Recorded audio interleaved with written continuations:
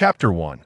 On the 25th day of the 12th month in the year 547 of the Yangon calendar, in the southern border of Qi State, in the county of Kuhai, the last rays of the setting sun cast a lingering gaze over this untamed wilderness before succumbing to slumber as darkness enveloped the land.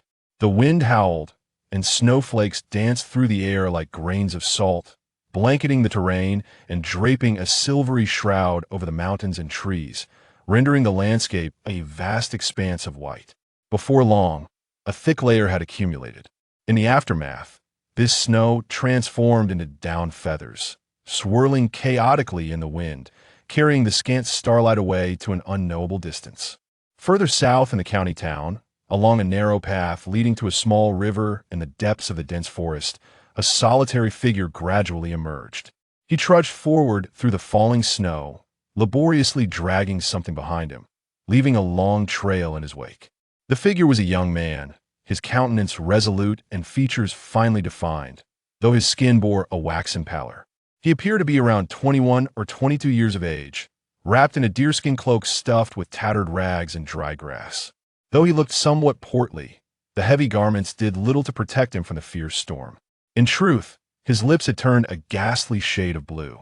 Should anyone venture closer to observe, they would notice his body trembling uncontrollably, with patches of exposed skin beginning to crack. What he dragged behind him was a woman, barely clinging to life, slumped on a small wooden cart. Her body was riddled with wounds, and the sight of her bloodied form was enough to send chills down one's spine. Her flimsy clothing offered no defense against the biting cold, and as they had now entered the harsh winter of Qi State, the river had frozen over. A normal person dressed as she was would not survive even a quarter of an hour in such a raging blizzard.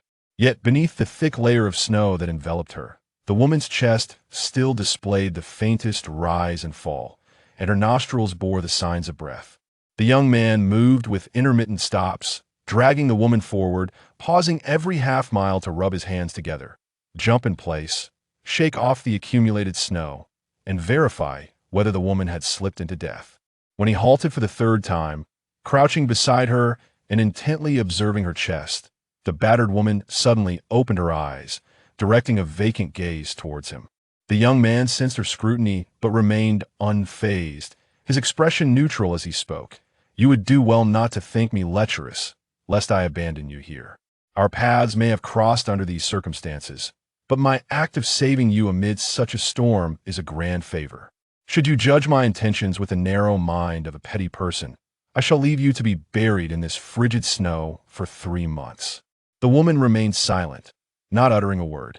The young man displayed his own hands, now red and stiff with frostbite, trembling slightly as he continued, "I can no longer feel your breath.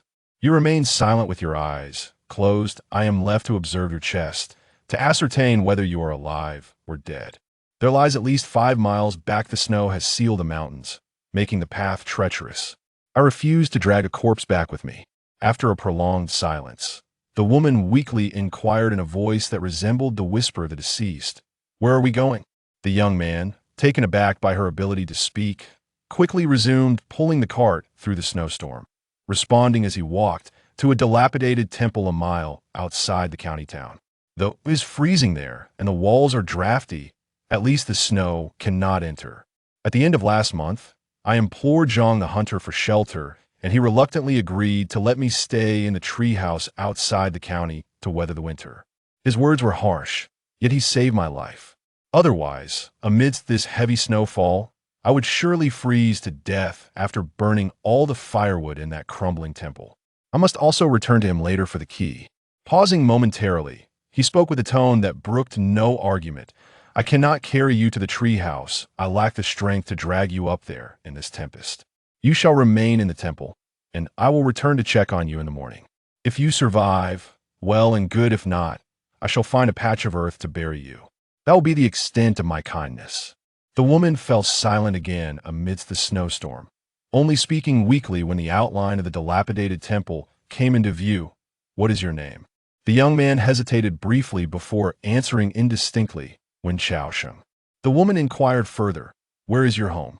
Wen Chaosheng, panting as he strained to pull her along, replied, I am not from Qi State. I am a refugee without a home here. Most of the time, I cannot enter the county town and reside in the dilapidated temple outside. Where'd home come from?" The woman gazed at Wen Kaosheng's back, her eyes narrowing, drifting between consciousness and oblivion, until she finally closed her eyes once more, falling silent. Once they reached the temple, both of them were covered in a layer of snow, resembling snowmen. The temple was indeed, as Wen Qiaosheng had described it, could shield them from the snow, but not from a wind. At this moment, the night was shrouded in darkness, and the wind howled like a blade. Such gusts could truly be lethal. Wen Qiaosheng exerted all his strength to drag the woman off the cart, laying her behind a half-buried stone statue in the temple, where the wind was somewhat calmer. Upon noticing that the woman had succumbed to unconsciousness, he gathered some dried grass from a corner of the temple, ignoring the dust and debris, and spread it over her. "That will have to suffice. May fortune favor you." With that, he cast a glance at the exposed brick seams in the corner, hesitated for a moment, and then turned to leave.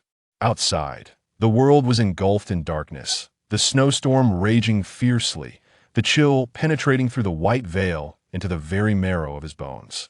Wen Qiaosheng gritted his teeth, disregarding the cracked wounds on his hands, plunging headlong into the storm.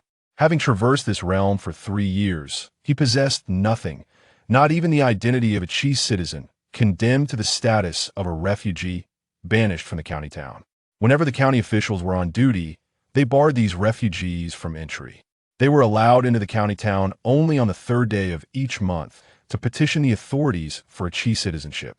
However, Kuhai County was a small border town, and according to Qi's laws, the annual quota for foreign visitors to gain citizenship was limited, mostly favoring individuals from other nations who could offer bribes of gold or silver, and the county magistrate would turn a blind eye.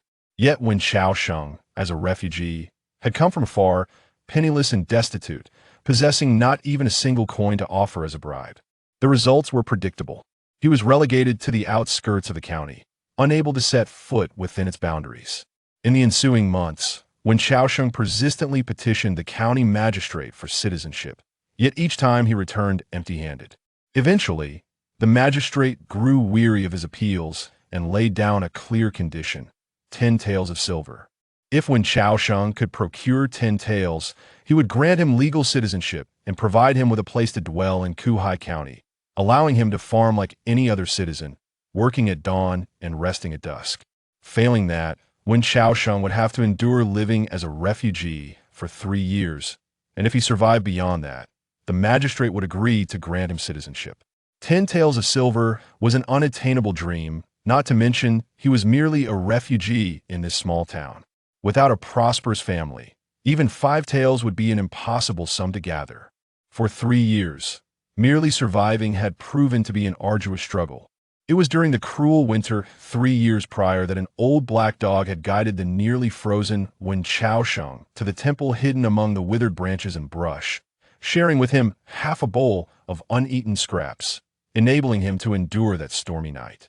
The old dog's owner had ventured into the mountains to seek medicine for his ailing mother, but it was said he encountered a great beast and never returned. Since then, the black dog had made daily trips to the outskirts of the county, waiting at a familiar hilltop for a familiar figure, undeterred by the elements. The temple was situated along the path the black dog frequented. Counting the days, the 3-year mark was approaching. On the 3rd day of next month, he would finally obtain his citizenship from the magistrate of Kuhai County, liberating himself from this relentless struggle for survival. At this moment, the most critical task was to endure through this terrifying storm that had arrived prematurely. No matter how arduous the path, it must be traversed. When Qiaosheng understood that he had no retreat, he braved the swirling snow, leaving behind a trail of indistinct footprints, resolutely progressing until he arrived at a small wooden house at Qingtiankou, located to the southeast of the county town. The windows of the wooden house were sealed with animal hides, obscuring the faint glow of an oil lamp within, and regardless of whether the occupants were awake or asleep, when Qiaosheng knocked forcefully on the door, the dull thuds quickly swallowed by the storm. After several hard knocks, the frost-laden door finally creaked open. A dark, wrinkled face appeared, revealing Zhang the hunter, who coldly regarded Wen Qiaosheng, scolding, What time is it? Are you not sleeping while others are? Before Wen Xiaosheng could utter a word, Zhang the hunter tossed him a deep blue cloth. The key was wrapped inside. Thank you. Wen Xiaosheng barely managed to utter the first word before the door was slammed shut once more. He gazed at the closed door without hesitation and turned away. Heading into the enveloping darkness, he had scarcely taken a few steps when the silver-haired old woman, resting upon her bedding in the dimly lit room, spoke up. Old Zhang, why must you be so fierce? That lad doesn't seem to be a bad sort. It's pitiful to see him in such a state after 3 years. I haven't seen him steal or rob anyone after all. That treehouse remains empty, which doesn't truly disturb anything. Zhang, the hunter, added some firewood beneath the stone bed and, without responding to the old woman, vented his frustration. Curse that rascal. The snow falls thick and sudden, and tomorrow the mountains will be closed off. I reckon hunting will be impossible. I'll have to take a pickaxe and chip at the ice in the river to see if I can catch a couple of fish for some soup. The old woman, well aware of her husband's temperament, continued, I know you're feeling uneasy. Times have been tough lately. However, that lad Xiaosheng mentioned a while back that his 3-year pact with the county magistrate is coming to an end. Once he becomes a citizen of our Qi state, and with his records in the officials' hands, he'll be allocated a piece of land and may even support himself. Who knows, he might lend us a hand with some small matters. Old Zhang abruptly turned his head, gazing intently at the old woman on the bed, his tone urgent. 3-year pact? Nonsense. What sort of character does that magistrate Lu Jin possess to uphold such a promise? Besides that fool outside, you're the only one who believes it. With no silver, how could he possibly allow refugees in the county? What a joke. I spit on it. He spat into the fire, his voice laden with a grim heaviness. Just watch. That foolish lad won't survive this winter. If I were 10 years younger, I might still be able to help him, but alas, we are but clay. Bodhisat was crossing a river, unable to save ourselves. The old woman listened to Zhang's sharp words in silence for quite some time before finally asking, what if we move back to the county and let him stay in this house for the winter? Zhang did not respond. The firelight illuminated his aged face, shadows swirling in the creases. The old woman suddenly paused, realizing she could not voice her thoughts any further, closing her murky eyes and letting out a sigh. The reason they chose to move away was that their previous home was too far from the mountains where Zhang hunted. In their younger days, Zhang was robust, capable of covering dozens of miles in a day without breaking a sweat. However, now both he and the old woman had surpassed 60 years, and with her ill health, her legs no longer served her well. Thus, Zhang had built a small house in Qingtian, allowing him to return from the mountains with at least 20 fewer miles to traverse, making it easier to hunt, gather firewood, and care for her. The winter roads were exceedingly treacherous, and this year's snow was heavier than in previous years. Moving back to the county would almost mean risking her husband's life. For the past 2 years, her legs had ached terribly, rendering her unable to walk far, let alone work in the fields. She relied entirely on Zhang's care to survive, fully aware of the gravity of their situation. Yet, as she listened to the soft rustle of the falling snow outside, she could not help but be reminded of their son who had gone off to war, burying her head in the bedding with a sigh. At that moment, when Xiaosheng had laboriously arrived at the treehouse, his hands nearly devoid of feeling. Fortunately, Zhang had left behind a wooden ladder. Had it been merely a rope hanging down, he would not have made it up. Exerting every ounce of strength, he reached the door of the treehouse, gingerly retrieved the key, unlocked the door, and tumbled inside, swiftly locking it behind him. In an instant, the wind and snow were completely shut out, and when Xiaosheng felt as though he had been granted a new lease on life. As he fumbled in the pitch-black room for a moment, he suddenly froze, seemingly in disbelief, and cautiously felt around the corner until he confirmed it was indeed a bedding. Though it was quite old and bore several holes, for Wen Xiaosheng, it was a lifesaver. Having known Zhang for 3 years, while the man appeared gruff on the outside, Wen Xiaosheng had never expected this rugged old man would remember to leave a set of bedding for him in the treehouse. He dared not remove his clothes, but took out the dry grass from within, wrapping the bedding around himself. Feeling his stiff body gradually warm, he spoke to himself with a hint of pride. Oh, heavens, did you think I'd perish? I've survived. In just a few days, on the 3rd of next month, I will be a true citizen of Chi State. With land and a place to stay, life will surely improve. As he spoke, his initially despondent tone gradually gave way to an unmistakable excitement. A long-lost smile reappeared on his face, only to vanish swiftly as if a thought had crossed his mind. A fleeting sharpness flickered in his gaze, an emotion rarely seen, before it silently dissipated with the passage of time. As the night deepened, the weary when Chaos Hen finally succumbed to slumber. With no rooster's crow to herald the dawn in the wilds, it was the morning light seeping through the door crack that roused him from his sleep. Upon awakening, he disregarded his discomfort, stretched his limbs, and opened the door just a crack. Squinting to adjust to the brightness outside, he retreated into the room to tuck the hay back into his deerskin coat, subsequently hiding the key in the treehouse before departing. Typically, the treehouse was only visited by a hunter named Zhang, rendering the door unnecessary to lock and the key superfluous. The loss of the key outside would only compound his troubles. Although Qi country lay in the southern region of the Four Nations, it experienced sweltering summers and frigid winters. Once the heavy snow fell in the depths of winter, it would not relent easily, and the days would grow colder until spring heralded the blooming flowers. After leaving the treehouse, when Chaos Hen had to busily attend to his livelihood for the day, with no snowfall during the daylight hours, he needed to make the most of his time. However, before that, he had to visit the dilapidated temple to ascertain the fate of the peculiar woman he found in the mountains. After a heavy snowfall, the roads became arduous to traverse. Fortunately, the treehouse was not far from the temple, and when Chaos Hen arrived shortly, without much delay, his thoughts were straightforward. If the woman had perished, he would need to hastily find a place to bury her. This was not spring or summer, but the bitter cold of winter. Regardless of the woman's troubles, a mere hole could be dug anywhere, and after a night of snow, all traces would be erased, leaving no remnants behind. His decision to save this battered woman stemmed solely from the sight of her injuries and the faint breath of life that lingered within her. It reminded him of his own dire existence, stirring a sense of compassion within him. And when Xiaoshen's eyes, death could visit him at any moment, tomorrow or the day after, a disease or an accident could claim his life. This world is rife with practitioners who harness the celestial energies of heaven and earth to refine their bodies and spirits. Though they may not soar through the skies or command the elements, their strength is formidable, far beyond the reach of ordinary mortals. Yet, such notions felt too distant for when Chaos Hen. He dared not contemplate them. His singular focus was on survival. It was precisely his vulnerability that instilled in him a profound reverence for life. Upon entering the dilapidated temple, when Chaos Hen brushed aside the weeds behind the stone statue, preparing to retrieve the woman's body, in his heart, he believed she could not possibly survive, that she should not survive. However, as he cleared the foliage with his hands, he was met with a pair of cold, indifferent eyes. She had endured the night's biting wind and snow, for reasons he could not fathom, when Chaos Hen found himself momentarily entranced by the light emanating from her gaze. The instant she opened her eyes, he caught a whiff of the stench of death and carnage, though perhaps an imprecise description of the situation. The mere sight of her gaze ignited an instinct within him, that this woman had taken lives, countless lives. Yet, the terrifying intent within her eyes lingered only for a fleeting moment before she reverted to the vacant expression she bore the night before. Her countenance shrouded in an air of desolation. I somewhat regret having rescued you. When Xiaosheng speaks the truth candidly, the injuries upon your body are all inflicted by blades.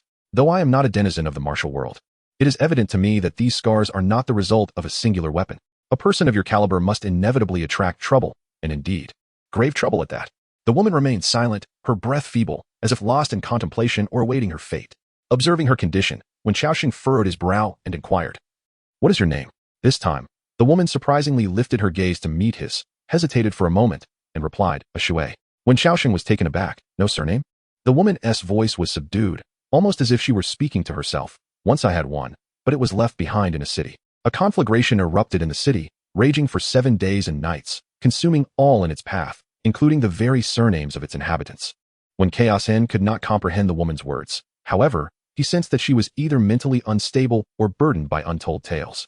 Yet, such matters must be set aside for the moment.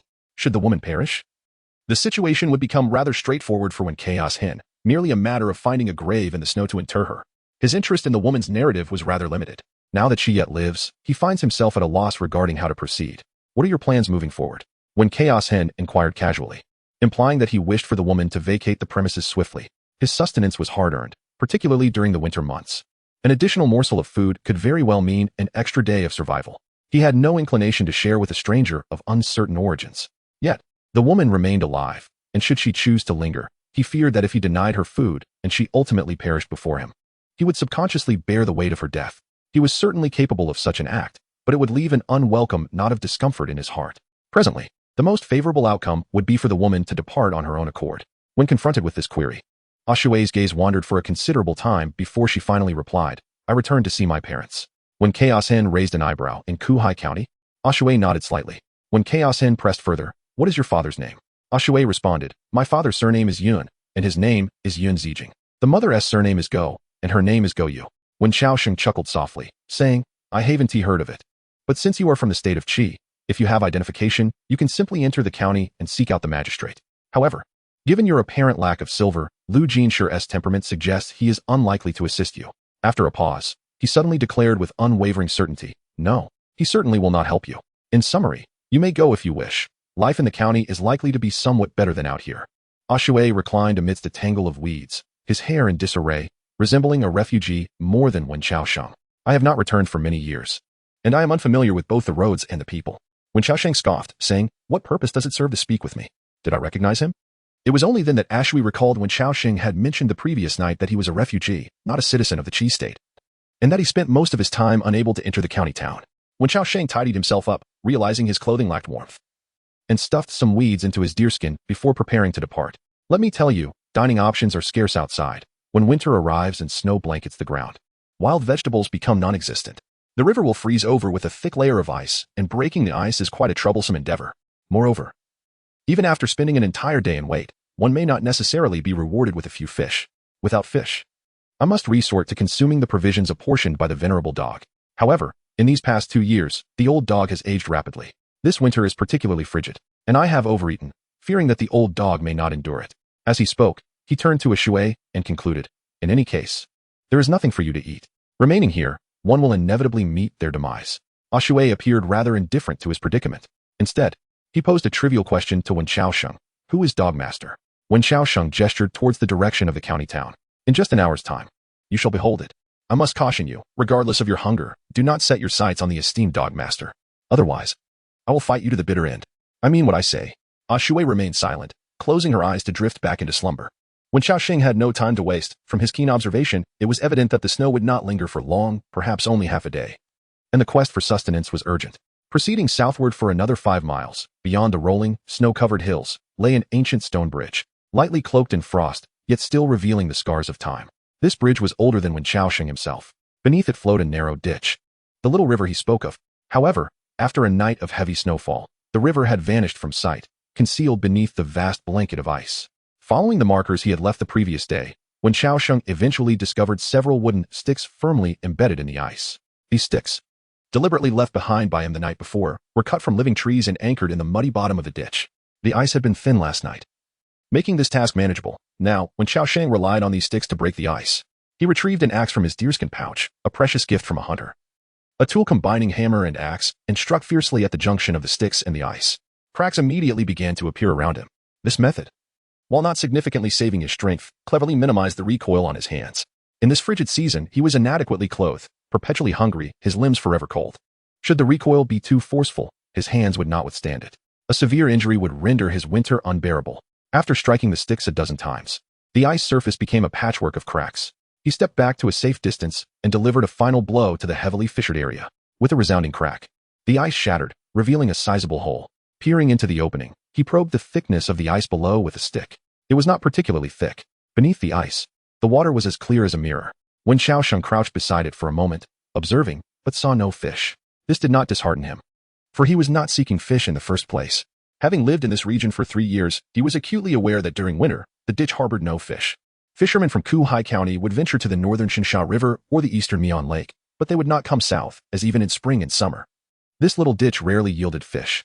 When Xiaosheng was breaking the ice to assess its thickness, what he sought were hibernating frogs. Typically, frogs prefer to hibernate in burrows or under thick layers of leaves, as the winter chill drives away nearly all predators, making them difficult to freeze. Hence, they can hibernate in slightly concealed areas. However, the frogs of this world are different. They favor hibernating in groups within moist soil. Having determined today's search area, Wen Xiaosheng promptly set to work. Although rumored to be poisonous, these frogs lose their toxicity when thoroughly cooked, and their flavor is delightful. They constituted his primary sustenance during winter.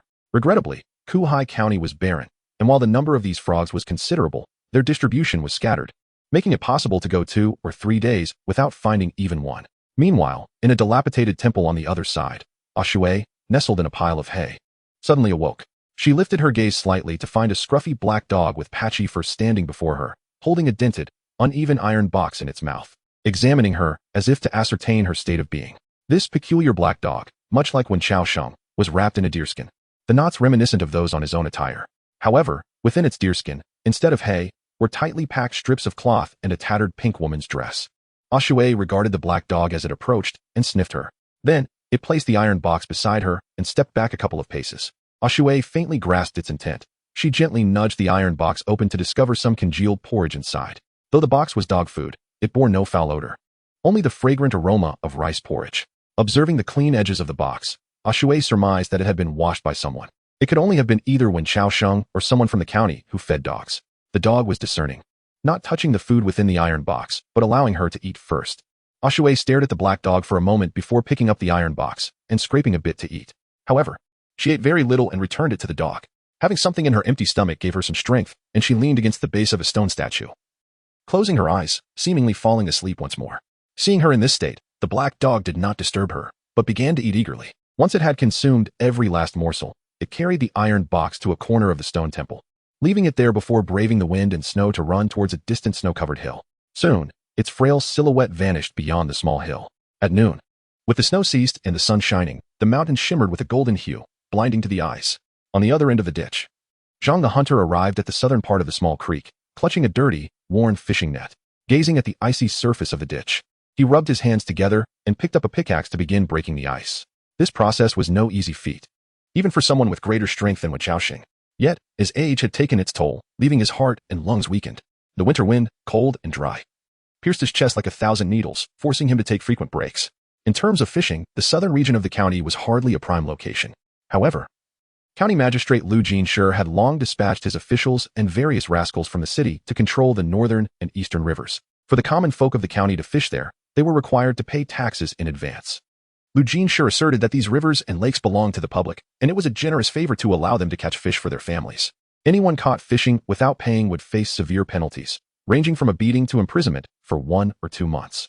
Zhang the hunter, once robust and capable, had slain wolves and even single-handedly trapped a tigress, earning some renown in the vicinity and saving a modest amount of wealth.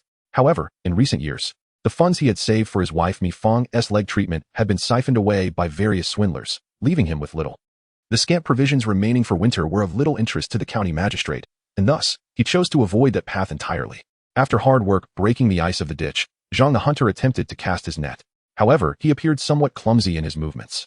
After some time spent breaking the ice, the surface of the water seemed to be on the verge of freezing. His dark visage showed little alteration, save for his nose, which had turned a vivid red from the biting cold. In the history of Kuhai County, hunters never engaged in fishing, a lesson imparted by Zhang, the hunter's father and grandfather. Hunters were the grim reapers of the forests, their sights set eternally on the vigilant, powerful beasts, rather than on the defenseless fish in the water.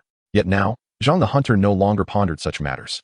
The ice and snow had quelled the fervor of his youth, and the harshness of reality had shattered the pride he had painstakingly built.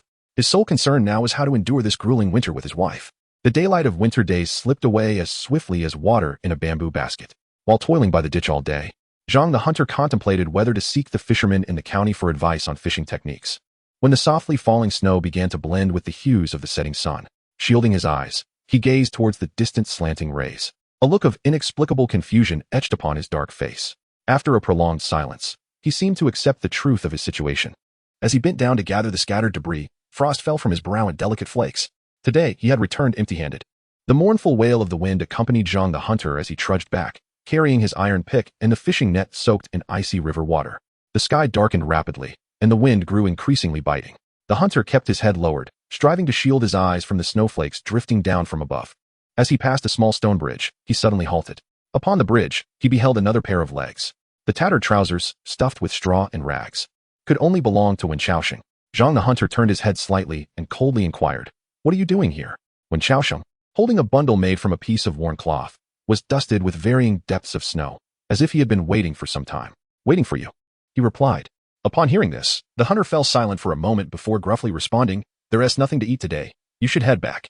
Just as he intended to leave, he was called back by Wen Xiaosheng. "I have something," he said, extending the cloth bundle towards Zhang the hunter. The latter hesitated, eyeing the package before inquiring, "Is it a rabbit or a snake?" Wen Xiaosheng replied, "Neither. It's a frog. At this, Zhang the hunter raised his gaze to glance at him, but without turning back, he moved towards the edge of the bridge. I may be aging, yet I have not descended to the level of consuming such fare. Amidst the snowfall, his voice carried an unmistakable air of disdain. In the county of Bittersea, it is indeed unheard of for anyone to partake of frogs. The locals harbor an innate aversion to these creatures, perceiving them as repugnant, and consequently, their flavor is deemed equally distasteful. Furthermore, the frogs surrounding Bittersea are known to be toxic, regarded by the common folk as harbingers of misfortune, thus rendering them entirely unpalatable. Moreover, he is a hunter. In response to Zhang, the hunter's remarks, Wen Qiaosheng stated, "These frogs are poisonous, but once cooked, they are harmless. I have consumed them for 3 years, and their taste is not nearly as repulsive as the rumors suggest. They are somewhat akin to meat." Zhang, the hunter, paid him no heed, focusing instead on his journey. As his figure began to be enveloped by the swirling snow, Wen Qiaosheng added, "If you refuse to eat, what of Aunt Me? Does she not eat as well? I recall that her health is frail. In such cold weather, wouldn't it be better to offer her some congee?" Not far away, the hunter Zhang halted abruptly in his tracks. After a prolonged moment, the gradually blurred figure became distinctly clear. He silently approached Wen Qiaosheng, his dark visage now bearing a hint of resigned numbness. The latter once again extended the cloth bundle towards him, stating, "You have aided me, and I shall not bring you harm. The frog has been thoroughly cleaned, split, and cooked, cooked. A matter of utmost importance reiterated thrice." Zhang the hunter cast a profound glance at Wen Qiaosheng before accepting the cloth bundle handed to him, then turned and plunged into the snow. After taking a few steps, he abruptly raised his hand, shaking the bundle to disperse the swirling snowflakes. Wen Qiaosheng understood that this was Zhang the hunter's way of expressing gratitude. Deep within the storm, the silhouette of the old hunter bore the weight of a hero's twilight years. Once a man capable of single-handedly hunting tigers in the mountains, he had now been reduced to consuming frogs from the muddy ground. After gazing for a while in the direction Zhang had vanished, the cold wind finally roused Wen Qiaosheng from his reverie. He shook himself awake and, taking advantage of the remaining slivers of sunlight, hurried back. In his arms, nestled among the bundles of dried grass wrapped in deer hide, were 3 frozen frogs. The chill from the grass, which was permeated with snow, rendered Wen Qiaosheng's meager body heat insufficient to awaken the hibernating creatures, oblivious to their impending fate as soup. Upon returning to the dilapidated temple, Wen Qiaosheng gathered some firewood nearby. He ignited a flame using the concealed flint and dried grass, then dragged over a battered pot, tossing in some snow before placing it atop a makeshift stone stove. As the snow melted into water, he cast the 3 frogs into the pot. At that moment, his peripheral vision caught something, prompting him to rise and circle around. He spotted a pile of split firewood stacked beside the statue's pedestal, causing his body to tremble slightly. After a moment's contemplation, he moved to the northeast corner of the temple, crouching down to investigate. There, in the crevice of the bricks, should have lain a sharp, gleaming chopping knife. However, it was nowhere to be found. A chill swept through Wen Qiaosheng's heart as he reached out to search, only to be interrupted by the sound of faint footsteps behind him. Turning around, he found a Shui. The slender figure was cloaked in white, limping on her right leg, her left arm cradling a bundle of split firewood, while her right hand grasped the sharp chopping knife hidden in the temple's wall crevice. With a casual glance, a Shui tossed the firewood onto the ground and slowly settled cross-legged beside the fire. Wen Qiaosheng joined her, yet his gaze remained fixated on the knife in her hand. The flames danced dangerously upon the blade, hinting at a concealed menace. "Is this knife the one you concealed?" a Shui inquired, gazing at Wen Qiaosheng, her disheveled hair cascading carelessly across her face. Though her features were unremarkable, an extraordinary spirit shone through her brows, endowing her with an unusual allure. Wen Qiaosheng fixed his gaze upon the knife, his eyelids fluttering in rhythm with the flickering flames. It is hardly commendable to take what belongs to others. Upon hearing this, a Shui reversed the blade and extended the handle towards Wen Qiaosheng. After he accepted it, he scrutinized the edge in the firelight, his eyes deep and contemplative, lost in thought. A Shui remarked, "You have hidden a murder weapon. Who do you intend to kill?" With a scoff, Wen Qiaosheng retorted, "It is merely a chopping knife, intended for splitting wood. Who would I murder?" A Shui responded calmly, "A chopping knife would not be honed to such sharpness. The blade is too thin for woodcutting, and I detect a scent of bloodlust upon it." Wen Qiaosheng fell into silence, his gaze transfixed upon the blade. Eventually, as the water in the pot began to boil, he set down the knife, casually picked up a nearby stick, and washed it in the snow melt outside before stirring it into the pot. An enticing aroma wafted forth, mingling with the rising steam. "Are you not in search of your parents? Why are you still here?" Wen Chaos-Hen inquired.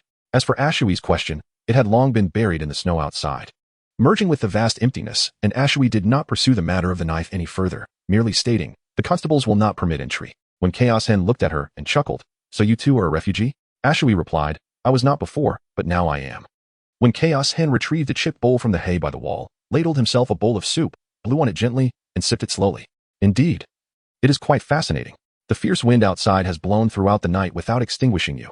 You are undoubtedly no ordinary being. I sharpen the hatchet hidden in the crevice of the wall from time to time, ensuring it is exceedingly sharp, with it in your possession. The 2 guards stationed at the county town should be unable to hinder you. Ashue did not spare a glance at the hatchet. Instead, he spoke to himself. After more than a decade, I have finally returned. I do not wish to carry the burden of bloodshed back to my homeland. Wen Xiaoxing, having finished a bowl of soup, felt warmth spreading through his limbs, even sensing the torrent of heat coursing through his veins. Leaning against the base of a dilapidated statue, he handed the bowl to Ashue, saying, "You are fortunate. Today I encountered 8 frogs. I shared 5 with the hunter, leaving 3 remaining. Outside, the snow falls heavily. And tonight, the frog soup will be ample." Ashue, undeterred, ladles out a bowl of the steaming broth, gently swaying it twice before bringing it to his lips.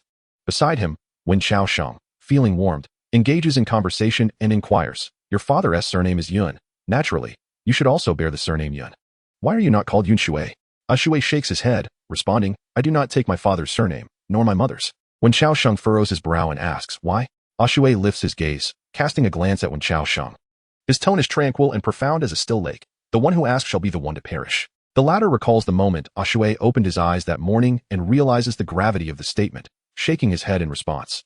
"Then I shan't seek to know. It is not worth sacrificing a life for a secret." Ashue takes another sip of the soup and clarifies, "You are not entirely mistaken. Indeed, I carry an immense burden, and certain truths hang above me like a guillotine. For once heard, they may cost me my life at any given moment. The less you know, the safer you are.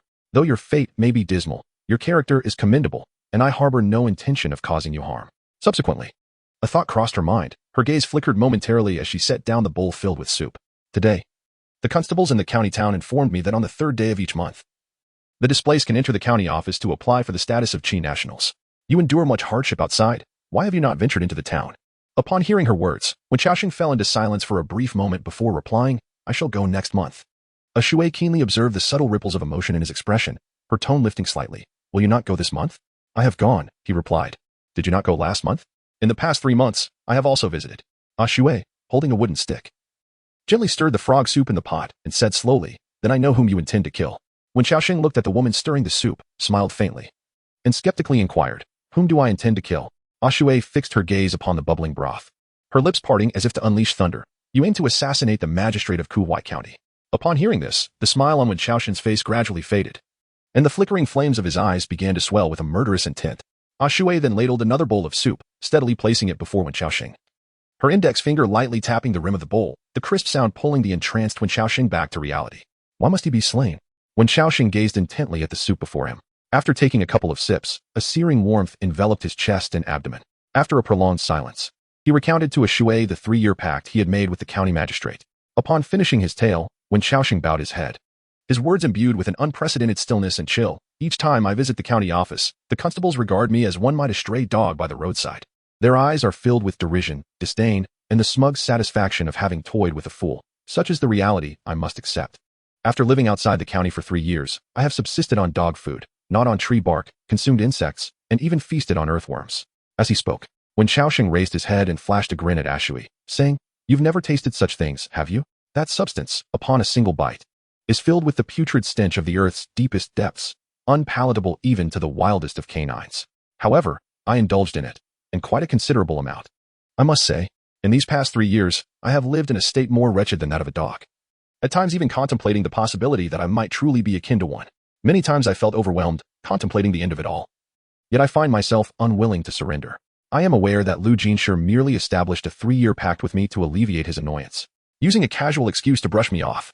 One should always harbor hope, especially someone like me, who is plagued by misfortune.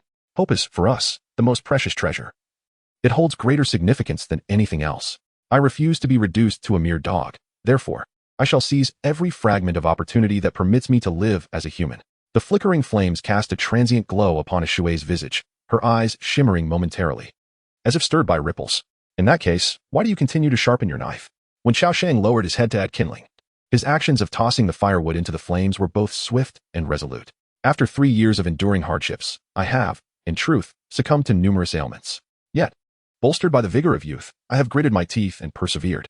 If this continues, however, my days may be numbered. As the 3-year agreement draws to a close, should he breach our contract, I shall confront him with this very blade in a fierce struggle. Exchanging a wretched life for a better one is not a loss. At this point, he locked eyes with Shui, the flames in their pupils burning bright and vigorous. Wen Xiaosheng spoke with an unprecedented seriousness, articulating each word with precision. I have lived here like a wild dog for 3 years. Before my demise, I yearn to embody humanity. The final words of Wen Xiaosheng pierced through the heart like a sharp blade. Shui pressed her lips together, lost in thought for an extended moment. Subsequently, she ceased to meet Wen Xiaosheng's gaze and turned her head to observe the swirling snow outside. Her pupils reflected countless snowflakes racing through the fierce winds. As she remarked, in the bountiful Kuhai County, it is indeed despicable for a local magistrate to harbor disdain for a single refugee. Wen Xiaosheng picked up 2 dry twigs from the ground and skewered a ripe frog, savoring it slowly. The tender flesh of the frog, devoid of any seasoning, became the most exquisite delicacy amidst the snowy night. It is the first time I have heard of the bountiful Kuhai County, yet his voice was indistinct. Perhaps the only truly affluent individual is County Magistrate Lu Jinshe. It is worth noting that many common folk are struggling to the point of despair. Zhang, the hunter who once resided in the western part of the city, was renowned as the most illustrious hunter in Kuhai County over a decade ago, famed for single-handedly capturing tigers. Ah, what a splendid sight that was, a feat that many would not dare to undertake or even dream of throughout their lifetimes. Yet now, such a distinguished individual has fallen to the same plight as I, wallowing in the mire like a frog. A glimmer of barely perceptible light flickered in Shui's eyes. His tone laced with urgency. This cannot be right. Kuhai County is clearly blessed with favorable weather, stable security, and the populace living in peace and prosperity. How could this be? As he spoke, he meticulously chewed on the bones of the frog, swallowing them down. Where did you acquire this information? Shui opened his mouth to respond, but abruptly paused. After a moment of silence, he simply replied, a friend. Wen Xiaosheng chuckled, and after his laughter subsided, he remarked, you ought to keep your distance from that friend in the future. With a mouth full of deceit, you won't even realize the day he betrays you. Shui, his expression devoid of emotion, remained lost in thought. Once when Xiaosheng finished the 2 frogs simmering in the pot, he rose and stepped outside the dilapidated temple, washing his hands in the snow that had accumulated on the steps. I will leave you to prepare the soup. I shall return shortly. Shui pondered for a moment and casually inquired, did you make the tattered garments worn by that black dog? Without turning his head. When Xiaosheng's voice gradually faded into the distance, it was the old dog who brought me here long ago. It saved my life. And I cannot bear to see it perish in this snow. This fateful encounter can indeed be attributed to the rescue by the old dog master. Shui gazed at Wen Xiaosheng's dark silhouette as it traversed the swirling snow, vanishing into the depths of the night. After a moment of contemplation, she served herself a bowl of soup and began to sip it slowly. The following day, the snow continued to fall. When Chaos Hen, having endured another night nestled in the bedding left by the old hunter, departed from the treehouse at dawn, intent on trying his luck once more by the canal. As he passed the small stone bridge again, he was astonished to see a dark figure there. Upon closer inspection, he realized it was the old hunter. The old man, cloaked in white frost, appeared to have been waiting on the bridge for some time, equipped with various familiar excavation tools. When their eyes met, When Chaos Hen spoke, did me experience any abnormalities last night? The old hunter responded with a vague gazing at When Chaos Hen as if he wished to convey something. His lips moved, yet no words emerged. Understanding the old man's demeanor, When Chaos Hen comprehended everything. The old hunter intended to accompany him in the endeavor of frog catching, yet he felt too embarrassed to voice this desire. Zhang the hunter was regarded as a top-tier figure among his peers in Kuhai County, having enjoyed a prominent career filled with remarkable achievements, with many younger hunters viewing him as a target and an exemplar. Yet now, he found himself in the humiliating position of seeking counsel from a vagrant on how to catch frogs for sustenance.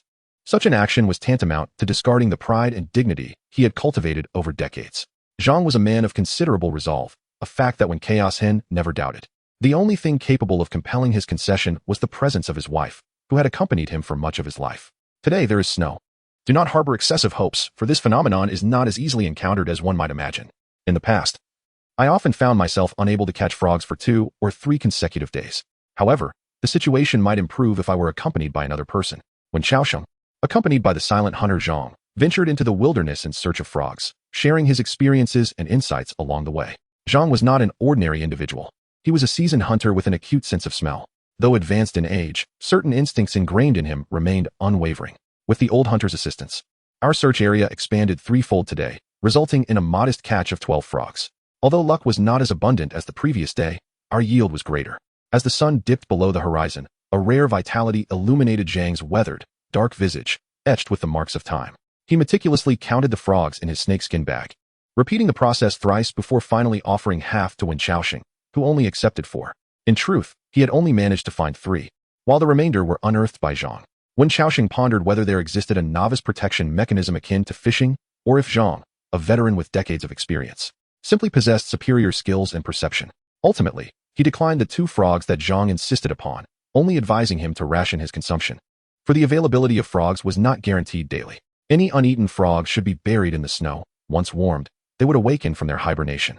After parting ways, when Qiaosheng returned to the dilapidated temple, today, Shui was absent. It was uncertain whether she had left or gone to the county town. Her departure rendered the once ruined temple eerily silent once more. When Qiaosheng exhaled in relief, akin to the familiar act of simmering frogs into a broth. During this time, he inspected a corner of the temple where the polished chopping knife remained stored. After consuming the frogs, he counted the days using his fingers and murmured to himself. Gazing at the swirling snow outside, the new year is approaching. A millennium ago, this world was united under a single dynasty.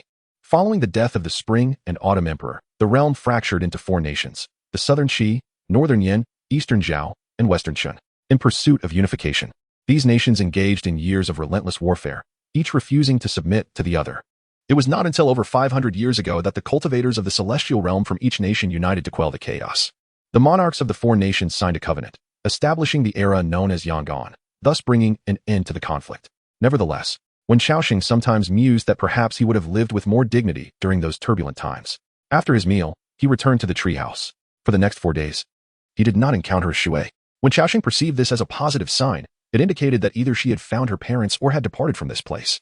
In any case, her absence signified the end of trouble, sparing him the burden of sharing his precious food with this enigmatic and potentially dangerous woman. On the eve of the new year, the wind and snow were particularly fierce and frigid. When Qiaosheng, lingering outside the county town to hear the distant firecrackers celebrating the new year, nearly succumbed to the cold on his way back. Upon returning to the dilapidated temple and lighting a fire, his legs trembled uncontrollably. It took 3 bowls of hot soup before he regained his strength. Once warmed, he leaned against the stone statue to rest, his mind rehearsing the upcoming encounter with County Magistrate Lu Jinshe, contemplating how he would assert his identity. If the magistrate were to refuse him, how would he bring the matter to a conclusion? Should he strike horizontally or vertically, deliver 2 blows or 3? Target the neck or the abdomen? These were all considerations that required careful thought in advance. Although he had never taken a life. When Qiaosheng understood that life and death could hinge upon a mere instant, Lu Jinshe would undoubtedly be surrounded by sycophants, and any hesitation on his part could lead to missed opportunities. He was so absorbed in these thoughts that he failed to notice the increasingly discernible footsteps in the wind and snow behind him. It wasn't until a crisp female voice broke the silence that he was finally drawn back to reality. "Qiaosheng, are you there?" Upon hearing the call, when Qiaosheng turned to see a petite girl clad in a red fur outfit, wrapped in a layer of sheepskin blanket, standing at the entrance of the temple. She pressed her lips together, her delicate face rendered pale by the brisk wind and swirling snow. Upon spotting Wen Qiaosheng, her eyes sparkled with delight, and she broke into a broad smile before swiftly making her way to the fire pit behind the statue to take a seat. As she spread out the sheepskin blanket, a flurry of snowflakes fell to the ground, only to quickly dissolve into nothingness under the flickering glow of the flames. "Today marks the new year. What brings you here?" When Chaos Hen gazed in astonishment at the girl across the fire, the girl placed a food basket before him, rubbed her cold little hands together, her face adorned with a mix of timidity and innocence, and softly replied, "Indeed, it is the new year. Mother allowed everyone to rest, and even personally paid for me and my sisters to enjoy braised pork. I secretly took some with me." As she observed the flickering flames reflected in Wen Qiaosheng's eyes, a wave of nervousness washed over her, causing her to forget what she intended to say. A faint blush crept onto her cheeks. Finally, she took a deep breath, glanced aside, and with her delicate hands spread open, gestured towards the basket, saying, "Anyway, this is for you." In the county of Kuhai, there stands a place known as the Mandarin Duck Tower, one of the only 2 areas in the county where fireworks can be enjoyed, located to the east of the town. Besides providing special services to the local elite, it offers exquisite dishes and fine wines, and storytellers frequently gather there to share tales. Some self-proclaimed literati also visit to compose poetry and engage in wordplay. Even if their utterances are nonsensical, a mere wave of silver coins or a few copper pieces can elicit laughter and applause from the flamboyant young women. Beyond these attractions, the Mandarin Duck Tower possesses a unique charm. There resides a musician, a rare gem in this remote region. While individuals knowledgeable in music are not uncommon, Kuhai County, situated in the southern border of the Qi Kingdom, is characterized by its barren soil and treacherous roads. Furthermore, the route to prosperous towns is fraught with mountains often inhabited by bandits, making it perilous for travelers. As such, apart from merchant caravans, few venture to this place. Thus, the musician stands as a treasured presence, adding a touch of exquisite enjoyment to this land that seems to have largely fallen out of favor with royal grace. That musician is Si Xiaoong. Orphaned at a young age due to a devastating drought, she was taken in by Song Qiannan, the proprietor of the Mandarin Duck Tower. When she was on the brink of starvation, initially, she was relegated to menial tasks in the back courtyard, but Song Chen soon discovered her innate musical talent and, recognizing her diligence and plight, purchased a modest guqin for her. From that point on, after completing her chores, she would often play the guqin. Lacking a formal teacher, she taught herself, and in just a few short years, she became the sole musician in this remote county. At 16, her unexpected acquaintance with Wen Chaos Hin would alter her fate. 2 months prior, during the 50th birthday celebration of County Magistrate Lu Jin, both the Western Zillanfang and the Eastern Mandarin Duck Tower were tasked with honoring him, an opportunity neither side wished to squander, as it could significantly impact their future fortunes. Both parties were under immense pressure, bustling with preparations. Si Xiaohong, having never witnessed such grandeur, found herself overwhelmed by the desire to compose a new piece. Yet the mounting stress left her increasingly agitated and unable to focus. The pressure kept her awake at night, and as the only musician in the county, she had no one to confide in regarding her troubles. Thus, on a sunny day, she took her guqin to the outskirts of the southern part of the county, hoping to find peace in the serene landscape. It was there that she encountered Wen Chaos Hin, who, while lacking musical training, had absorbed a wealth of melodies in his previous life, sorrowful, joyful, passionate, and tranquil. Those tunes had etched themselves into his memory. Upon learning of Si Xiaohong's distress, he hummed some cheerful and uplifting melodies based on her descriptions, which she then adapted for her guqin. This collaboration ultimately enabled Si Xiaohong to navigate the challenges of Lu Jin's birthday banquet successfully, bringing her great acclaim that evening. Now, the cold braised pork before him serves as a token of gratitude from Si Xiaohong for the guidance he provided 2 months ago. Observing the girl's anxious demeanor, Wen Chaos Hin opened the basket to find the meat had long since cooled and hardened. However, this posed no issue. A simple steaming would suffice. While steaming the meat, Wen Chaos Hin inquired, "Are the townspeople setting off fireworks?" Si Xiaohong nodded. "Yes, it is the new year. The Mandarin Duck Tower is closed, and the local gentry have commissioned numerous fireworks, gathering around the lotus pond. The county magistrate is also present. It is quite lively. With a flicker of flame, the darkness of the sky erupted into countless stars. After speaking, she gazed at the entranced Wen Chaos Hin and suggested, "The wind and snow outside are quite fierce. And given that it is the new year, those officials have likely fled their posts. If you wish to see, we could slip in unnoticed." She was aware of some rumors circulating about Wen Chaos Hin in the streets of the county during their previous discussion of melodies outside the county. He had shared a bit with her. However, Wen Chaos Hin did not respond to Si Xiaohong's suggestion, but rather inquired, "Xiaohong, would you care for another bite?" Si Xiaohong waved her hand. "No, Chaos Hin, I am quite full this evening." As she spoke, she leaned closer to the pot where a few frogs were simmering. Her curiosity piqued as she inhaled their aroma, her delicate nose wrinkling slightly. "Oh, I heard from the sister at the Yuanyang Tower that those frogs buried in muddy pits have quite a delectable flavor. I did not expect it to be true." When Chaos Hin appeared somewhat surprised, "Is there truly someone in the county who eats this?" Si Xiaohong's delicate visage gradually regained a warm flush under the glow of the fire. Ordinary individuals seldom indulge in such delicacies, yet that sister possesses a penchant for culinary exploration, delighting in the preparation of peculiar dishes. Previously, she had deep-fried a dozen red centipedes she had caught, which left her sisters utterly horrified. Upon hearing her words, Wen Xiaoxing couldn't help but chuckle. Once the meat was steamed to perfection, he consumed the braised pork and rice voraciously in front of Si Xiaohong, finishing it off with a bowl of hot soup that he gulped down. Experiencing such fullness for the first time, Wen Xiaoxing felt somewhat unaccustomed, as warmth enveloped his limbs. He turned to Si Xiaohong by the fire and remarked, "It's getting late. Xiaohong, let us return to the county." Si Xiaohong responded affirmatively. He did not rush to eat the frogs in the pot. Instead, he added more firewood to ensure the flames would not extinguish anytime soon. Then, he grasped the food basket brought by Si Xiaohong, and together they ventured into the heavy snowfall, wrapped in a woolen blanket. The wind and snow whipped about them, transforming the pair into 2 snow figures, one tall and one short, swaying under the starlight as they trudged through the deep snow, the ground crunching beneath their feet.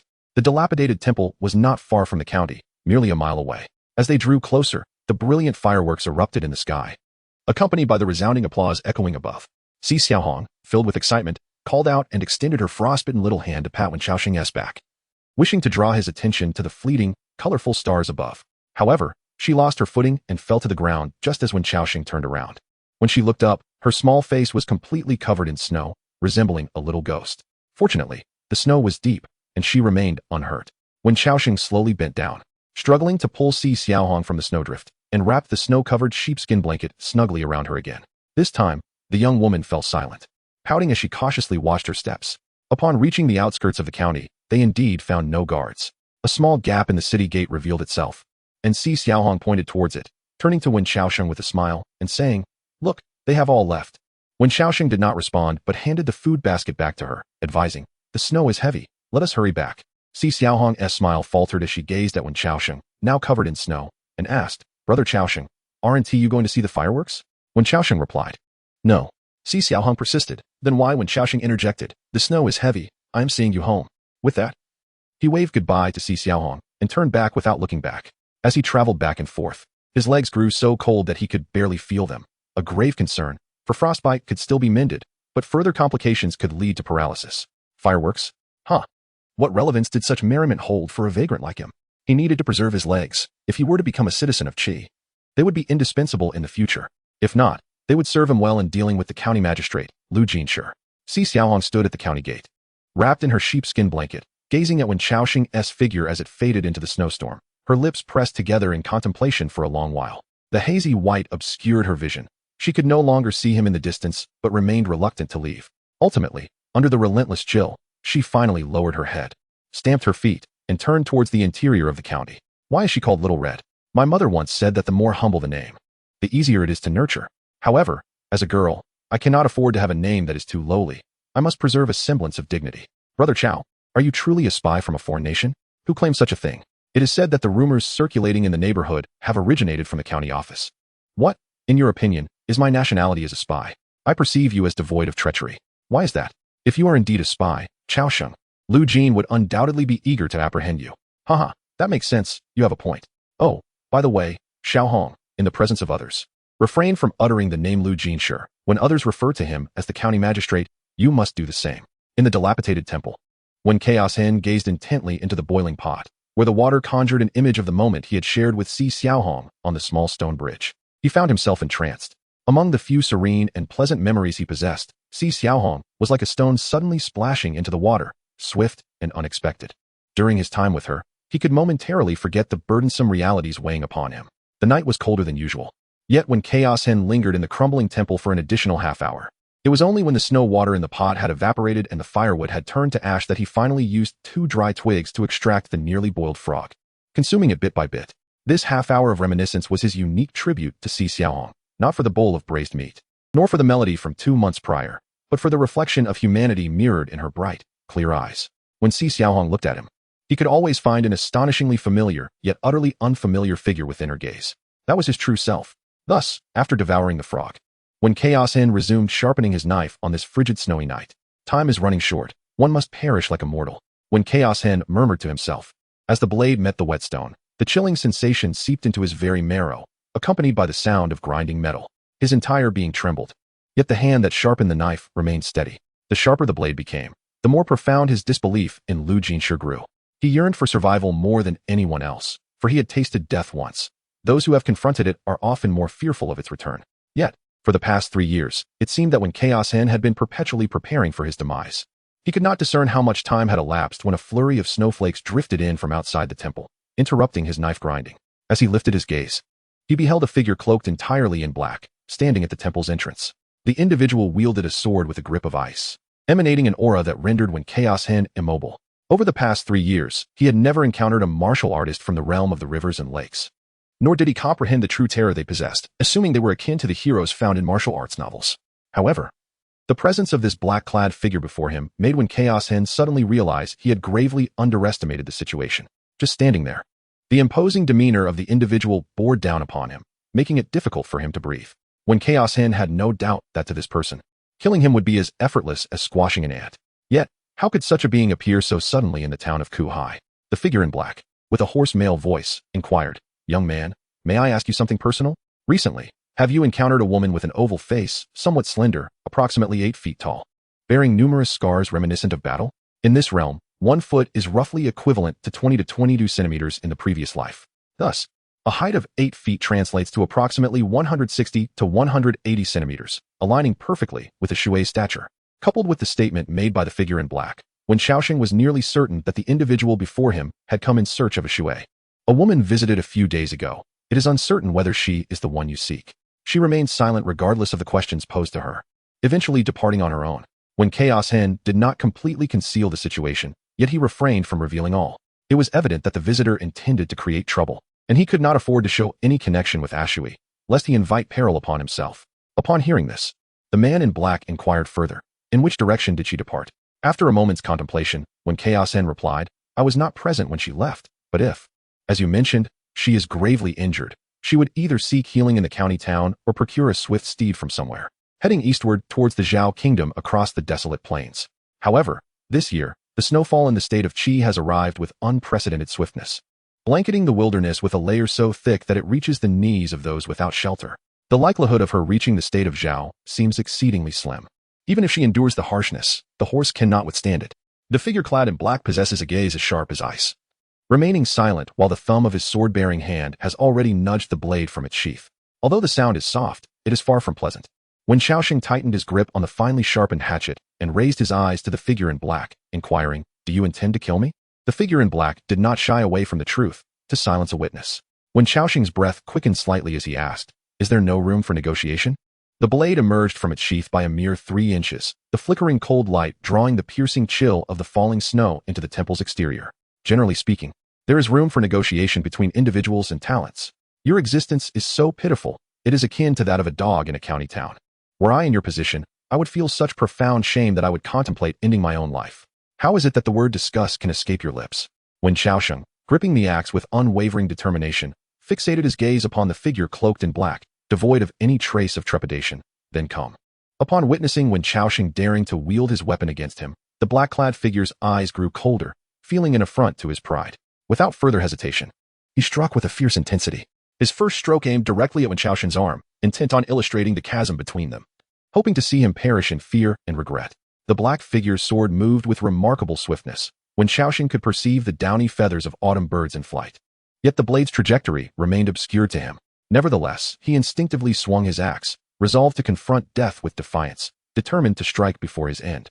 With all his courage summoned into that single, unyielding blow, he smiled in the fleeting embrace of mortality. The polished edge of the axe reflected half of his profile, capturing the audacity inherent in a cornered beast. In that moment, though the sword was swift and the axe seemingly slow, the black figure's blade failed to find its mark. While Wen Xiaoxing's axe struck true against the black figure's arm, the sparks ignited by the clash seemed to solidify into reality, searing the wound with an intense heat. The black figure's eyes widened in shock, and amidst the spreading pain, he finally acknowledged the torrent of blood cascading from his arm to the ground. How could this be? He murmured, suddenly glancing over his shoulder. A woman, her body entirely cloaked in snow and limping, stood there, silently gazing at him amidst the hazy confusion. Moments ago, a snowball had been hurled through the tempestuous storm, striking his arm just as he was about to deliver a lethal blow to Wen Kaosen, causing his sword to slice through the air instead. The cloaked figure remained silent, yet a second strike was already descending from behind. It was once again Wen Xiaoxing's erratic attack. Although the black-clad man did not turn to look, his body instinctively evaded. The limping woman in the snow launched another snowball, which struck his leg, momentarily halting his movement. This brief pause allowed Wen Xiaoxing's blade to find its mark upon the black-clad man's neck, warm blood gushing forth from the wound. The black-clad man stared wide-eyed, and moments later, his body crumpled to the ground. Wen Xiaoxing's strike had been merciless. The protective energy surrounding the black-clad man had been shattered by the snowball, leaving his flesh and blood vulnerable to such a desperate blow. His head was cleaved at an angle, with only a strip of skin connecting it to his body. As he collapsed, the light in his eyes swiftly dimmed, eventually leaving only the flickering flames of a nearby fire within his pupils.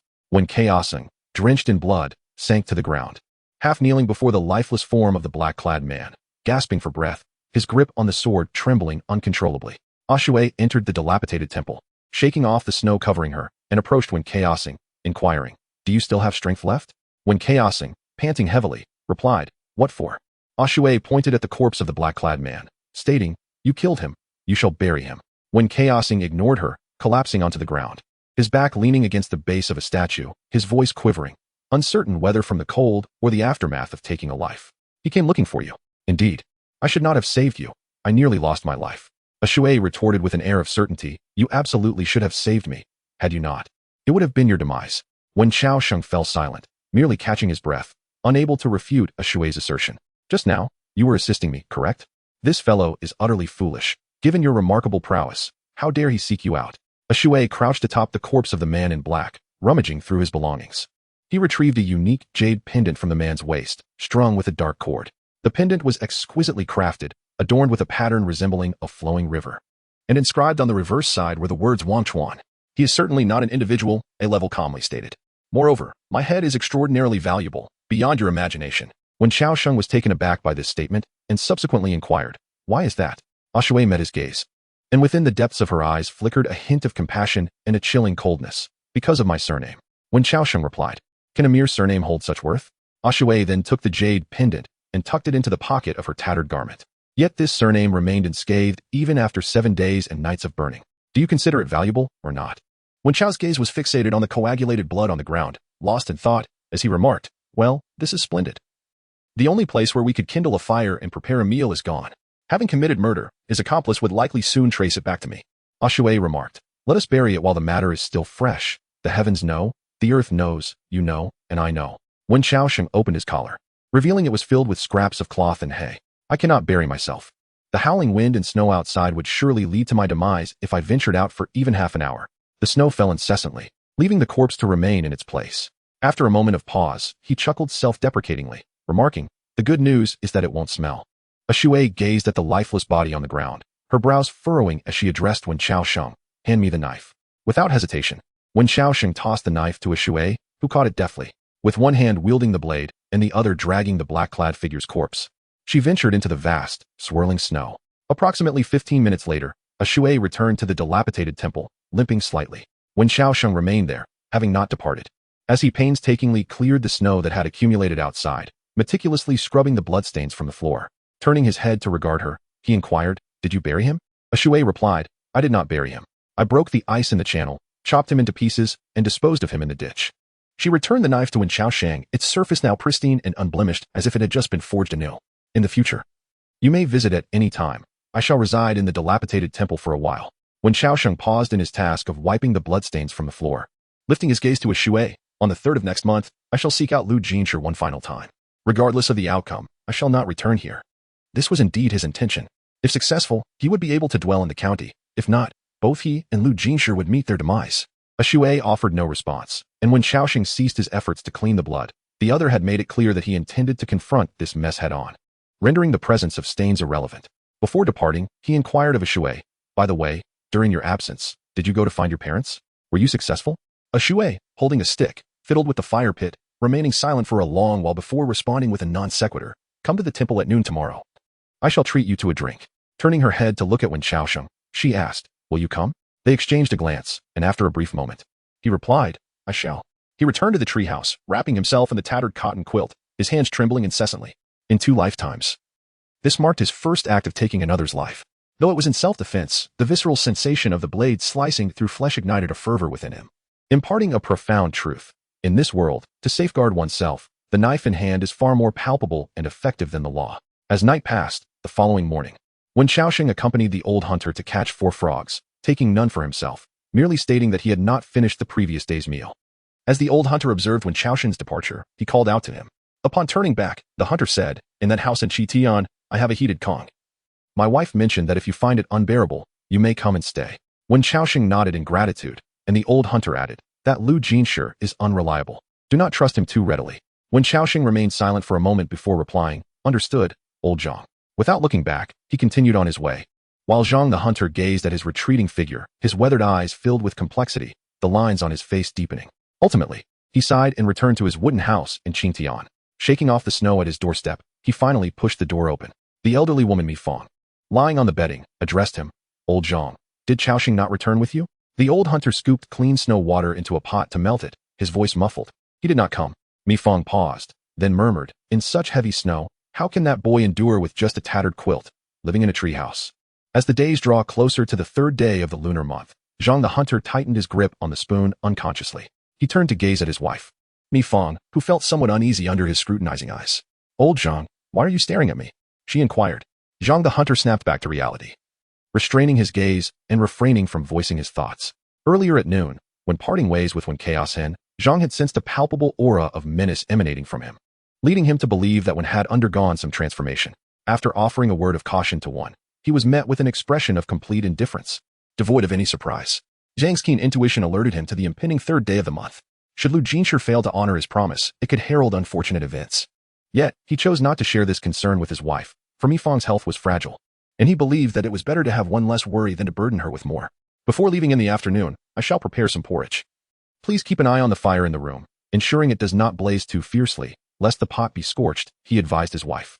Within the dilapidated temple, when Xiaosheng arrived as promised, and Ashuagwa had indeed procured 2 jars of wine.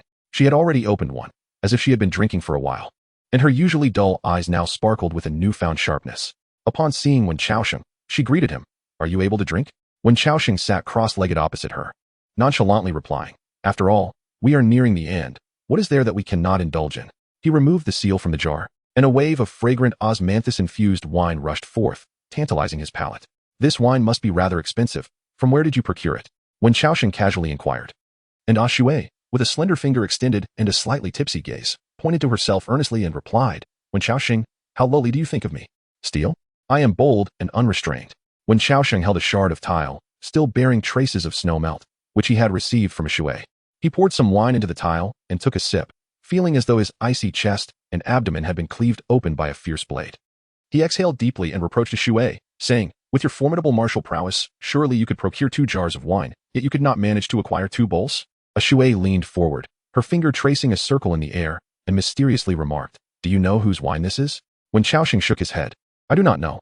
In the past 3 years, he had ventured into the county town but a few times, and the only authority he was somewhat familiar with was the county magistrate, Lu Jinshi." Ashuai raised the tile and took a sip of wine, smacking her lips, and declared, "This wine belongs to 7th Master." When Xiaosheng poured her more wine and inquired, "And who might this 7th Master be?" Ashuai replied, "He is the local tyrant to the west of the county, with a goat-like beard and a hawk-like nose, commanding a few skilled martial artists under his employ. These fellows often bully the common folk, proclaiming themselves as seasoned rogues of the underworld, yet each one is miserably stingy. When I asked them for a drink, not a single one was willing. How infuriating! Thus, I smashed his stronghold, shattered his weaponry, and tugged at his goatee." A faint scent of wine wafted from her lips, and her demeanor exuded a wildness absent in ordinary women. "What a thrill!" praised Wen Xiaosheng. Ashuai took another sip of wine and wiped the corner of her mouth with the back of her hand. Later, I grasped him by the collar and inquired whether he desired life or liquor. He replied that he wished for life. This old fellow, fearing that he would not withstand a blow from me, gifted me a horse and a cart. With these provisions, I returned home with wine in hand. Upon hearing this, Wen Xiaosheng paused momentarily, his hand holding the wine steady. "You just mentioned that he gifted you a carriage?" Ashuai nodded. "Indeed." Wen Xiaosheng, with an expression of astonishment, remarked, "I did not observe a carriage upon my arrival." Ashuai lifted the wooden lid from a nearby battered pot, and the aroma of meat wafted forth, mingling with the distinctive scent of horse flesh rising from the bubbling water. "First, boil a leg. The rest can be buried in the snow behind the temple, taken as needed." When Xiaosheng's gaze fixed on the horse meat in the pot, his lips twitching. In Kuhai County, horses are not considered cheap. A well-trained steed typically starts at 2 taels of silver.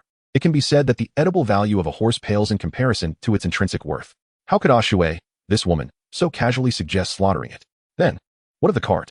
He inquired once more. Ashuai casually gestured towards the newly added firewood beside the temple. "It has been dismantled."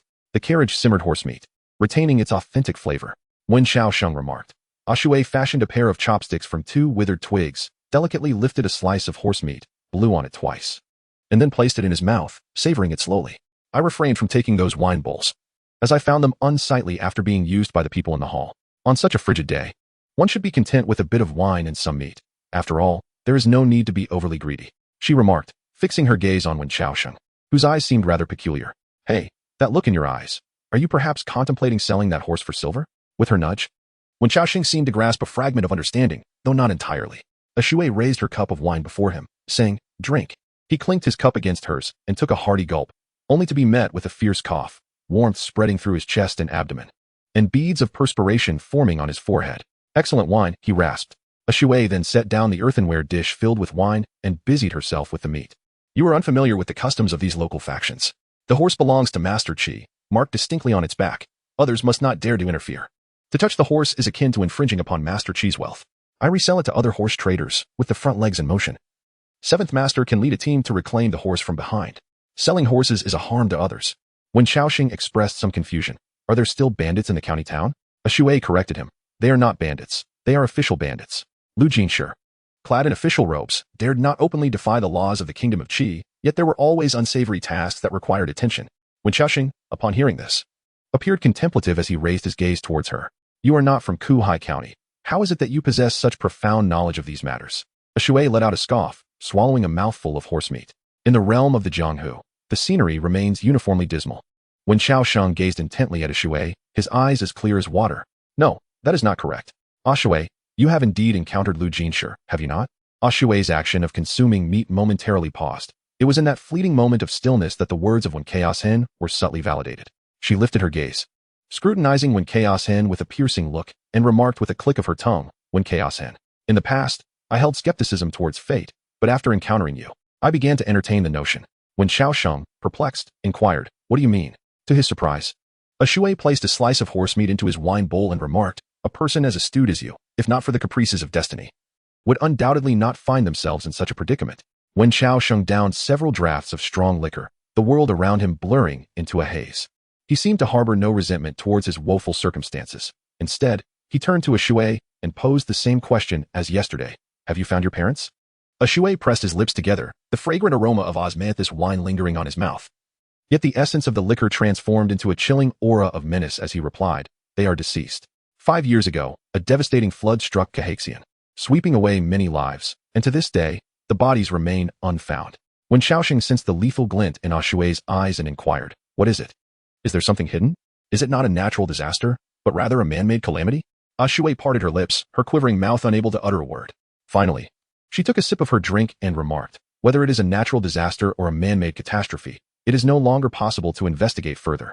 I am perplexed. My parents passed away 5 years ago, yet I have continued to receive letters from them throughout this time, each assuring me that they are well. The final 4 words were almost forced out from between her clenched teeth. When Xiaosheng gazed at her in silence, and after a considerable pause, poured wine onto her tiles. Shui, having finished her drink, remarked, Lu Jinshi asked for some time. He will provide me with an explanation on the 3rd of this month, and I shall accompany you to meet him. When Xiaosheng hesitated momentarily before asking, aren't you afraid he might deceive you? Shui's gaze shifted slightly, landing on Wen Xiaosheng as she spoke deliberately, he dares not. The two feasted on meat and drank wine until only the bones remained in the pot, and the soup was nearly evaporated. When Xiaosheng, pleasantly intoxicated, expressed a desire to hear Shui's past tales, but she declined. I wish to remain silent, so do not inquire further. Her delicate fingertips exerted force, shattering the tiles into a fine powder. Under the influence of potent spirits, agonizing memories surged forth like a tidal wave, overwhelming Shui. In her desperation, she seized the wine jar and drank deeply, her head thrown back in fervor. Only when her snow-white abdomen, marred with scars, swelled did she finally cease, casting the empty jar aside. The shattered remnants of the jar littered the ground. Leaning against the base of a statue, she rested one hand upon her knee, her despondent gaze drifting past Wen Xiaosheng, out towards the temple's entrance. The flickering flames of anguish in her eyes could not be extinguished, even by the relentless falling snow. Apologies, I should not have asked, causing you such distress.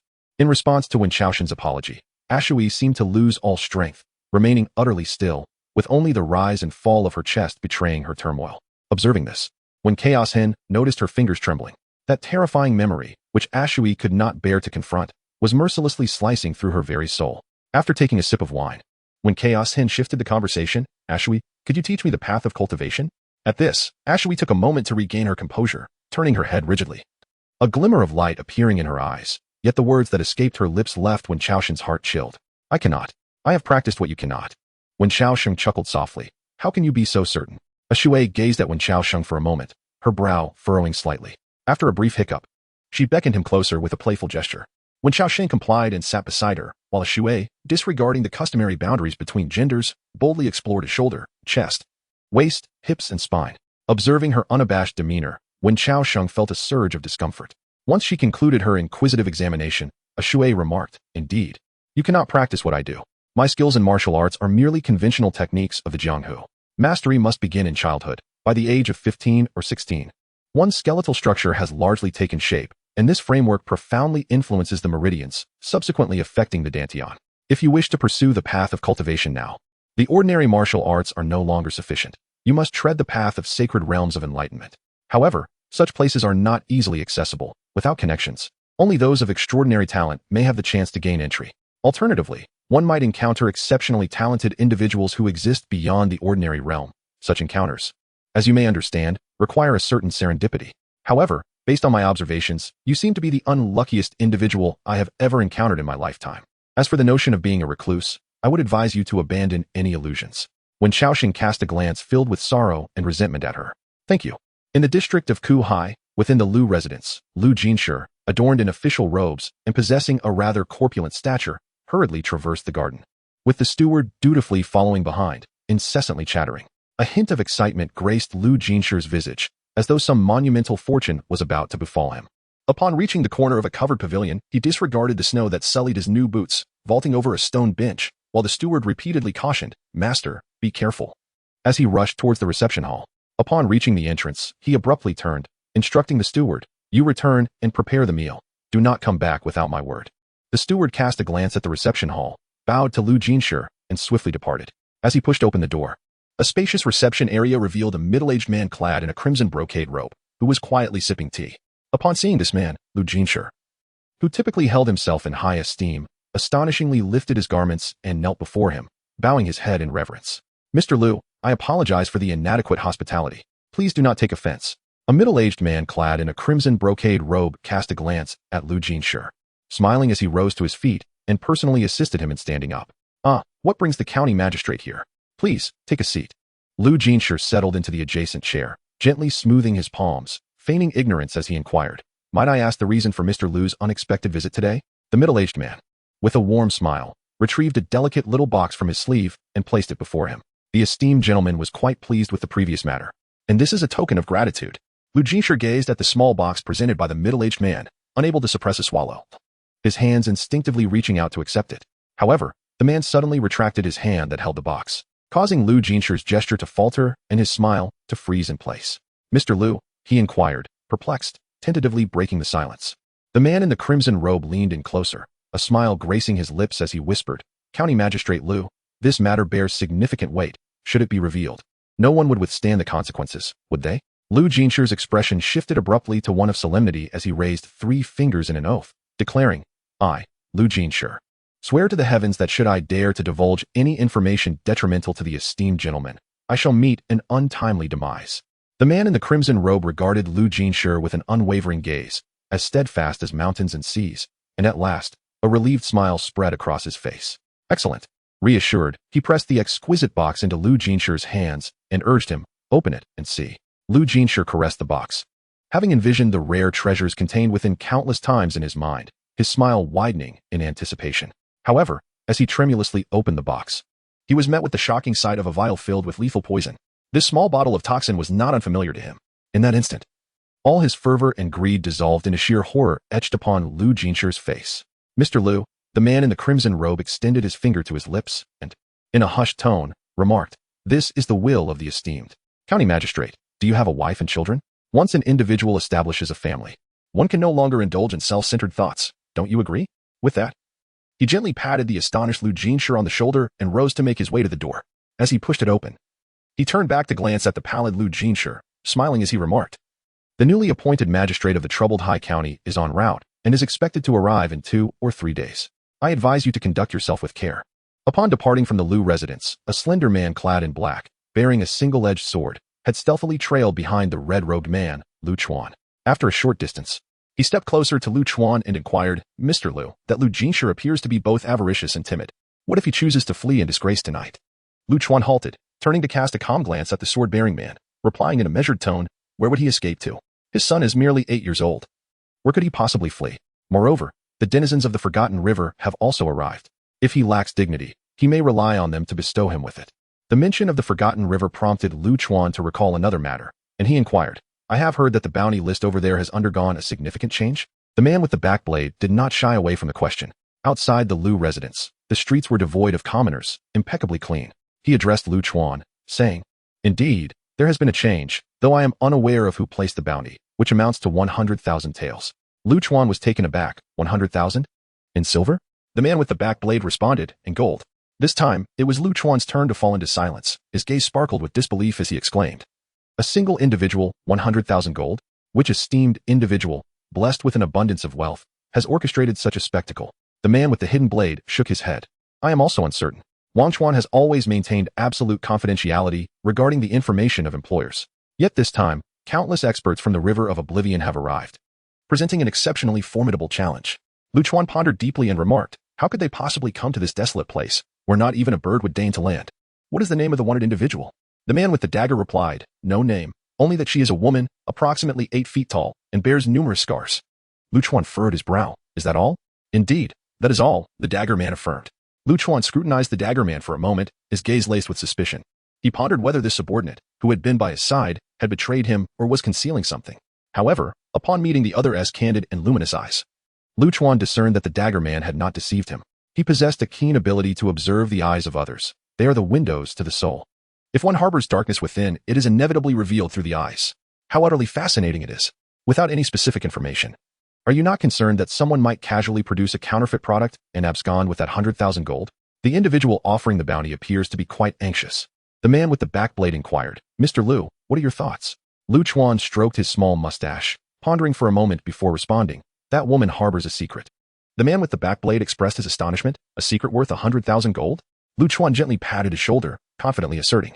If someone is willing to spend 100,000 gold to purchase the life of a person whose information is incomplete, then the secret concealed within this wanted individual is undoubtedly worth far more than a mere 100,000 gold.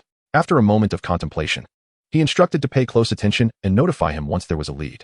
With that, he strode towards the end of the street, while the man with the sword stood still, gazing at Lu Chuan's receding figure, inquiring, does Mr. Lu desire the 100,000 gold? Without turning back, Lu Chuan's voice resonated melodiously. I have little interest in gold, yet I am profoundly intrigued by that secret.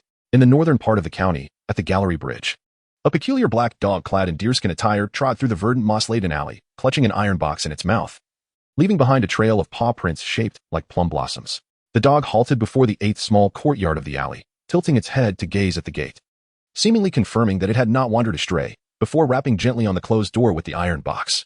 Before long, the door creaked open, revealing an elderly gentleman in a blue robe, his hair streaked with gray. He welcomed the black dog into the courtyard and escorted it to the kitchen, where he meticulously cleaned the iron box held by the dog, then ladled some warm porridge into it, covering it before handing it back to the black dog. As he bid farewell to the black dog as it departed with the iron box, the gentleman closed the door, and a silver-haired woman appeared behind him. She possessed a graceful figure, adorned in a plush skirt, her face bearing undeniable traces of time, with faint crow's feet at the corners of her eyes. Yet, rather than concealing her beauty, the passage of time seemed to enhance the unique charm of a mature woman. Knowing fate, is that young man still alive? The man in the blue shirt retrieved the broom from behind the door, preparing to clear the snow from the courtyard. Old Hay has grown aged, unable to consume the porridge alone. Recently, the porridge has run out, yet these days there always seems to be some leftovers.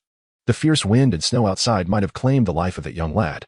The silver-haired woman sighed, reflecting on the harshness of life. Each day, someone departs. That boy possessed nothing and could not enter the county.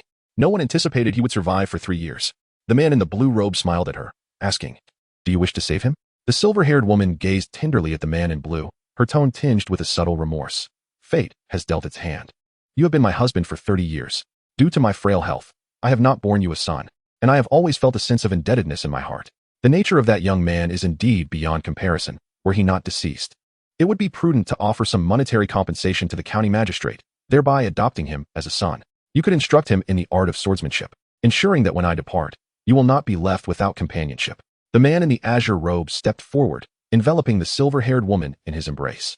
Exhaling a cloud of breath against her ear, and with a smile remarked, you, always fretting about this and that future, once you are gone.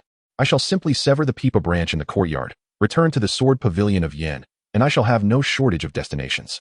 Whether one has children or not is all dictated by fate. What do you owe me? He said this while casting a glance at the distant horizon, gently patting his wife's back. But since you are so thoughtful, on the 3rd day of this month, I shall take some provisions to the Lu residence. If he is still alive, I shall grant him the identity of a Chi national and employ him to chop firewood and prepare meals for us. What do you think? The silver-haired woman, enveloped in warmth, let out a long sigh and replied, I shall heed your arrangements. Outside the county, in a dilapidated temple, the snowfall had momentarily ceased. The old black dog once again arrived with an iron box. Upon entering the crumbling structure, it discovered Wen Chaos Hen and a Shui sprawled out in a state of utter exhaustion. The dog approached the two, sniffed them, and, upon confirming they were alive, extended its paw to nudge Wen Chaos Hen. Unlike a Shui, who possessed a robust constitution, Wen Chaos Hen was frail and, at that moment, was barely warding off the pervasive cold of the abandoned temple, bolstered only by the remnants of alcohol and the dying embers of the nearby fire. When nudged by the large black dog, he promptly opened one eye. Rubbing his head, he noticed the dog's dark snout hovering before him. Realizing that his canine companion had arrived, he retrieved the iron box from the dog's mouth, opened it, and set it aside. Following this, Wen Chaos Hen used the stick he had employed to eat meat to extract a few slices of horse meat from the newly boiled water. placing them into the dog's food container. In the past, it was predominantly I who consumed your offerings, esteemed canine. Today, I invite you to a feast of meat as well. Wen Xiaoxing placed the food box before the black dog, which, without any hesitation, began to devour it voraciously. In no time, the meat was consumed, leaving only half of the porridge untouched. After satisfying its hunger, the large black dog picked up the food box and returned it to its usual spot, then resolutely turned and strode toward the entrance of the dilapidated temple. Just as it was about to exit, Wen Xiaoxing suddenly called out to it, "Master dog." The black dog halted at the sound, turning its head back, its glossy eyes fixed upon Wen Xiaoxing, seemingly comprehending his summons. Wen Xiaoxing sat cross-legged beside the fire, locking eyes with the black dog for a moment, moistening his parched lips before uttering, "Master dog, do not go. You will not return." The black dog stood in place for a considerable time, uncertain whether it comprehended the situation or not. Ultimately, it turned and, as before, trotted toward the snow-clad hill. After his departure, Wen Xiao let out a long sigh. From behind him, Ashui's voice, laced with inebriation, floated through the air. It is so intelligent, it knows everything. Yet, like humans, it cannot let go of a beloved that is past, not knowing how to hold on. Wen Xiao glanced back. Although Ashui had awakened, he remained sprawled on the ground, his gaze fixed upon the dark tiles of the dilapidated temple ceiling. "When will you leave?" he inquired. Ashui was momentarily taken aback by his question. "Leave? Where to?" Wen Xiaoxing remarked, "So many people are searching for you. Although Kuhai County is not insignificant, it lies on the southern frontier. Now, with the heavy snow sealing the world, they must have also blocked the routes to the east, west, and north. If you are found, you can only venture into the wilderness, but I fear that in the winter wilderness, few can survive. While they have yet to ascertain your location, you are still able to act." Ashui lightly patted his right leg. "Look, do you see? It's limping. The only thing I can do now is to lie down and sleep in this dilapidated temple." Wen Xiaoxing shook his head and said, "Although I am unfamiliar with the affairs of the martial world and have not encountered other practitioners, I believe you must belong to the more formidable ranks among cultivators. The limp in your leg should not pose a significant hindrance for you. You hesitate to depart, merely desiring to seek the truth from Lu Jin. Yet the moment is ill-suited for such inquiries." Ashui tilted his head to observe Wen Xiaoxing, and after a prolonged silence, he inquired, "Wen Xiaoxing, which do you believe holds greater significance for me, the truth or my life?" Wen Xiaoxing replied, "The truth." Ashui chuckled, raising his hand to point at Wen Xiaoxing. "My invitation for drinks was not in vain. Since you understand, why must you still advise me?" Wen Xiaoxing gazed intently at Ashui's face, ultimately nodding and letting out a sigh. The sky gradually succumbed to twilight, and within Lu Jinshi's residence, red lanterns illuminated every corner, enveloping the entire estate in a warm sea of crimson. These lanterns were crafted from the finest materials and by the most skilled artisans in the county, with the wicks being replaced daily. Lu Jinshi, seeking a festive atmosphere, decreed that these lanterns must remain until the winter of the new year passed and spring arrived with blooming flowers. The steward, bending slightly, hastened to the entrance of the reception room, hesitated for a moment, and then rapped gently on the door. "Knock, knock, knock, master, it is quite late. Madam and the young master are waiting for you to dine."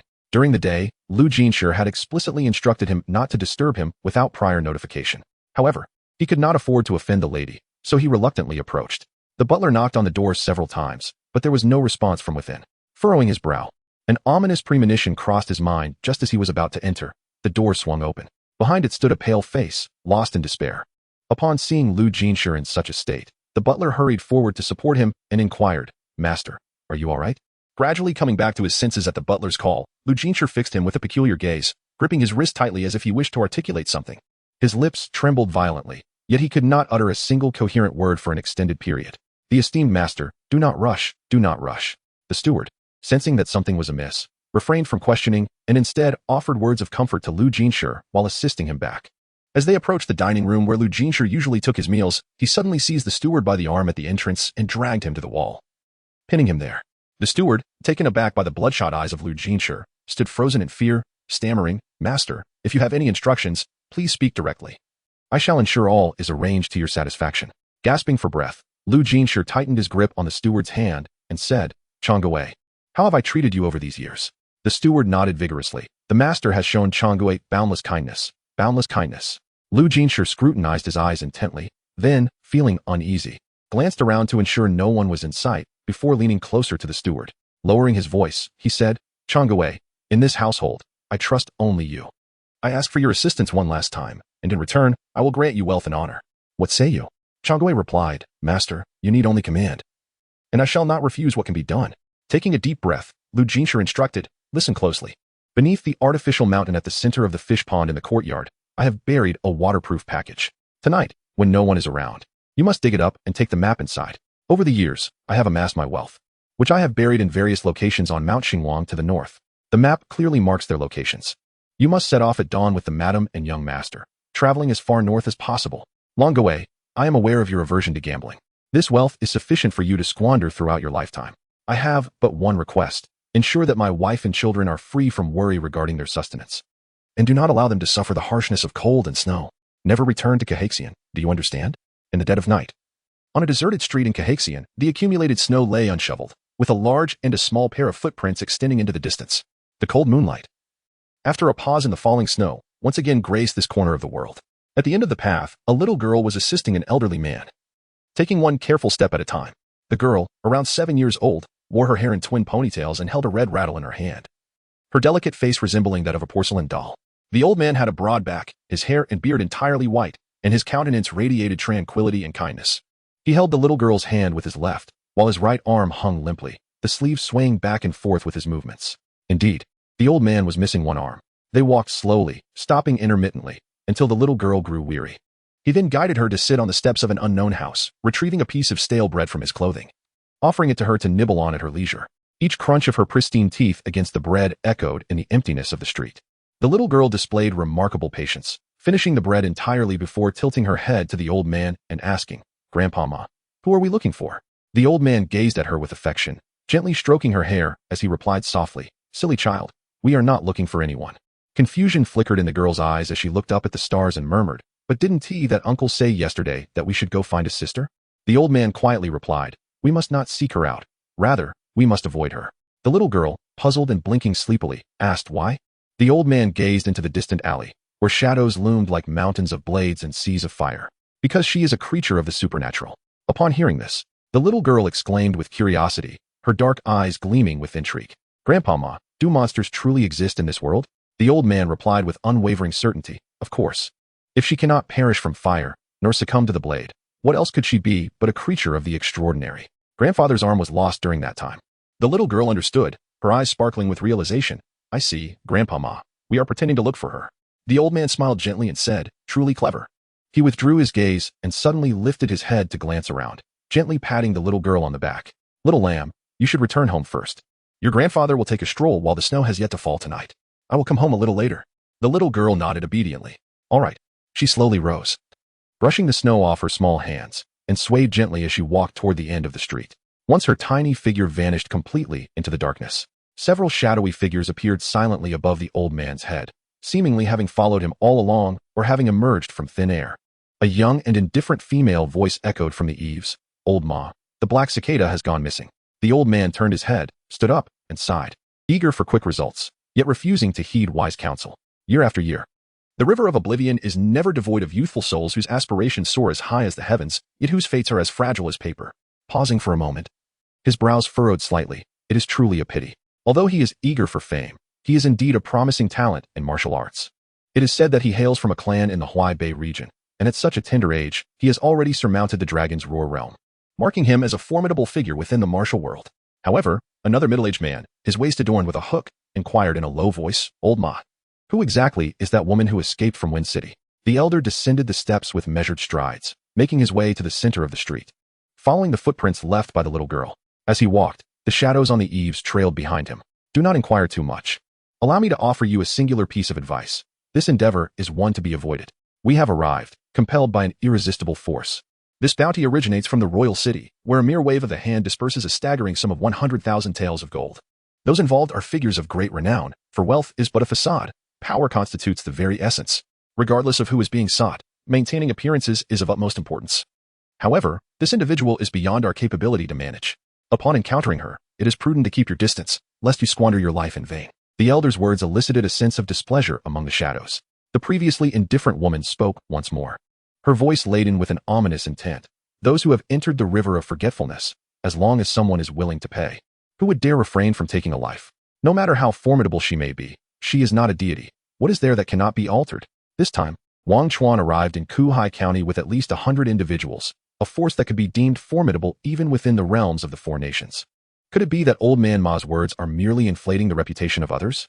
The fire that once failed to claim her life was indeed a stroke of fortune. Yet this time, her luck has run out. Old Master Ma turned his back to the crowd and waved his hand. I have exhausted my kind words. If you wish to earn merit and ascend in rank, then go and give it a try. Kuhai County is not large, and there are many local tyrants. If one truly seeks a person, it is quite simple. Once this matter is settled, all subsequent affairs shall concern me not. In my advanced years, I lack the vigor to contend for accolades with you all. The onlookers at the eaves bid him farewell as he departed, no longer following in his wake. Beneath the moonlight, the chilling wind howled, causing the azure sashes at their waists to flutter and dance, carrying away the aura of menace to an unknowable distance. On the third day of the new year, at the break of dawn, when Xiaosheng rose from his treetop abode, after washing his face with snow, he hastened towards the dilapidated temple. In truth, he had scarcely slept the previous night. This day held profound significance for Wen Xiaosheng. Though it appeared no different from any other, he had awaited it for 3 long years. Initially, he intended to confront Lu Jinshi, the magistrate of Kuhai County, with a hatchet, prepared to fight for his life should the latter breach their agreement. However, with Ashue's intervention, he felt a strong inclination that Lu Jinshi would likely acquiesce. Having become a citizen of Qi, his mind brimmed with countless meticulously simulated plans, which could lead him to prosperity within 5 years.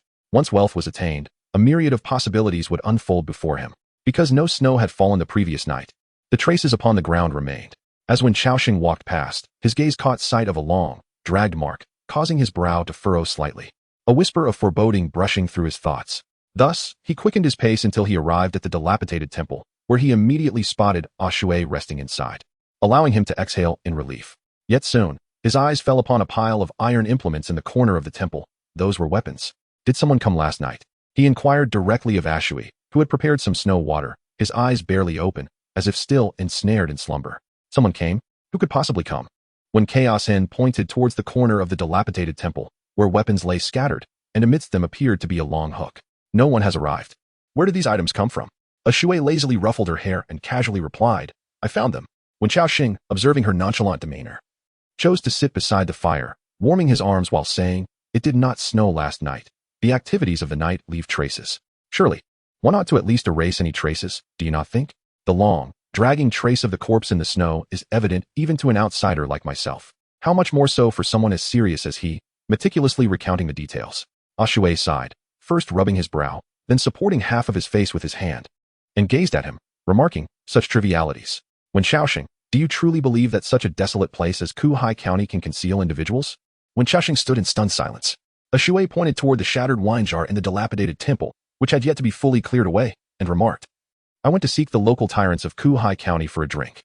Had I eliminated them to cover my tracks, the signs would have long since been exposed. If someone is determined to find me, this winter snow will surely not suffice to hide my whereabouts. The reason no one has come all this time is that those individuals are waiting. When Chaos Hen, perplexed, asked, waiting for what? Ashue fixed his gaze upon him, a chilling smirk creeping across his face. They are waiting to see if the person who once survived that great fire is truly unable to endure any longer. Those individuals send foolish people to test me, and in response, I shall demonstrate my prowess by eliminating them. When Xiaosheng gazed at Ashue, and after a moment's contemplation, he raised an eyebrow and exclaimed, truly magnificent.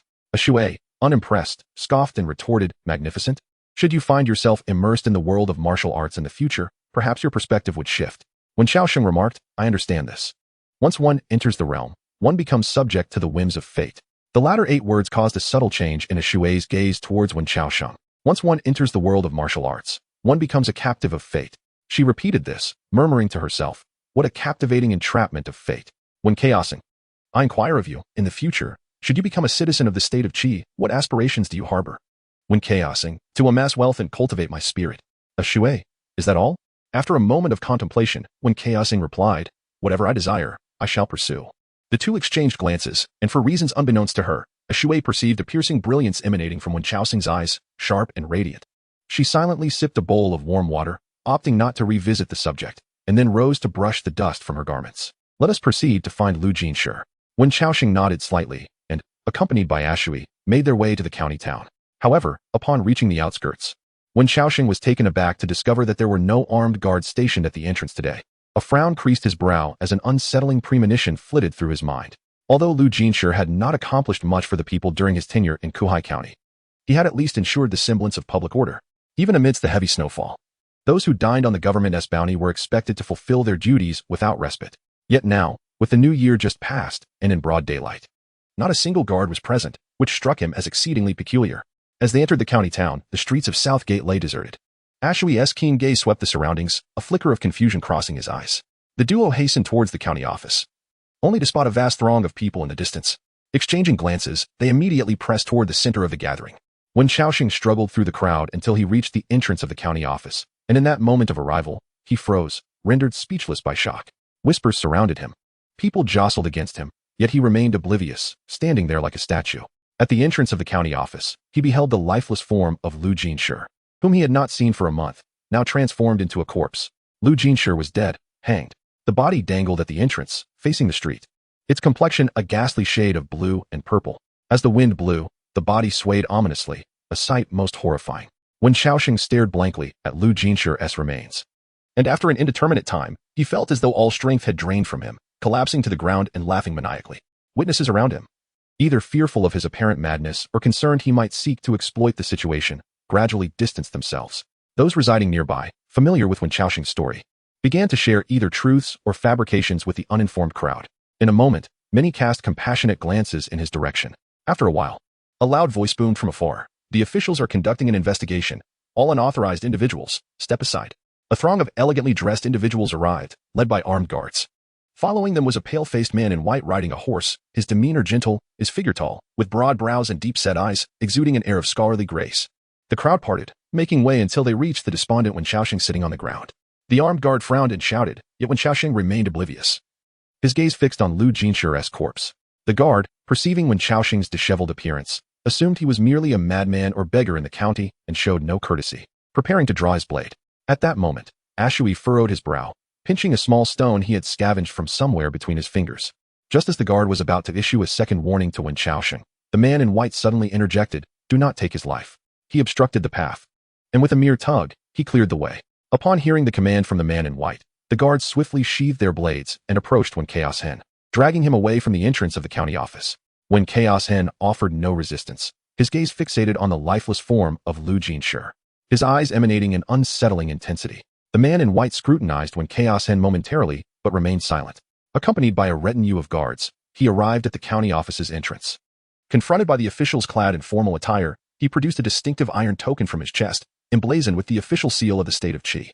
This seal was exceedingly difficult to counterfeit, and should one be caught forging it, not only would they face the death penalty, but their entire lineage would also suffer dire consequences. It epitomized the unparalleled authority of the Qi royal family. Allow me to introduce myself. My name is Chunqiang. Hailing from the illustrious Wangqing Langyang Pavilion, I have now arrived in the county of Kuhai, bearing the official seal, to succeed the former county magistrate, Lu Jinshi. In recent years, Lu Jinshi has made commendable efforts in governing the county town, and he was to formally transfer authority and documentation to the county magistrate before proceeding to Wangqing for accolades and rewards. However, an unforeseen incident has arisen, causing all matters to be delayed. The county magistrate must first investigate the cause of Lu Jinshi's demise. If there are no further concerns, I kindly urge you all to disperse. Please grant the magistrate some time to thoroughly investigate Lu Jinshi's case. The man in white, Chunqiang, spoke with a clear voice, clasping his hands in respect to the gathered citizens. His polite discourse prompted the crowd to gradually disperse. Though the townsfolk enjoyed a lively gathering, they were not naive. The man in white was an official, while they were mere commoners. They understood that civility should not invite disrespect. As the crowd slowly dissipated, Chunqiang approached Wen Xiaoxing, crouching down to observe him. He retrieved a handful of loose silver coins from his sleeve and placed them before Wen Xiaoxing, gently patting him on the shoulder. "Little brother," he said, "let us proceed with our investigation. Remaining here may hinder our efforts." Wen Xiaoxing did not accept the coins offered by Chunqiang. Instead, he looked up and inquired, "Are you the newly appointed county magistrate of Kuhai County?" Chunqiang nodded affirmatively. "Indeed. Is there anything I can assist you with, young brother?" Wen Xiaoxing replied candidly, "I desire to acquire the identity of a citizen of Qi." Chunqiang's eyes flickered with surprise. "Are you not a citizen of Qi?"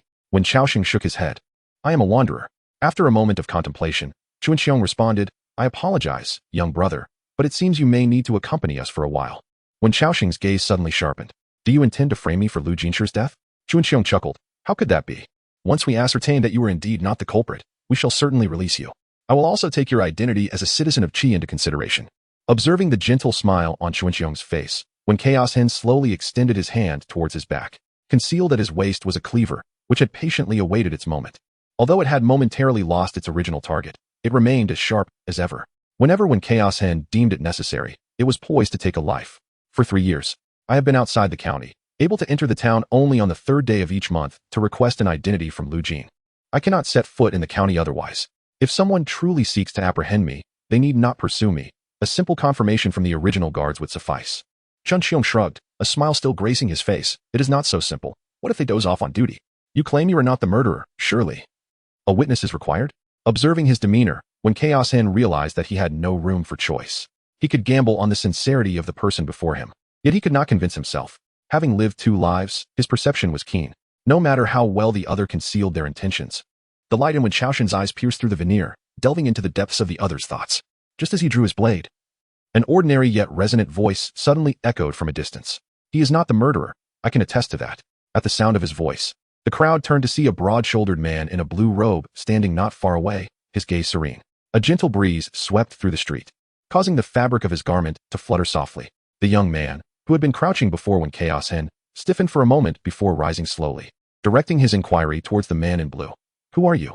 The blue-robed man approached with deliberate steps, casting a brief glance at Wen Chaos Hen before replying. My surname is El, and I am known as El Jiming. I have resided in Kuhuai County for 30 years. Yesterday, I ventured beyond the county for a leisurely stroll and chanced upon him. Chun Yuan gazed intently at El Jiming and, after a brief pause, erupted into laughter, inquiring, Have you been watching him the entire night? The man clad in a blue robe lightly flicked his sleeves, retrieving a golden leaf with his fingertips and presenting it to Chun Yuan. As long as you believe it to be so, then it is indeed so. Zhu Xiong gazed at the golden leaf in her hand, weighing its heft thoughtfully, rather than accepting it immediately. She presented the golden leaf before the young man in the azure robe and remarked with profound significance, A mere beggar is not worth such a price. Initially, I placed my trust in him, but now, with your unexpected revelation, I find myself harboring doubts. The man in the azure robe maintained an expression of serene calmness, merely responding with a subtle smile. It poses no issue, should he be from the state of Qi and remain here. The authorities can apprehend him at any moment once they uncover the truth. Chu Xiong exchanged a brief glance with the man in the azure robe, her fingertips lightly brushing against the golden leaves before ultimately deciding to put them away. No wonder Lu Jinshi was reluctant to leave. The county magistrate truly reaps substantial profits. As he sighed in contemplation, he turned and casually brushed aside the corpse of Lu Jinshi that hung suspended, entering the county office without a backward glance. The man in the blue robe bowed to his retreating figure, his voice resonant. Thank you, my lord. The constables dared not touch Lu Jinshi's lifeless body, fearing they might incur blame and be branded as criminals. It was the attendants of Chu Xiong who took it upon themselves to lower Lu Jinshi's remains and carry them inside. One by one, they entered the county office, finally closing the door behind them. At that moment, Ashui approached the entrance, gazing up at the rope and hook, his eyes glimmering with an unspoken thought. As the footsteps of Chu Xiong and the constables faded beyond the door, the blue-robed man, El Jiming, cast a glance at Wen Xiaosheng and said, From this day forth, come to my home to chop wood and fetch water. Food and drink are abundant, with salaries paid daily. Wen Xiaosheng rubbed his stiff legs and, with great difficulty, stood up, releasing his grip on the axe. Is there truly such a wonderful occurrence in the world? You have exchanged a golden leaf for the identity of a Qi national, only to have him chop wood and fetch water? LV Jiming retorted, What do you believe I should allow you to do? Wen Xiaosheng gazed directly into LV Jiming's eyes, attempting to perceive his thoughts as if deciphering the mysteries of the heavens. Yet, LV Jiming was unlike the heavens. He appeared to conceal his true intentions in an unfathomable realm, leaving Wen Xiaosheng unable to grasp even the slightest hint. Wen Xiaosheng's mind raced, swiftly traversing through all his potential uses, failing to regard himself as a person. Ultimately, he addressed LV Jiming, saying, A life as worthless as mine. What unseemly tasks do you require me to undertake in exchange for gold? LV Jiming replied with a smile, You possess a resilient fate, not a worthless one. Moreover, your frail constitution renders you incapable of performing any menial tasks. Wen Xiaosheng shook his head and remarked, I do not believe in the notion of luck falling from the heavens. Perhaps 3 years ago, I would have entertained such a thought, but now, I am no longer swayed by such illusions. You have generously bestowed upon me the identity of a citizen of Qi, and I owe you a debt of gratitude. I ought not to speak to you in such a manner. However, I believe you should at least be forthright. For the sum spent, one ought to receive commensurate value. El Jiming waved his sleeve, his smile unwavering. Were it not for the need to tally such matters so meticulously, the favors you have received from me extend far beyond mere days. Besides that single golden leaf, there are countless bowls of porridge. Taking all these into account, should you not be prepared to offer your very life in return? Upon hearing these words, Wen Xiaosheng's body trembled slightly. El Jiming turned and retraced his steps, his voice resonant. My residence is the 8th room in Osmanthus Alley, to the west of Gallery Bridge. The alley is deep. If you have not wandered through the county town, I shall guide you. When you return, do not lose your way. If you wish to go, then follow closely. Wen Chaos-in hesitated for a moment, glancing at Ashue at the county office entrance. The latter's gaze remained fixed upon the iron hook above and the severed rope lying on the ground, a pensive expression adorning her face. Observing her demeanor, Wen Chaos-in decided to trail behind El Jiming. How should I address you? Wen Xiaosheng. What a splendid name. Wen Xiaosheng cast a curious glance at El Jiming's back, his voice laced with reverence. For these past few years, have you been the one feeding Lord Dog? El Jiming responded evasively. Why do you call it Lord Dog? Wen Xiaosheng did not feel embarrassed. It saved my life. I have little to offer in return. Calling it Lord feels like a small advantage to me. El Jiming led him into an alley and pointed to a nearby fence adorned with red apricots, saying, From here, count forward to the 8th room. Remember, it's this way. Don't go astray. Upon entering the residence of El Jiming, one's eyes are immediately drawn to a loquat tree in the courtyard. Its trunk standing upright like a sword plunged into the earth. Wen Xiaosheng gazes at the loquat tree, sensing an inexplicable peculiarity about it, though he cannot articulate what exactly seems amiss. This solitary tree is the only one in the courtyard, surrounded by an array of flowers and grasses. El Jiming approaches the stone table within the courtyard, brews a pot of tea, and hands it to Wen Xiaosheng, stating, The owner of the black dog was once my neighbor. After he departed, the black dog came to my doorstep seeking sustenance. As my household never lacks provisions, I decided to take it in.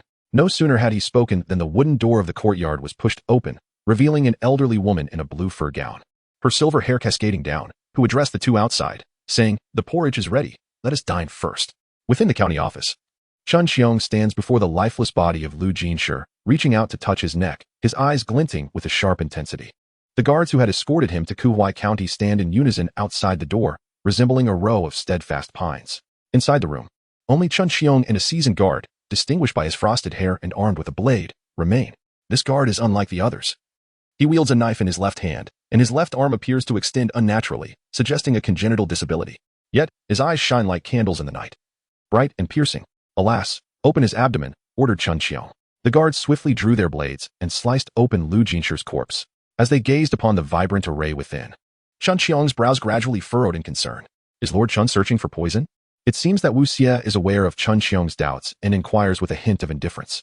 Chun Xiong squints, pondering. The poison given by Lu Chuan is an intestinal toxin. For an ordinary person, ingesting it would undoubtedly result in immediate and devastating internal damage. However, Lu Jinshi's corpse reveals no trace of poisoning whatsoever. Do you not find it peculiar? Regardless of the inevitability of suicide, he chose to hang himself, deliberately doing so at the entrance of the county office. I pondered this for a moment. In conclusion, wouldn't it be better to simply cease to exist? He has passed away, and with him, the secret has vanished. Is this not precisely what that esteemed individual desired?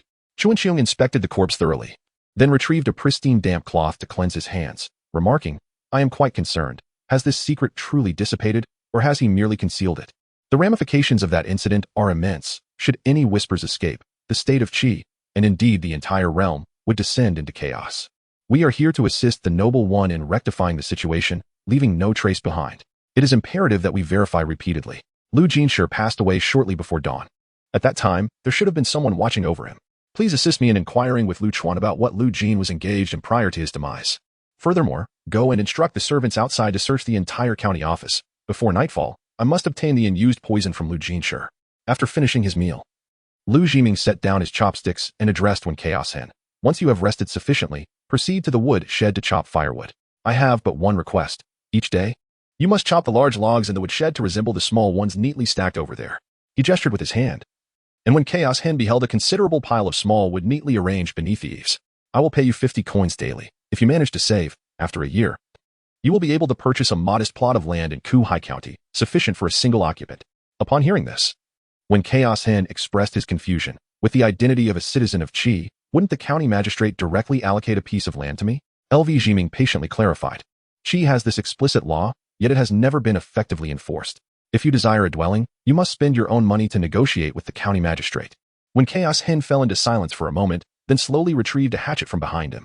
Just as he stepped outside, he abruptly halted and turned to LV Jiming, inquiring, Mr. LV, why is there a loquat tree in the center of the courtyard?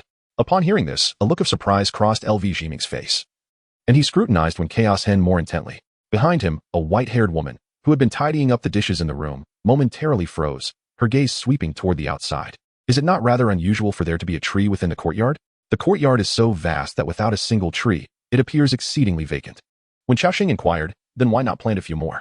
Lu Jiming, intrigued, remarked, what prompts your sudden curiosity about a solitary tree? It stands there, unobstructing your path. When Chaos Hin hesitated for a moment, his eyes reflecting a glimmer of confusion. I do not know. I simply feel it possesses an extraordinary quality. Lu Jiming inquired, how extraordinary? When Chaos Hin pondered this sensation carefully, upon entering this residence, I immediately noticed this tree, yet I cannot articulate the nature of my feelings. Nonetheless, I sense that it should not merely be a tree, but rather something far more significant. As he spoke, he seemed to realize that discussing a tree endlessly was rather trivial, so he took up an axe and headed toward the woodshed. Soon the sound of him chopping wood echoed within. The silver-haired woman began to tidy up the dishes again, and as she passed by Lu Jiming, her tone carried an undertone of subtle pride. This time, have we perhaps stumbled upon a treasure? Lu Jiming gazed at the loquat tree in the courtyard, muttering, these loquats have come from the far north. Though the Yans are accustomed to the northern lands, they only ever see loquats. Little did I expect that in this extreme southern land, there exists a true sage with genuine insight, able to discern the profound meanings hidden within the branches and the exquisite beauty nestled among the leaves, such as the caprice of fate. The white-haired woman inquired, will you teach him? Lu Jiming shook his head. In this world, there is no one who can teach me, nor can I impart knowledge to anyone. However, the loquat tree has always stood here. He comes daily, and thus he witnesses its presence each day. The marvels he observes upon that tree are entirely of his own making. At the county magistrate's residence, as dusk approached, the snowflakes, which had momentarily ceased, began to fall once more. Wu Xie, bearing his dagger, stood at the entrance. After 3 knocks, a narrow opening appeared in the door. Upon seeing the individual outside, the guard's expression shifted, and he promptly made way. Wu Xie hurried into Lu Jinshi's autopsy room, where Chuanxiong remained. The dim light emanating from numerous candles illuminated the room, accentuating the gravity reflected in Chuanxiong's eyes. How has so much time passed? Chuanxiong inquired. Wu Xie replied in a somber voice, the people of Wangchuan were diverted last night. It has been a while since we have seen Lu Jinshi's actions, likely just an hour before his suicide. Chuanxiong furrowed his brow. The people of Wangchuan were diverted? By whom? Wu Xie responded. Some individuals were lured away by the relatives Lu Jinshi released. Just before dawn today, a carriage slipped away from Lu Jinshi's residence under the lingering darkness of night. A portion of those tasked with monitoring Lu Jinshi followed, believing he was the one escaping, only to discover it was his wife, children, and steward. Chuanxiong asked, where are they now? Wu Xie replied, they have been dealt with discreetly. This matter is of grave importance. The 3 bodies are in Lu Chuan's possession. Lu Chuan has extended an invitation for you to meet at the Mandarin Duck Pavilion tomorrow, indicating he wishes to speak with you privately. Chuanxiong paced within the room, his feet treading upon his own shadow, as the flickering candlelight seemed to reflect the turmoil within his heart. What about the remaining individuals? Wangchuan observed that Lu Jinshi's informants, having undergone professional training, could not possibly all be pursuing that single carriage. If they were indeed so foolish, I would feel compelled to compose a letter to the officials, implicating them in a matter, thus absolving myself of much of the ensuing consequences. Wangchuan earned his renown in the martial world as a member of a notorious assassin organization that has thrived for over a century, expanding its influence across 4 nations. It is said that not only the common folk of the underworld, but also those in the imperial court, would dare to kill for a price. There are whispers among the populace that the core figures of Wangchuan maintain connections with the royal families and nobility of the 4 nations. Behind the countless souls lost at their hands lies an unfathomable wealth of gold, silver, and jewels, shimmering with resplendence. The expertise of this group is beyond question. Wu Xie explained that there should indeed have been a group of individuals stationed there to keep watch. The individuals from Wangchuan are typically meticulous in their endeavors. However, an unforeseen incident transpired that evening. Chuanxiong's gaze sparkled like the stars. What kind of incident? Chuanxiong could hardly fathom that in such a remote and impoverished locale as Caxian, unexpected events would arise. Wu Ye recalled the information previously received from Lu Chuan and remarked, last night, a person from Wangchuan had their arm torn off and stumbled to Lu Jinshi's residence seeking assistance. Chuanxiong's expression sharpened. Interrupting him, did you just say their arm was torn off? Wu Ye responded, the news from Lu Chuan states exactly that. The assassin who sought help last night had their arm violently severed. Her heart bore a fatal wound, yet this individual was born with her heart on the right side. And instead of succumbing instantly, she managed to escape. In her desperation to seek help from others, she inadvertently led the very person who sought to take her life directly to them. Chuanxiong remained silent for an extended period, lost in thought. So, did all those people at Lu Jin's residence perish? I replied, only one person remains alive. That individual was fortunate. After a bout of stomach trouble necessitated a visit to the restroom, he returned to witness all that had transpired. He originally intended to participate in the battle. Yet within the mere span of a few breaths, the conflict concluded. Perhaps it scarcely qualified as a battle at all. Fortunately, he held a lantern in hand, resembling a night watchman patrolling a grand estate, ultimately escaping a dire predicament. Chuanxiong began to move again, remarking, there are quite a number of individuals who have come from the river of forgetfulness this time. From the moment we set off, I sensed that something was amiss. If it were merely a matter of assisting the esteemed one with trivial affairs, such an elaborate display would seem unnecessary. Moreover, these assassins exhibit varying degrees of skill and do not appear to belong to the same faction. After much contemplation today, the only plausible explanation that comes to mind is a bounty. Recently, there seems to be some whispers in the world, suggesting that a significant bounty has emerged on the list of rewards from Wang Chuan. My hand, which wields the blade, opens its fingers, only to slowly clench once more. Our understanding of the matters concerning the River of Forgetfulness is rather limited, and we possess no influence entrenched within its depths. If you require information, it would be prudent to seek out Lu Chuan. Chen Qiong nodded and said, I happen to have an audience with him tomorrow. I shall inquire. Over the years, Wang Chuan has offended numerous individuals in the martial world. If it were merely trivial grievances, it would be inconsequential. However, what truly instills fear is the possibility that past actions might have leaked, reaching the ears of the Panlong Palace. Upon mentioning the Panlong Palace, Wu Xia's entire being tensed instantly. Clearly, he too comprehended the gravity of the situation. Yet, he soon relaxed once more. The individual from Pendragon Palace has likely not attended to affairs for many years, has he? Wu Xia's hand began to engage in that familiar, subtle movement once more. This was a manifestation of his relaxation. Chen Qiong fixed his gaze upon the flickering candlelight within the room and gently reached out to pinch the flame. Remarkably, the searing fire left no trace of scars upon his skin upon contact. Upon closer inspection, there appeared to be nearly imperceptible gaps between the flame and his skin, as if some unseen force repelled the fire. A decade of indulgence and extravagance, a banquet of wine and flesh. The world believes that the one in the Panlong Palace has long since become a mere shadow of his former self. Over the past decade, the court officials have shown an ever-diminishing interest in him. Strangely, over the past decade, the state of Qi appears to have been meticulously organized from the royal capital to its provinces, with no reports of unrest ever arising. Behind all of this, it seems as though an invisible pair of hands is orchestrating everything. Within the confines of the Longon Pavilion, countless eyes are fixated upon him. And even the towering Forbidden Realm occasionally casts its gaze. If indeed he is the orchestrator, there would not be a single trace left behind. The concerns of adults may often be excessive. However, what is of paramount importance is that this opportunity is truly unique. Perhaps the adults should devote more of their energy to that matter. If successful, they would have the chance to pursue further studies in the Langan Pavilion a year from now. Chen Qiong pondered for a moment before turning and saying, You may return for now. I shall contemplate further. When Xiaoxing, burdened with a large pile of split firewood, laboriously made his way back to the dilapidated temple. Beneath the stars and moonlight, the traces left by the cart had nearly been erased, leaving only faint and indistinct marks. He had changed into a clean cotton coat, appearing far less disheveled than before. Upon returning to the temple, he felt not the chill of the air but rather a sheen of sweat upon his brow. A Shui, sitting cross-legged by the fire, inquired upon seeing Wen Xiaoxing, Are you not staying in the treehouse tonight? Wen Xiaoxing replied, If there is enough wood, the temple will be warmer. Come, lend a hand. Ah Shui stepped forward, and with a surge of strength from her slender arms, the sinewy muscles immediately became apparent as she effortlessly pulled the cart back into the dilapidated temple. Did you chop all these? Indeed. When Chaos Han placed the firewood in the corner, then turned to Ashui and asked, What were you watching at the county office all day? Without lifting her head, Ashui replied, Lu Jishir was forced to death. When Chaos Han fixed his gaze upon her, How do you know? Ashui casually tossed a small object that rolled across the decrepit temple's ground. When Chaos Han focused intently, and to his astonishment, it was a vial of poison. What is this?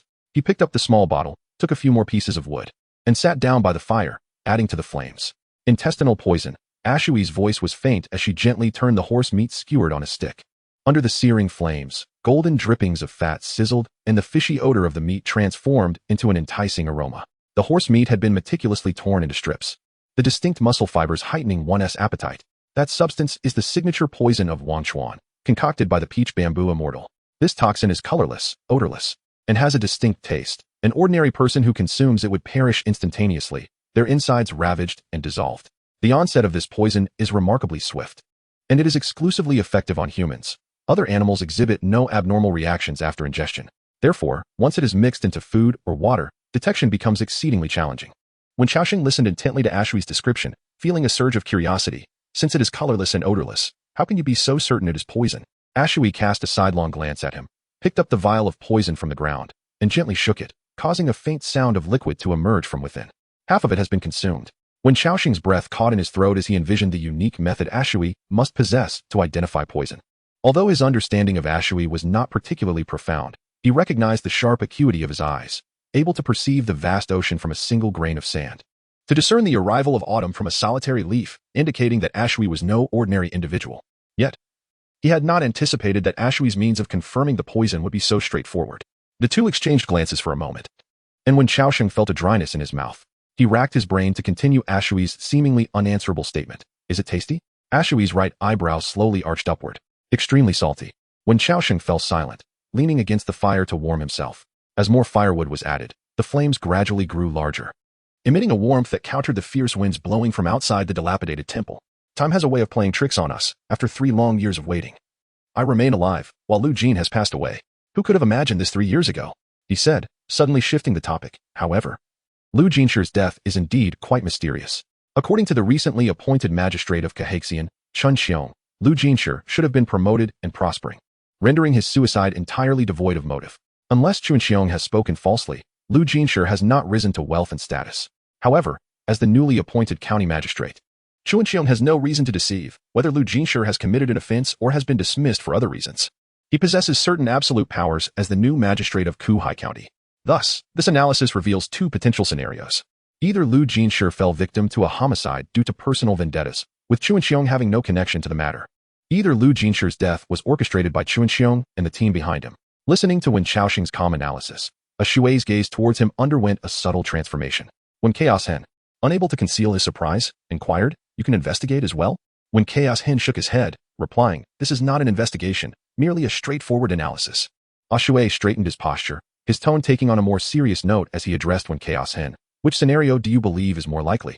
Without hesitation, When Chaos Hen asserted, "The latter." Ashui pressed, "What leads you to that conclusion?" The glimmer of fire in Wen Xiaosheng's eyes radiated an air of danger. "The timing is remarkably fortuitous. One departs, and another arrives. Certainly, that was merely my wishful thinking. I possess no evidence to substantiate it.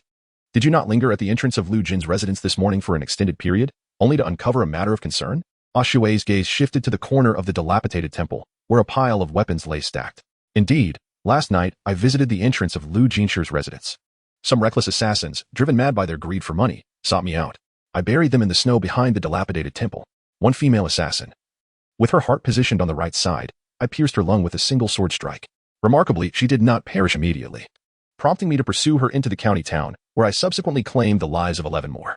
Later, a man approached carrying a lantern. He made no aggressive move, and thus I refrained from taking his life. This morning, Lu Jinshi has passed away. I suspected it was related to the River of Forgetfulness, but I was uncertain. Thus, I investigated the scene, and I can confirm that Lu Jinshi indeed took his own life. However, the reality aligns more closely with your conjecture. His suicide was not a product of his own volition, but rather a consequence of external coercion. The choice to hang himself with a rope was a deliberate act on Lu Jinshi's part. When Xiaosheng was taken aback by this revelation, inquiring, "Deliberate? Why?" When discussing the method and reasoning behind Lu Jinshi's suicide, Ashui explained that the rope he used was intended for tethering cattle, exceptionally sturdy, and tied in a distinctive manner, secured with a hook to keep it firmly around the neck. Even in the presence of wind, the head of the deceased would not easily sway. During my inspection, the knots in the rope and the iron hook captured my attention. If his demise was merely a consequence of his inability to accept reality or an act of desperation, there would be no need for such complexity. Within the confines of the mansion, the towering beams of great trees abound, and a simple white cloth could suffice to fulfill his tragic desire. Nevertheless, he exerted considerable effort to create such a troublesome knot and hook for himself, and even went to great lengths to hang himself at the entrance of the county office. I found it peculiar at the time, so I deduced the position of Lu Jinshi's head based on the length of the rope and the iron hook. Subsequently, by following the direction of his gaze, I discovered the vial of poison buried in the corner of the wall. As Ashui recounted the tale, Wen Xiaosheng instantly grasped her meaning. Thus, Lu Jin's painstaking effort to take his own life at the county office was intended to signal to others the location where the poison was concealed? No, that is incorrect. Today, his corpse has been hanging at the county office for such an extended period, and the absence of any family members to claim the body indicates that they have likely met with a similar fate. In this light, it appears that Lu Jinshi lacks any exceptionally skilled companions to assist him in seeking vengeance, rendering his actions utterly futile. Unless, of course, Ashui, with an air of mystery, gazes at his illuminated profile and inquires, "Could you not convey your message all at once?" When Chaos Hen locks eyes with her, a subtle expression gracing his face. "Unless Lu Jinshi is waiting for you." Ashui's gaze sharpened. "Waiting for me?" When Xiao said, "You have met him before. The fact that he listens to you so obediently suggests that you must have threatened him. Therefore, Lu Jinshi should be aware of your formidable martial arts skills. Thus, you are the only one who might assist him in avenging his grievances." Ashui spoke with a teasing tone. "Do you truly believe Lu Jin expects a complete stranger to aid him in his quest for revenge?" When Xiaosheng toyed with the piece of wood in his hand, seemingly organizing his thoughts. Soon, he cast the wood into the fire, and the sparks that erupted scattered momentarily, vanishing into the depths of his vision. It must be so, if all of this is not mere coincidence. Then Lu Jinshi is left with no choice but to act in this manner. He is compelled to do so. Prior to the appointment of the new county magistrate, Chun Xiong, he was undoubtedly threatened, aware that death awaited him, and that his family would likely not survive either. A dog, when driven to desperation, may leap over walls. A rabbit, in a state of panic, may resort to biting. What, then, can be expected of a person like Lu Jinshi?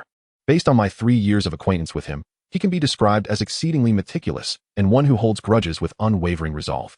The denizens of the River of Oblivion intend to pursue him, and he shall not easily acquiesce to their designs. Moreover, to him, although you are a stranger, you undoubtedly possess a reason to assist him. Upon finishing his words, when Chaos Hen gently tapped the half-empty bottle of poison in Ashue's hand with a wooden stick, causing the latter to gaze at it in deep contemplation.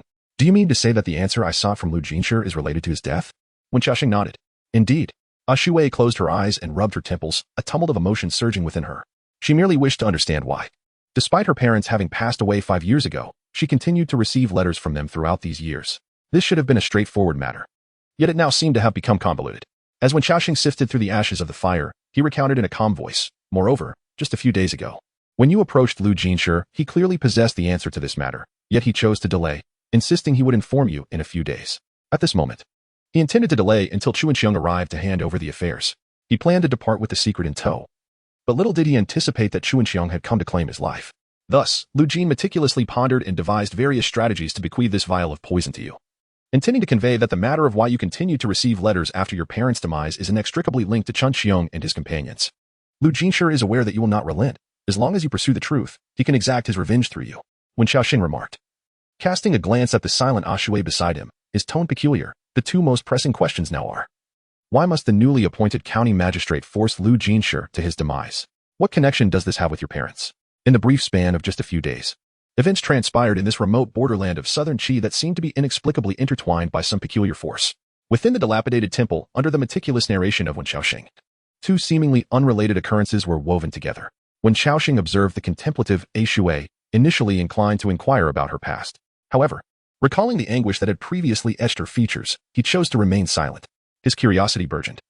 Yet he could not fathom the terrifying experiences that could render such an indomitable spirit as Ashue unable to confront her memories. She had endured the biting night snow, withstood fearsome assassins. In the county of suffering, countless souls sought to pierce her flesh. Yet, neither those buried behind the crumbling temple nor those lurking within the county of suffering could truly harm this nameless woman. Clearly, the woman whom Wen Xiaoxing rescued amidst the tempest was far more formidable than the storm itself. Tomorrow, I shall meet with Chu Xiong. After much contemplation, Ashue reached a decision. She harbored a disdain for being a mere instrument in the hands of others, particularly when that other was a corpse. Yet, the matter concerning her parents bore equal significance. It represented the last lifeline within her soul. Should she refrain from delving into this mystery, the inferno that once reduced Wind City to ashes would inevitably consume her entirely. Though she had miraculously survived, the demons within her had taken form, leading her to believe she had escaped, when in truth, she remained ensnared. When Chaos Hen sighed inwardly, suddenly struck by an idea as he addressed the flickering flames. Today, as I wandered through the county town, I noticed an abundance of black birds perched upon the eaves, and numerous hidden venomous creatures lurking in the alleys. Although I had never roamed the streets of Kuhai County before, I understood that such entities have no place in the world of ordinary folk. His voice resonated with a somber tone, akin to a plea, yet Ashue, resolute in her conviction, replied with a detached languor, "What does it matter? Kuhai County is my home. I was destined to perish here." Listening to Ashue's declaration and observing her visage, half illuminated by the radiant glow of the fire, when Chaos Hen inquired with curiosity, "Ashue, is the truth about your parents truly more vital to you than life itself?" Ashue, as if pricked by an unhealed wound, retorted bluntly, "Is there nothing more important to you than your own life?" When Chaos Hen, with unwavering resolve, shook his head and replied, "No. In order to survive in this world, I have relinquished everything I could, including my dignity. Life is everything to me. As long as I draw breath, the future holds countless possibilities." Ashue scoffed, "Oh really? Just a few days ago, who was it that threatened to go to great lengths if I dared to harm the Dogmaster?" When Xiaoxing fell silent under her derision, yet Ashue persisted, extending her finger to hook his collar and draw him closer. Gazing intently into his face, she asked with keen interest, "When Xiaoxiang, would you truly risk everything for a dog?" When Xiaoxiang was well aware of Ashue's implication, she sought to ascertain which life he valued more, his own or that of the Dogmaster. However, he was reluctant to delve into the profundity of that inquiry. Thus he replied, "Your question is easily misconstrued, akin to asking me who holds more significance to me, you or the Dogmaster. Yet, To both you and the dog master, I am merely an inconsequential passerby in your lives, akin to a stone by the roadside. My thoughts bear no weight in your existence. Why pursue this line of questioning so fervently? Shui was momentarily taken aback by his response. Subsequently recognizing that her inquiry had veered into an unintended direction, she regarded him for a moment before finally releasing her grip. Do me a favor, she stated. When Xiaoxing shook his head, I shall not assist. Shui frowned. I haven't even specified what you would be helping with, and you refuse so decisively? When Xiaoxing tossed a piece of wood aside and replied, what else could you possibly ask of me? You merely wish for my assistance in investigating a case. Do you not? I must inform you. Do not even contemplate it. Regardless of the so-called Wang Chuan or any other individuals, I cannot afford to offend them. At long last, I have managed to attain the identity of a citizen of Qi with an infinite future ahead, a horizon gleaming with promise. Should you choose to seek your own demise, do not drag me down with you. Shui cast him a glance, nodded slightly, and fell silent. As night gave way to dawn, when Xiaoxing entered the county town with his axe in hand, this time, the gatekeepers did not hinder him. Their thoughts had long since strayed from this wandering soul and were instead consumed with whispers about the death of Lu Jinshi. As when Xiaoxing passed by, he overheard their murmurs regarding the newly appointed county magistrate Xuanxiu, who seemed to be searching for something. Recalling the poison Shui had procured the previous night, he pieced together the likely scenario. However, he displayed no outward signs of knowing, burying the matter deep within himself. After purchasing soy milk and steamed buns at the morning market, he made his way to Hohot Alley, located west of Huaguan Bridge. He walked past the rooms adorned with blooming apricot trees until he reached the 8th door. It appeared that the door had been deliberately left ajar for him. As he pushed it open, he encountered a silver-haired woman exiting, to whom he offered a slight nod and greeted. Good morning, Madame Lu. The woman returned the nod, her gaze lingering on him for a few moments before she departed for the vegetable market. Upon entering, when Xiaoxing's eyes were immediately drawn to the loquat tree in the courtyard. Just as the day before, this tree evoked a peculiar sensation within him. Having traveled from the southern part of the county town to this very spot, among the gaps between the houses and alongside the flowing Minnan River, he had encountered many tall and beautiful willows and water firs, yet none captured his attention as this loquat tree did.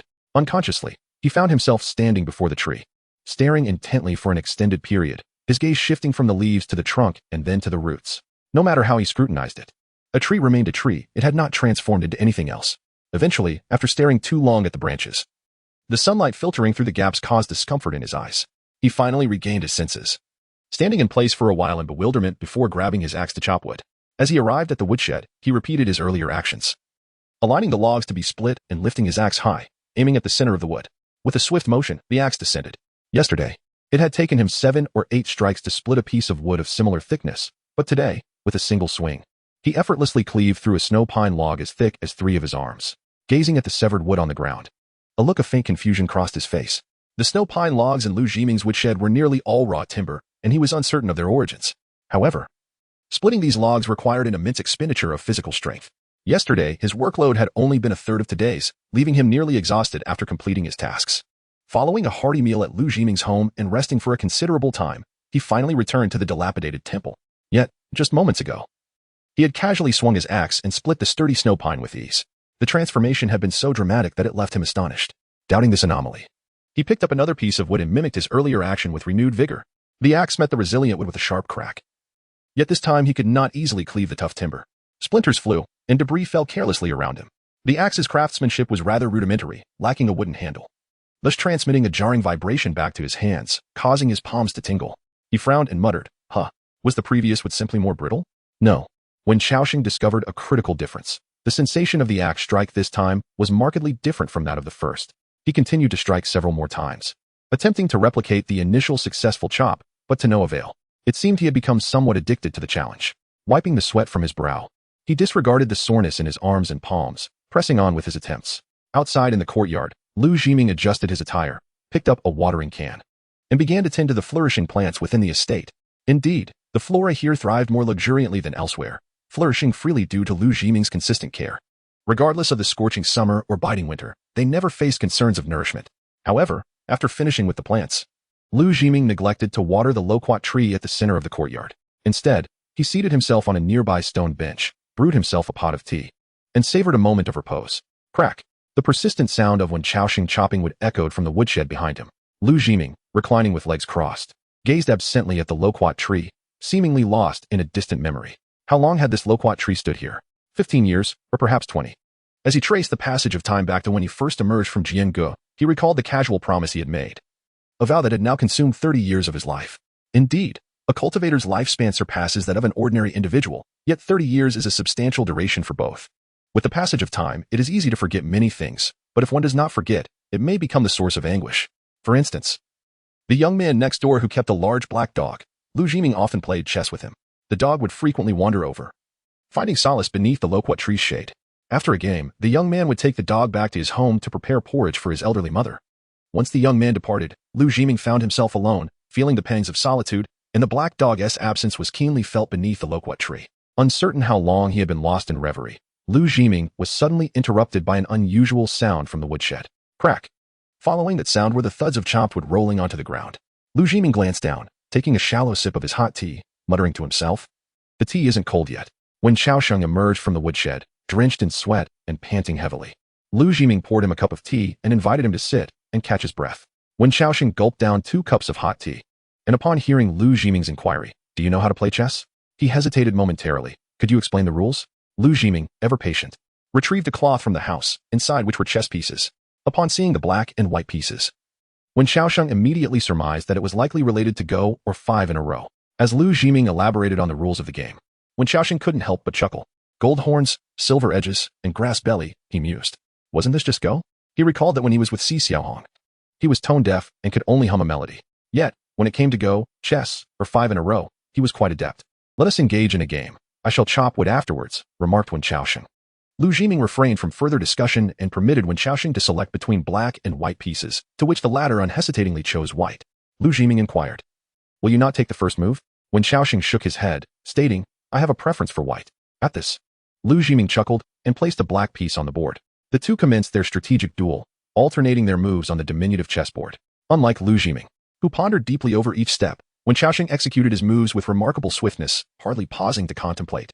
After 150 pieces had been played, boredom set in for Wen Xiaosheng as he observed the loquat tree, lost in thought. The wind rustled through the leaves, creating a sound reminiscent of clashing swords. And as he became aware of his surroundings once more, he felt an inexplicably sharp object pressing against his throat. Instinctively, he rose and retreated, scattering the white pieces in a panic. The pieces tumbled and rolled away, akin to a defeated army fleeing in disarray. When he regained his composure, Wen Xiaosheng was drenched in sweat, his heart racing. He touched his throat to ensure there were no wounds before turning to Lu Jiming and asking, "Mr. Lu, what kind of tree is that?" Lu Jiming replied with a smile, "It is a loquat tree. In the south, there are also loquat trees. You must have seen them." Wen Xiaosheng shook his head, saying, "No, that's not correct. That is not a loquat tree." Lu Jiming took a sip of tea and retorted, "What do you think it is?" Recalling everything that had transpired, Wen Xiaosheng fixed his gaze upon Lu Jiming's face and slowly uttered 2 words, "It is a sword." In the courtyard, a gentle breeze stirred the corner of the azure robe, and the biting chill of winter brushed past Lu Jiming's brow. Yet it did not penetrate his being. He focused intently on the teacup in his hand and remarked, "Different individuals perceive things in distinct ways. The same individual, at different moments in time, may perceive the same object in varying ways. To me, it was once a loquat tree when I first became acquainted with it, and it remains so even now. If what you behold now is a sword, perhaps it shall not remain so in the future." Wen Xiaosheng stood quietly amidst the garden adorned with white fabric, intently gazing at the tree before him. The flickering shadows of blades he had previously encountered seemed merely a fleeting figment of his imagination within the confines of a chess game. The cold sweat upon his back had dried with the passage of time, yet the swaying loquat tree had lost its aura of menace. It still managed to capture Wen Xiaosheng's attention instantaneously. However, when he endeavored to discern something within its branches, he found himself perceiving nothing at all. Raising his gaze, he peered into the foliage of the loquat tree and inquired of Lu Jiming, "Mr. Lu, has this loquat tree ever borne fruit?" Lu Jiming replied with certainty. Indeed, during its time in the Yin Kingdom, it bore fruit annually. Wen Xiaosheng expressed his astonishment. "In this world, do people divide by north and south? And do trees too?" Lu Jiming chuckled softly, taking a delicate sip of tea. "Whether trees are categorized by the north or south is a matter yet to be debated. How then can humanity be divided by such distinctions? Are there many differences between the people of Yin and those of Qi?" Wen Xiaosheng bent down to the ground and picked up the white chess pieces, placing them one by one back into the cloth pouch. "Though I have spent 3 years outside the county, I have witnessed much that transpires within its borders. Many of the common folk toil their entire lives, yet earn not even a fraction of the gold leaf you casually retrieve. Even the splendor they seek is but fleeting. Their lives remain ensnared within the confines of their humble existence. For them, what distinguishes the north from the south is not merely humanity." After pondering for a moment, Lu Jiming remarked, "In my earlier travels from the north, I encountered a Confucian scholar from the state of Qi who spoke of a 4-character phrase, Qiong Zi Xing Bian, He asserted that when one finds themselves in dire straits, they should strive to alter their circumstances rather than succumb to the constraints of their environment. I find his words to be quite reasonable. When Qiao Sheng paused momentarily in his motion of picking up the chess piece, then remarked, Mr. L. Many individuals are aware of countless profound truths, yet they still struggle to lead fulfilling lives. I pride myself on my intellect, even believing that most people in this world pale in comparison to me. Yet, a single remark from Lu Jin, coupled with my status as a drifter and a mere 10 taels of silver, has left me stranded outside the county for 3 long years. During this time, I have resorted to every possible means to survive. However, had it not been for the encounter with Dogmaster, your presence, and the hunter Zhang, I would have perished countless times. Some stand atop the pinnacle, gazing down upon the realm of mortals with a single glance. There exists a frog confined at the bottom of a well, gazing upward for a century, yet remaining within its limited domain. The principle that adversity breeds change holds true. However, individuals differ in their capacity for transformation, which is influenced both by their intrinsic nature and their surrounding environment. In comparison to humans, trees are considerably simpler. If trees from the north can thrive in the south, it stands to reason that they should also be able to blossom and bear fruit. L. Jiming did not refute Wen Qiaoshen's perspective merely due to his own age and experience. Instead, he pondered deeply for a moment, and a contemplative expression gradually emerged on his face. To me, individuals and trees are quite similar, he remarked. This loquat tree ceased to bloom and bear fruit long time ago. It has nearly forgotten that it is a tree. Wen Qiaosheng picked up a chess piece once more and gazed at Lu Jiming, curiosity evident in his voice. Mr. Lu, as you traverse the world, why do you carry a tree with you? Lu Jiming gently tapped the lid of his teacup, producing a crisp sound. A tree cannot thrive without roots. I am not merely bringing a tree down the mountain. Rather, the journey is long and the waters deep. I feared forgetting the flavors of my homeland, so I plucked a loquat branch before my departure. Later, after establishing a family, I acquired a residence here. And that very loquat branch was buried in the earth. To my astonishment, following a snowfall, it sprouted roots, and with the caress of spring breezes, it blossomed into a tree. After speaking, Lu Jiming smiled at Wen Qiaosheng. Qiaosheng, I have dwelled here for over 30 years. The dust of travel long faded from my being. How could you possibly know that I once roamed the world? Without hesitation, Wen Qiaosheng replied, my eyes can perceive things that elude the ordinary gaze. Lu Jiming inquired, oh, such as? Wen Qiaosheng finally collected all the white pieces from the ground and handed the cloth pouch to Lu Jiming. For instance, when playing chess with me, you are always preoccupied with other matters. It is evident that you are troubled by numerous matters. With that said, Wen Qiaosheng turned and made his way towards the woodshed, leaving L. Jiming momentarily entranced by his retreating figure. It was not until the sound of chopping wood echoed once more from the woodshed that he regained his senses, casually pouring the now tepid tea onto the loquat tree below. At the morning market, a silver-haired woman gathered the vegetables and meat she needed for the day, placing them all into a stone basket, which she then covered with a black cloth before turning towards the market entrance. There stood an archway adorned with a sign reading, Yumelin. This archway had stood in this locale for quite some time, erected 27 years ago, precisely 1 year prior to Lu Jinshi's appointment in Cahaxian. Since Lu Jinshi assumed office, the archway of Cahaxian had seen little alteration. However, each year he would apply to Wang Cheng for funding, the ultimate fate of which remained a mystery to the citizens of Cahaxian. As she passed through the archway, the silver-haired woman suddenly halted. Before her stood a hunched old man clad in brown cloth, his kind eyes and gentle smile radiating warmth. Madam Lu, would you mind reminiscing with an old friend? The wind is fierce today, and the streets are bustling with people who wish to avoid lingering outdoors. The passers-by are tightly wrapped in their garments, oblivious to one another.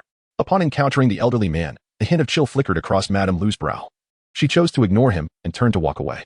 However, after taking just a few steps, the old man spoke again. Those from the river of forgetfulness have come to the county of Bitter Sea, not in search of you. To meet you is my personal desire. For 30 years, I have guarded this secret, uttering not a single word. Now, I would like to request your assistance. The Mandarin Duck Tower.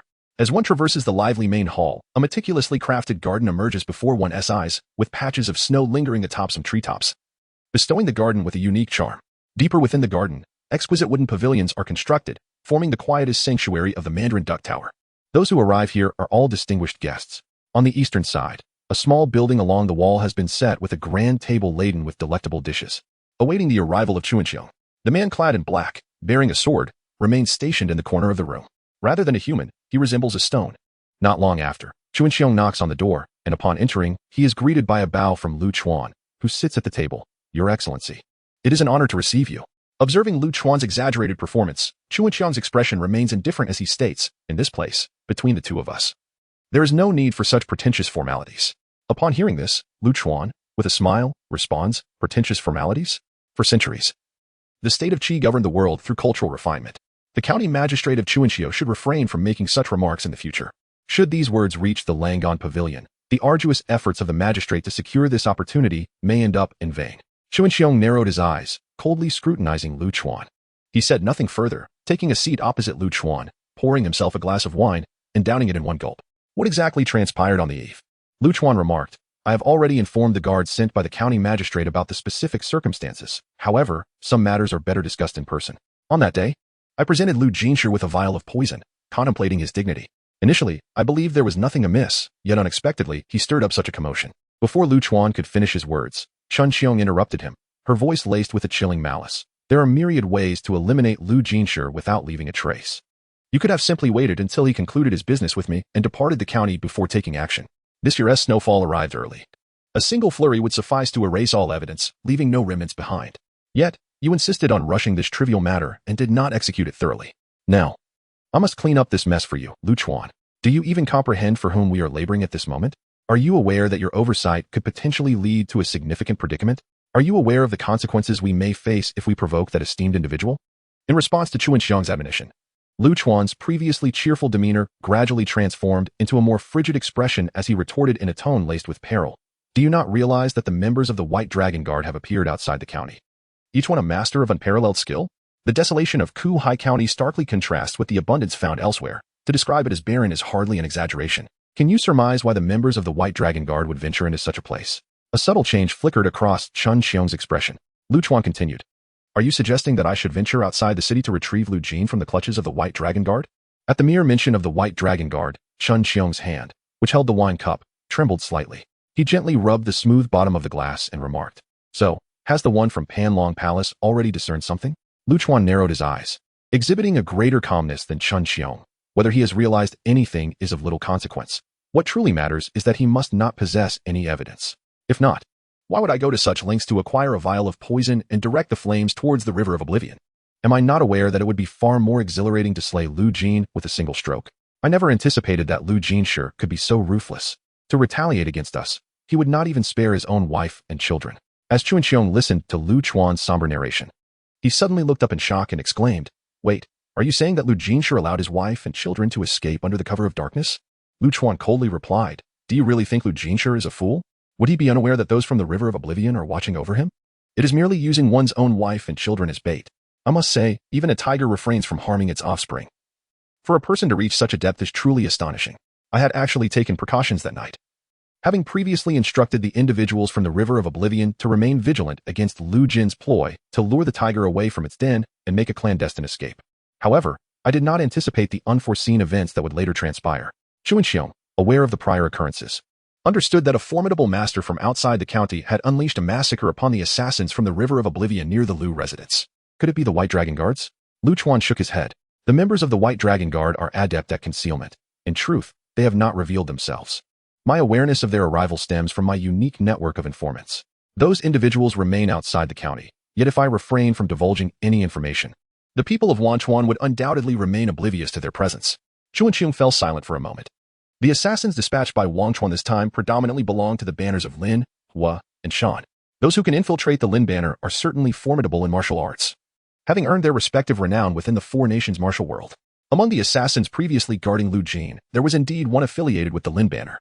This individual, surnamed Li and named Shan, ranks 47th within the Lin banner and has been active for 7 years, claiming 433 lives.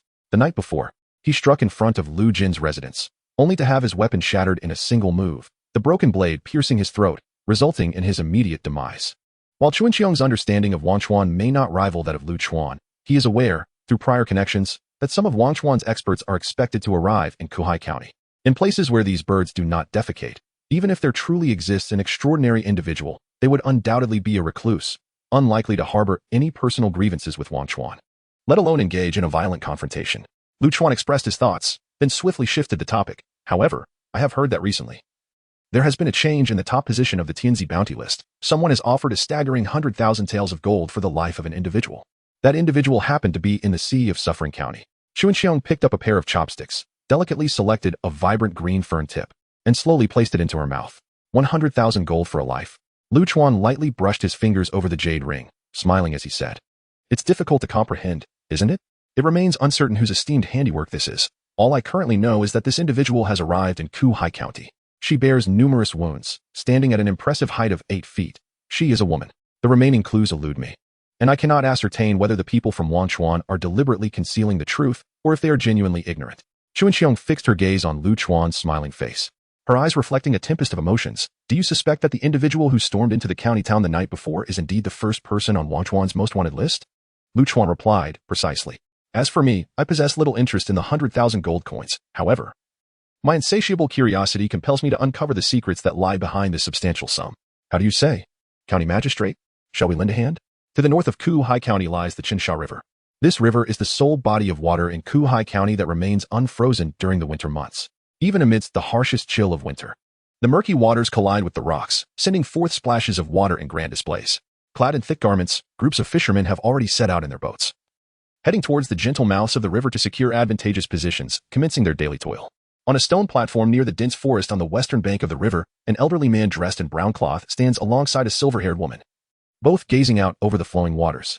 The old man's visage is calm, yet the river's currents mirrored in his eyes tell tales of the trials and tribulations he has endured throughout his life. 30 years after your departure, oblivious to life and death, the river of forgetfulness has lost its Meng Po, prompting the 10 Yama kings to unleash their wrath and mobilize numerous forces from the realm to seek you out. Many lives were lost within. Lady Lu's voice was devoid of any remorse. We are all deeply tainted with blood on our hands. In the depths of the river of oblivion, there exists no innocence. They perish because of me, thus atoning for the transgressions of my youth. After a brief pause, she inquired of the elder, what about you? What brings you to me? The elder exhaled deeply. I have risked my life to safeguard a secret for you for 30 years, allowing you to live freely for 3 decades. Now, I desire to reclaim 10 years from you. Madame Lu gazed at the rushing river, and after a prolonged silence, she replied, having withdrawn from the world for 30 years. I am no longer adept with weapons, nor capable of taking a life. The elder in brown chuckled. Then I have indeed found the right person. Madame Lu cast a curious glance at him, pondering the motives of this familiar figure she had not seen in 3 decades, the once youthful, now infamous Windbanner. A living embodiment of death who had claimed the lives of thousands. Why have you sought me, if not for murder? The old man in brown slowly retrieved an ancient rattle from his sleeve, gently twirling it. The small ball struck the drumhead, producing a muffled sound. Yet, this sound was swiftly consumed by the waves on the river, barely traveling far in the wind. 2 years ago, I discovered a 7-year-old girl in the state of Qin, lying unconscious amidst a pile of grass by the wall. She was pierced through the chest by 2 feathered arrows, leaving her drenched in blood. I, Mahuan, have taken lives throughout my entire existence without a single blink, yet it was precisely at that moment that I felt a pang of compassion. Subsequently, I extracted the feathered arrows from her body, employing my internal energy to staunch her bleeding and using strong liquor to expel the malevolent influences from her wounds. Just as I observed her nearing recovery, she unexpectedly succumbed to a dreadful plague, her fever relentless. I searched in vain for a physician, having even prepared a coffin for her. In the end, however, she astonishingly persevered through the ordeal on her own. Upon awakening, she gazed at me and called out grandfather. From that moment on, I embraced her as my own granddaughter. After hearing this brief and disjointed tale, Madame Lu's prior indifference seemed to dissipate somewhat. She tilted her head and scrutinized the elderly man with keen interest, remarking, when one has attachments, the aura of hostility will surely diminish. Do you also wish to escape from the forgotten river, unafraid of being discovered? Mahuan sighed. The waters of the river of forgetfulness may be consumed by spirits, but are forbidden to mortals. Once one has entered the river of oblivion, what possibility remains for retreat? I, an old man who has spent a lifetime as a harbinger of death, have long since transcended the boundaries of humanity and specter. Now, burdened with ailments and injuries, I yearn only to steal a few fleeting moments of time, to nurture my little girl into adulthood, and to witness her future secure. That would suffice to bring me contentment. Lady Lu hesitated for a moment and inquired, how may I assist you? Mahuan tucked away the rattle drum in his hand and, tilting his head towards her, replied, I need you to re-emerge in the guise of Mengpa. Feigning my demise. In my youth, by a twist of fate, I studied an extraordinary technique with a practitioner from the Northern Sea, known as Whale's Descent. This art allows my physical form to feign death for several days while my consciousness remains intact. You shall aid my escape, and thereafter, all grievances and bonds of the past 30 years shall be wiped clean. What say you? Lady Lu shook her head. 30 years ago, I promised him that I would no longer involve myself in the affairs of the martial world. Mahuan, you have arrived late. A slight furrow appeared on Mahuan's brow. That young man. Lady Lu was taken aback, an expression of disbelief surfacing on her youthful visage, incongruent with her years. After a brief moment, she murmured, a young man? 30 years have already passed. How swiftly time flies. Mahuan fixed his gaze upon Lady Lu. The curiosity that had been suppressed for 3 decades now surged forth like a bubbling spring. He inquired, I am truly eager to know what that young man said 30 years ago that could compel the fearsome Meng to lay down her weapon and willingly withdraw from the martial world. As she reminisced about the past, a gentle smile reminiscent of a spring breeze graced Lady Lu's lips. Yet, it was fleeting. She soon regained her composure.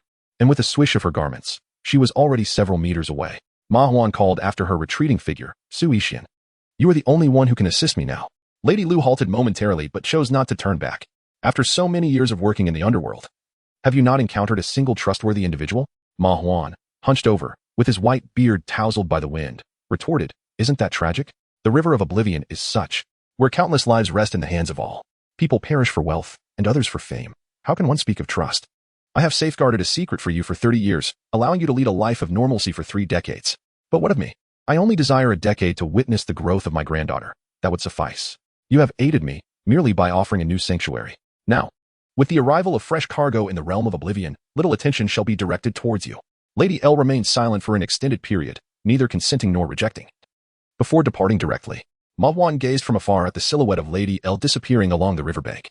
After a considerable while, he lowered his gaze and retrieved the rattledrum, gently turning it as its faint sound lingered in his ears, softening the indifference in his eyes with a touch of benevolence. As evening descended, when Chao Sheng dragged a pile of firewood back to the dilapidated temple, where snowflakes cascaded from the heavens. Upon arrival, he unloaded the wood and addressed a Shui, who was leaning against the base of a stone statue. Didn't you go in search of Chen Qiong? Why have you returned so soon? A Shui paid him no heed. He approached her with some cold dumplings. Yet his gaze faltered slightly. He noticed large splotches of blood staining a Shui's chest. Her head hung low, her long hair obscuring her face, as if she had succumbed to unconsciousness. When Chao Sheng was taken aback by a Shui's state, initially, upon glimpsing the blood on her, he assumed it belonged to another. However, despite his lack of knowledge in the ways of cultivation, he could discern through a Shui's breath and various details that this profoundly skilled woman was indeed gravely injured. After a moment's hesitation, he stepped closer, slowly extending his hand towards her chest, intending to lift her garments to examine the wound. This action was undoubtedly both alluring and perilous for Wen Chao Sheng. Yet he proceeded. Just as his hand was about to reach her full bosom, another icy hand simultaneously grasped his wrist. In that instant, he beheld a pair of exceptionally frigid eyes. Under the scrutiny of those eyes, the flickering flames within the temple and the chill of the wind seeping through the cracks in the walls took on a faint crimson hue. This gaze was not unfamiliar to Wen Chao Sheng. For days prior, when he first visited the dilapidated temple to ascertain a Shui's fate, she had displayed a similar expression. The two exchanged glances, and after a brief silence, the murderous intent in a Shui's eyes gradually dissipated.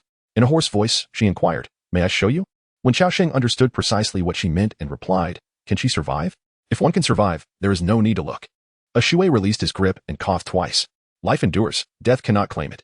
When Chaos Hen withdrew his hand, placing the now-cooled bun beside her, and proceeded to fetch a pot to boil some snow water. As the water within the pot began to bubble, he filled a bowl and set it outside amidst the swirling snow. It was only when the water cooled to a drinkable temperature that he presented the warm water to Ashui. Drink the hot water.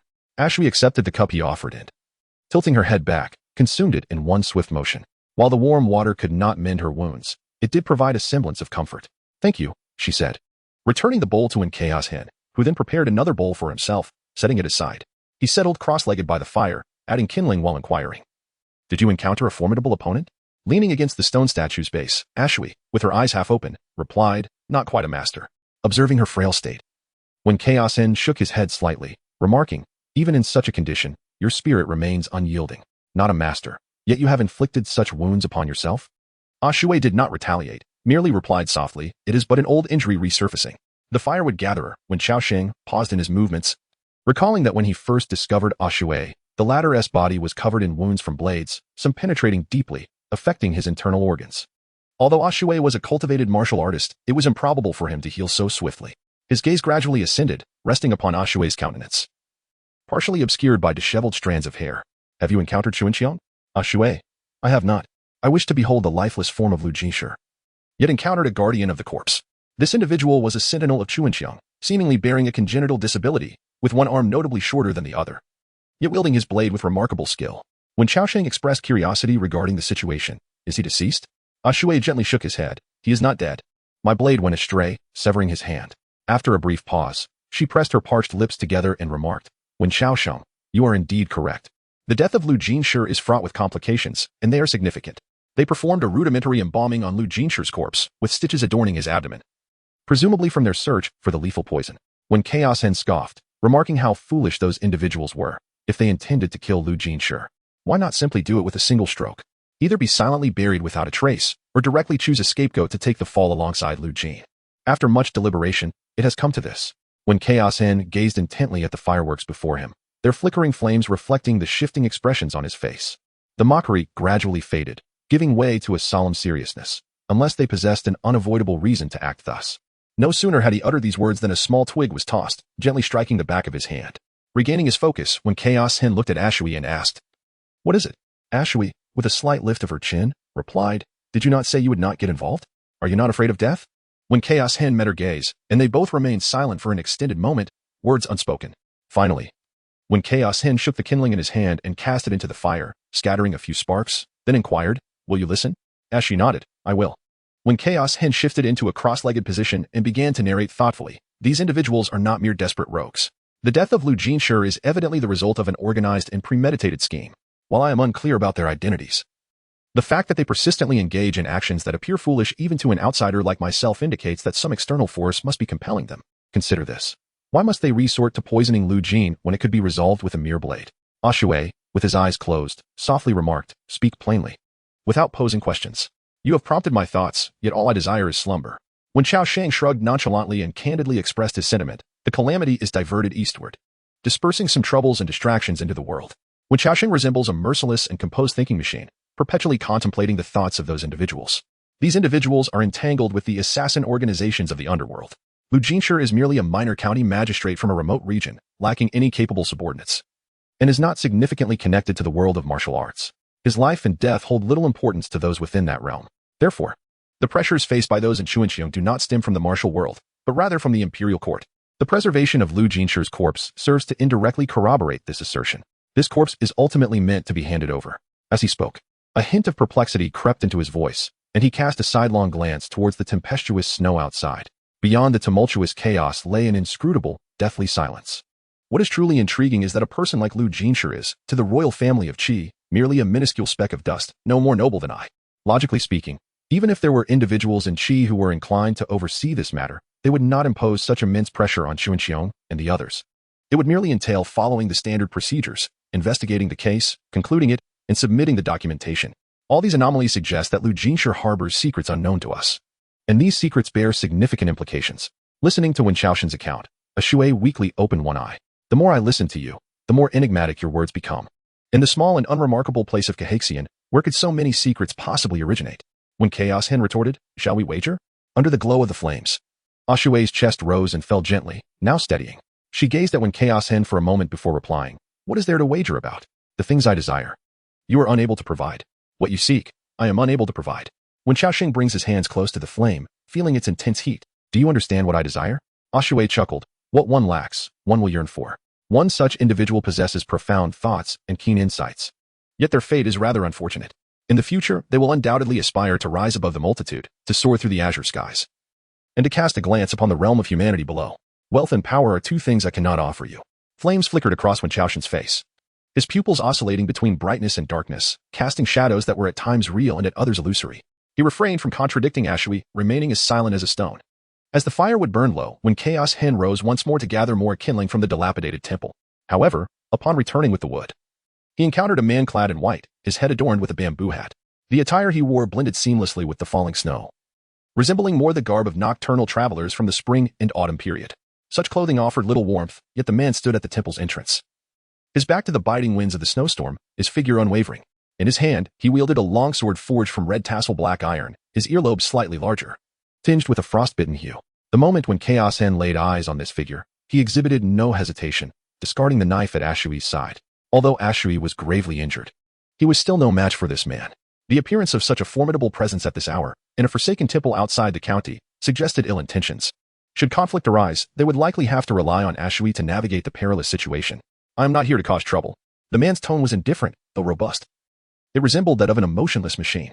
A pendant hung from his waist, a black cord tethering a diminutive black iron demon mask, swaying gently with the cold breeze. He cast a glance at Wen Qiaoxing, his gaze seemingly laden with scrutiny. Subsequently, he furrowed his brow and shook his head slightly, passing by Wen Qiaoxing and making his way to the fire. A clever approach. The man in white, with his back turned to Wen Qiaoxing, spoke in a calm tone. Although his words were ostensibly complimentary, they were laced with a palpable disdain, inadvertently revealing the pinnacle of sarcasm. However, if I were indeed here to cause trouble, you would hardly have the opportunity to throw a knife. He scarcely cast a glance at Wen Xiaoxing and approached the fire. Fixating on Ashui, who was leaning against the statue, he inquired, "Are you from Wind City?" Ashui kept her head bowed, neglecting to retrieve the knife. Even too lethargic to raise her eyelids. "Speak if you have something to say. If not, then leave." Unlike the gentle tone she had used with Wen Xiaoxing, Ashui exhibited no patience whatsoever towards the man in white. Even though he appeared equally formidable, she offered him not an ounce of courtesy. The white-clad man tightened his grip on the sword, a flicker of displeasure surfacing in his eyes as he spoke with disdain. "I had thought your current plight resembled that of a drowned rat. As I have mentioned, I am not here to create trouble, which implies that I might be able to assist you. If you wish to survive, you ought to show me some respect." Ashui replied coolly. "The word respect sounds rather acerbic coming from your lips. Furthermore, whether I am a drowning dog is of no concern to you. Which of your eyes perceived my plea for assistance?" Under the sharp and unyielding retort from Ashui, the man in white displayed an almost imperceptible flash of irritation on his face. His grip on the longsword tightened considerably. Yet he ultimately restrained himself. Instead, he responded with an exceedingly provocative tone, saying, "Do you know? Your obstinacy, along with those individuals from Wind City, has led you to your current predicament. A fire, how many lives did it claim? Have you ever counted?" As his words fell, a chilling gust of wind, which had been blowing through the crevices of the stones, was abruptly severed. The hatchet, which had been lying motionless on the ground, was now firmly grasped in Ashui's hand. Though one could not tell when this transformation occurred, the moonlight was obscured by the falling snow, and in a fleeting moment of lightning speed, the sword and the hatchet clashed. It was all too swift. Wen Xiaoxing could not discern the scene clearly, nor could anyone else, when the sound of shattering metal resonated. Crimson stained the shoulder of the man in white. The hatchet, wielded by Ashui, arced down from his neck, cleaving towards the spine, nearly severing the man in white in twain. The sword in the latter's hand was utterly shattered. His eyes widened in disbelief as he gazed at Ashui before him, blood frothing at the corners of his mouth. He could not fathom that a severely injured individual could wield such a swift and forceful strike. Observing the vitality fading from the eyes of the man in white, Ashui spoke in an icy tone.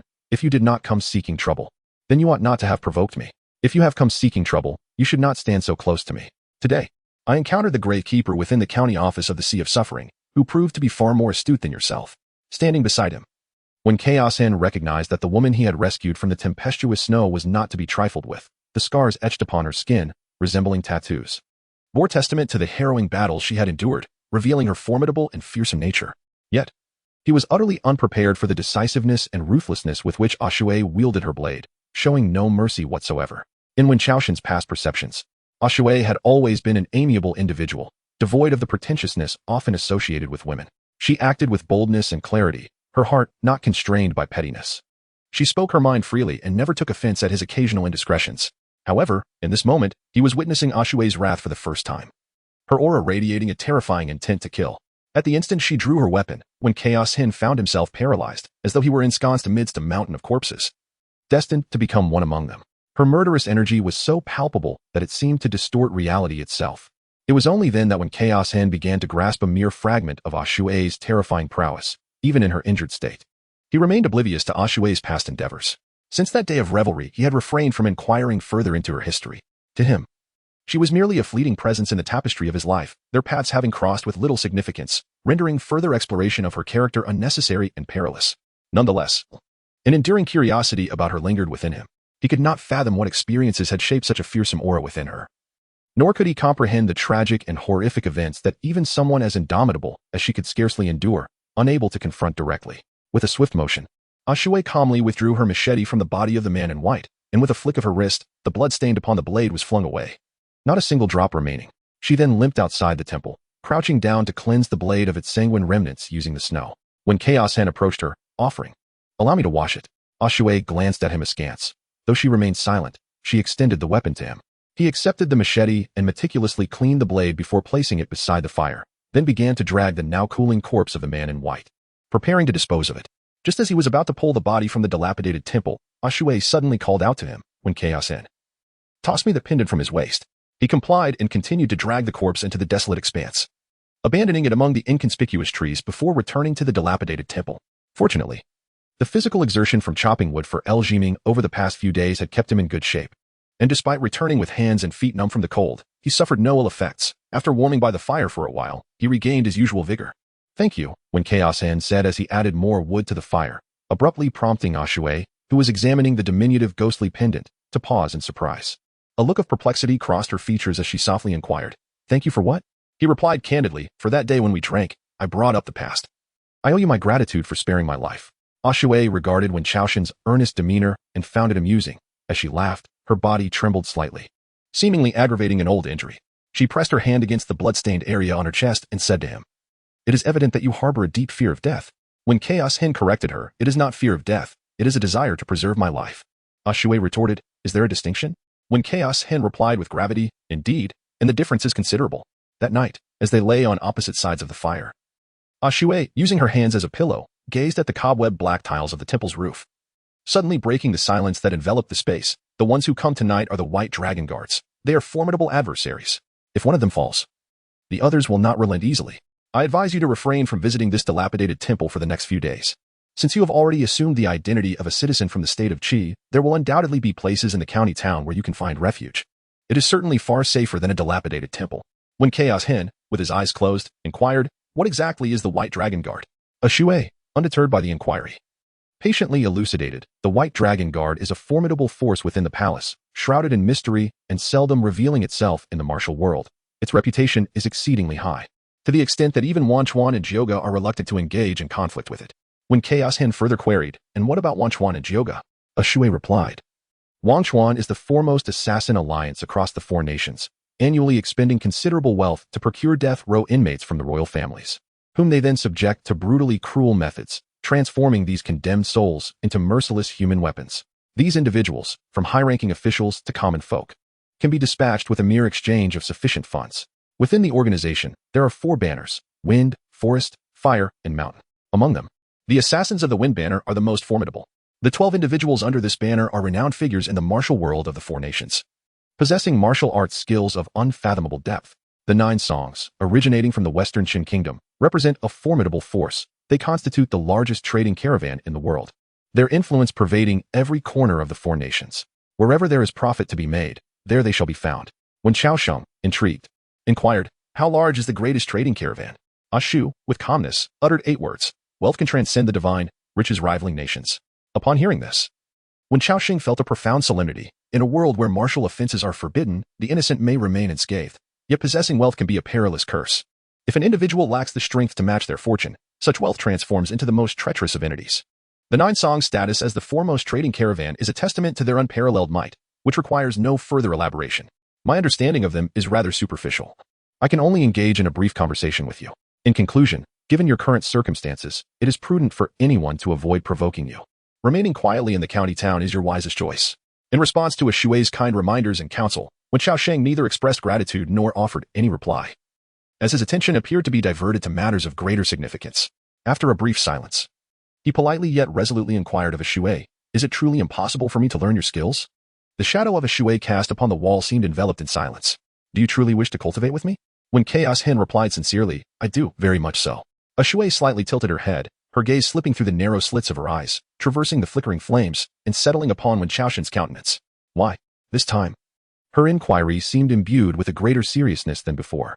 Wen Chaosheng's response remained as succinct as ever. "Because you are strong enough. Ashui, with your exceptional abilities, could you possibly hold a position of significance in the realms of the four nations?" Ashui replied languidly, "I cannot say. I am not a person of the martial world."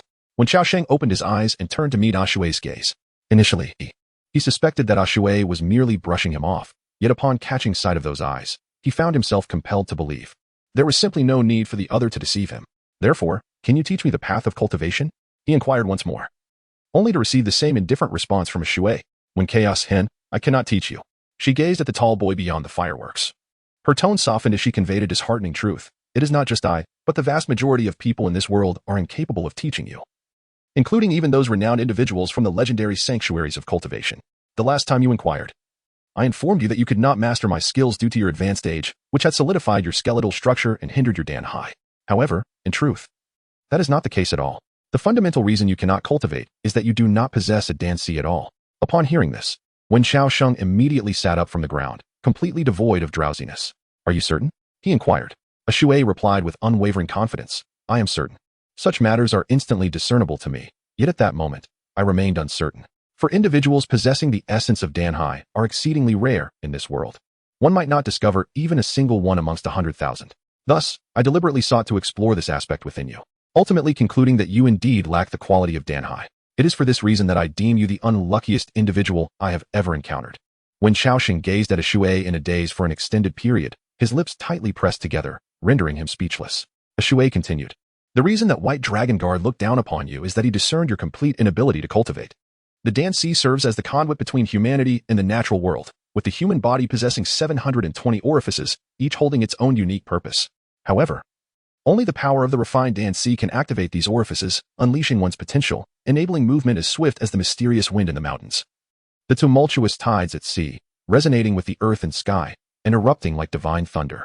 Ordinary individuals, regardless of their physical exertions, can never hope to rival the formidable forces of nature. Consequently, in the presence of martial practitioners, the common person appears as feeble as an infant, utterly devoid of any capacity for resistance. You are inherently devoid of innate talent. No matter how hard you strive thereafter, your potential remains ultimately constrained.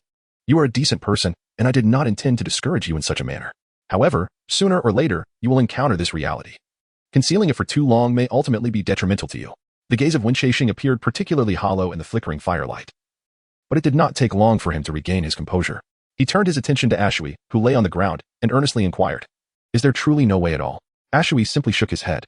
"I find myself utterly devoid of any means. Such occurrences are inherently rare. And I am not a master with the intent of establishing a sect. I possess no insights when it comes to instructing disciples. If you insist on learning from me, I can only impart to you a skill of Taoist cultivation." When Xiaoxing hesitated for a moment before inquiring, "What skill?" Shui replied, "The Taoist from Beihai. During his travels across the world, inscribed 3 unique techniques he had created on the cliffs of Jiesher, located at the far east of Zhao. These techniques are known as Whale Dive, Deceptive Speech, and the Fountain of Eternal Youth. The wondrous art I possess is none other than the Elixir of Eternal Youth. This remarkable art is quite unique, as it does not require the Danci for practice. However, its efficacy varies from person to person. It can strengthen the body and prolong life, yet it will not bestow the power to shatter mountains and stones." Unfazed, Wen Qiaoxing remarked, "Practicing is certainly better than not practicing at all. You are correct. I am indeed the most unfortunate soul in this world. However, even the most unfortunate have their own way of living. If I truly wished to escape this existence, I should have succumbed 3 years ago. For then I would have been spared from enduring such torment. For the past 3 years, I have been constantly pondering how to survive and how to live a better life. In comparison, the absence of Danhai seems to be of little consequence." Ashui gazed intently at Wen Qiaoxing's countenance, and only now did she realize that she had underestimated his belief in life. An indescribable sensation gradually spread within her chest, as if the pain of old wounds was slowly being overshadowed. Ashui turned her face away, closed her eyes, and said, "Let us sleep. Tomorrow morning, I shall impart to you the incantation, guiding you in the manner of instruction. In the county of Kuhai, at the county office. The brilliance of the stars and moon has been obscured by the tempestuous winds and snow. Chun Qiang stands in the chamber that houses the remains of Lu Jinshi, while Wu Xie, wielding a knife, remains vigilantly by his side. Yet his shorter arm is intricately sewn with countless stitches, the elbow suspended by a strip of white cloth around his neck. Lu Jinshi's body has merely been shifted. Beyond that, no other anomalies are present." After examining Lu Jinshi's remains, Chun Qiang, in disbelief, turns to Wu Xie and inquires, "Do you mean to say that the limping woman who visited today possesses skills surpassing yours?" Wu Xie's lips pale slightly, as images of their previous encounter flicker in his indifferent gaze, responding, "Far beyond my capabilities." Chun Qiang's expression grows gravely serious, his eyes drifting to Wu Xie's injured arm. He asks, "Can you discern her style of martial arts?" Wu Xie shakes his head. "There is no discernible style.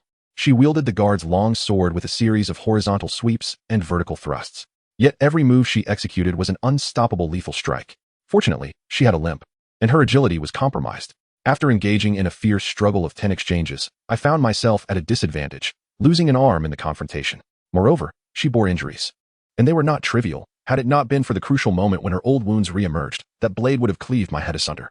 As Chun Qiang listened to Wu Xie's account, a chill ran down her spine. "Alas, have you not, 15 years past, entered the Dragon's Roar realm, only to now be unable to withstand a mere strike from this individual? Historically, there is no first in literature and no second in martial prowess. Chun Qiang, having journeyed from the royal city, is accompanied by a retinue meticulously selected by himself. As for Wu Xie, he has served the family for over 20 years as a venerable guest, and Chun Qiang is acutely aware of his capabilities. He is perplexed as to why such a formidable master would emerge from the remote region of Kuhai County. A ripple of unease washes over him, leading his thoughts toward the most dire of possibilities. Perhaps a noble from the palace has uncovered some threads of intrigue and discreetly dispatched one of the 3 instructors from the White Dragon Guard to investigate. It is rumored that among the 3 instructors, one is a woman of extraordinary skill, who single-handedly battled 1,800 bandits in the western frontier, ultimately slaying their leader and escaping unscathed. Could it be that the individual who has come to examine Lu Jinshur's corpse is indeed the female instructor of the White Dragon Guard? Chuanxiong's thoughts became tumultuous, and he abandoned many details. At this moment, it felt as though he tread upon steel needles, each step sending tremors through his entire being. Sensing Chuanxiong's disarray, Wu Xie offered a hoarse yet comforting remark. My lord, do not be alarmed. Concern often breeds chaos. Today, I observed that woman clad in tattered garments, resembling a destitute wanderer, bearing numerous shocking scars upon her person. It is likely that she herself is burdened with considerable trouble, and such a figure is unlikely to be connected to the palace. Once one enters the martial world, what may seem monumental often pales in comparison. Wu Xie's words gradually soothed Chuanxiong's turbulent mind.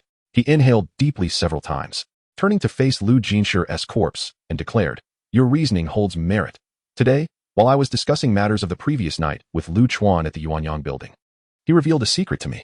He mentioned that recently, a significant bounty had appeared on Tianzi, amounting to a staggering 100,000 gold pieces, concerning a woman who stands 8 feet tall, her body marred by wounds. In retrospect, it seems that the individuals who came to the county office today to investigate the corpse were likely searching for her. However, why was she so concerned about Lu Jinshur's life and death? The flickering light in Chuanxiong's eyes betrayed his lingering unease. He remained apprehensive, insisting that Lu Jinshur's remains must ultimately be submitted along with the case files to the judicial authorities of the grand city of Guanghan. Only after thorough verification would the necessary documents be relayed back to the royal city, at which point clarity could finally be attained. Should he exhibit any signs of abnormality, there was no telling if the accompanying Bailong guards might take note of him. Chuanxiong was not intimidated by the Bailong guards. His visit to Kuhai County was twofold. First, to seek an opportunity to aid him in passing this year's examination for the Langan Pavilion, and second, to assist a prominent figure in the clouds with some minor troubles.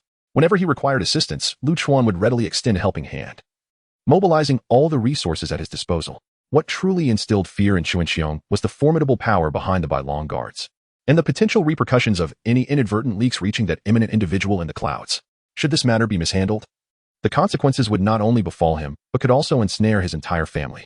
Although the state of Qi has revered Confucianism and Taoism for centuries, those who ascend to the clouds do not secure their status and power merely through eloquence. Chuanxiong believed he understood this principle more profoundly than anyone else. 76 years prior, a coup within the royal family of Qi ignited unprecedented turmoil. During that tumultuous period, his grandfather, overly trusting in the lofty ideals of Confucianism, steadfastly refused to take sides, shun factions, or engage in self-serving alliances, ultimately leading to his ostracization, loss of life, and downfall of the family. If adults wish to inquire, it may be prudent to collaborate with Lu Chuan for investigation. However, I find it perplexing that Lu Jinshur, a mere county magistrate from a remote area, could possibly be acquainted with such formidable figures from the underworld. The motivation behind the visitor's examination of Lu Jinshur's corpse today is exceedingly suspicious. Chuanxiong, with his hands clasped behind his back, lightly rubbed his fingertips together, seemingly in deep contemplation. After a prolonged moment, he exhaled a deep sigh. Today, I initially disagreed with Lu Chuan's proposal. The individual he serves is indeed perilous, and I cannot afford to offend him. I am reluctant to engage in any matters that might lead to unforeseen complications. If I were to unwittingly provoke trouble with him, the repercussions would not be confined to my own self. However, it seems that I am left with no choice now. Alas, I shall compose a letter tomorrow. Would you be so kind as to deliver it for me? When Xiaoxing sat amidst the loquat orchard, engaged in a second round of chess with El Jiming, this time, he found himself as distracted as El, his thoughts wandering and focus waning. After the 70th move, El Jiming suddenly inquired, Xiaoxing, why have you taken on my demeanor today?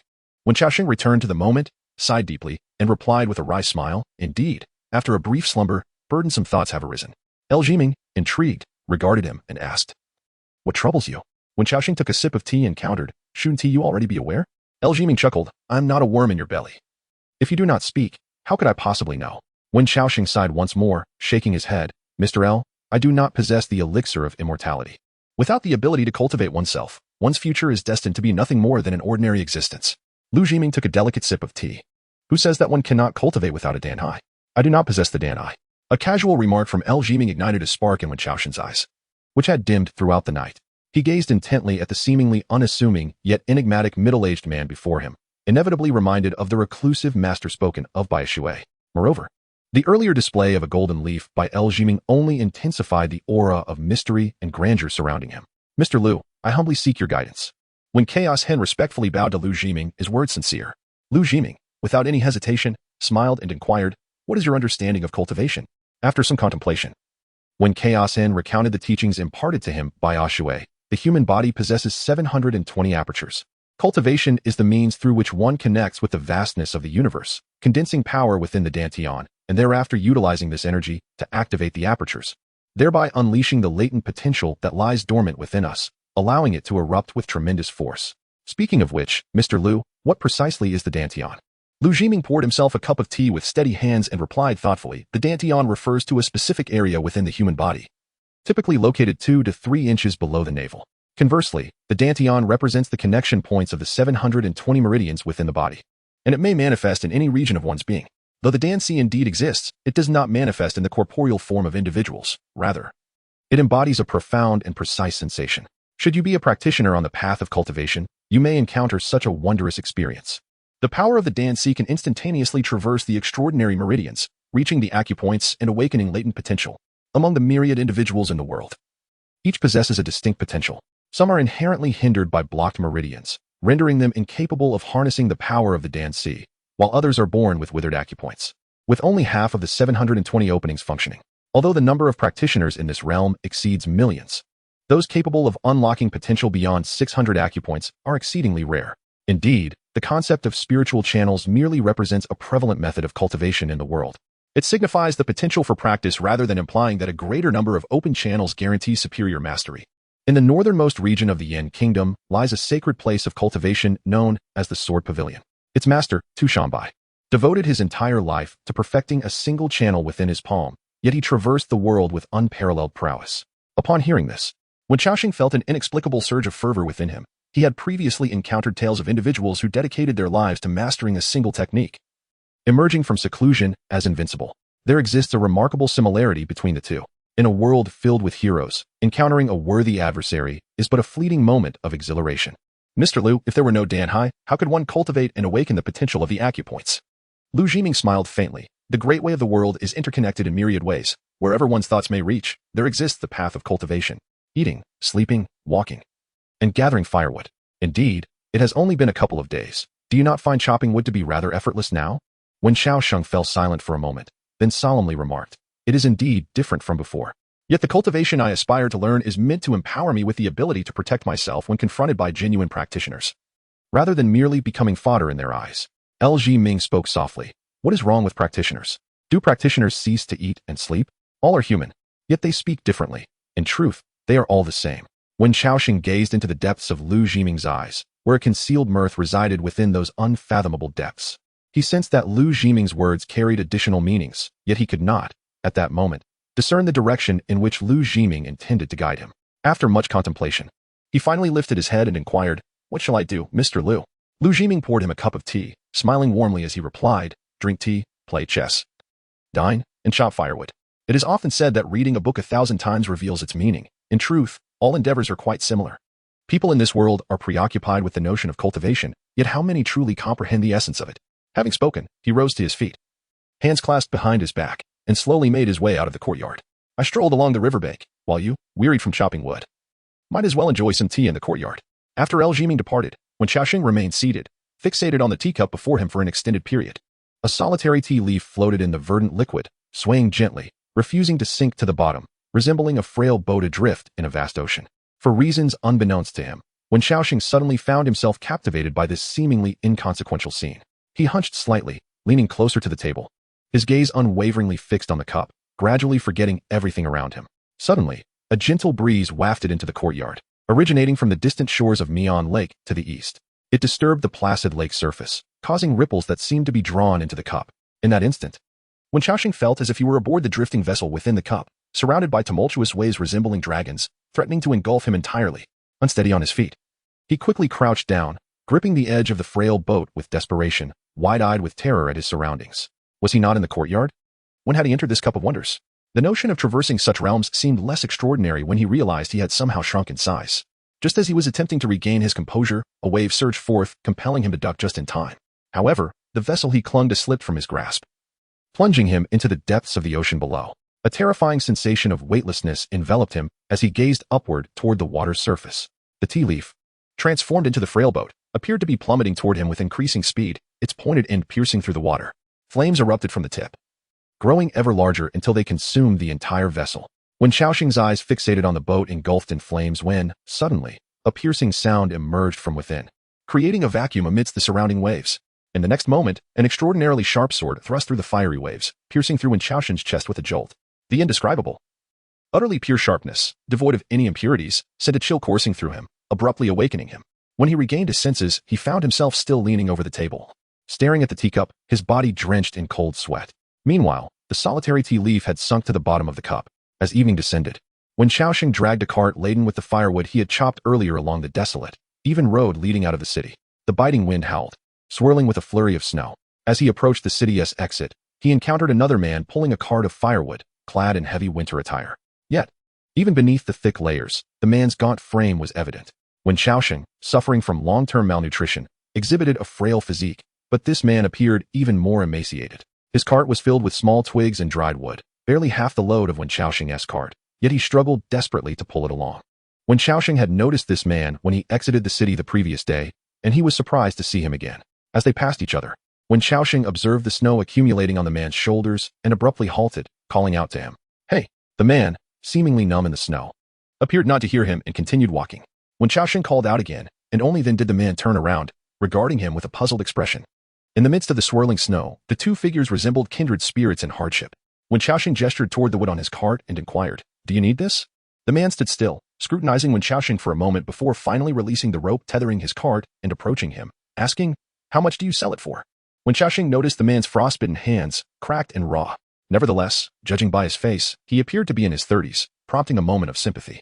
"If you truly need it, I can give you some for free." El Jiming had informed him that there was an abundance of firewood, and the wood he chopped daily was more than enough for their needs. Eventually, he sold the excess, which contributed to his earnings. Upon hearing Wen Xiaoxing's offer, the man exhibited no signs of joy. He pondered for a moment, delving into his pocket, but found nothing after a thorough search. Finally, he addressed Wen Xiaoxing. "A gentleman does not accept unsolicited gifts. I know where to buy firewood in the city, and I'm aware of the prices. If you are willing, I will purchase it from you at half the market price, and for the other half," he paused thoughtfully before earnestly adding, "I will exchange it for written words." Wen Xiaoxing raised an eyebrow, intrigued. "Words? What kind of words?" The gaunt man replied, "Written words. Do you want them?" Wen Xiaoxing found himself momentarily amused by the man's request. However, after a brief chuckle, he acquiesced. "Deal." The thin man nodded, glancing around before pointing toward the southern gate of the county town. "I have no money today. Tomorrow evening, as the sun sets, I will bring the money and the words to meet you there. How does that sound?" Wen Xiaoxing assisted him in transferring a third of the firewood from his cart to the man's. Afterward, the man shook off the snow from his body and said to Wen Xiaoxing, "This will suffice. Given your evident frailty, you may struggle to carry more. And I wouldn't want you to freeze to death on the street. Such a fate would be unfortunate for both of us." The thin man lowered his head to shield his eyes from the swirling snow, securing the firewood in his cart with a rope, stating, "If I freeze to death, it is my own misfortune. My surname is Qing, and my given name is Feng. You must come tomorrow. I shall await you at the entrance." Wen Xiaoxing remarked. "No problem. My name is Wen Xiaoxing. Let us meet at the county gate tomorrow evening."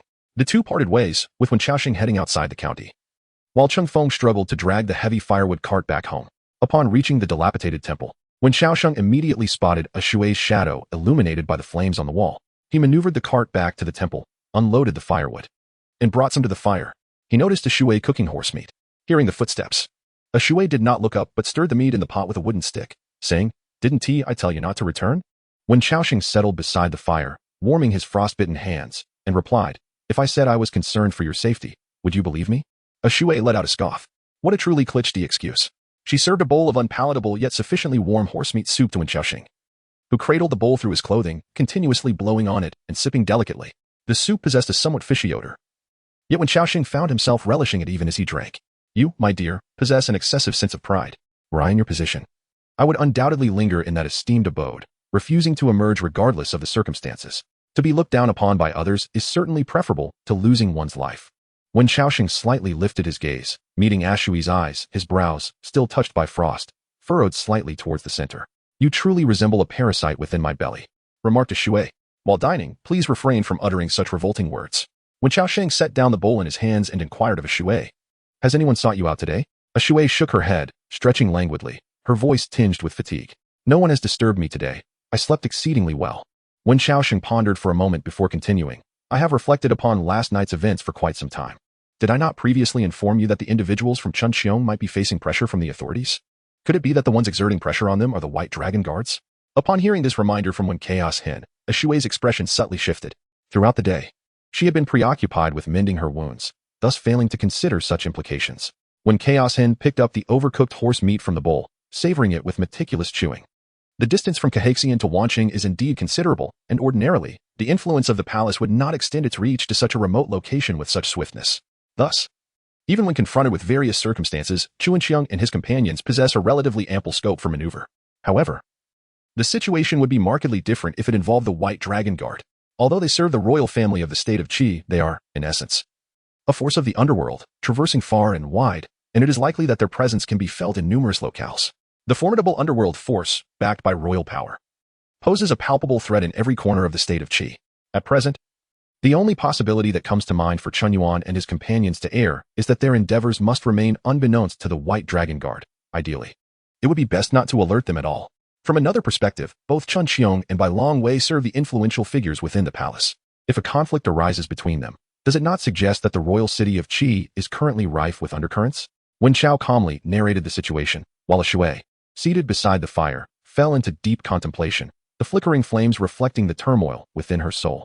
After a prolonged silence, she gazed at Wen Chao as if he were an oddity, and inquired, Wen Chao, what exactly did you do before? Wen Chao too remained silent for a moment, then pointed to his head and replied, I have suffered an injury here. I have forgotten all memories prior to the age of 18, retaining only the recollections of these past 3 years outside the county. Do not inquire about my past endeavors. I struggle to even recall the identities of my own parents. However, I believe I possess no extraordinary lineage. Otherwise, I would either have been discovered by my relatives, rising to become a scion of the elite, or I would have been exterminated by the enemies of my family. Only the most unfortunate soul in the world would not be remembered by others. Wouldn't you agree? He certainly could not divulge the truth of his time-traveling experience to Ashui. Should he speak of it, those who disbelieved would deem him mad, while those who believed might bring forth endless troubles and calamities. It was best to keep such matters to himself. As for Wen Xiaoxing's words, Ashui remained uncertain of their veracity, yet he chose not to inquire further and continued to savor the horse meat. After a moment of silence, when Xiaoxing appeared to have had his fill, he gently patted his abdomen and addressed Ashui, who was still indulging in his meal, saying, in the days to come, you must be vigilant. Regardless of your affiliations, should Chen Xiang become aware that you have tampered with Lu Jinshi's remains, he will undoubtedly harbor suspicions. The gravest outcome could involve him colluding with the forces in the martial world that are in pursuit of you, and the ensuing troubles remain unpredictable. Ashui remarked nonchalantly.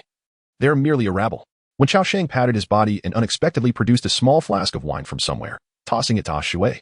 The latter effortlessly caught it with a raised hand, arching an eyebrow and quipping, you little rascal, since when did you have the means to purchase wine? When Chao Sheng replied, last time you treated me, this time I shall treat you. With limited funds, I purchased this modest little pot and will savor it sparingly.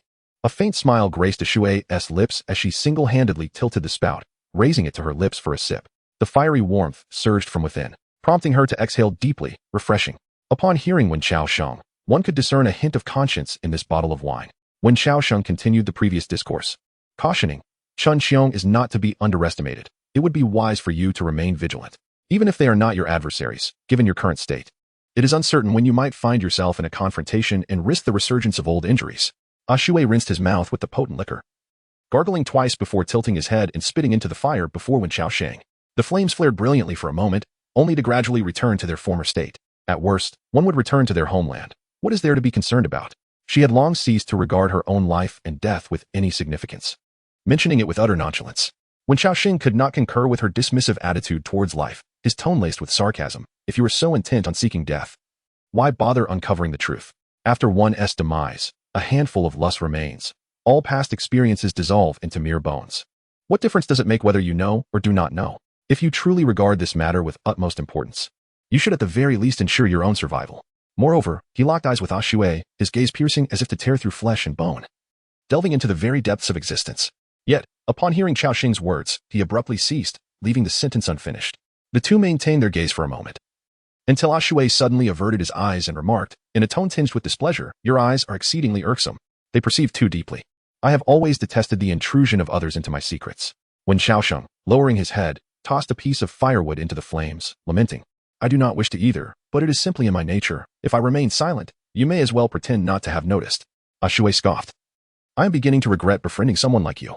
When Xiaoxing regarded her with a smile, to what extent do you regret? Ashui pondered for a moment, raised her arm, and extended a slender finger. When Xiaoxing could faintly discern the calluses at the joints of her finger, remnants of a life spent wielding weapons. There was a horse filled with regret. Upon hearing this, Xiaoxing inexplicably became intrigued and inquired, "Why a horse?" A Shui replied, "When I first escaped, I was gravely injured and my mind was in a haze.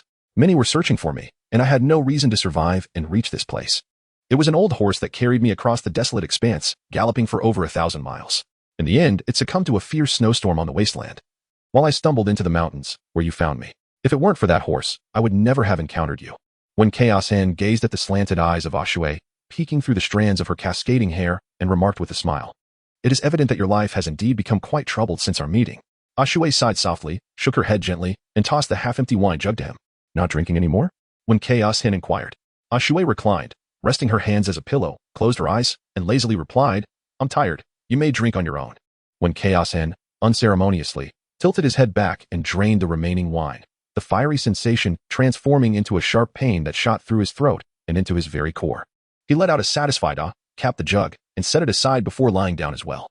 With his eyes closed, the effects of the alcohol surged forth, causing When Chaos Hen to feel as if the world was spinning, his body light as a feather. It was quite comforting. The moment was perfect for slumber. Yet, this night was unlike any other. Outside the temple, snow fell thickly, and ominous shadows resembling crows appeared in the sky. In the unseen distance, the sharp sound of blades sliding from their sheaths echoed, leaving several footprints in the snow. Inside the temple, the flames flickered. And just as When Chaos Hen had begun to drift into slumber, a hand suddenly seized his collar, yanking him from the ground. Alarmed, he opened his eyes to find Ashui's face mere inches away, causing his heart to race. Fearing that the effects of the Taisui wine might provoke her to pluck out his eyeballs. "What is the meaning of this?" he gasped. Ashui narrowed her eyes and said, "Someone is coming." North of the temple, a mile away, there were 36 individuals. When Chaos Hen, momentarily taken aback, though still inebriated, instinctively sought out his axe. He did not inquire why Shui was aware of the situation a mile away. He understood that it was not surprising for a practitioner like Shui to possess such extraordinary abilities. At that moment, his paramount concern was to devise a means to preserve his own life. Shui murmured, "Do not search any further. The axe is in my possession." When Chaos Hen replied, "Isn't there an abundance of weapons in the temple? Why must you seize my axe?" Shui gently waved the axe, his wrist turning with a grace that belied any signs of intoxication. "Your chopping knife is quite remarkable. It fits my hand perfectly." When Xiaosheng, rendered speechless, pointed to himself and inquired, "If you are using my chopping knife, what shall I wield for my defense?" Shui replied, "There are numerous weapons in the temple. Are you truly concerned about lacking one?" When Xiaosheng shrugged, "I do not know how to use them." Shui, releasing his grip on Wen Xiaosheng's collar, casually remarked, "Then simply take any knife or sword at your disposal." When Xiaosheng, "Do you not wish to learn martial arts from me? Tonight, I shall teach you the art of murder." The intoxicating effects of the wine linger within me, remnants of the fiery liquor still smoldering in my innards. Though my vision remains clear, each step I take is accompanied by a disorienting lightness, as if I am floating. Suddenly, my foot sinks into the swirling snow outside, and I stumble, barely avoiding a fall. I believe that, given my current state, engaging in a brawl with others would be tantamount to courting death. Ashui casually retrieved a long sword from the corner of the dilapidated temple and tossed it to Wen Xiaosheng, who immediately dove to the side, narrowly evading what would have been a fatal strike for him. "If you continue to discard items in such a manner, I may not live to confront those adversaries." He clumsily rose from the ground, retrieving the long sword embedded in the snow. Testing its weight, he found it somewhat unfamiliar. Ashui also stepped into the snow, his voice cutting through the storm with an icy indifference, whether on the battlefield or in the realm of martial arts. "Enemies will never grant you the opportunity to recalibrate your state. In the face of armed conflict, only life and death remain, all else is but impure." When Chaos Hen, sword in hand, trailed behind Ashui as the biting wind of snow invaded his senses. "I lack martial prowess, and my physical condition is subpar. To them, I am merely a wild dog, easily dispatched with a single kick. Accompanying you tonight, I doubt I shall witness the dawn of tomorrow." Ashui replied coldly, "It is merely your choice. I warned you not to return. Did you heed my words?" No sooner had she spoken than a palpable aura of menace surged from the distant, luminous expanse, ruffling their hair in disarray. Ashui's grip on the hatchet appeared more relaxed as she cast a glance at the beleaguered Wen Chaos Hen and inquired, "Are you afraid? Regret or no regret?" Wen Chao's body trembled, uncertain whether it was due to the murderous intent in the wind and snow or the tempest itself. The white mist he exhaled rose and obscured his vision. "I feel somewhat anxious." Ashui remarked, "Nervousness is perfectly natural. I too was apprehensive the first time I took a life." Among the visitors this time, some were not practitioners, but merely ordinary warriors from the Jianghu, their footsteps lacking any concealment. When Xiaoxing cast a somewhat surprised glance at Ashui and remarked, "You can hear that so clearly?" Ashui replied, when the wind is strong, one can hear distinctly. Yet she could only discern ordinary sounds. When a master or someone lay in ambush, her hearing would falter. No sooner had her words fallen than a crossbow bolt, imbued with lethal intent, suddenly pierced the hazy veil of snow and wind, hurtling towards the two. A flurry of crystalline snowflakes was shattered at the epicenter by the arrow's cold and murderous tip. In an instant, the shaft had traversed a distance of 10 zhang, mere inches from Wen Xiaoxin's brow, only to be deftly caught by a slender hand. In the next moment, Shui flicked her wrist, sending the bolt back the way it came, vanishing into the obscured, chaotic snowfield, followed by a dull thud, as the pristine white surface gradually stained a deep crimson. Wen Xiaoxin hunched over, his back drenched in cold sweat. As the biting east wind swept over him, the effects of the alcohol were entirely dispelled. Such a powerful crossbow posed little threat to Shui beneath the cloak of night. However, for him, it was a lethal strike he could not anticipate. By the time he noticed the bolt, it would likely have already pierced through him. The best course of action was to lower his body, minimizing the target area exposed to the enemy, ensuring Shui remained undistracted. Once the wielder of the crossbow was felled, silence enveloped the surroundings once more, leaving uncertainty as to whether other skilled archers lurked within the snow. Shui's gaze shifted towards the distance, her eyelids frosted over. Before her, a throng of approximately 30 black-clad figures emerged, their faces concealed, the aura of menace emanating from them overshadowing even the biting wind and snow. The air was thick with the tension of impending violence, a web of murderous intent ensnaring the two completely. These individuals are practitioners. My leg is injured, and attending to them requires time. Listening to the whispers of the tide, I implore you to heed my words. Do not merely gaze upon the crossbow, but truly listen. Heeding Shui's admonition, Wen Xiaoxing felt a chill creep through his limbs and, lowering his voice, remarked, I have not honed my listening skills, and I fear my judgments may falter. Shui replied, then strive for precision. With that, she brandished her knife and, limping slightly, advanced toward the distant shadows, leaving Wen Xiaoxing behind. He refrained from calling for Shui's assistance, instead focusing on steadying his breath, endeavoring to attune his ears to the potential threat of incoming crossbow bolts. For someone as unrefined as Wen Xiaoxing, this was no simple task, especially when his life hung in the balance, with scarcely a second chance at survival amplifying the pressure upon him.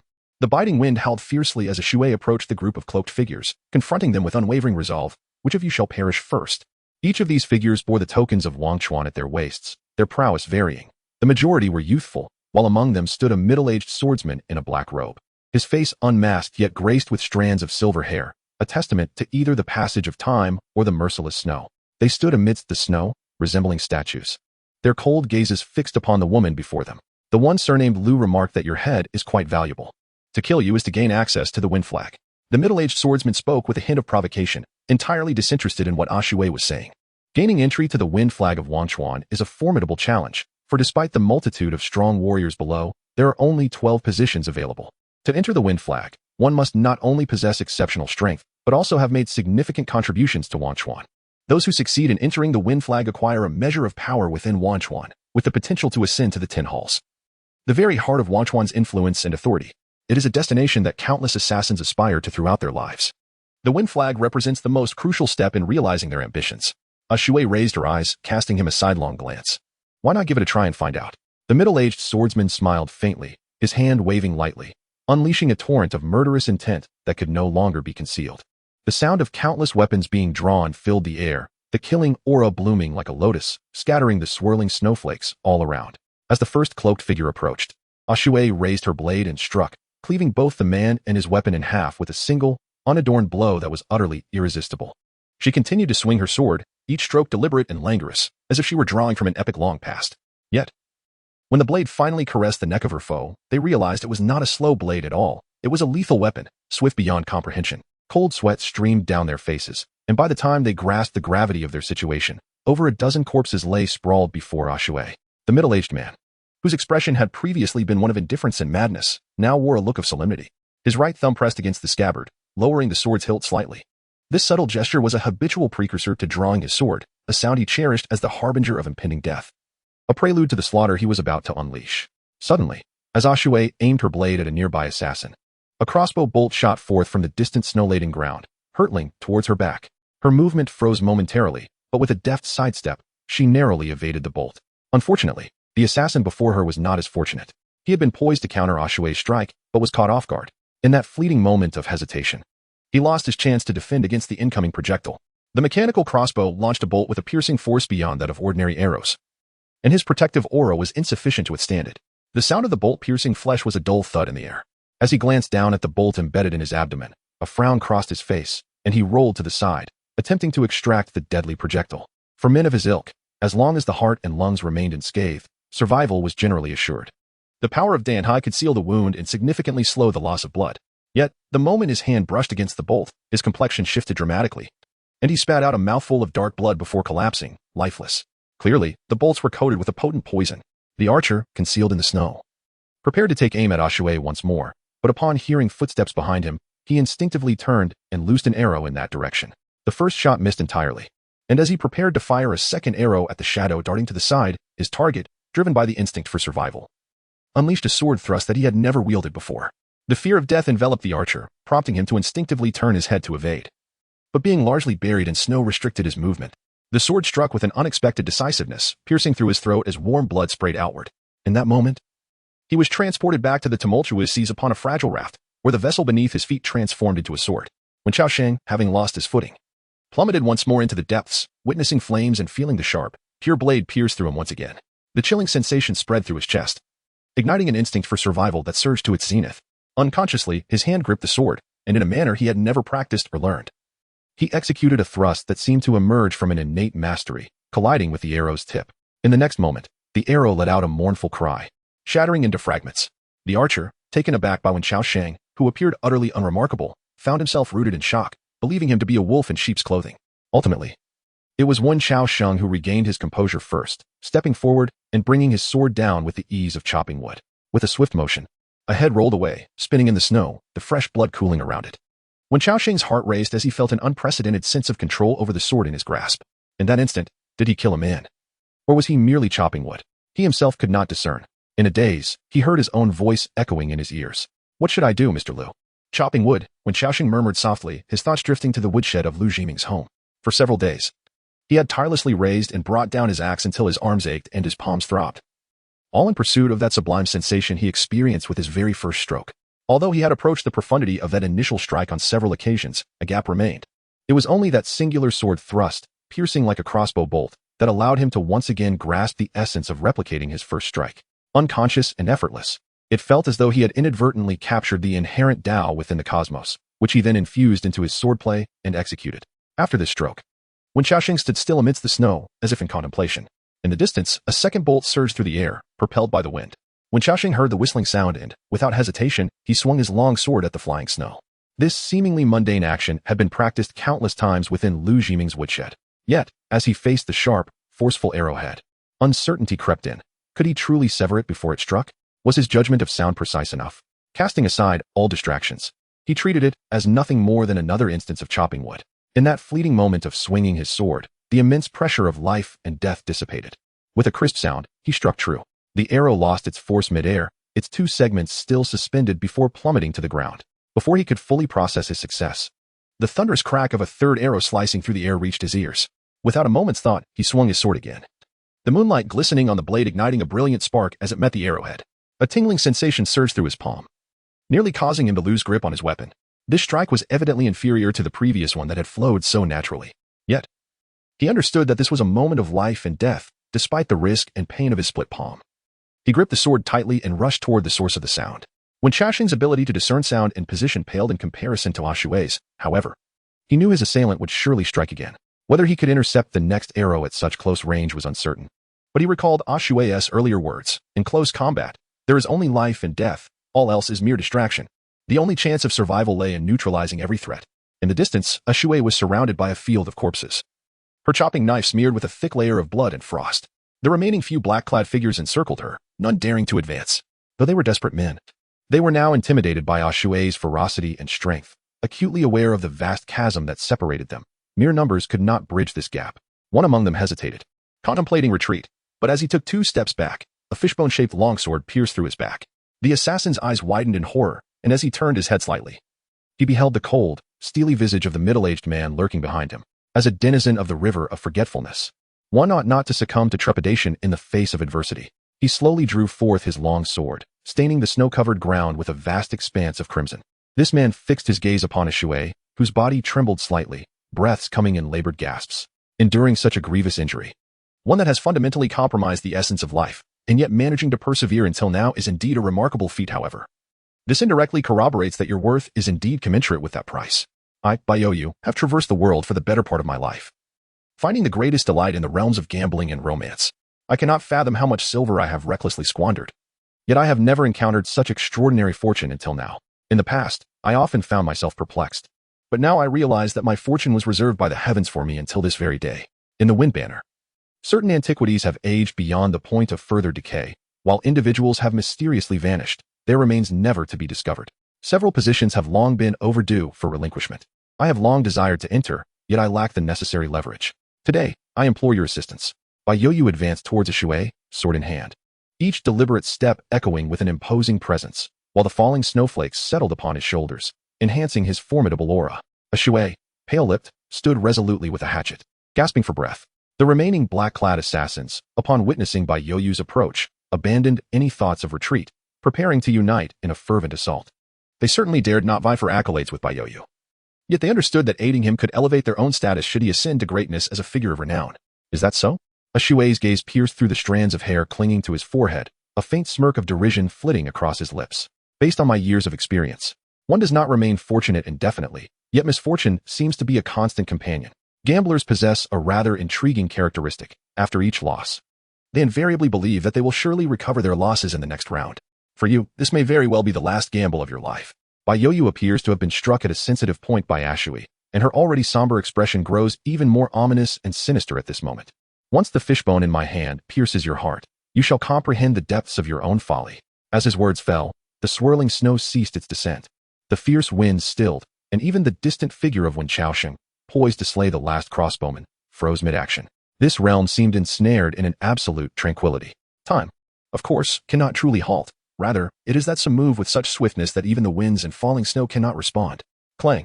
The fishbone struck forth into the void. Its cold radiance, illuminated by the moonlight, surged forth, entwined with the chilling aura of winter, blooming at the heart of Ashui. The frigid gleam had arrived. The strike was too skewed, too precise, too unexpected. Before the other assassins could even unsheath their blades, the tip of Baiyoyu's sword had already reached Ashui's heart. As he had declared earlier, he intended to pierce her heart with a single stroke. A heart pierced does not result in immediate demise. Thus, Baiyoyu was afforded the opportunity to witness the terror and despair reflected in Ashui's eyes. He reveled in the expression of his prey just before their demise. The sharp tip of the sword had broken through the skin of Ashui's chest, and as he beheld the embedded blade, a smile crept upon Baiyoyu's lips. His mastery over his own bodily techniques was unparalleled. His speed so extraordinary that even many prominent figures in the realm of ethereal understanding could scarcely match it. He had struck first. Executing a close-range killing blow against a practitioner of ethereal understanding was not beyond the realm of possibility, especially considering the woman before him was already exhausted and gravely wounded. With a thrust, the blade penetrated her chest, gushing forth a copious amount of blood. Baiyoyu gazed coldly at the woman before him and sneered, "Now, what shall you do?" Ashui met his gaze with an icy stare, her pupils unwavering. In the fleeting breath that followed, Baiyoyu sensed something amiss. As he prepared to withdraw, a cleaver was suddenly pressed against his throat, an overwhelming intent to kill sealing off all avenues of retreat. "You." Baiyoyu's expression stiffened. He was certain that his strike had indeed pierced Ashui's heart, yet how could she appear so unscathed? "Are you certain that you truly struck true?" She uttered coldly, her gaze fixed and unwavering, as Baiyoyu's hand, clutching the sword, trembled slightly. He sensed the rhythmic pulse emanating from the blade. This strike had not pierced Ashui's heart. With a swift motion, Ashui swung her blade, severing Baiyoyu's head, unleashing a torrential spray of crimson amidst the flurry of white snowflakes. With Baiyoyu's demise, the remaining black-clad figures should have felt a surge of trepidation. Yet, one audacious individual, keenly observant, noticed Ashui's perilous state and advanced with a blade, determined to gamble his life for survival. The sword came slicing through the snow, aimed directly at Ashui's neck, but she neither evaded nor protected herself. Instead, she pivoted and retaliated with her own strike, willing to exchange her life for his. In this fierce encounter, although Baiyoyu's sword had not delivered a fatal blow to Ashui, she was already gravely injured, now compounded by further wounds. Her blade lacked its previous swiftness. As the black-clad man's long sword was about to cleave Ashui's neck, a crossbow bolt surged through the wind and snow, accurately embedding itself in the man's abdomen. He let out a muffled groan, his grip on the long sword faltering. In the next instant, Ashui cleaved through his chest with the hatchet she wielded, spilling his lifeblood across the ground. With his death, the remaining 3 black-clad figures, paralyzed by fear, dared not linger and fled hastily into the depths of the storm. Ashui coughed up a mouthful of blood, glancing back to see Wen Chaosheng aiming a powerful crossbow at the retreating figures. The world around her shimmered with double vision. She persevered for a moment longer before collapsing into the vast expanse of snow, unconscious. As this battle concluded, within mere minutes, the storm nearly obliterated all traces of the conflict. The bodies were first blanketed in frost, then seamlessly merged into the snowy landscape. Only the weapons embedded in the ground bore witness to the ferocity of the struggle. Soon after, footsteps echoed in the distance, for figures approached, one leading the way, clad in a fur robe, accompanied by Lu Chuan and Chuanqiong. TSK, one cannot help but wonder why it is valued at 100,000 gold pieces. The denizens of the martial world and those of the officialdom have all been wiped out. Such ruthlessness, Lu Chuan remarked, his tone devoid of any fear. He then turned to the gaunt man clad in black, who bore a single-edged broadsword on his back, and instructed Qianlong, excavate the bodies and ascertain the situation. Upon hearing this, the lean figure deftly unsheathed the massive blade, employing it as a shovel. With a flick of his wrist, he effortlessly unearthed all the corpses buried beneath the snow. The disparity between Qianlong's seemingly frail physique and his prodigious strength was remarkable, despite his slender frame. He wielded the weighty iron sword with ease. Once the ground was strewn with dozens of lifeless bodies, he turned to Lu Chuan and stated, Mr. Lu, all these individuals were slain with a single strike. Lu Chuan shook the snow from his shoulders, his tone deepening and growing more serious. All of them with just one strike? Qianlong affirmed resolutely. One strike. Is it the same person? The assassins of the River of Forgetfulness were all slain by the same individual. Lu Chuan turned his head to exchange a glance with Chuanqiong and remarked, this time, we have truly stumbled upon a significant find. This time, Wang Chuan deployed a total of 42 individuals, among whom 35 were young assassins from the Hua banner, while 7 belonged to the Lin banner. The assassin wielding the fishbone sword, Bai Youyu, is a seasoned expert who has long been renowned. Having one foot firmly planted in the realm of Tongyu, originally hailing from the state of Qin, he later rose to prominence in the state of Qi, renowned for his penchant for gambling and indulgence in carnal pleasures. Nonetheless, his skills were indeed formidable. He had previously slain 3 martial artists of the ethereal realm. His weapon, known as the Fishbone, is ranked 66th on the prestigious sword rankings of the Heavenly Mechanism Tower. Many believe that he has a significant potential to ascend to the Wind Banner in the future. I never anticipated that such a person would meet their end in such a hasty manner in the desolate region of Kuhai County. As he spoke, a frown suddenly crossed his brow as he inquired of Qianlu. Have you found the fishbone? Qianlu shook his head. Having explored the surroundings, no traces were found. Lu Chuan stroked his chin, his brows furrowed in deep contemplation. Chuanqiong glanced at the lifeless body on the ground and remarked with a hint of detachment. The state of Qi places great emphasis on culture while not neglecting martial prowess. Even in this remote border region, there exists skilled crossbowmen. It is indeed challenging for an ordinary martial artist at the Light Swan realm to withstand the onslaught of Qi's specially crafted repeating crossbows under the cover of night. Yet, this evening, despite the mobilization of 50 to 60 men, we have failed to capture even one. It seems we must reassess the capabilities of our adversary. Although I am currently the magistrate of Kuhai County, the dignitaries in the distant Wang City are not particularly concerned with the actual conditions of Kuhai County. However, if the death toll becomes excessively high, it will also be difficult for me to provide an account. Lu Chuan smiled faintly, gently patted his shoulder, and then gave it a light squeeze. Relax, County Magistrate. If she had no issues, she would not have sought to examine Lu Jinshi's corpse. We share the same objective in this endeavor. I would never bring you harm. Moreover, although the battle tonight was indeed fierce, we have not returned empty-handed, have we? The fishbone is easily lodged, but not easily removed. I doubt that woman will leave this place unscathed. Chuanqiong paid him no heed, turning to lead Wuxia towards the direction of the county town. If you are unafraid of death, then by all means, proceed. The snow falls heavily, and I shall take my leave. Watching the figure of Chuanqiong fade into the distance, Lu Chuan's smile remained undiminished as he turned to the white-coated Qianlu, asking, tonight, if it were you, could you slay the 42 souls of the Wang Chuan? The frail silhouette of Qianlu stood against the cold wind, seemingly on the verge of being toppled. Yet he spoke calmly, I can. Lu Chuan raised an eyebrow. So, does that mean that person's strength is comparable to yours? Qianlu shook his head, slowly drawing his Xian iron long knife behind him, and replied, stronger than I. From the injuries observed on these corpses, it can be inferred that the wanted woman must bear wounds, and they are likely severe. While a martial artist may not be significantly hindered in a one-on-one encounter, the disadvantages become starkly evident when faced with multiple adversaries. If I were to sustain a rather severe injury, it is likely that I could only eliminate less than half of those present. This is still in the context of Bai Youyu standing by, merely observing. The woman not only surpasses me in strength but also excels in one-to-many combat, which are areas where I fall short in comparison. Lu Chuan gazed into the endless flurry of snow, remaining silent for a considerable time. Eventually, he shook off the lingering snowflakes from his shoulders and said to Qianlu, let us depart, it is quite cold. We should return for a bowl of snake soup. Laoyang has been preparing it for quite some time, and it should be ready by now. Qianlu nodded slightly and followed Lu Chuan. Shortly after their departure, The corpses in the vicinity were entirely concealed by the heavy snowfall. Within the dilapidated temple, when Chao Shang kindled a fire, boiling a pot of hot water to tend to the unconscious Shui, he administered a few sips to her and pinched her philtrum. The frail Shui stirred from her stupor, her gaze unfocused. After a moment of hesitation, Wen Chao Sheng gently patted her cheek. Shui lightly shook her heavy head and heard Wen Chao Sheng inquire, "What shall we do about the sword lodged in your chest?" Lacking knowledge in medicine, I dare not act recklessly. Shui coughed twice, the intense pain in her chest causing her to furrow her brow, and blood oozed from the corner of her mouth once more. The blade of the fishbone is barbed, rendering it impossible to extract directly. One must seek a weapon to hook the exposed barb from my back, allowing this sword to pierce me completely to ensure my survival. With matters of life and death at stake, Wen Chaoxing could not afford to hesitate.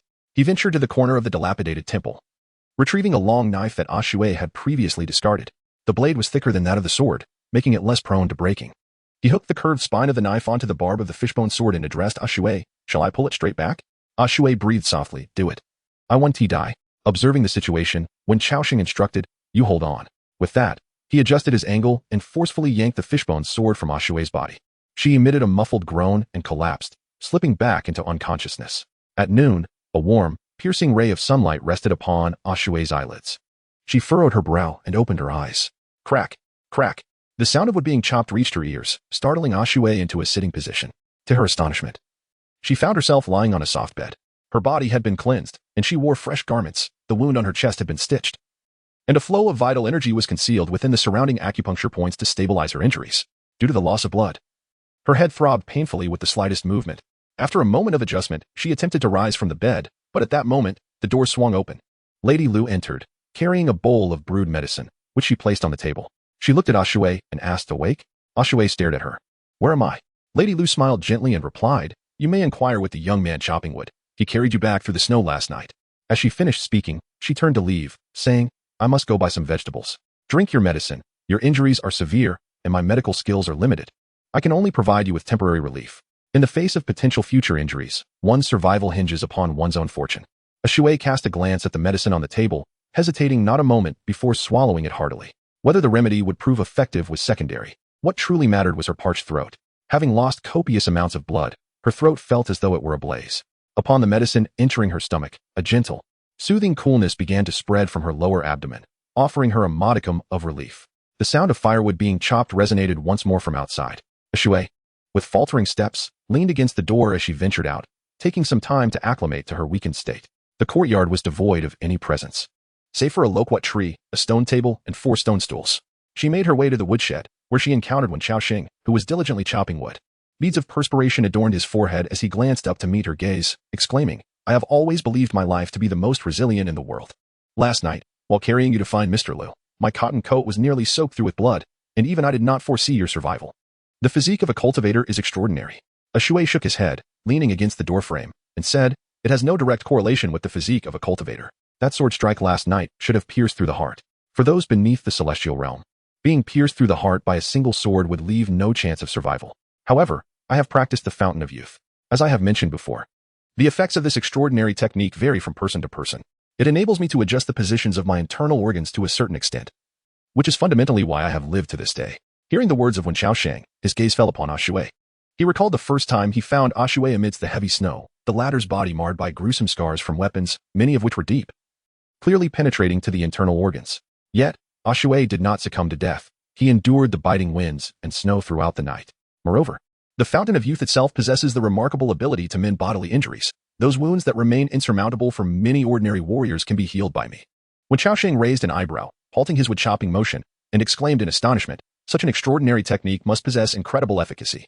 If this is the case, to what heights must the cultivation of the Northern Sea practitioner who devised these 3 marvelous techniques have ascended?" Shui moistened her parched lips and patiently replied, "Li Lianqiu, the master of the Heavenly Mechanism Tower, once personally sought out heroes from across the realm for 21 years. Ultimately, he encountered the Northern Sea practitioner at the burial of a mortal's abyss. They engaged in discourse for a brief tea time, during which Li Lianqiu remarked that his cultivation was unfathomable. Among the countless practitioners across the 4 nations, there are scarcely 7 or 8 who could contend with him. However, the inhabitants of Hokkaido are notoriously indolent, cherishing the beauty of mountains and rivers while shunning the disputes of the human realm. They traverse the world aimlessly for much of their lives, seldom establishing a permanent residence. If fate does not favor, it is rare to encounter one of them. When Chao Sheng pondered for a moment and remarked, "Is this what you refer to as a recluse?" Ah Shui responded with a soft leaning against the doorframe and casting a sidelong glance at Wen Xiaoxing before uttering a simple thank you. Observing the earnest expression on Ah Shui's face, Wen Xiaoxing chuckled. "It is indeed a rarity to hear you express gratitude, though it seems rather unnecessary. You shielded me from an arrow, and I have returned the favor. Thus, we are even." Ah Shui slowly approached Wen Xiaoxing and extended her hand toward him. Observing this, Wen Xiaoxing set down his hatchet and took her hand in his. Ah Shui's hand was somewhat petite and rather cool to the touch. The two exchanged glances, and an unusual tension enveloped the silence. In exasperation, Ah Shui rolled her eyes and swiftly withdrew her hand from Wen Xiaoxing's grasp. "Lacking a certain rapport? I was implying that you might lend me some money." Wen Xiaoxing cleared his throat, rummaged through his belongings, and tossed a handful of coins to Ah Shui, inquiring, "What do you need the money for?" Ah Shui replied, "To purchase some wine." Wen Xiaoxing frowned. "Given your current state, do you think it wise to drink?" Ah Shui turned, limping towards the woodshed, while Wen Xiaoxing called after her retreating figure, "Hey, return my money." Ah Shui ignored him, and Wen Xiaoxing, feeling exasperated, hurried after her, saying, "In broad daylight, with so many people in the county town, do you really think this is an appropriate time to go out? Could you please quiet down for a moment?" Ah Shui said, a faint smile playing at the corners of his lips. He slowly turned and placed the string of copper coins against Wen Xiaoxing's chest, raising an eyebrow as he added, "Then you can go and buy it for me." Upon stepping outside, he turned right, where within a mile there lay a quaint tavern. Wen Xiaoxing hesitated momentarily, for to the right was the Gallery Bridge, a destination he had yet to explore. "How do you know?" Ah Shui gazed intently into his face. "I can smell it. That tavern possesses the most exquisite aroma. I am parched. Hurry, and next time, I shall treat you to a drink." Upon witnessing her state, when Chaos Hen realized he could not refuse her and, with a resigned sigh, cautioned her against causing any trouble. Otherwise, should Mr. Liu find himself in distress, it would be tantamount to repaying kindness with malice. With that, he ventured out to procure some wine. Upon his return, bearing a jug of wine, he found Ah Shui seated on a stone bench in the courtyard. When Chaos Hen placed the wine upon the table, and she eagerly poured herself a bowl, the liquid infused with the fragrance of peach blossoms, though not overly potent. It possessed a subtle sweetness that revealed a delightful flavor upon careful savoring.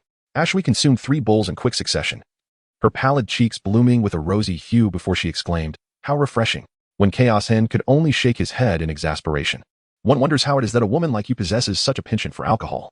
Ah Shui lightly tapped the wine bowl with his finger and languidly remarked, "Once I drink, the pain ceases to exist. Thus, wine is the finest of all things in the world." When Xiaoxing was taken aback as he gazed into Ah Shui's bright, shining eyes, and after a long moment, he nodded in agreement. "Your words hold truth. Allow me to join you in a drink." He poured the wine, and the two of them, without exchanging a word, took turns to sip from their bowls. They immersed themselves in the act of drinking until the intoxication surged to their heads, prompted by the aroma of the liquor. Unable to endure any longer, Wen Xiaoxing waved his hand and declared, "No more. I must attend to chopping wood. Go ahead and drink by yourself. After finishing, just head to bed." He propped himself up against the table and was about to make his way to the firewood room when a warm, soft hand suddenly grasped his wrist. When Xiaoxing turned his head, his eyes glazed with intoxication, and gazed at Ah Shui, shaking his head as he murmured, "I truly cannot drink anymore. I cannot. Do you wish to drink? I will finish my work first, and then we shall indulge in a drink tonight." Ah Shui, panting heavily, grasped the wrist of Wen Xiaoxing's hand with a firm grip. "Wen Xiaoxing, I bear the surname Feng." Wen Xiaoxing gazed at her in confusion, muttering, "What do you mean? You are hosting?" Ah Shui paused for a moment, then smiled and nodded. "Yes, I am hosting." Wen Xiaoxing looked at Ah Shui and chuckled. "Hey, I was just teasing you. I heard you say your surname." He did not finish his sentence, as Ah Shui interrupted with a wave of her hand. "All right. You should get back to work. I'll continue to drink for a while." Wen Xiaoxing shrugged and exhaled, "Then I shall take my leave." After taking a few steps, Ah Shui suddenly called out, "Wen Xiaoxing, remember, do not speak of what just transpired to anyone if you wish to remain unharmed." Upon hearing Ah Shui's warning, Wen Xiaoxing turned back, mumbling, "If it's so dangerous, why did you tell me?" Ah Shui cast him a sidelong glance and replied, "Did you not inquire about my past the last time? Now that it is known, does one feel regret?" Wen Xiaoxing stood still, contemplating for a moment, then shook his head. "Regret? Nonsense. I shall return to work." As he made his way to the woodshed, the sound of chopping wood soon echoed from within. Ah Shui seated herself upon a stone bench, ceasing her drinking. She propped her chin upon her hand, gazing vacantly at the woodshed, lost in her thoughts, while her other hand idly toyed with the wine bowl. It was only when weariness, mingled with intoxication, washed over her that she finally succumbed to slumber upon the table. By the banks of the Shunsha River, delicate snowflakes danced downwards. Lady Lu, her silver hair billowing, stood at the riverbank, her violet velvet skirt swirling in the breeze. The fine snowflakes that fell upon her were separated by an invisible barrier. The elderly man, Ma Huan, clad in brown cloth, leaned on his cane as he approached the great stone, his gaze fixed upon the murky waters of the river. In the distance, one could faintly discern numerous fishermen casting their nets. Lady Lu expressed her gratitude to Ma Huan, her tone softened from its previous coldness. Thank you for last night's events. Ma Huan sighed. What thanks are due? I have spent my entire life doing this. Asking me to engage in something else may not yield the same ease. After a brief pause, he reminisced about the events of the previous night, his graying brows lifting slightly as he inquired, what is the background of that young man? Lady Lu was momentarily taken aback by his question. Who? Ma Huan replied, the one you have taken in. Upon realizing he was referring to Wen Chaos Hen, Lady Lu shook her head and said, I am unaware of his past. This young man appeared in Kuhai County 3 years ago quite suddenly. My husband and I have resided here for many years, yet we had never encountered him before. Ma Huan, upon hearing this, expressed a degree of astonishment. Have you not inquired? Lady Lu remarked indifferently. Everyone possesses their own secrets. Why must one delve so deeply? Asking and questioning. What significance does it hold once one learns the answers? Ma Huan chuckled softly, gently rubbing the stick in his palm, seemingly reminiscing about the past. He sighed. It has been 30 years, you have indeed transformed greatly. Upon our reunion, I feel as though I am conversing with a stranger. With that, he shifted the topic. Last night, that young man displayed quite a bit of tenacity. The crows perched above, and the insects scuttling in the alley, he must have seen them all. Lacking any martial prowess, wielding a firewood knife and carrying a person, he stood his ground, unwilling to yield, intent on engaging in a brawl. As I grow older, I find myself increasingly unable to tolerate the spirited camaraderie of youth. I am uncertain whether I feel envy or a sense of loss for such talent. Had you not taken him under your wing? I would have considered taking him on as my apprentice. Lady L cast a glance at him. That young man lacks a dance. Can you truly teach him? Ma Huan replied, I can impart the skills of combat, which would serve him well on the journey through the Jianghu, enabling him to protect himself. Lady L shook her head, her words laced with caution. Old Ma, though this young man may lack a dance, he is indeed an exceptional talent. My husband has recognized his potential, and should he attain enlightenment in the future, his prospects shall be extraordinary. Do not let mundane techniques hinder his path. Ma Huan lowered his head and smiled faintly. I understand your concerns. Even I no longer wish to linger in the realm of oblivion. So why would I draw others into it? Having traversed the rivers and lakes of the 4 kingdoms for much of his life, the old man possessed certain skills, the transmission of which depended on fate. As soon as he finished speaking, he felt a sudden sensation and lifted his gaze towards the opposite riverbank. Through the vast expanse of snow and mist, he discerned a figure clad in a blue robe strolling along the shore. The silhouette appeared and vanished intermittently, ultimately fading away into the distance after a considerable time. Is it that young man? Ma Huan inquired. Lady L gazed towards the direction where the figure in the azure robe had vanished and softly replied, Indeed. He often strolled along the banks of the Qinsha River and beside the Mian Lake, gazing at the water and enjoying the breeze. A routine he had maintained for over a decade. Ma Huan contemplated for a moment before inquiring, How many years has he been away from sword practice? Lady Lu replied, 30 years. Upon hearing this, Ma Huan's eyes widened slightly in surprise. After meeting you, did he cease his sword training? Lady LV, perhaps it is that there is no longer a need for such practice. Ma Huan shook his head, clicking his tongue in disbelief. The Sword Pavilion produces a master swordsman every 30 years, who ventures into the world to challenge the renowned warriors of the 4 holy lands and the martial realm. Regardless of age or experience, they hone their skills to perfection in pursuit of the title of the world's greatest. Historically, those who have traversed the world on behalf of the Sword Pavilion have predominantly been formidable figures of considerable repute, and over the past 3 centuries, only the previous swordsman dispatched by the Sword Pavilion, Lu Jiming, was a youth of such tender years. It is said that he triumphed over the formidable Xiangs, Bil, and Wj, who were executing a mission alongside you, using merely a loquat branch. Such talent is undoubtedly unprecedented. Had he not fallen into the mortal realm, and with an additional 30 years of honing his skills, he might have truly surpassed the legendary Xin Yuan, the one who can sever rivers with a mere finger and claim the title of the world's foremost. Yet, 30 years ago, with a single word carried by the spring breeze, the most fearsome assassin of the River of Oblivion laid down his blade, willingly retreating into seclusion. Fate, indeed, is an exquisite enigma, allowing the once promising young swordsman to sheath his sword and return to the fields. Lady Lu sighed softly and remarked, Perhaps I never truly aspired to be an assassin, nor did he wish to become the world's greatest. Having known each other for 30 years, my husband has never brought up this matter. He is truly uninterested. Whoever loves is the greatest in the world, that is a given. Yet, does the ancient Xinyuan elder, who has guarded the desolate monument for 180 years, not feel loneliness? Having spoken, she glanced at the sky and remarked, It is nearly time for me to return and prepare dinner. Have you truly resolved the matters from last night? At such an advanced age, one should avoid unnecessary troubles. Ma Huan chuckled and remarked, Is there anything more effortless for us than taking a life? Few people noticed the whereabouts of that young man last night, and there was little apprehension towards the old man. Killing him was inconsequential. Who would care about the demise of a few insignificant outlaws? Lady L fell silent for a moment, then turned and carried her basket of vegetables back along the riverbank. Regarding your matter, I wish to confer with my husband before providing a response. I shall reply to you later. Regardless, you have waited so long, and these past few days are of no particular urgency. In the county of Kuhuai, at the residence of the county magistrate, after the demise of Lu Jinshi, the lavish estate he had constructed was occupied by Chuanxiong, who changed the plaque outside to read Chun's residence. However, Chuanxiong seemed to possess neither great desire nor claim over this dwelling. The interior remained untouched, and even the servants who had previously attended Lu Jinshi were not replaced. He delayed concluding Lu Jinshi's case due to the unsettling absence of a vial of poison, perpetually haunted by the notion that its disappearance would ultimately lead to significant trouble. As the evening sun cast its golden hues across the land, Chuanxiong remained seated in his study, the dim light illuminating his desk and causing the ink stains on the paper to shimmer with a captivating glow. Before him lay the treatise on governance penned by Wang Shihai, a scholar of the Qi state, who had devoted 60 years of his life to crafting this work.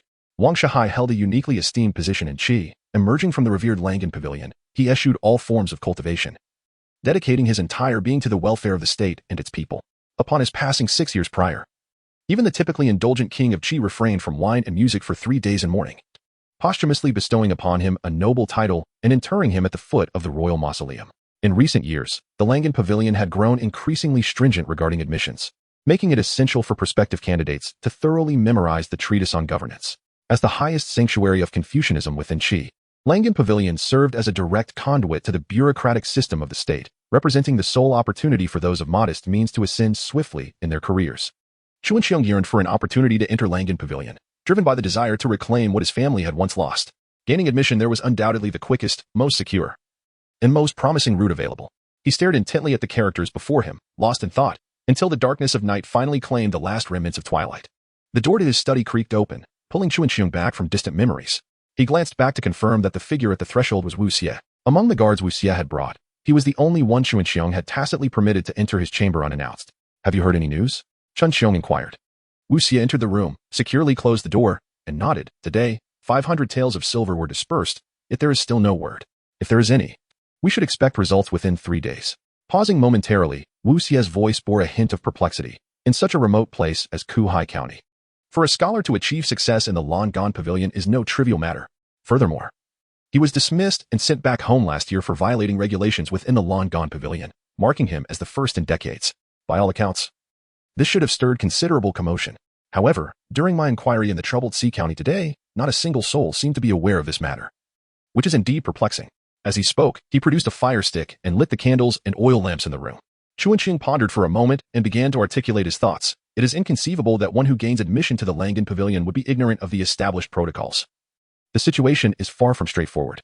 Furthermore, if he had truly committed a grave offense, the individuals within the Langan Pavilion would never permit him to return home so easily. The pavilion harbors countless secrets, and it is impossible for him to depart at will. Moreover, I have asked the elders of my clan to leverage some connections left by my grandfather to investigate the student who was sent back from the Railing Pavilion. Yet we could uncover scarcely any information pertaining to him. This is exceedingly unusual. Regardless of the circumstances, he has returned. Kuhai County is not particularly large. With a gradual investigation, we are certain to locate him. At that moment, I shall acquire knowledge of last year's examination questions and the matters related to the Langan Pavilion. Once I successfully gain entry to the Langan Pavilion, he mused, a nearly imperceptible smile gracing his lips. However, it swiftly vanished, much like the flickering flames of the candles within the room. In the county town, at the southern gate, when Xiaoxing had spent his few days' earnings on a roasted goose and was now dragging some firewood toward the entrance, the guards stationed there had long since abandoned their posts. Though the snowfall was light, the penetrating cold was omnipresent, making it exceedingly difficult to endure. Yet, the biting wind and snow were not the only occupants of the scene. A frail, emaciated figure stood beside the city gate, his back burdened by an old redwood book chest. He held a lantern in his hand, precariously swaying in the snow. This individual was none other than Cheng Feng, who had arranged to meet when Xiaoxing here to exchange the firewood payment the previous day. He had indeed remained, enduring the relentless chill like a knife piercing through bone, waiting patiently. When Xiaoxing arrived with the firewood cart, exhaling white mist from his mouth and nose, I sincerely apologize. I had a few drinks during the day and lost track of time. Here, allow me to compensate you with some firewood. It would not be fair to keep you waiting for so long. Cheng Feng shivered in the biting wind, his once sallow face now rendered pale by the chill. He glanced at the firewood dragged over by Wen Chaos Hen, and, without hesitation, first produced his purse to offer it to one. and then unfastened the rope of his book box to retrieve a neatly rolled piece of paper, which he subsequently handed to one. 8 characters, worth 32 coins. When Xiaosheng, with his back to the wind, turned the paper over and saw inscribed upon it a single character of longing for home, a century in the human realm. Splendid, he exclaimed, raising his eyebrows in genuine admiration. The script of this world was no different from that of his previous life. And when Xiaosheng believed himself to be quite an adept calligrapher. However, upon witnessing Cheng Feng's strokes, sharp as a sword unsheathed, flowing with the grace of clouds, he was struck by the seamless execution of the entire piece. Observing the nuances within the characters, he noted the distinctiveness of the 8 characters. The former was marked by resolute determination, yet confined within rigid boundaries, suggesting a spirit trapped in a cage, while the latter resembled a dam bursting forth with floodwaters. Hasty yet effortlessly natural, the ink danced like a soaring dragon, exuding an air of carefree elegance. Your calligraphy has reached an extraordinary level. If you were to venture into the royal city, you would surely be recognized as a master of the art. Why then do you languish in this impoverished and confined place? Cheng Feng silently secured the firewood with the rope gifted to him by Wen Chaos Hen, and with a hint of self-deprecation, remarked, I would rather write poorly than to find myself in such a predicament. Wen Chaos Hen paused in surprise, sensing a story within Cheng Feng's words. Why do you say that? Cheng Feng tilted his head, his cracked lips parting. Do you wish to know why? When Xiaosheng nodded, I do. Cheng Feng's tone, initially laced with sarcasm and resentment, softened as he met Wen Xiaosheng's earnest gaze. In that moment, he felt a sense of futility and pointed to the piece of paper, stating, everything you wish to understand is encapsulated within these 8 characters. Thank you for the firewood. With that, he laboriously dragged the cart toward the county town. As Wen Xiaosheng watched Cheng Feng's figure gradually fade into the distance, he let out a resigned sigh and took the roasted goose outside the county. Had it not been for the old man from the previous night, Wen Xiaosheng likely would not have chosen to leave the county town at this hour. The county town had its own rules, what Lu Jinshi could not openly do. Chen Xiong would hardly dare attempt. If a county magistrate could truly take lives at will, he would not spend so much money in secret to employ ruffians to do his dirty work. However, the safety of the county town during the day did not guarantee security at night. Many had seen Wen Xiaosheng's face last night, witnessing him carry the gravely injured Ashui. For Wen Xiaosheng, this was a most unfortunate circumstance. After all, while the land of Qi was vast, Kuhai County was rather small. Nonetheless, those who had seen Wen Xiaosheng's face last night should have had their bodies dealt with by now. As long as he did not bring Ashui along, the issue should not be significant. He had even taken care to erase his fingerprints from the military crossbow used the previous night. No matter how one might investigate, they would find no trace of him.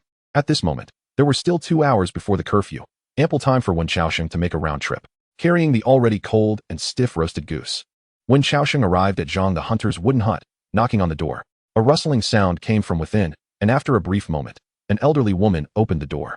Surprised, Wen Xiaosheng inquired, Aunt Mi, has old Zhang not returned yet? Upon recognizing Wen Xiaosheng, Aunt Mi cheerfully opened the door, inviting him to sit inside. Though the little wooden hut was covered in a blanket of snow, the presence of a stove made the room relatively warm. Wen Xiaosheng turned to shut out the biting wind and snow, aiding the elderly Mi Fong to the bed. Xiaosheng. Noticing Mi Fong's agitation as she struggled to articulate her thoughts, her complexion slightly flushed, approached the stove to tend to the fire while flashing a warm smile at her. I have been quite well lately, Aunt Mi, he said gently, with the new county magistrate taking office. I acquired the identity of a citizen from Qi and secured a commendable position. Upon hearing this, Mi Fong gently patted his chest and nodded, saying, That's excellent, truly excellent. I was quite worried as I had heard old Zhang discussing this matter. Thankfully, the new magistrate appears to be a decent person. You must conduct yourself well in the county and avoid associating with dubious companions. Xiaosheng merely smiled in response, offering no further words. Mi Fong gazed into his eyes, somewhat entranced, and murmured, It is a pity that my son, had he not gone to the army, would be of your age now. It has been a full 7 years since he last returned home. Upon hearing this, Wen Xiaosheng paused in his task of gathering firewood and turned his head to glance at Mi Fong, inquiring, Aunt Mi, is the military control in Qi country truly so stringent? During the New Year season, the prospect of returning home seems bleak. Mi Fong shook her head, lamenting. With thousands of miles to traverse, it is not as simple as merely returning. Both Lao Zhang and I have aged, and our aspirations have diminished. For him, simply surviving is a triumph in itself. When Xiaosheng nodded in agreement, there is no cause for concern, Aunt Mi. The realm has enjoyed 5 centuries of peace, devoid of warfare. The borders are only occasionally disturbed by nomads or rogues, which hardly poses a significant threat. Our soldiers are not in perilous circumstances. His words were merely a comfort to Mi Fong, for from the perspective of the crossbowmen in Kuhai County, it was evident that even in the absence of conflict among great nations, tranquility was far from the reality it appeared to be. Aside from the 4 powerful states of Yin, Chun, Zhao, and Qi, numerous smaller kingdoms and principalities surrounded them. each entangled in a web of intricate interests that fostered alliances among various factions within the martial world. The presence of nomads and bandits, forming a formidable force, frequently harassed the borders, wreaking havoc and pillaging. Fortuitously, the vast desolation of the southern plains of Kuhai County, stretching for thousands of miles, was inhospitable to human life. Otherwise, Wen Qiaosheng would have faced dire straits over these past 3 years. Upon hearing Wen Qiaosheng's reassurances, Mi Fang's furrows softened, and she smiled warmly. Indeed, that is true. That boy Chang Gong had a wild spirit in his youth, and was particularly fond of brawling. Despite Lao Zhang's attempts to discipline him, he remained stubborn. Yet, to our surprise, after joining the army, he has been refined through rigorous training and has developed an exquisite penmanship. Over the years, his letters to us have become increasingly beautiful. As she spoke, her hand reached beneath her pillow, where she fumbled and eventually retrieved several letters. Though slightly wrinkled on the surface, they were remarkably well preserved overall. Every month, I must retrieve these letters and place them by the hearth to prevent them from becoming moldy. She held the neatly arranged letters close to her chest, her tone betraying an unmistakable pride. Let old Zhang have a good look as well. Our longbow has truly prospered. Lest he constantly expresses disdain for his child. This old fellow, do I not understand him? If the child were to return, he would undoubtedly be happier than anyone else. Ah, Qiaosheng, you can read. Come and take a look at the letter written by Chang Gong. Upon hearing this, Wen Qiaosheng stepped forward and accepted the envelope from Mi Fang's hands. He unfolded the letter within, and, after scanning its contents, his expression became slightly rigid. Perhaps due to the dim light in the room, Mi Fang did not notice the subtle shift in Wen Qiaosheng's demeanor as she continued to chatter about trivial matters concerning her son, who had gone off to war. Wen Qiaosheng, possessing considerable skill in calligraphy and endowed with inherently sharp eyes, immediately discerned the scholarly elegance woven throughout the letter. These were not the characters one would expect from a soldier. There was an absence of vigor, a lack of martial spirit, and no trace of hostility. What remained was merely a perfunctory display of privilege, a series of emotionally detached and cold lines.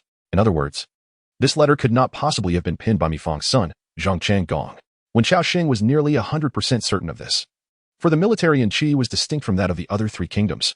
Even an outsider like Wen Qiaosheng understood that for those who entered the ranks of Qi's military, the first task was not to rush into battle. New recruits sent to the frontiers, even without facing combat, would find themselves dealing with marauding bandits, often becoming mere fodder, with survival rates dwindling to 1 in 10. These selected recruits first underwent a period of basic education. The Langan Pavilion would dispatch scholars to instruct them in the simplest of classical texts, preparing them for future military needs and daily communications. Therefore, any soldier who had served in Qi for over a year would certainly be literate and able to write. If they truly needed to correspond with their families, there would be no need to seek a ghostwriter. This realization solidified Wen Qiaosheng's conviction that the letter Mi Fang held was not written by her son. Such occurrences were not unprecedented. Wen Qiaosheng could not help but think of a Xue, who had received false letters from her parents for several years, only to discover upon her return that they had died years prior. The moment this truth was unveiled became a haunting specter for a Xue. For some inexplicable reason, Wen Qiaosheng sensed a dangerous undertone emanating from these fraudulent letters. A Xue, possessing formidable strength, was undoubtedly a fearsome figure in the realm of the 4 kingdoms, and it was entirely plausible for someone to manipulate her emotions by invoking her parents. But what of Zhang the hunter and his wife? They were merely ordinary folk, devoid of wealth or influence. Even if they harbored grievances, they would likely endure in silence. Why expend effort on such deceit? Did Zhang the hunter and his family possibly possess some hidden identity? Wen Qiaosheng deemed this possibility exceedingly slim. The early winter snow that had swept through Kuhai County had nearly extinguished him, pushing Zhang the hunter and Mi Fang into a dire predicament. If Zhang the hunter were truly a recluse of great skill, he could certainly blend into society. However, recluses sought to lead ordinary lives, not to suffer miserably. If all hidden masters in the world had to live like stray dogs on the street, surely no one would choose seclusion. After all, such individuals were weary of conflict, not masochistic. As Wen Qiaosheng remained lost in thought, fixated on the letter in his hand, the wooden door was suddenly flung open. Both he and Mi Fang paused in their activities, turning towards the entrance. Zhang the hunter stood there with a snakeskin bag, presumably containing frogs or something similar. The bag appeared deflated, and coupled with the numbness on Zhang's face, Wen Qiaosheng surmised that he had not fared well that day. This did not surprise him. After 3 years of foraging for frogs, he understood better than anyone just how elusive those creatures could be. Upon seeing Wen Qiaosheng, Zhang the hunter exhibited a moment of surprise. However, as his gaze fell upon the letter in Wen Qiaosheng's hand, he hesitated briefly before stepping inside and sitting by the hearth. He reached into the snakeskin bag and procured 2 frogs, immediately preparing to cook porridge without pausing for rest. Staring incessantly at these inconsequential matters, what purpose does writing numerous letters serve? How many years have passed without a trace, leaving us uncertain of life or death? Zhang the hunter muttered impatiently under his breath, while Mi Fang cradled the letters before her as if they were treasures, glaring at him and retorting, "You incessant chatterbox. Your tongue is incapable of uttering a single kind word. If the longbow were to encounter any issues, would we still receive his letters every year? If in the future Chang Gong achieves great success and attains an official position, would it not bring honor to your old family's reputation? Moreover, the longbow's prolonged absence from home at the frontier signifies what? It is evident that our longbow has flourished, showcasing formidable prowess. The territory along the frontier is inextricably linked to our longbow. In the face of Mi Fang's vigorous counterattack, Zhang the hunter hung his head low, silently rinsing rice with melting snow water. Observing Mi Fang's unwavering determination, Wen Qiaosheng's lips twitched, and he ultimately concurred. Indeed, Brother Changgong's calligraphy has become increasingly exquisite. Old Zhang, I have brought you some roast goose. Although it has cooled, it is still palatable when steamed. Zhang the hunter glanced at the roast goose that Wen Qiaosheng had placed beside him and suddenly inquired, is there a residence available? Wen Qiaosheng replied, there is a place to stay. The two exchanged a knowing glance, and Zhang the hunter set aside his task, moving to the bedside to retrieve a hidden iron key from the foot of the bed, which he then handed to Wen Qiaosheng. There is no one residing in our place. The house may not be large, yet it possesses all the essentials within. Unable to locate the place, I ventured to the market in the west of the county, where the butchers all know me. If you speak to them, they will tell you where I reside. As I gazed at the key being handed to me, Wen Qiaosheng did not decline. He properly stowed the key away and expressed his gratitude to Zhang the hunter before rising to depart. He did not genuinely require this key. Yet Wen Qiaosheng understood Zhang the hunter well. Should he refuse the key, the roast goose he had brought would be a source of discomfort for the other party. To someone like Zhang the hunter, the notion of charity is the utmost insult. Aren't you going to have a bite? Zhang the hunter inquired of Wen Qiaosheng, who was on the verge of stepping outside, half of his body already engulfed by the falling snow. I shall not partake any further. I have already dined earlier this afternoon. It is likely that the snow will intensify this evening, and I must return home early. You should retire for the night at an earlier hour. Oh, by the way, Aunt Mi, may I borrow this letter for a few days? The handwriting of Brother Changgong is truly exquisite, and I wish to practice my calligraphy by imitating it. I shall return another day to return it to you. Upon hearing her son being praised, Mi Fang's smile was nearly uncontainable, and she cheerfully remarked, no problem, Qiaosheng, take it to practice. I have plenty more here. If you need anything, feel free to come find Annie anytime. After speaking, she cast a sidelong glance at the silent Zhang hunter and huffed. Did you see that? I remember Qiaosheng's calligraphy was quite beautiful. If he says it looks good, it must indeed be splendid. Today, Zhang hunter seemed weary from the wind and snow, lacking the energy for banter, and thus offered no retort. After Qiaosheng expressed his gratitude, he closed the door and disappeared into the swirling snow. Once he departed, Zhang hunter sat before the hearth, his expression blank, the flickering flames casting light upon his face that betrayed his complex emotions. Listening to the sounds of his wife sorting through letters and her soft murmurs, he concealed the sorrow that nearly surfaced in his frost-laden eyes. With a crash, he tossed another log onto the fire, which flared brightly, swiftly consuming all the emotions lurking within his gaze. The goose was too much to consume in one sitting. So I shall carve it in half, he remarked to his wife. After departing from Zhang the hunter's abode, Wen Qiaosheng trudged alone through the deep, unyielding snow, his hand clutching the letter trembling incessantly. It was not the chill that caused his shivers. On his first visit to Lu Jimin's residence, Mrs. Lu had provided him with some thick garments. Although they did not fit him perfectly, they were adequate to ward off the cold. The tremor in his hand stemmed from fear. Observing the leaves heralding autumn, Wen Qiaosheng was faintly aware that the letter he held bore implications of a matter of considerable magnitude, one that reverberated through all strata of society. From the halls of power to the common folk. Amidst the swirling cold winds and snow, two vivid memories flickered in his mind, those of Shui and Cheng Feng. What I wish to understand is why, despite my parents having passed away 5 years ago, I have continuously received letters from them over these 5 years, assuring me that they are well. Your calligraphy has reached an extraordinary level. If you were to venture into the royal city, you would undoubtedly be regarded as a master of the art. Why then do you languish in this small, impoverished place? I would rather write than be so exceptional. Would you like to know the reason? All is encapsulated within these 8 characters. These conversations incessantly lingered in Wen Qiaosheng's mind. He did not even wait to return to the county town before retrieving the characters that Cheng Feng had handed to him at the south gate. The term forgotten homeland carries profound significance as it encapsulates a century's worth of human experience. Beneath its surface, what secrets lie concealed? In the midst of snow, Wen Qiaosheng found himself entranced by these 8 characters for an extended period. Eventually, as twilight completely enveloped the snowy landscape, he became aware of his frozen state and returned to his senses. He pocketed the letter and made his way into the county town, heading to the small courtyard adjacent to Lu Jiming's residence. Lu Jiming informed Wen Qiaosheng that the neighboring courtyard belonged to Fan Yue, the ancestral property of the Dogmaster. Following Fan Yue's departure, Lu Jiming continued to pay the corresponding land tax annually on his behalf. Consequently, the property had not yet been reclaimed by the authorities. If Wen Qiaosheng wished, he could find an empty room there to stay. As for Fan Yue's mother, she had passed away the very year he went missing, and it was Lu Jiming who had assisted with her funeral arrangements. upon opening the courtyard gate. When Chaos Hen immediately spotted the dog master lying beneath the eaves of the warm doghouse. After Fan Youwei's disappearance into the mountains, the black dog ceased entering his home. One winter morning, noticing that the dog master had not come to his door for food, Lu Jiming ventured next door, only to discover the black dog nearly frozen to death beneath the eaves. Thankfully, he managed to rescue it, although its fur had become patchy and ragged, resembling a skin ailment. Subsequently, Lu Jiming crafted a cozy doghouse to shield the black dog from the wind and snow, placing it at the entrance of Fan Youwei's residence.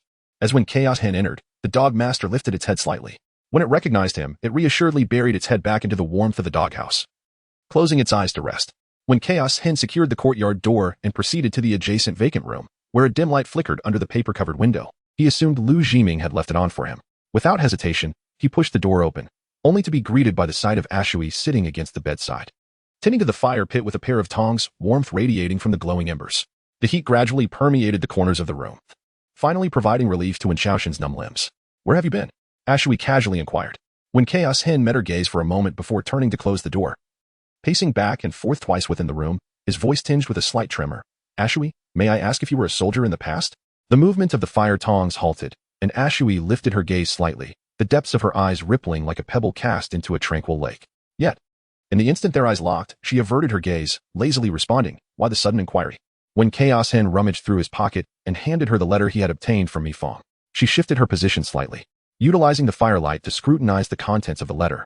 After a moment, she remarked, "It is a letter from a soldier to his parents, filled with simple greetings. I see nothing unusual. Is there any connection between this and your previous question?"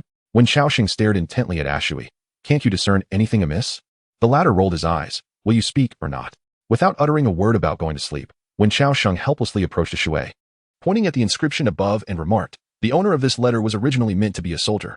The handwriting is fundamentally unlike that produced by a soldier. Even if we were to concede that some individuals possess a naturally elegant script, the sense of privilege and the distinctive scholarly essence conveyed within these characters are undeniably inimitable. Thus, this letter, much like those previously sent to you from your parents, is a fabrication." Upon the mention of her parents, Ashui's expression underwent a subtle transformation. Once more, she scrutinized the letter before her, and under Wen Xiaoxing's guidance, she indeed discerned some hidden intricacies. "Is there more?" she inquired.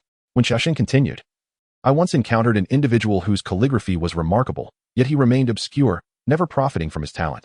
He even sold a character to me for merely 4-1. Pausing for a moment, he added, "I understand that for an ordinary person, 4-1 for a single character is quite outrageous. After all, consider the immense effort and energy required to write. Nevertheless, you must trust my judgment. I possess considerable knowledge of calligraphy myself. Although that individual may appear forlorn, he is undoubtedly a master of the art. Were he to venture into any prosperous capital of Qi, he would surely make a name for himself. A single word holds immense value. In a nation that reveres Confucianism, this is no trivial matter." Ashui cast a sidelong glance at him. "Aren't you a wanderer? How do you know so much?" When Xiaoxing shook his head, "I may be a wanderer, but I am neither deaf nor blind. Speaking of that individual, he appears to be ensnared by certain matters.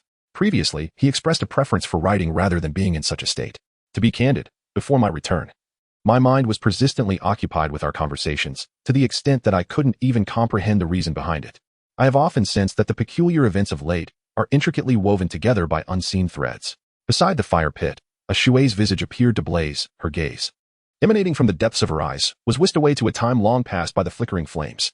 It transported her to the city bearing the surname Feng, to a conflagration that could never truly be extinguished. Turning her head slightly, she yearned to share that unbearable memory with Wen Xiaoxing. Yet the countless gazes of the deceased within the flames, along with the blades buried beneath the ruins, compelled Ashui to swallow those words back down. The number of souls lost in that city was already far too great. There was no need for another. "So be it." She lowered her head, her tone laden with complexity as she remarked, "Perhaps you are merely overthinking. In this place known as Kuhai County, dwell only inconsequential figures. Any connections that may arise are likely mere coincidences. In this vast world, how could so many conspiracy theories possibly exist?" When Xiaoxing chuckled, prompting Ashui to cast him a sidelong glance and coldly inquire, "What are you laughing at?" Placing a hand upon his knee, When Xiaoxing replied, "Do you know that there was fire in your eyes just now?" Ashui's brows knitted together slightly, a subtle furrow forming at the center of her delicate brow. "What kind of fire?" When Xiaoxing responded, "A great fire. You wish to speak yet hesitate to do so. Allow me to articulate your thoughts while you listen. I have just contemplated that both the counterfeit letters you received and those received by Zhang and his companions likely bear a striking resemblance to one another. To ascertain whether a hidden hand is orchestrating these events, the approach is rather straightforward. We merely need to locate the families of other soldiers, or perhaps When you departed from Kuhai County, you had companions. Their families should also reside in Kuhai County. If we can find these individuals, it would substantiate my hypothesis. Shui fixed her gaze upon Wen Xiaosheng, her eyes seeming to pierce through him. After a prolonged silence, she remarked nonchalantly, "Think it through. You may uncover something unexpected, perhaps remnants of smoldering ashes, and the flames might just engulf you." Wen Xiaosheng retorted without hesitation, "Therefore, you should focus on your recovery. Once you are healed, you will be able to protect me." Shui raised an eyebrow slightly, her tone laced with sarcasm. "You, a grown man, expect a woman to safeguard you? Isn't that rather shameful?" Wen Xiaosheng sighed. "You have witnessed my downfall. It is far better to endure embarrassment than to risk losing one's life. Moreover, unlike Mr. L, who has shown me immense kindness without owing me anything in return, I naturally wish to maintain a sense of dignity in his presence. As for you, you owe me a life and a pot of wine. Therefore, your protection of me is entirely justified. Should you ever stand in my way, I would feel no shame whatsoever." Upon hearing this, Shui scrutinized Wen Xiaosheng from head to toe, his astonishment evident in his gaze without the slightest attempt to conceal it. "I had presumed that your ability to survive as a refugee outside of Kuhu County for 3 years indicated exceptional qualities, or at the very least, some peculiar skills. However, it appears that your remarkable trait is simply your unabashed nature." Wen Xiaosheng, with an air of resignation, remarked, "Have you only now come to realize my shamelessness? I presumed you had already discerned it, as such traits are indeed challenging to conceal." Shui gazed at him in silence and finally remarked, "Tomorrow, I shall provide you with 3 addresses for your perusal. It has been many years, and I am uncertain whether anyone still resides in those places, or if the inhabitants remain the same as they were back then. Upon your return, do remember to bring 2 jars of wine, or perhaps 3. I shall indulge in 2 by myself." "It is still the same establishment," Wen Xiaosheng remarked, extracting the coins from his person and meticulously counting them. With a furrowed brow, he added, "Shouldn't you be the one treating me?" Shui responded languidly, "Sure, if you provide the funds, I shall treat you." Wen Xiaosheng counted the coins in his hand twice, then, without hesitation, pocketed them, shaking his head in disapproval. "To spend my money on treating me to wine? You are utterly shameless." Shui retorted with a sense of triumph. "When associating with a shameless individual, I too must adopt some measure of shamelessness. Otherwise, I would miss out on the advantages." Wen Xiaosheng scrutinized Shui, delving into the depths of his thoughts, and began to expound on profound principles. Attempting to persuade her, as the saying goes, wine is a poison that courses through the intestines, and desire is akin to a knife that scrapes the bones. Given your current injuries, excessive drinking would hinder your recovery. Shui interrupted him. "Nonsense. I shall drink the poison regardless." Wen Xiaosheng found himself at a loss for words. Suddenly recalling that fierce woman had indeed consumed half a bottle of such poison during their time in the dilapidated temple. After a moment of silence, his voice carried a hint of unspoken sorrow. "Purchase 2 bottles. I shall not partake. All shall be for you. With your current drinking habits, when will I ever be able to afford a house?" Shui patted Wen Xiaosheng on the shoulder with one hand, squinting as he said, "Buying a house. Why do you think so hopelessly? Why not save this money for wine and mead? Isn't that delightful?" Wen Xiaosheng did not respond to her, instead muttering to himself, 50 coins a day is certainly insufficient. Fortunately, with all this firewood I've chopped, if Mr. Liu does not take it all, I can seek someone to sell some of it, earning a bit of extra income. My health has also improved compared to before. Once I become proficient at chopping wood, I could save half the time each day and venture into the county to pursue other endeavors."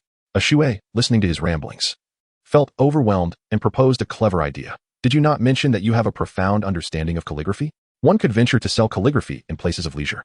For many affluent individuals take delight in showcasing their scholarly elegance. If one possesses genuine talent in writing, it is quite possible that a noble patron may take notice, and thus, wealth may flow forth." Upon hearing this, Wen Xiaosheng paused, initially tilting his head to glance at Shui, and then shaking his head in refusal, saying, "No, that will not do. I have devoted myself to the study of calligraphy, yet I remain outside the hallowed halls of mastery. While I find the forms aesthetically pleasing, I struggle to convey my own spirit and charm through the strokes. True aficionados of painting and calligraphy tend to appreciate the intrinsic essence of the art. My half-hearted endeavors provoke a scornful remark from Shui in the impoverished and remote region of Kuhai County. How many connoisseurs truly appreciate the art of painting and calligraphy? You are merely overthinking it. If you have some free time tomorrow, you might as well give it a try. If you earn some money, I shall take nothing for myself. Merely treating me to a few more drinks will suffice." That night, when Chaos Hen lay on the bed, while Shui remained beside it, resting against the edge and the brazier, she confided in Wen Chaos Hen that she was unaccustomed to sleeping in a bed, a habit formed over many years. The two had known each other for some time, and when Chaos Hen had a general understanding of Shui's character, he did not attempt to persuade her otherwise and comfortably settled down. Though the bed was rather hard, it was certainly more pleasant than the floor of a dilapidated temple, and before long, he succumbed to a deep slumber. In the adjacent courtyard, Madame L stood under the moonlight, gazing at the loquat tree, her gaze profound and distant. On this serene evening, how did nostalgia suddenly arise? L. Jiming appeared quietly behind her, the edges of his thin garment fluttering in the cold breeze. Startled, Mrs. L turned to see a streak of white at his temples, mistaking it for newly grown gray hair. Heart aching, she reached out to caress it, only to discover it was merely snow. There's a sense of reluctance. She sighed softly. After much hesitation, she finally recounted the matter of Ma Huan seeking her out. Guilt washed over Mrs. L. The vows exchanged 3 decades ago still echoed in her ears, pledging that she would refrain from any entanglements in the martial world after their marriage. Yet now, she found herself on the verge of breaking that promise. Having conveyed her thoughts, she braced herself for her husband's reproach. To her surprise, L. Jiming merely gave her shoulder a gentle squeeze and said softly, "Since it is an old friend seeking your assistance, then help him. It is merely a simple matter of repaying a favor. One should fulfill their debts. Why is it so difficult to speak of?" Mrs. L raised her gaze, her expression a mixture of complexity as she looked at L. Jiming, her lips tasting of bitterness amidst the snow. "I once promised you." She articulated each word with a heavy heart, laden with regret, but before she could finish, L. Jiming's gentle voice interrupted her. "I have forgotten." Su Yixin was taken aback. And after a moment, she heard L. Jiming continue, "I am not a deity. 30 years is a long stretch of time. How could I possibly remember everything? The world is vast. If you feel weary, a stroll outside may do you good. Remaining in one place for too long can lead to a sense of monotony."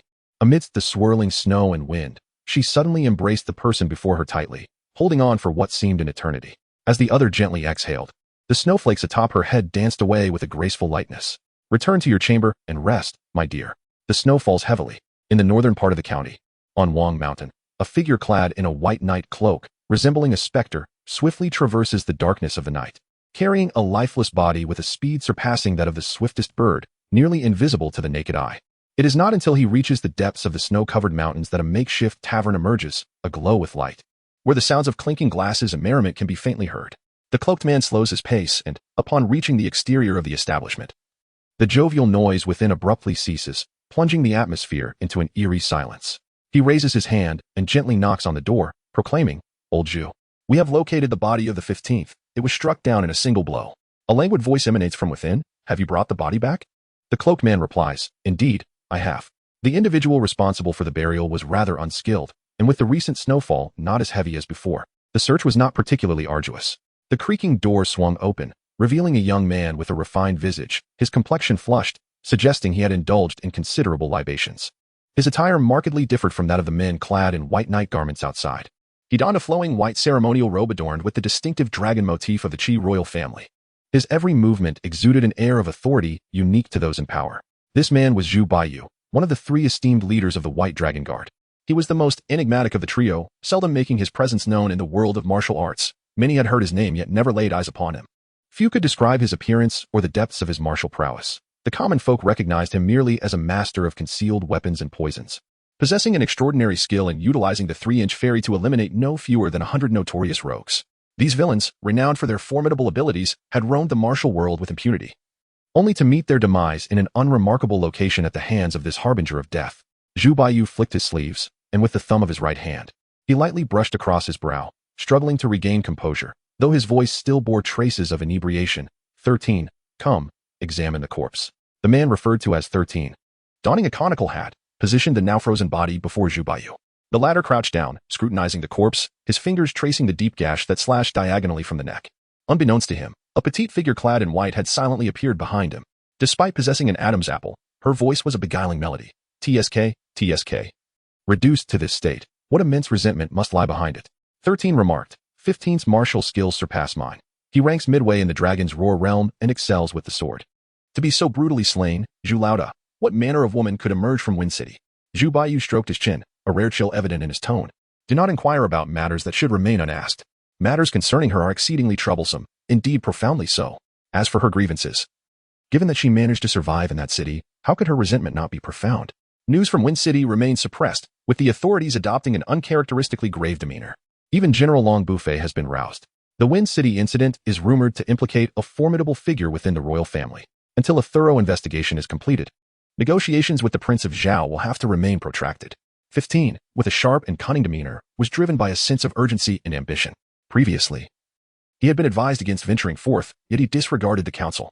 She was not inherently a person of bloodlust, but now, with 15 wounded so grievously by her hand, It was evident he must have uttered something most inappropriate. Behind Zhu Baiyu, a figure clad in white extended their delicate and fair hands to Nita's shoulders, softly suggesting, "Perhaps I should engage her in conversation. My words are sweet, and I would not provoke her ire." Zhu Baiyu chuckled, replying, "Little seven, while your tongue may be honeyed, it cannot withstand the swiftness of her blade. Let us refrain from disturbing her for now. Our primary objective remains to uncover the truth surrounding Lu Jinshi." Previously, it was reported that 2 months ago, a letter was dispatched from Kuhai County to the Zhao Kingdom. In order to enter the borders of Zhao, it is imperative to obtain the official seal and documents from an official of at least the county magistrate rank from the Qi Kingdom. Originally, I intended to seek an audience with Lu Jinshi to inquire deeply into the matter, but alas, before I could reach him, he had already met his demise. I refuse to believe that there are no sinister forces at play here. Xiaoqi narrowed her charming eyes, and a subtle yet menacing aura emanated from her gentle voice. In a desolate and impoverished region like Kuhai County, not even the most desperate of fugitives would typically venture here. Yet, suddenly, a plethora of experts from the realm of the Forgotten River have surfaced. Alongside the enigmatic Chun Qiong, I recently conducted an investigation, and it appears that this individual possesses no discernible accomplishments or scholarly credentials. Out of nowhere, he was bestowed with an official decree appointing him as the county magistrate. This is indeed intriguing. In the state of Qi, those who hold official positions either ascend through the rigorous examinations of the Langan Pavilion after extensive study or hail from families with a long-standing political heritage, having been endorsed by their forebears to rise from minor posts. This reality renders the pursuit of officialdom particularly arduous for many. Although numerous individuals may have carved out a name for themselves within the martial world, amassing wealth and renown, they often lack the necessary connections, relegating them to the status of extraneous personnel, unable to attain even the position of county magistrate. While the role of a county magistrate may appear insignificant, it represents a rare pathway to advancement. Should one achieve notable accomplishments, they may catch the attention of the esteemed figures in the royal capital of Qi, leading to appointments in prosperous cities, gradually augmenting their authority. Official positions symbolize the royal power radiating from the Qi dynasty. Consequently, the dignitaries of the royal capital may pay little heed to Lu Jinshi, perhaps not even recalling who he was. Even if Lu Jinshi engaged in corruption or minor misconduct in this remote area, as long as it did not exceed certain limits, it would likely go unnoticed in the capital. However, Lu Jinshi's death elevates the situation to a matter of significance. Those indifferent to Lu Jinshi's life may still care about their own reputation. After Xiaoqi recounted the peculiar ascent of Chun Qiong, Zhu Baiyu gently shook his sleeves and, as if by magic, produced a flask of wine, pouring it delicately over the faces of the 15 corpses. His breath tinged with intoxication. This is why I assert that the current predicament is fraught with difficulty.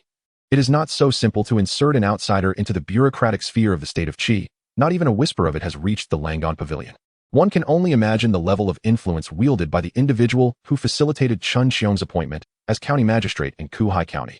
Likely among the 3 generals and 5 dignitaries, General Long Bufei can be ruled out as a participant in this affair. As Zhu Baiyu spoke, his demeanor grew increasingly inebriated. He pinched his brow, furrowing it in contemplation. Xiaoqi, positioned behind him, gently pressed on his shoulders.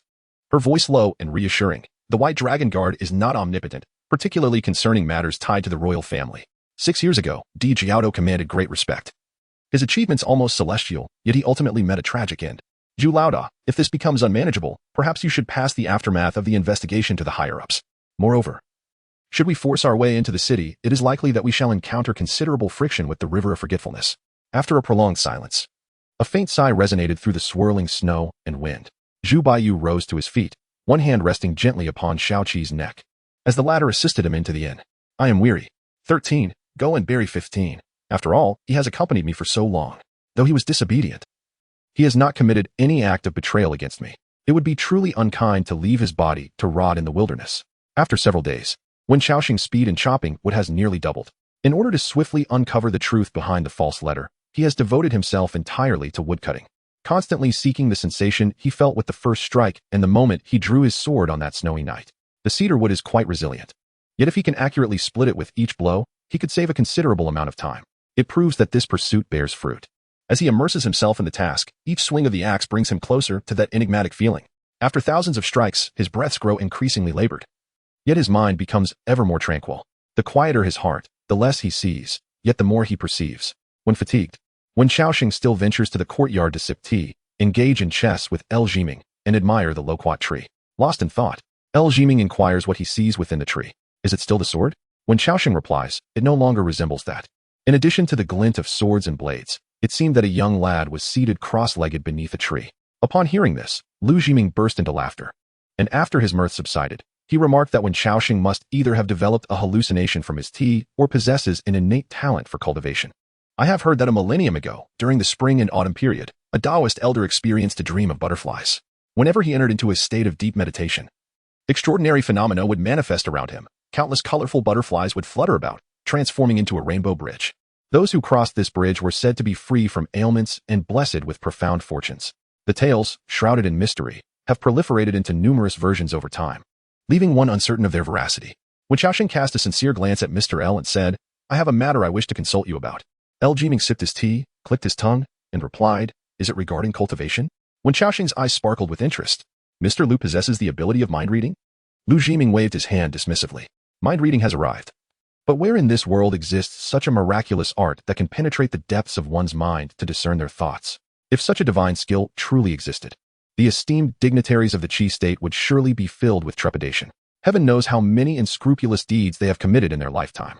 In your daily life, you are free from worries regarding sustenance, and your thoughts do not dwell on such matters. Your pursuit in seeking me is undoubtedly for the purpose of cultivation." Wen Xiaoxing coughed lightly and remarked, "Mr. Lu, your discerning eye is as sharp as a torch. Although I have become much more adept at chopping wood, I have yet to truly embark on the path of cultivation. There are many aspects of this journey that elude my understanding, such as the realms of cultivation or how to discern the strengths and weaknesses of my adversaries." Lu Jiming pondered carefully for a moment, feeling a tinge of regret as he replied, "It has been 30 years since I last practiced swordsmanship, and during this time, I have had no engagement with the affairs of the martial world. My days have been filled with tea drinking, leisurely strolls, and tending to flowers. Being suddenly confronted with these inquiries, I find myself rather bewildered. If I recall correctly, martial artists around the world categorize their cultivation into 5 realms. In the initial stage of cultivation, through the refinement of both external and internal techniques, one hones the body, allowing the consciousness to mobilize the vital energy and blood to flow through the body like a dragon. This is known as blood mobilization. After the transfusion, the martial artist can deftly regulate the flow of energy and blood throughout their body, beginning the process of refining essence into energy. This vitality radiates to their limbs, enabling punches to strike with the force of thunder and movements to be as swift as the wind. With synchronized steps, their form becomes as light and graceful as a bird in flight. At this level, the martial artist has fundamentally distinguished themselves from ordinary individuals, earning the title of Light Swallow. After the gentle flutter of the wings, the dragon's roar follows. With robust limbs, the vitality and energy flow inward, nourishing the lungs and internal organs, fortifying the body, and activating the meridians. This transformation enables one to become a vessel for the essence of heaven and earth, awakening a formidable power and abilities that ordinary individuals do not possess. Once the power within the acupoints is meticulously refined, the essence of the heavens and the earth will reciprocate, nurturing both the corporeal form and the spirit. From this moment forth, the latent potential within the acupoints begins to be gradually concealed and refined, returning to its original purity. While these individuals may outwardly appear indistinguishable from ordinary folk, lacking the ostentatious presence of warriors at the dragon roar level, their bodies have, in truth, absorbed the essence of the Tao, becoming as resilient as iron and stone. Even seemingly delicate petals and leaves in their grasp can transform into extraordinary weapons, marking a realm known as communing with the subtle. Upon transcending the realm of tranquility, one enters the 5th stage of cultivation, known as the celestial being. Practitioners of this caliber have nearly ascended beyond the mortal realm. Every gesture they make resonates with the profound essence of the universe. They possess the ability to traverse vast distances in an instant, to encapsulate the cosmos within a mere seed, and to summon winds and rains as if orchestrating nature itself. The legendary feats that once existed solely in tales now hold the potential to manifest within their grasp. Mr. L, is there a realm of cultivation beyond that of the celestial beings? In response to Wen Xiaoxing's curious inquiry, L Jiming jestingly remarked, "Since it is unattainable, why bother asking so many questions?" Wen Xiaoxing scratched his head, feeling somewhat dissatisfied, as his curiosity was thoroughly piqued. "I humbly seek Mr. Lu's enlightenment, though it is true, as you have stated, that such matters remain beyond the grasp of an ordinary soul like myself in this lifetime. I shall consider it merely a source of amusement." Mr. Lu, the seer of destiny, took a sip of tea and nonchalantly spat the leaves beneath a nearby loquat tree, and then spoke softly. "In this world, the number of masters who have attained the celestial realm is exceedingly rare. Nearly 99% dwell within the sacred grounds of the 4 nations. For these individuals, the affairs of the mortal realm hardly stir their hearts or minds, as they remain hidden in places rich with profound Taoist essence, meticulously savoring the grandeur of the natural universe, aspiring to elevate their cultivation to even greater heights. The ancient celestial beings within the Sword Pass have alluded to certain matters, suggesting that beyond the realm of the celestial, there exist concepts such as delusion and liberation. Moreover, individuals from the Chun dynasty's Buddhist realm refer to liberation as Tathagata. However, these individuals, each deeply immersed in their martial practices, often speak in a manner that may not be taken at face value. As for how to perceive the realm of another, it entirely relies on experience and intuition. As you engage more in the future, you will find that there is no need for physical confrontation. Rather, you will be able to intuitively sense the realm of others in comparison to your own. When Chaos Hen quietly committed to memory all that had been discussed today, he raised the cup and drank down the hot tea, preparing to continue chopping wood. His progress had been commendable today, and he anticipated having ample time in the afternoon to verify the matters concerning the letter using the address given to him by Ashui. After taking just a few steps, a question suddenly crossed his mind, prompting him to turn and inquire of Lu Jiming. Mr. Lu, may I ask what realm you currently inhabit? This question held significant importance for Wen Chaos Hen, as neither of them possessed the dance C. Thus, the level to which Lu Jiming had cultivated himself should indeed be attainable for Wen Chaos Hen as well. In response to his query, Lu Jiming, seated calmly, shook his head slightly. Uncertain of his own thoughts, when Xiaoxing opened his mouth as if to inquire, yet ultimately refrained from voicing his questions. He understood that whether L. Jiming was deliberately withholding information or genuinely unaware, he would not receive the answers he sought. After chopping the remaining firewood, his body soaked in sweat, when Xiaoxing proceeded to the back courtyard to boil a pot of hot water. After enjoying a warm bath and changing into fresh attire, he took the address given by a Shui and departed from L. Jiming's residence, making his way towards Baisang Street in the western part of the county town. As he walked, he inquired along the way, guided by the locals, until he finally arrived at the first address provided by a Shui. Upon reaching the entrance, he noticed that the door of the residence was marred with signs of rot, and the snow piled atop the walls remained unshoveled. He knocked on the door and called out several times, but there was no response from within. With no other option, when Xiaoxing proceeded to the second address given by a Shui, although there were occupants, they were no longer the Chui family as a Shui had mentioned. According to the current residents, the house had changed hands twice since, with the last owner bearing the surname Ya, who had no acquaintance with anyone named Chui. Disheartened by his fruitless endeavors, when Xiaoxing gazed at the dimming sun in the distance, after a moment's hesitation, he resolved to investigate the third address. After all, it was not far from where he was, so he decided to check it out as well. A light snow began to fall from the sky, and with a gentle breeze blowing, when Xiaoxing wrapped his arms around himself and soon arrived at his destination, without bothering to ascertain if anyone resided there. He grasped the door knocker and rapped on the door. He knocked several times without anyone coming to answer, concluding that the house was likely uninhabited. He turned to leave and procure some wine. However, just as he took a couple of steps, the door of the opposite house swung open. A middle-aged woman in an apron emerged, holding a basin of water. Without acknowledging Wen Xiaoxing, she carelessly tossed the water into the alleyway. He quickly stepped aside and called out to her, "Do be mindful of those around you." The woman shot him a disdainful glance and retorted with a cold laugh. "Are you blind? I have never encountered you in this alley before. Pray tell, are you yet another idle scoundrel lurking here at this late hour? Perhaps with the intention of thievery? Should you fail to depart, I shall have no choice but to report you." The woman unleashed a tirade at Wen Xiaoxing, who, rather than retaliating with insults, produced a note given to him by a Shui. Addressing the woman, he inquired, "Before you make any reports, may I ask if the family across the way bears the surname Wang, specifically Wang Kuan?" Initially, the middle-aged woman presumed Wen Xiaoxing to be a trifling scion of a wealthy family, intending to pilfer from her abode. However, upon hearing his question, she emitted a sound of surprise, her disdain gradually transforming into curiosity as she scrutinized him from head to toe. "And who might you be?" she asked. Wen Xiaoxing's eyes flickered momentarily before he replied, "You may not recognize me. I recently relocated from Kuhai County. I am here to deliver a message to Wang Kuan on behalf of someone." The woman's expression shifted to one of caution, prompting her to inquire further, "Who commissioned you?" After a brief hesitation, Wen Xiaoxing responded, "A young man. I have received payment from others, and the specifics of the matter must remain confidential. It is merely a matter of earning a modest remuneration. Please show some understanding." Upon hearing his words, the previously acerbic middle-aged woman surprisingly softened. No longer as aggressive as before, he has not resided there for quite some time. When Xiaoxing inquired further, "Where has he gone?" The middle-aged woman cast a glance at Wen Xiaoxing before turning back towards the house. "Wait a moment," she remarked, and soon after, a woman's voice faintly echoed from the courtyard. "Old Wang, there's a young man outside seeking you." Before long, a man, still adjusting his attire, emerged. His face bore the marks of numerous acne scars, with a significant patch of white at his temples, and he wore an expression of surprise mingled with anxiety. "Are you Wang Kuan?" Wen Xiaoxing asked uncertainly. The man nodded. "Yes, I am Wang Kuan, the owner of this residence. What brings you to me?" Wen Xiaoxing gazed intently into his eyes and directly addressed the matter. "Did your son, Wang Yi, enlist in the military 17 years ago?" Upon hearing his own son's name, Wang Kuan momentarily froze, then stepped forward to seize Wen Xiaoxing, his emotions slightly heightened as he inquired, "How do you know?" Wang Yi, feeling dizzy from the sway of Wen Xiaoxiang, hurriedly broke free and maintained a distance from him. "Wang Kuan, do not be anxious. Your son is quite well." In an effort to reassure Wang Kuan, he began to fabricate words with his eyes wide open, although a twinge of guilt lingered in his chest. His gaze and tone remained resolute. Upon hearing these words, Wang Kuan felt a slight sense of calm wash over him, gradually patting his chest as he gasped. "As long as he's fine, that's a relief. You startled me, my heavens." Wen Xiaoxing slightly tilted his head, intently observing Wang Kuan's facial expressions, and remarked, "Over the years, you must have received letters from your son, Wang Yi, haven't you?" This seemingly casual inquiry was, in fact, the crux of Wen Xiaoxing's true concern. For him, the essence lay not in the individual, but in the correspondence. Prompted by such a subtle cue, Wang Kuan harbored no doubt, vigorously nodding in affirmation. Perhaps due to his overwhelming concern for his son's well-being, he hastily rummaged through his pocket for the keys, leading Wen Xiaoxing into his residence.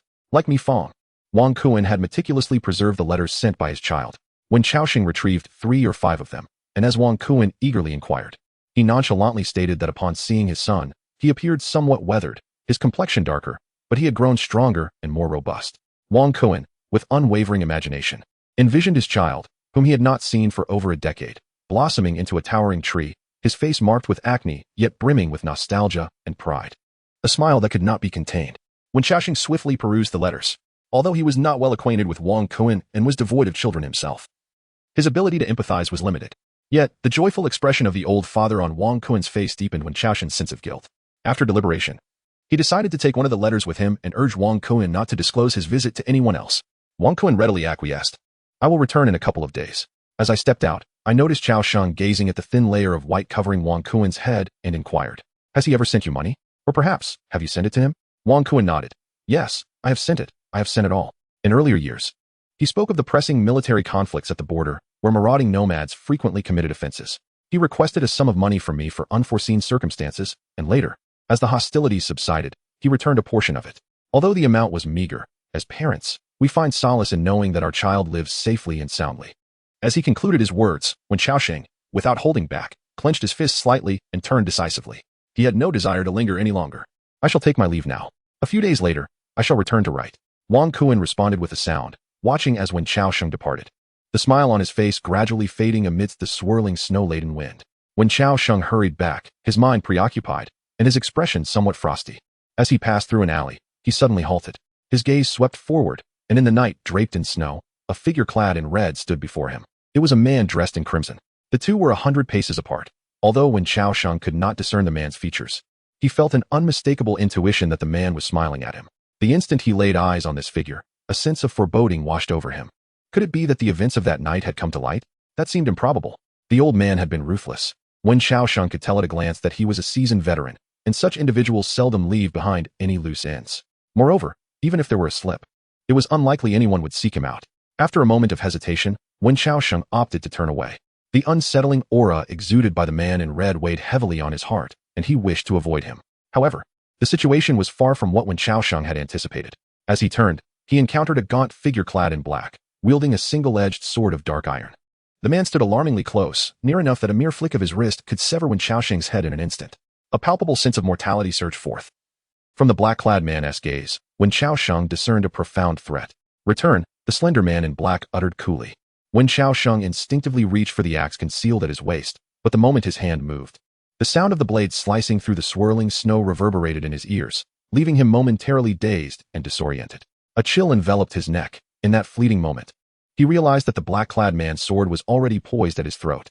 His pupils constricted as he comprehended the vast chasm between himself and the man in black. That dark iron blade weighed no less than 100 pounds, and the opponent's physique appeared to be scarcely 120 or 30 pounds.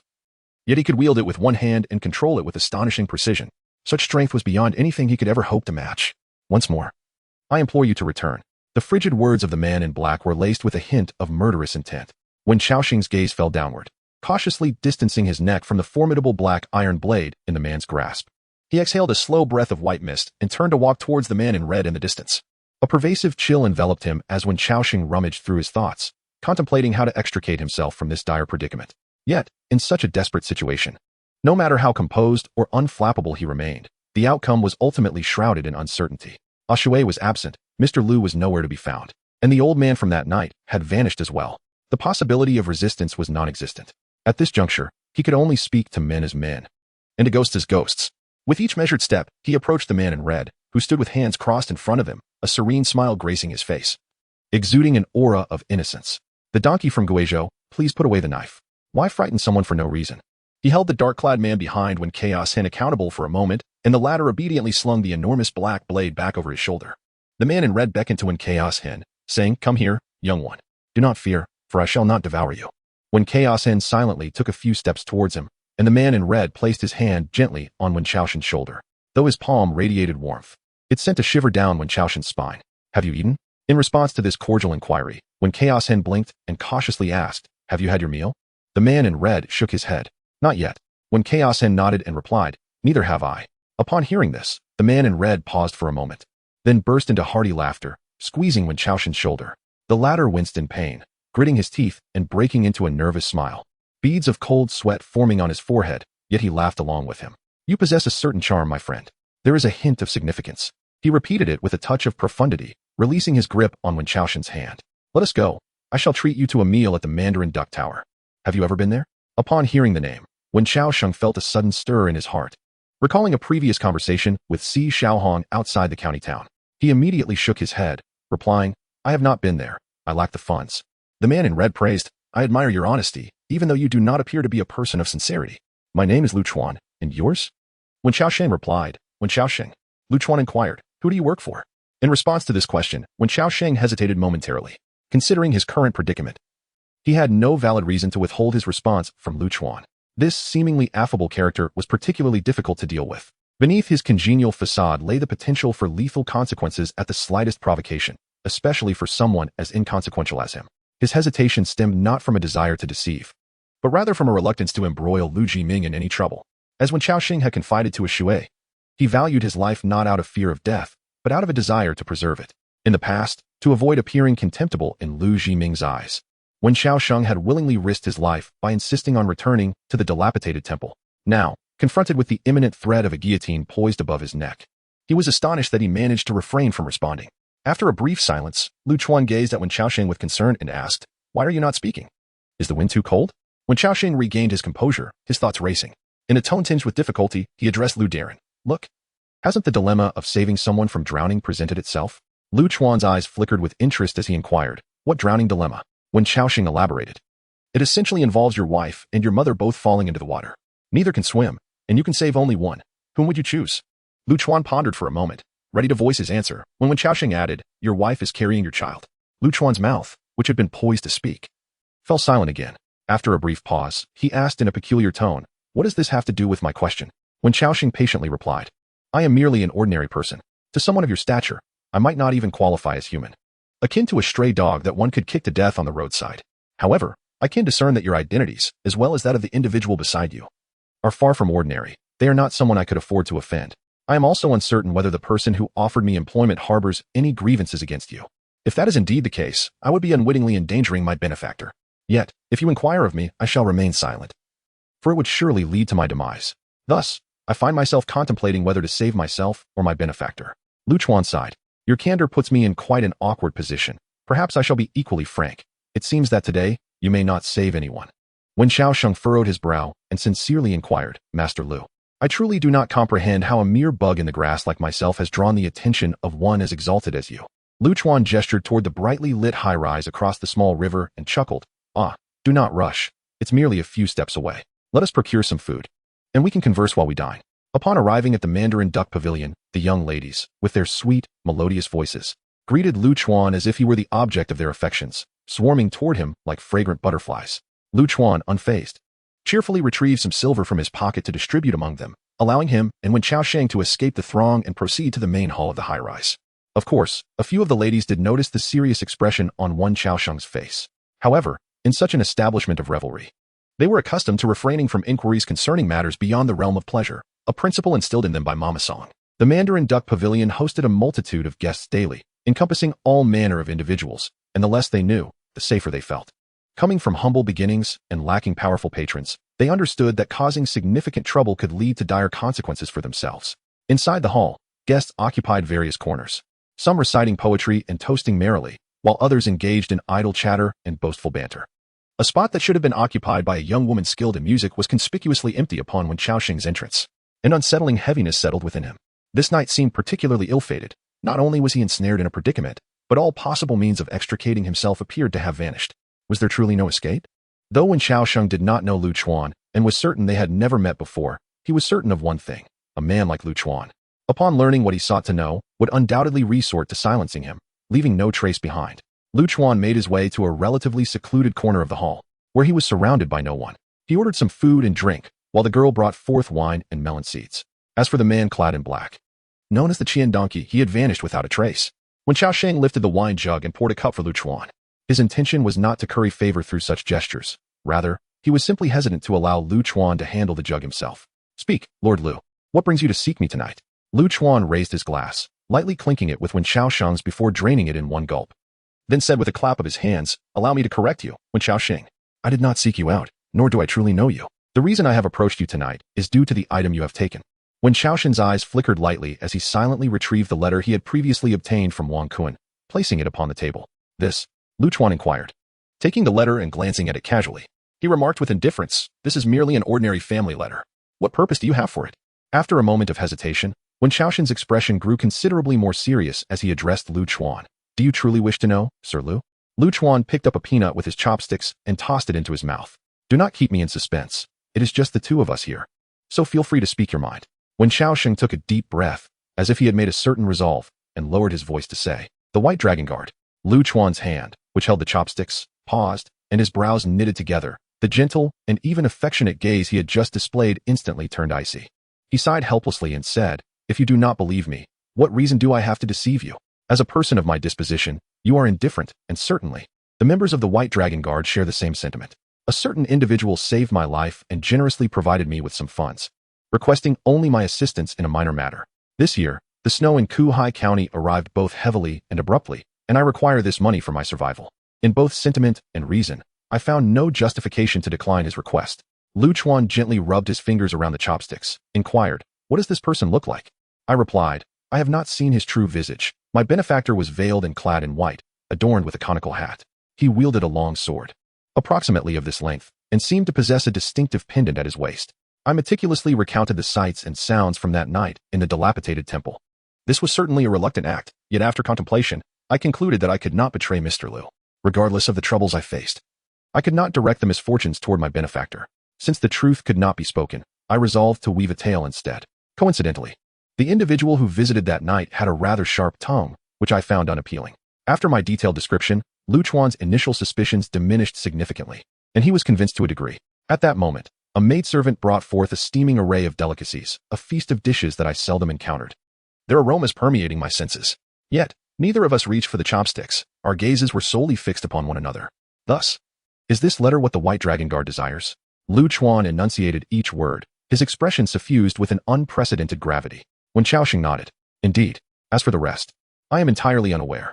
They could hardly consider me a mere insignificant figure, worthy of their attention."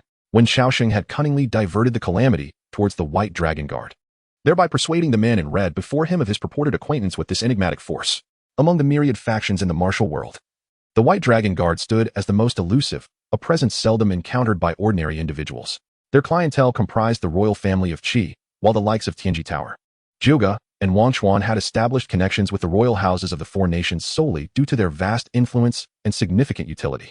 However, such ties were invariably superficial. The White Dragon Guard, on the other hand, emerged out of necessity for the Qi royal family, engaging primarily with individuals of notable stature, unlike Wen Xiaoxing, who, being an unrefined commoner donned in simple attire, had never undergone any form of cultivation. Without fortuitous circumstances, one could potentially live a lifetime without ever encountering an entity like the White Dragon Guard. This elucidates why. After Wen Xiaoxing meticulously delineated the physical attributes of the White Dragon Guard, Lu Chuan chose to place his faith in his words. He pondered over the letter presented by Wen Xiaoxing for a moment, when Qian Lu suddenly materialized, having discarded his long sword and clad in a simple black robe. He approached Lu Chuan directly, extending a sheet of paper towards him. Lu Chuan cast a fleeting glance at the contents inscribed upon it. Wen Xiaoxing, having recently become a citizen of the state of Qi, pondered his origins. From which land had he hailed? Why abandon the comforts of home to venture into the impoverished locale of Kuhai County? Taking a sip of tea, he cast his gaze across the empty Qin platform, contemplating ways to prolong the passage of time. This matter is quite lengthy. I wonder if you have the time to listen? Lu Chuan lightly tapped the plate with his chopsticks and smiled, saying, "Do tell. I have time before I finish my meal. If one were to indulge in music, it might just save your life." Naturally, when Chaos Hin found the notion of saving your life through such absurdity hard to believe. Nevertheless, he subtly revealed a hint of delight and began to weave a tale. He possessed a remarkable talent for storytelling.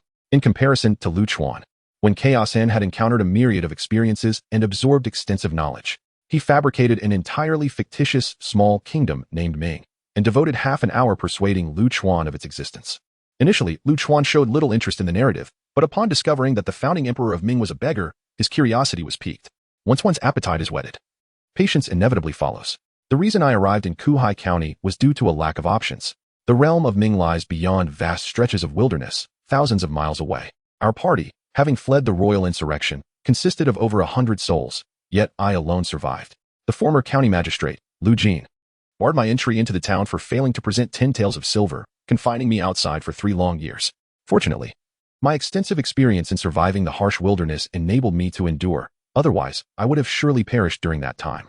Lu Chuan glanced at the man in black beside him, who responded indifferently, "This detail is not documented, but during my previous investigation, a clerk responsible for the cultural affairs of Kuhai County mentioned in passing that when Chao Xing had indeed been imprisoned outside the county for 3 years, it was only after Chen Xiong took office that he was granted the status of a citizen of Qi."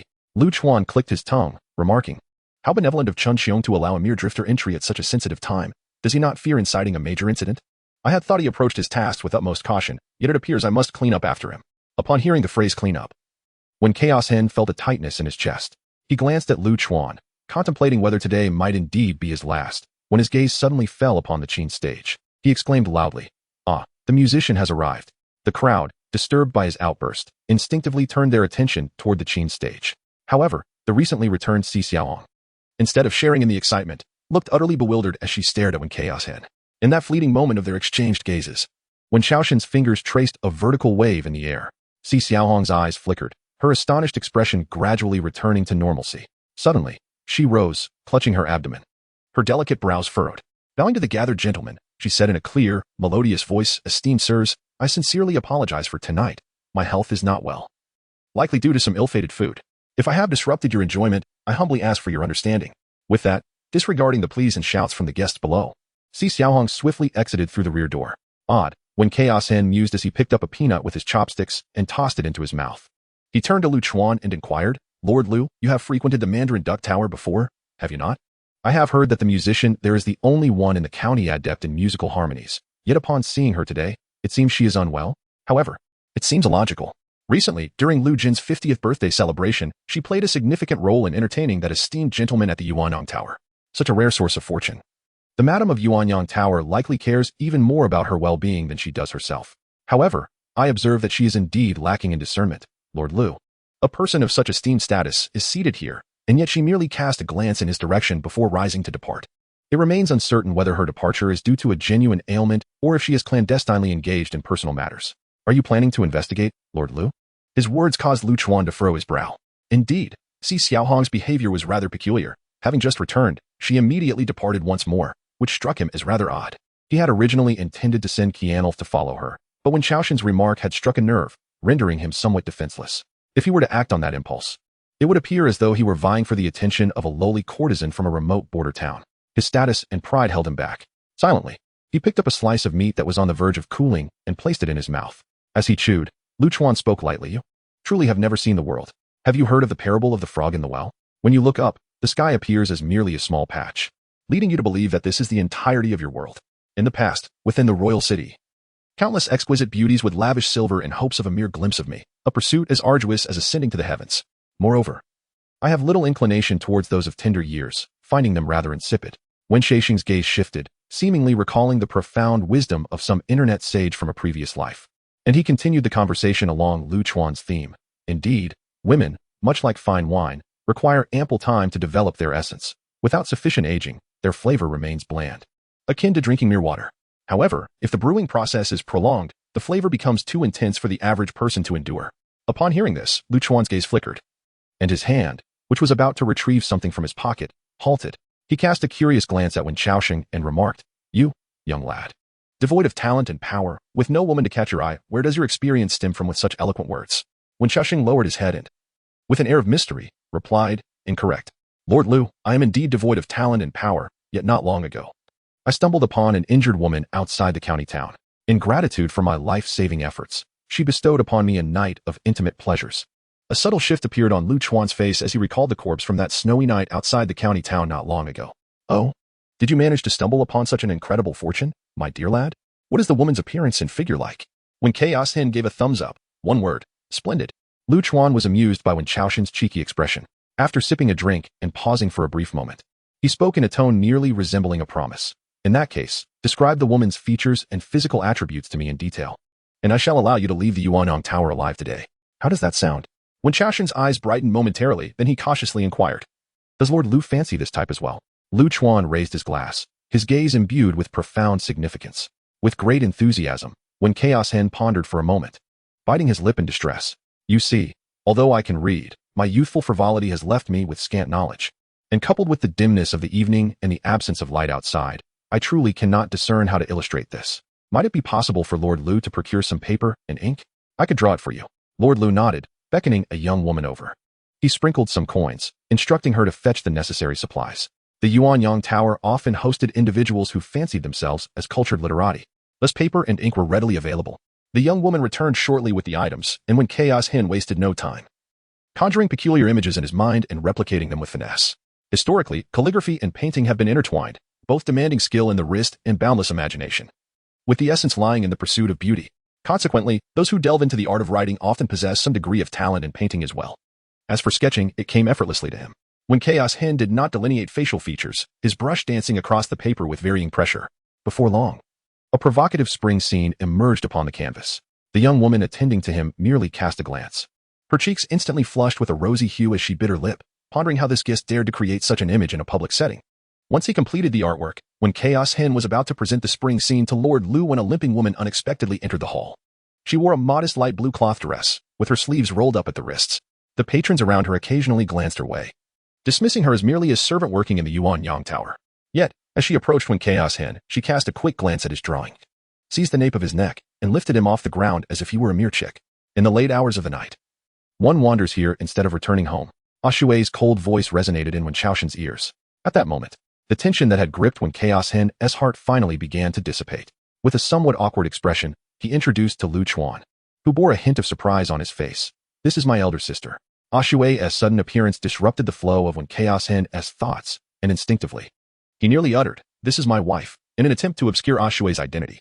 However, recalling the chilling gaze she possessed when taking a life, he instinctively substituted the final word for sister. Although he shared a deep bond with Ashue and had even shared drinks with her, a sense of distance persisted in his heart towards this enigmatic woman, a goddess of death cloaked in secrets. A moment of careless speech could lead to a lifetime of silence. Hasten back, and be wary of returning to this place for frivolous antics.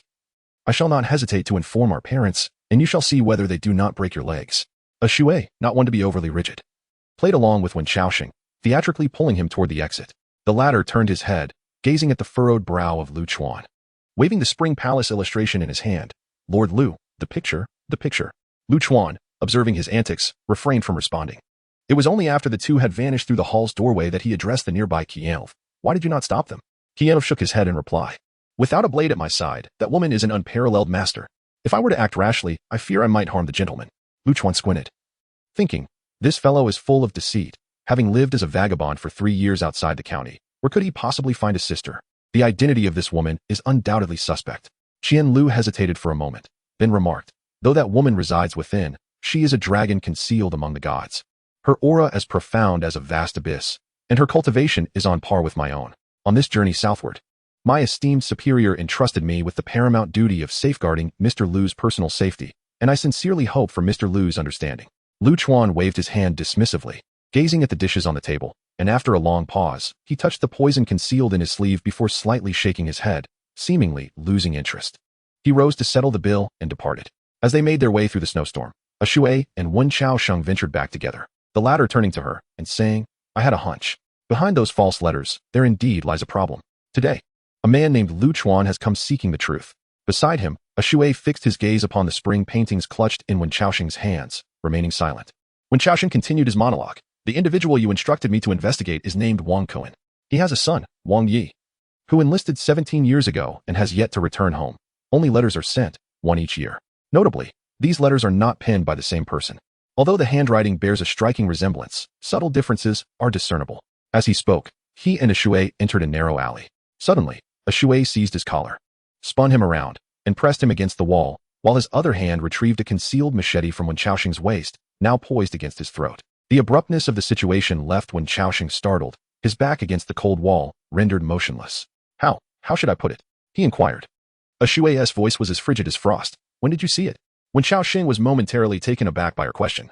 Quickly and meticulously sifting through his memories to ascertain that he had not wronged a Shui, which bolstered his confidence somewhat. See what? Observing his bewilderment, a Shui leaned in closer. That mole on your chest, when did you notice it? Wen Chaoxing was momentarily speechless, and after a few breaths, he finally comprehended a Shui's implication. His lips twitched awkwardly. My dear aunt, I merely sketched that haphazardly. He requested a drawing, and I had to buy time for someone to come to my rescue, adding details to make it seem more credible. Moreover, even if I were to steal a glance, it would require an opportune moment. On ordinary days, let alone peering in, even if I were to approach you by a mere 3 steps, you would certainly take notice. The only conceivable occasion would be that night when you lay unconscious. Yet, on that fateful night, you were on the brink of death, your chest stained with blood. If I were to indulge in such trivialities, do you truly believe you could survive? The two exchanged glances, and Wen Chaoxing met her gaze without flinching. He truly had not looked. After a significant pause, a Shui's icy demeanor softened, and she released her grip on Wen Chaoxing's collar, sheathed the hatchet back at his waist, and turned to walk ahead. I will trust you this once. Noticing the absence of malice from a Shui, Wen Chaoxing breathed a sigh of relief. He crumpled the Spring Palace illustration in his hand and tucked it into his clothing, hastily following after her. However, whether by intention or accident, a Shui's pace was always slightly quicker, leaving him unable to glimpse her profile. There is another matter. Wen Chaoxing, feeling helpless, decided not to rush any longer and slowed his pace, following closely behind Ah Shui. The individual known as Lu Chuan is likely aware of your existence, yet he does not truly know you. A chilling breeze swept in, carrying with it a Shui's perplexity. How did he deduce that? Wen Chaoxing, unreserved in his candor, recounted the details of his previous ramblings intended to buy time. When the conversation turned to the injured woman outside the dilapidated temple, Lu Chuan's subtle expression ultimately did not escape his keen observation. A Shui paused in his tracks and cast a penetrating glance back at Wen Chaoxing. You mentioned that the injured woman bestowed upon you a night of passionate intimacy? Please elaborate. I am eager to hear more. Wen Chaoxing's expression momentarily froze. Then he shrugged and remarked, shouldn't the focus be on Lu Chuan's anxious inquiry about you after he learned of information that might pertain to you? A Shui replied, I am indifferent to that. Wen Chaoxing rolled his eyes. I made no mention of your characteristics. There are countless wounded women in this world. Who knows who the person is that I am speaking of in my ramblings? He merely broached the subject in passing, and in a desperate attempt to buy time and preserve my life, I concocted a tale of something that never existed, diverting his attention. Otherwise, by the time you arrived this evening, I would have already been a lifeless corpse. Moreover, the woman I depicted possesses a voluptuous and ample figure, intentionally diverging from your physical attributes. It cannot be deemed offensive in any regard. Do you not believe me? Would you care to take another look? He said, as he extracted a crumpled image of an erotic nature from his clothing. However, before he could unfold it, the image was seized by a Shui. Holding the crumpled paper in one hand, she cast a glance at Wen Chaoxing, her tone softening as she remarked, if it is truly a matter of survival, you may cast me aside next time, it would be of no consequence. Upon hearing her words, Wen Chaoxing sighed. Such matters are not so simple. Tonight, that individual hails from the royal city, and he appears to possess a distinguished status. Such a person arriving in the Bittersea County must undoubtedly be here to undertake a matter of great significance. The more I divulge, the more it signifies my awareness. And inevitably, that knowledge could lead to my demise. Unfortunately, this time he has etched my face in his memory, and after dark, I no longer dare to wander aimlessly in the county town. Observing the somewhat dejected Wen Chaoxing, a Shui remarked lightly, next time you need to investigate something, I shall accompany you. They act with great secrecy, undoubtedly concealing something. Perhaps it is the White Dragon Guard that allows them to operate under the bright light of day, in plain sight where they feel relatively secure. Should matters escalate, it would become difficult for them to extricate themselves from the situation. One should not court great trouble for the sake of a minor inconvenience. With this thought in mind, she leaned closer to Wen Chaoxing's ear and, in a tone both light and earnest, remarked, there is one more thing. The next time you paint a woman, do not depict a mole on her left breast. Do you understand? Wen Chaoxing instinctively cast his gaze downward for a moment before quickly returning it to her face. Do you actually have one? Shui raised an eyebrow. Would you like to see? When Chaos Hen took a step back, declining the morbid inquiry. No, I shall neither look nor paint it. Thus, the matter was put to rest. Shui took her painting and ceased to press the issue. As she made her way back, when Chaos Hen observed her limping silhouette and inquired, is your injury improving? Do you need me to fetch some medicine for you? Shui's voice, barely audible in the wind, replied, I won't die. Upon returning to Fan Yue's home, when Chaos Hen gathered some firewood and tossed it into the brazier, he then prepared a pot of water for soaking his feet. Subsequently, he fetched a large wooden basin, filled it with snow, and poured hot water over it, creating a cloud of steam. As he soaked his feet and warmed himself by the fire, he felt his body quickly thawing. Before long, another pair of delicate, fair feet joined the warm water. When the hot water reached Shui's ankles, her brow relaxed. And after soaking for a while, fine beads of sweat appeared on her forehead, softening her fierce demeanor in the flickering firelight. When Chaos Hen, recalling the events of the night, suddenly asked, your injury is not yet healed, yet you went to the county office tonight? Shui, taking the initiative, emphasized, had I not gone, you would have perished this evening. Do you truly expect that fellow Chuncheong will come to your rescue? When Chaos Hen shook his head and replied, of course I am aware. What I mean to ask is, why are you seeking out Chuncheong? Shui responded, to investigate the cause of Lu Jin's death. When Chaos Hen paused in surprise, then asked, is it really that simple? Did you hold a knife to his throat? Shui replied, something akin to that. Barefoot, he is untroubled by the shoes of others. He has his reservations, yet I possess none. The individual in question was reluctant to sever ties with me, preferring instead to negotiate a transaction. Subsequently, that girl struck the drum at the county office, proclaiming that something had transpired at the Mandarin Duck Tower, yet she remained reticent when asked for details. Sensing something amiss, I decided to investigate. Upon hearing this, Wen Xiaoxing could not help but chuckle, reflecting on those who, possessing a modicum of power, often viewed themselves as lofty figures. Faced with a direct and audacious character like Shui, they found themselves utterly powerless. It was not that they were incapable of dealing with Shui, but doing so would entail considerable costs and could escalate into a public spectacle. Wen Xiaoxing was aware that the White Dragon Guard had already arrived in Cahaxian, and judging by Lu Chuan's reaction, their visit was likely connected to him and his associates. The conflicting interests of the two factions could easily breed animosity. After soaking his feet, Wen Xiaoxing stepped outside to dispose of the water. Upon returning, he found Shui gazing intently at him. He set the basin down and inquired, what is it that you observe? Curiously, Shui asked, if memory serves correctly, there were two individuals nearby, one of whom, a slender man in black, possessed considerable skills. How did you manage to communicate with that girl right under their noses, instructing her to seek assistance at the county office? Though her contemplation may not have reached the depths of Wen Xiaoxing's, Shui was no fool. She had pondered this question for a long time without arriving at a satisfactory understanding. Wen Xiaoxing smiled softly, climbed into bed, wrapped himself in a quilt, and sat cross-legged as he replied, our acquaintance was serendipitous. At Lu Jin's 50th birthday celebration, the piece she performed was one I had taught her. We conversed for quite some time outside the county, during which I hummed a particular melody that mimics the sound emitted when law enforcement responds to an incident. I demonstrated this by making a hand gesture, he explained, his fingers tracing an imaginary line in the air. Shui appeared contemplative before posing another question. Wait a moment. Wen Xiaoxing, what does responding to an incident mean, and why does a horse-drawn carriage produce such sounds? Considering her earnest inquiry, Wen Xiaoxing tilted his head thoughtfully and struggled to articulate a response. Responding to an incident refers to the mobilization of officials to apprehend criminals. As for the sounds from the carriage, it is typically due to the presence of a musician playing the suona, creating a sound akin to wero-wero. Shui squinted, leaning slightly back, clearly taken aback by the unexpected imagery conjured by his description. The officials apprehend individuals in horse-drawn carriages, accompanied by musicians? Wen Xiaoxing coughed softly.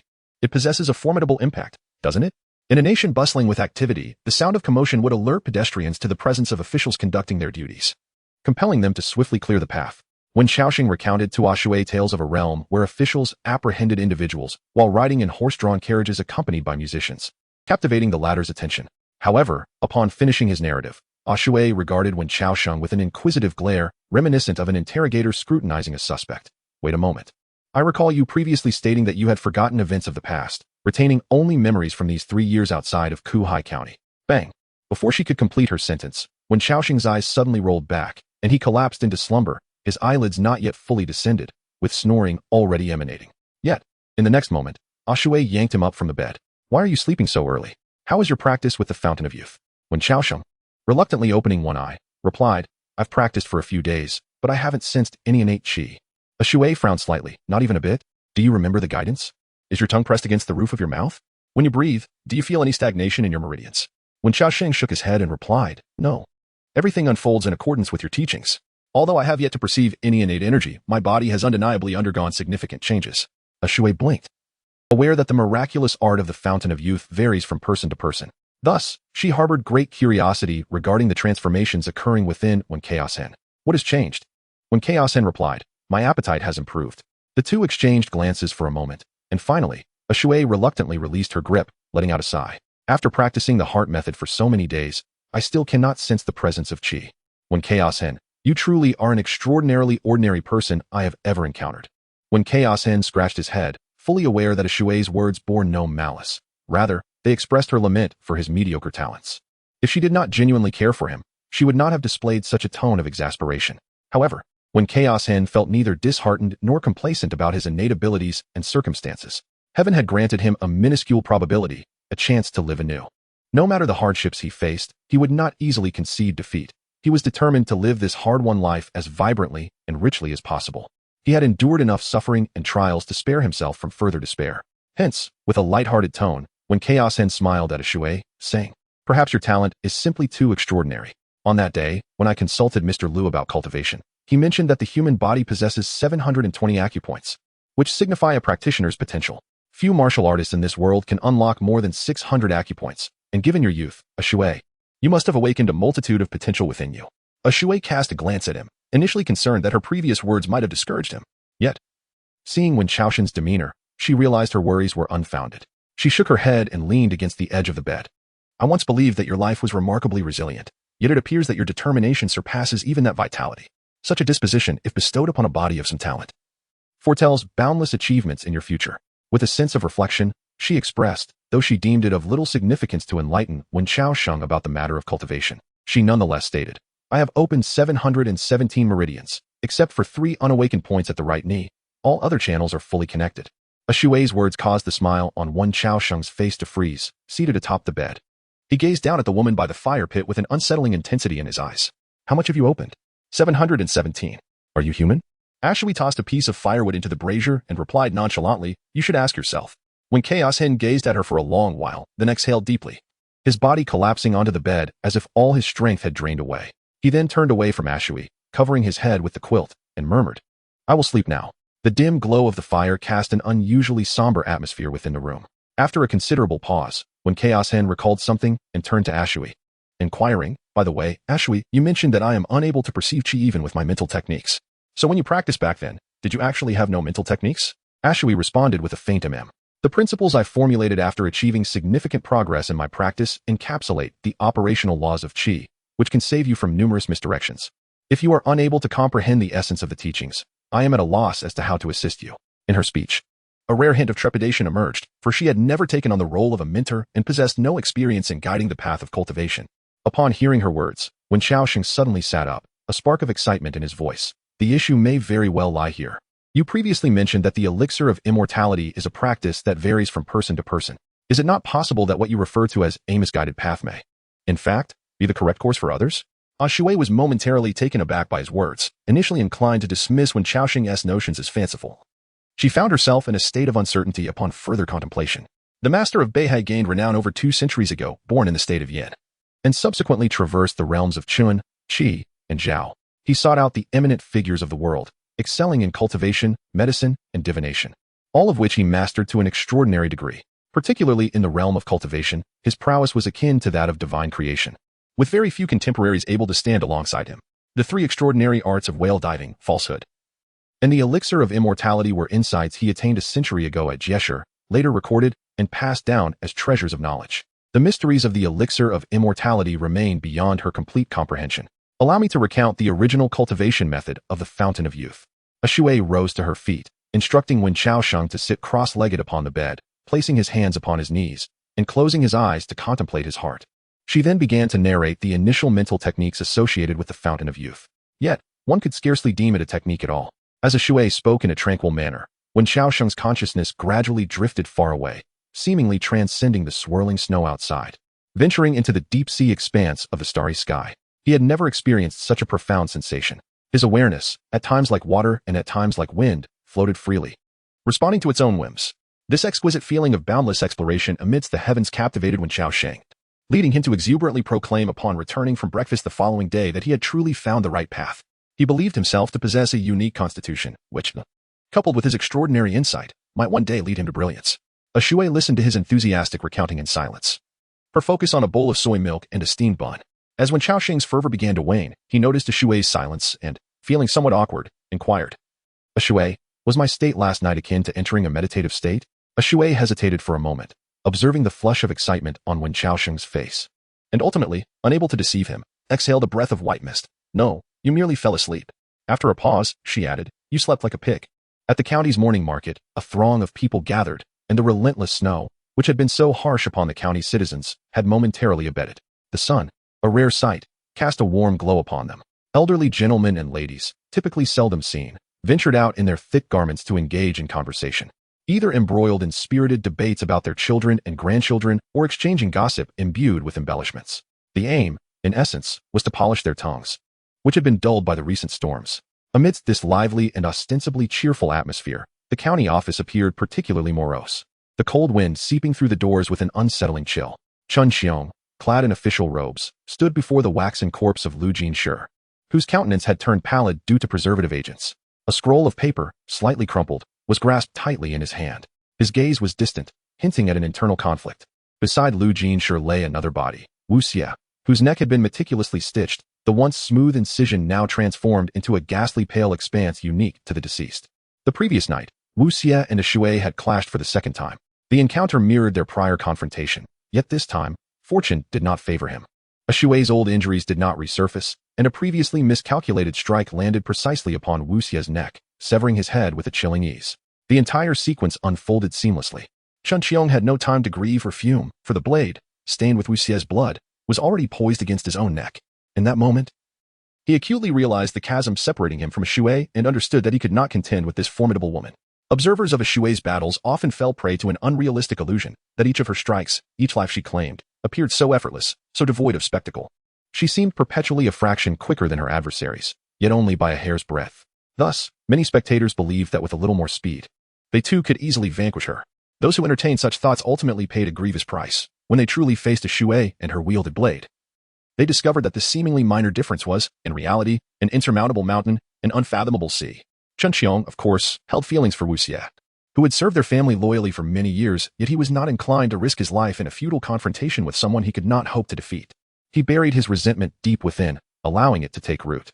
Chun Xiong began to contemplate how to collaborate with Lu Chuan and Wang Chuan to eliminate the woman who had twice disrupted his county office and slain his guard. As he pondered, a shadow suddenly appeared at the door, the sound of footsteps jolting him back to reality.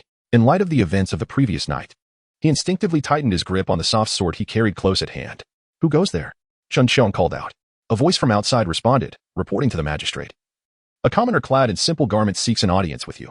Chun Xiong, feeling flustered, replied, I shall not meet with anyone today.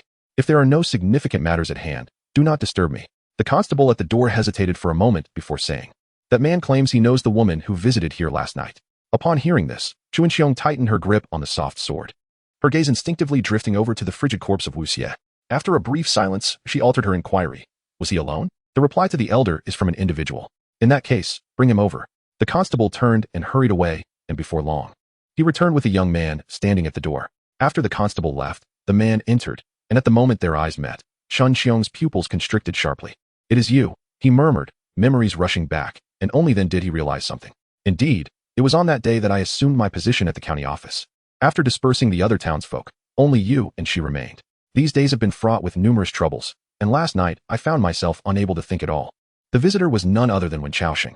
He cast a fleeting glance at Chun Xiong before quickly directing his gaze towards the lifeless bodies of Lu Jinshi and Wu Ye. Pointing in their direction and inquiring, have you decided when to close the case, Lord Chun?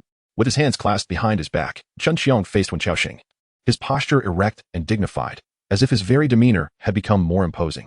Last night, when confronting Shui, he had been cautious, mindful of his own safety and refraining from raising his voice. Yet today, standing before someone entirely devoid of cultivation, a mere former vagrant from outside the county, Chun Xiong finally found an outlet for the pent-up anger and fear he had harbored throughout the night. When shall I conclude this matter? Allowing a mere vagrant like you to urge me? When Chaos Hen, with his hands crossed before him, slightly bowed to Chun Xiong and calmly stated, thanks to your esteemed grace, Chaos Hen is now a true citizen of the state of Qi. Chun Xiong stepped forward a few paces, leaning slightly towards Wen Chaos Hen, yet raising his chin, he said slowly, remember, What I can bestow upon you, I can also reclaim. What brings you here, if not to discuss the matter concerning that woman from last night? When Xiaosheng lowered his gaze, fixating on the soft sword at Chun Xiong's waist and the hand that gripped it, he spoke softly, if my memory serves me right. When you first arrived in Kuhai County, you bore no sword at your waist. Yet, after a single night, it seems you have become rather attached to it. Displaying a newfound caution, Chun Xiong, following when Xiaosheng's words, directed his gaze downward, noticing his own hand clasping the sword. His eyes morphed into a dangerous glint, and his words dripped with impatience. I cannot kill her, but do you think I would hesitate to deal with you for speaking to me in such a manner? Have you grown weary of life? When Xiaosheng chuckled, displaying not an ounce of fear. On the surface, it pertains to the woman from last night, yet fundamentally, it remains your affair, esteemed sir. As he spoke, he pointed once more at the lifeless form of Lu Jinshi. Though his gaze lingered no more than half an inch from Chun Xiong's cheek, it is also his business. Within the chamber, the flickering candlelight danced as an aura of menace accompanied the sound of a soft sword being drawn. In the face of Chun Xiong's impatience and murderous intent, Wen Xiaosheng did not retreat. Rather, he moved closer, his words light and airy. Lord Chun, you would do well to consider carefully. My life is of little value, and killing me is a trivial matter. However, if the vial of lethal poison and the secrets left by Lu Jinshi were to leak out, it would spell great trouble. The audacity with which Wen Xiaosheng spoke to Chun Xiong stemmed from two confirmations. Firstly, as the county magistrate, Chun Xiong, despite his capacity to disregard human life, would be unlikely to act rashly. The blood staining his official robes would tarnish the dignity of the royal family, and it was improbable that he would sacrifice his position for the life of an ordinary citizen. Yet, who could ascertain that it wouldn't impact his career? Such occurrences were not without precedent. Over the years, Confucian ideals had taken root in some hearts, compared to other nations. Qi State indeed held a higher regard for morality and law. There was once a marquis from a grand city, who, relying on his ancestral title, tyrannized the townsfolk, leading to the untimely demise of numerous young maidens, their bodies discarded in wells. When the scandal broke, local authorities came to investigate, but the marquis obstructed them at every turn, employing threats, until word reached the royal city, and before long, his title was forcibly stripped away. The so-called honor passed down through generations was merely a decree from the court, made without the marquis's consent. This incident served as a sobering reminder and warning to all officials in Qi State. At least on the surface, Qi State's concern for its citizens exceeded that of other nations. Secondly, following a thorough discussion with the Shui that morning, when Xiaosheng had clarified his chaotic thoughts, confirming that the death of Lu Jinshi harbored a colossal secret, one that was undoubtedly entangled with Chun Xiong. Otherwise, the timing of his appointment to Kuhai County would be too coincidental, and the case of Lu Jinshi would not remain unresolved. Initially, it had seemed to be a simple suicide, whether by poison or hanging, without significant ramifications. Chun Xiong's persistent delay evidently indicated his apprehension that Lu Jinshi's death would attract scrutiny from others, thus demonstrating that Lu Jinshi harbored secrets and had an intricate connection with him. Having grasped these 2 points, when Xiaosheng ultimately persuaded a Shui to accompany him in meeting Chun Xiong alone, to him, Chun Xiong was significantly safer than the Lu Chuan he had encountered the previous night. After all, Chun Xiong held an official position, which imposed certain restraints on his conduct, and he had much more to consider regarding his gains and losses. The veracity of Wen Xiaosheng's deductions soon proved correct. The remark he had just made had completely ensnared Chun Xiong, who released his grip on the soft sword and turned toward the door, slowly pushing it open. Sunlight poured into the room. Chun Xiong glanced back at Wen Xiaosheng, revealing half of his face still shrouded in shadow. Let us converse in a different locale. In this room lay 2 corpses, an omen of misfortune. Wen Xiaosheng did not decline and followed closely behind Chun Xiong. The two traversed the corridors and pavilions until Chun Xiong halted, turning to the expansive artificial mountain and tranquil pond beside him, inquiring, how does Lu Jinshi's courtyard fare? Wen Xiaosheng cast a cursory glance, offering a perfunctory compliment. The harmony of mountains and waters exudes an ethereal elegance, a testament to exquisite craftsmanship. Chun Xiong shook his head. The essence of the craft is rooted in the toil of the common people and the ill-gotten gains of greed. Wen Xiaosheng smiled gently and remarked, there's no need to speak so harshly. You seem to consider yourself a paragon of virtue. Everyone here is in cahoots, and regardless of the filth, it is harmony that breeds prosperity. Chun Xiong responded coolly, do you truly believe I am akin to Lu Jinshi?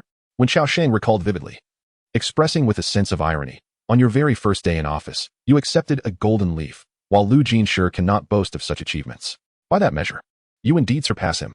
His words dripped with sarcasm and mockery, yet to his surprise, Chun Xiong did not take offense. Instead, she reflected, as for Lu Jinshi, he has been the local tyrant of Kuhai County for many years, amassing wealth extorted from the populace to the point where his residents can hardly contain it, necessitating burials in the northern Qingshan mountain. You know, he hasn't truly committed any grave offenses here. A modest bribe of gold to the city commander of Guanghan City or the censor could have easily secured him a promotion. Yet, he has chosen to remain. What could be the reason? Due to the remote and rugged nature of Kahan County, opportunities are scarce. It is a place where wealth can be accumulated without the threat of conflict, and even the most desperate rogues of the underworld seldom venture here. If I were in his position, I too would be reluctant to depart. Yet this local despot, overnight, experienced complete ruin, leaving nothing but devastation in his wake. Wen Xiaoxing gazed at the red koi beneath the unfrozen pond, remarking, Lord Chun seems to imply that you, like Lu Jinshi, are but a pawn, unable to dictate your own fate. Chun Xiong gently shook his head and replied, It is not just me, it is all of us. You are like me. The entire populace of Cahaxian, including the woman you are acquainted with, are all the same. When Chaos Hen slightly tilted his body and cast a glance at Chun Xiong, smiling as he remarked, No, I am different. Lord Chun, I cannot be regarded as merely a pawn. Whether it is you, Lu Chuan, or those eminent figures residing in the lofty clouds beyond, a humble being like myself, akin to mere dust and wild grass, is hardly worthy of your attention. For a fleeting moment, a stiff expression crossed Chun Xiong's face, but it quickly returned to its natural state as he squinted and inquired, Do you know Lu Chuan? Wen Xiaoxing turned his face slightly, a faint smile gracing his lips for the briefest instant before vanishing, returning to his usual demeanor as he replied, Indeed, I do. Everything in the universe is bound by fate. For instance, had I not encountered Lu Chuan last night, the woman seeking you would not have come to my rescue, and it is highly likely that you would have met your demise at her hands. My Lord Chun, your survival last night was surely the will of heaven. Chun Xiong fell silent for a moment before inquiring, What did Lu Chuan seek from you? Wen Xiaoxing lowered his head and chuckled softly. As previously mentioned, you esteemed individuals hardly regard me as a person. It is evident that he is not here to seek me out, but rather in pursuit of something else entirely. Chun Xiong furrowed his brow, seemingly weary of this enigmatic style of conversation. He addressed Wen Xiaoxing, requesting, Could we not speak plainly and openly? Such endless guessing holds no significance whatsoever. Since you have arrived, and I have seen you, let us speak plainly. Wen Xiaoxing pondered for a moment and nodded, All right. Esteemed Lord Chun, I shall speak candidly. I have come to seek your collaboration today. That woman is rather aggressive. I didn't bring her along as her knife skills are swift, and I fear my tongue may not keep pace. Chun Xiong cast a sidelong glance at Wen Chaos Hen, his tone tinged with disbelief. You seek my collaboration? I do not believe there is any possibility of collaboration between us. Wen Xiaoxing, undeterred by his wariness and hostility towards Chun Xiong, made his way to one side of the pavilion, seated himself against the stone pillar, and with a smile remarked, Let me clarify one point. Esteemed Lord Chun, we are not your adversaries. Strictly speaking, we can even be regarded as companions sharing the same vessel. I understand that you may think I am speaking nonsensically, but once you hear me out, you will comprehend. The protracted resolution of the Lu Jinshi case is undoubtedly linked to two primary factors. One instance is the disappearance of the lethal poison given by Wang Chuan to Lu Jin. He opted for an exceedingly troublesome method of suicide, which evokes a sense of unease within you. The second one, of course, refers to the Beilong Wai located outside the county town. Am I correct, Lord Chun? Gazing at Wen Xiaoxing's smiling face, Chun Xiong struggled to conceal his astonishment, yet it gradually seeped out. His hand instinctively grasped the soft sword at his waist, his palms slick with perspiration. In that fleeting moment, Chun Xiong suddenly realized that this man, whom he had always underestimated and even disregarded, was imbued with such mystery and dread. When had those secrets, buried deep within his heart, been unearthed? Some secrets outweigh the lives of many, including Chun Xiong's own. Thus, whether he truly knew or merely speculated, he buried these secrets deep within himself, fearing to expose them to even the faintest ray of light.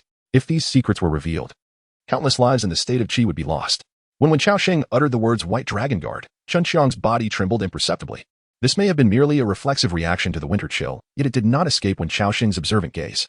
The subtle details inadvertently revealed by Chun Xiong mirrored Wen Xiaoxing's earlier conjectures. The White Dragon Guard that day was indeed not aligned with Chun Xiong and his associates. A revelation that was monumental news for Wen Xiaoxing. Occupying a position of authority, Chun Xiong faced numerous constraints. Many matters were beyond his control, compounded by the pressures from other factions. In this precarious existence, his need for external assistance was magnified. Initially, Wen Xiaoxing had little leverage to engage with Chun Xiong. However, serendipitously, he now had a formidable ally in his camp, an enigmatic woman of astounding martial prowess, unafraid of death, who could discreetly shield Chun Xiong from myriad troubles. Her value was immense. Not only would it captivate Chun Xiong's interest, but he might also come to rely on her in the future. When did you first encounter the White Dragon Guard? When Chaos Hen? It has been but a brief quarter of an hour since the two met in the room containing Lu Jin's lifeless body. However, Chun Xiong's demeanor towards Wen Chaos Hen has undergone a profound transformation. No longer does he exude arrogance or maintain a lofty air. Instead, his tone is imbued with suspicion, uncertainty, fear, and a hint of menace. Clearly, when Chaos Hin has now assumed complete control of this conversation. In response to Chun Xiong's inquiry, when Chaos Hin offered a faint smile, Lord Chun, being exceedingly astute, pondered once more. Upon hearing this, he reflected earnestly for a moment, his eyes glimmering, and promptly amended his statement. It is the White Dragon Guard who has come seeking you. You are but a mere wanderer. Why would they seek you out? When Xiaoxing has already woven a deceit in Lu Chuan, a fabrication he executed with remarkable success. Now, he has resolved to perpetuate this falsehood even further. Why do you inquire of me, my lord, when I have previously divulged the answer? When Xiaoxing pointed to his own nose, a smile gracing his face. Yet his tone carried an air of indifference. You may have observed any citizen of Qi in the county town, be it a street vendor eking out a living, a fisherman idly chatting beneath the bridge, or even middle-aged women quarreling over trivial matters in the alley, yet none would cast a second glance in my direction. Neither you nor Lu Chuan. Chun Xiong interjected, but last night, Lu Chuan indeed sought you out. When Xiaoxing replied, that was because I had discovered something that sent a chill down his spine. Chun Xiong shot him a glance, his brow furrowing. What is this thing? When Xiaoxing lowered his voice, this secret, my lord, you may not be privy to. What would you offer in exchange? Chun Xiong's eyelids drooped, his gaze towards Wen Xiaoxing growing increasingly intricate. When Xiaoxing continued, I inquired about the woman who visited you last night. You and Lu Chuan are acquainted.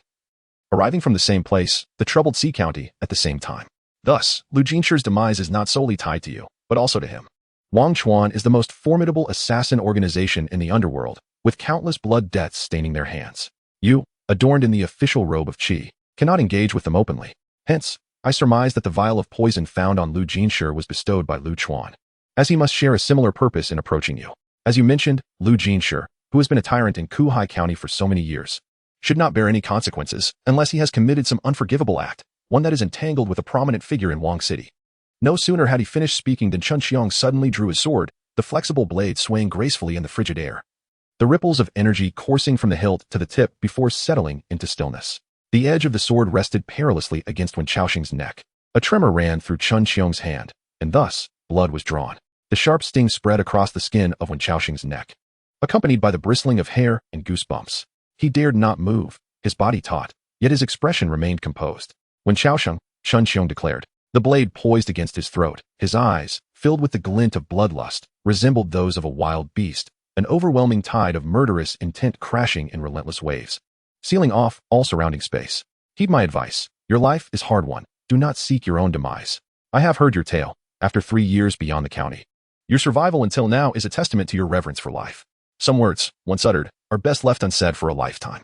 Confronted by the terrifying ultimatum posed by Chun Xiong, Wen Xiaoxing did not retreat. Instead, he advanced a step closer, standing before him, gazing directly into those beast-like eyes. Lord Chun, Lu Jinshi's body has yet to be buried. Would you consider summoning his spirit to inquire how he met his demise? At what age does one remain so naive? How have you managed to live until now? Can the words of the living be as steadfast as those of the deceased? Chun Xiong's eyes widened, his teeth clenched tightly. This display of discomposure stemmed not from rage, but from fear. Chun Xiong was gripped by trepidation, fear of Wen Xiaoxing, fear of the secrets he had unearthed, fear of the exalted figure residing in the royal city. Observing him in such a state, Wen Xiaoxing broke into a manic grin, resembling a madman. Lord Chun, let us be candid. If I were to present you with the lethal poison today and recount every detail of the matter at hand, would I be able to leave your county office unscathed? Chun Xiong's lips trembled, and after a prolonged silence, he reluctantly sheathed his sword. No. The smile on Wen Xiaoxing's face vanished in tandem with Chun Xiong's action, his gaze sharpening into an unprecedented edge of peril. What do you think? If you obediently assist Lu Chuan in completing the tasks assigned by that esteemed individual in the royal city, do you believe you will be able to leave alive?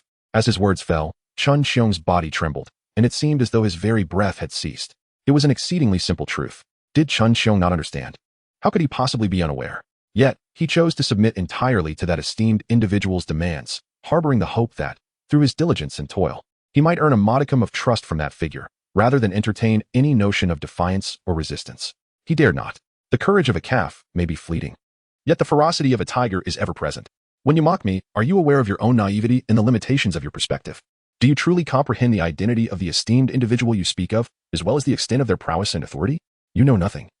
Merely engaging in empty rhetoric. Although Chun Xiong had sheathed his sword, he abruptly seized Wen Chaos Hin by the collar. In that instant, he no longer regarded himself as the magistrate of Cahaxian, but rather as a mere bystander embroiled in a heated confrontation. Wen Chaos Hin firmly grasped the other's arms, exerting a steady pressure, and coldly retorted to the agitated Chun Xiong, empty rhetoric? I must tell you, Chuanqiang, that life is the most precious possession you hold. Regardless of what you aspire to achieve, whatever ambitions you hold, and whom you seek to protect, if you lose your life, then nothing remains. Lu Jinshi's corpse lay there. Look at him. Do you wish to become like him? Chuanqiang retorted indignantly. I am not like him. Wen Xiaosheng, his blood boiling, disregarded any offense and stood his ground. Not alike? I must inform you that if this continues, not only will you become Lu Jinshi, but there will also be a third and a fourth. In but a single sentence, it is stated that Lu Jinshi has perished along with his entire family, and you, a multitude of individuals, have been banished to this desolate place. Are you not the same? To them, you are utterly insignificant. Chen Qiang, taken aback by Wen Xiaosheng's scathing remarks, felt the veins in his neck and face surge with anger. With a sudden surge of strength, he lifted Wen Xiaosheng and forcefully slammed him against the pillar, gritting his teeth as he exclaimed, Am I truly so inconsequential? However, you are still superior to a worthless vagrant who lacks even the presence of parents. Even if you truly unearth some secrets, what then? Do you truly believe that with such trivial resources, you can contend with individuals of immense power? Are you filled with sand or water in that head of yours? In my lifetime, I have never encountered such a foolish donkey as you. Wen Xiaosheng retorted, forcing a sound from his throat. Chuanqiang, it is you who is the foolish donkey. If he truly did not care, Lu Jin would not have perished. When a formidable figure from the heavens descends solely to crush an ant, it signifies that he has compromised. What can compel such individuals to compromise is either an overwhelming bounty of benefits or, conversely, a far more dreadful threat. The internal power structure of the state of Qi must inherently possess checks and balances if one faction were to dominate. Would they have the leisure to oversee Lu Jin's affairs? The more insignificant Lu Jinshi's identity appears, the more it serves to demonstrate that the secrets he possesses pose a tremendous threat to that esteemed individual. Do you understand? He had never engaged in an argument with such a somber and intense tone. Yet this victory was of paramount importance to Wen Xiaosheng and Shui. From those counterfeit letters, Wen Xiaosheng sensed an indescribable peril. He realized it was increasingly difficult to extricate himself completely from Shui. However, whether it be Lu Chuan or by Long Wei, the waters were too murky, and they were unshackled forces of the underworld, a mlang of characters moving freely.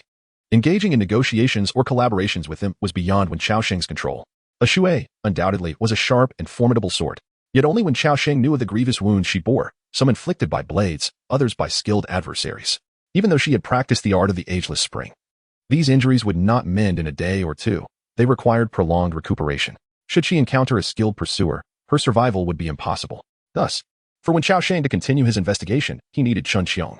The last few low, hoarse curses seemed to jolt the irrational Chen Qiang awake. He lost his strength, stepped back a few paces, and sat heavily on a bench at the edge of the corridor, staring blankly at the ground. The breeze had turned cold. Both men focused solely on their labored breathing, enveloped in silence. After an indeterminate period, Chen Qiang, propped against the stone pillar, laboriously inquired of Wen Xiaosheng, How did you discover that vial of poison? His question, coupled with his gaze, signaled his acquiescence to Wen Xiaosheng. The latter responded with a smile. This is owed to the gratitude towards Lu Jinshi. This individual is, in every sense of the phrase, an unprecedentedly ruthless character, willing to sacrifice his own kin to strike back. He recounted how Lu Jinshi concealed the poison that day, deliberately omitting any traces related to Shui. After hearing this, Chen Qiang vaguely surmised why Shui had previously sought to investigate Lu Jinshi's corpse. Yet, this conjecture sent a jolt through his heart, nearly causing it to leap from his throat. Upon observing your expression, it seems you have comprehended. Wen Xiaosheng spoke in a calm voice. Lu Jinshi was acutely aware that his inexplicable suicide would incite suspicion from higher authorities, and he was resolute in his determination to retaliate. Therefore, what that eminent figure in Wangqing sought to obliterate was likely preserved by him in some form. That night, he was persistently watched by the denizens of the River of Forgetfulness. Although they were eventually diverted, the time remaining for Lu Jin was scant. As an individual entirely devoid of martial prowess and any semblance of cultivation, he could not travel far. Thus, this secret lies either within his estate or within his very corpse.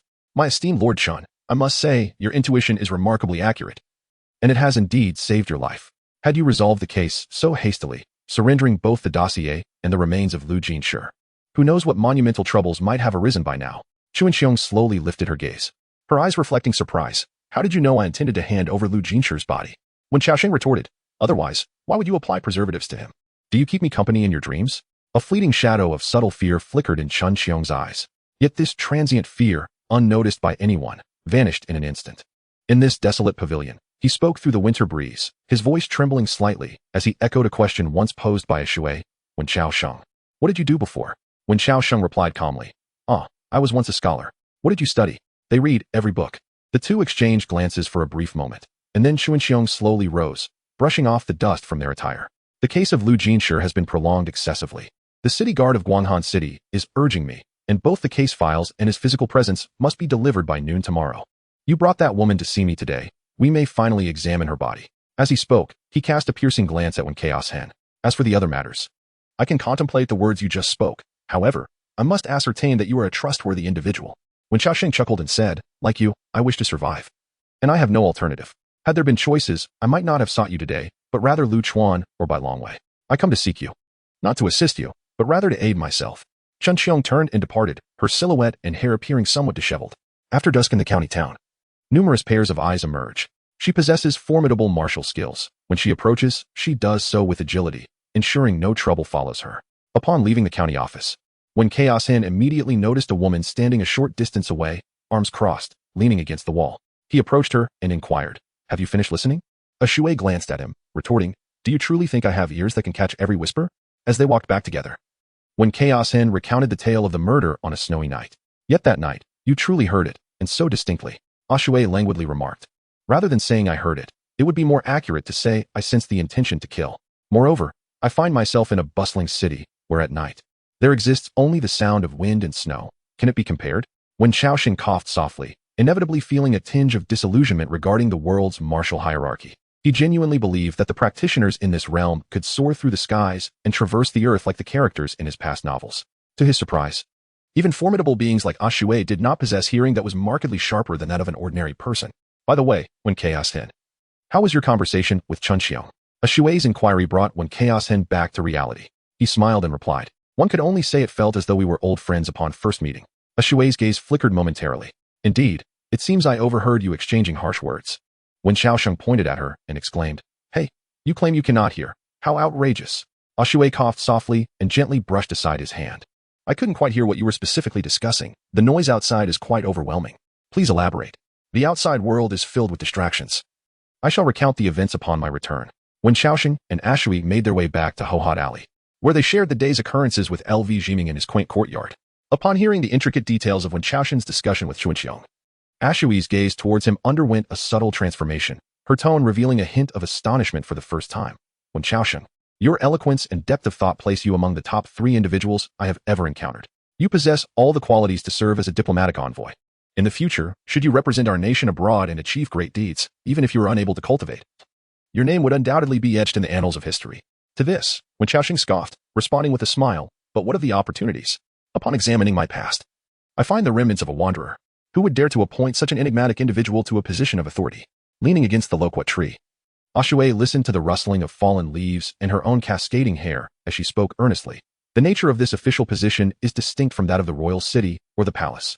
For the majority, it is not a desirable undertaking. Thus, as long as one is willing to offer a bribe and pass the examination, one can attain the post. Wen Xiaoxing poured himself a cup of tea that had long since cooled, tilted his head back to drink it, and then rose to head towards the firewood shed. I possess this money. It would be better spent treating you to a drink. Subsequently, he added, I shall hasten to complete my tasks, have my lunch, and take advantage of the girls' siesta at the Mandarin Pavilion to express my gratitude to Xiao Hong. For it was thanks to her last night that I was able to reclaim my life. In the afternoon or evening, let us visit the county office to thoroughly examine the corpse with Chen Xiong. I have always felt that there should still be some clues on Lu Jinshi's corpse. A Shui gazed at the retreating figure of Wen Xiaoxing as he disappeared into the woodshed, her thoughts drifting into a distant reverie. At noon, during the meal, Madame L prepared an exquisite spread. Ever since Wen Xiaoxing's arrival, she had purposefully altered the dietary arrangements, striving to make up for the deficiencies of the past 3 years. As the wind swept away the remnants of the meal, Wen Xiaoxing proceeded to wash the dishes before departing from Osmanthus Alley, heading towards the Mandarin Duck Tower. To prevent any unforeseen circumstances, a Shui followed closely behind. Along the way, Wen Xiaoxing inquired about the progress of a Shui's injuries. She replied, the superficial wounds are healing rapidly. In no more than half a month, they will be nearly mended, and the scars will fade into obscurity within a few months. However, the hidden injuries inflicted by some skilled adversaries are less straightforward. When I break through to a higher realm in martial arts, perhaps I can eliminate them. Sensing Wen Xiaoxing's concerns, she gently reassured him, saying, though my injuries are quite severe, they do not significantly hinder my normal activities. Otherwise, I would not have been able to slay that guard with a single strike.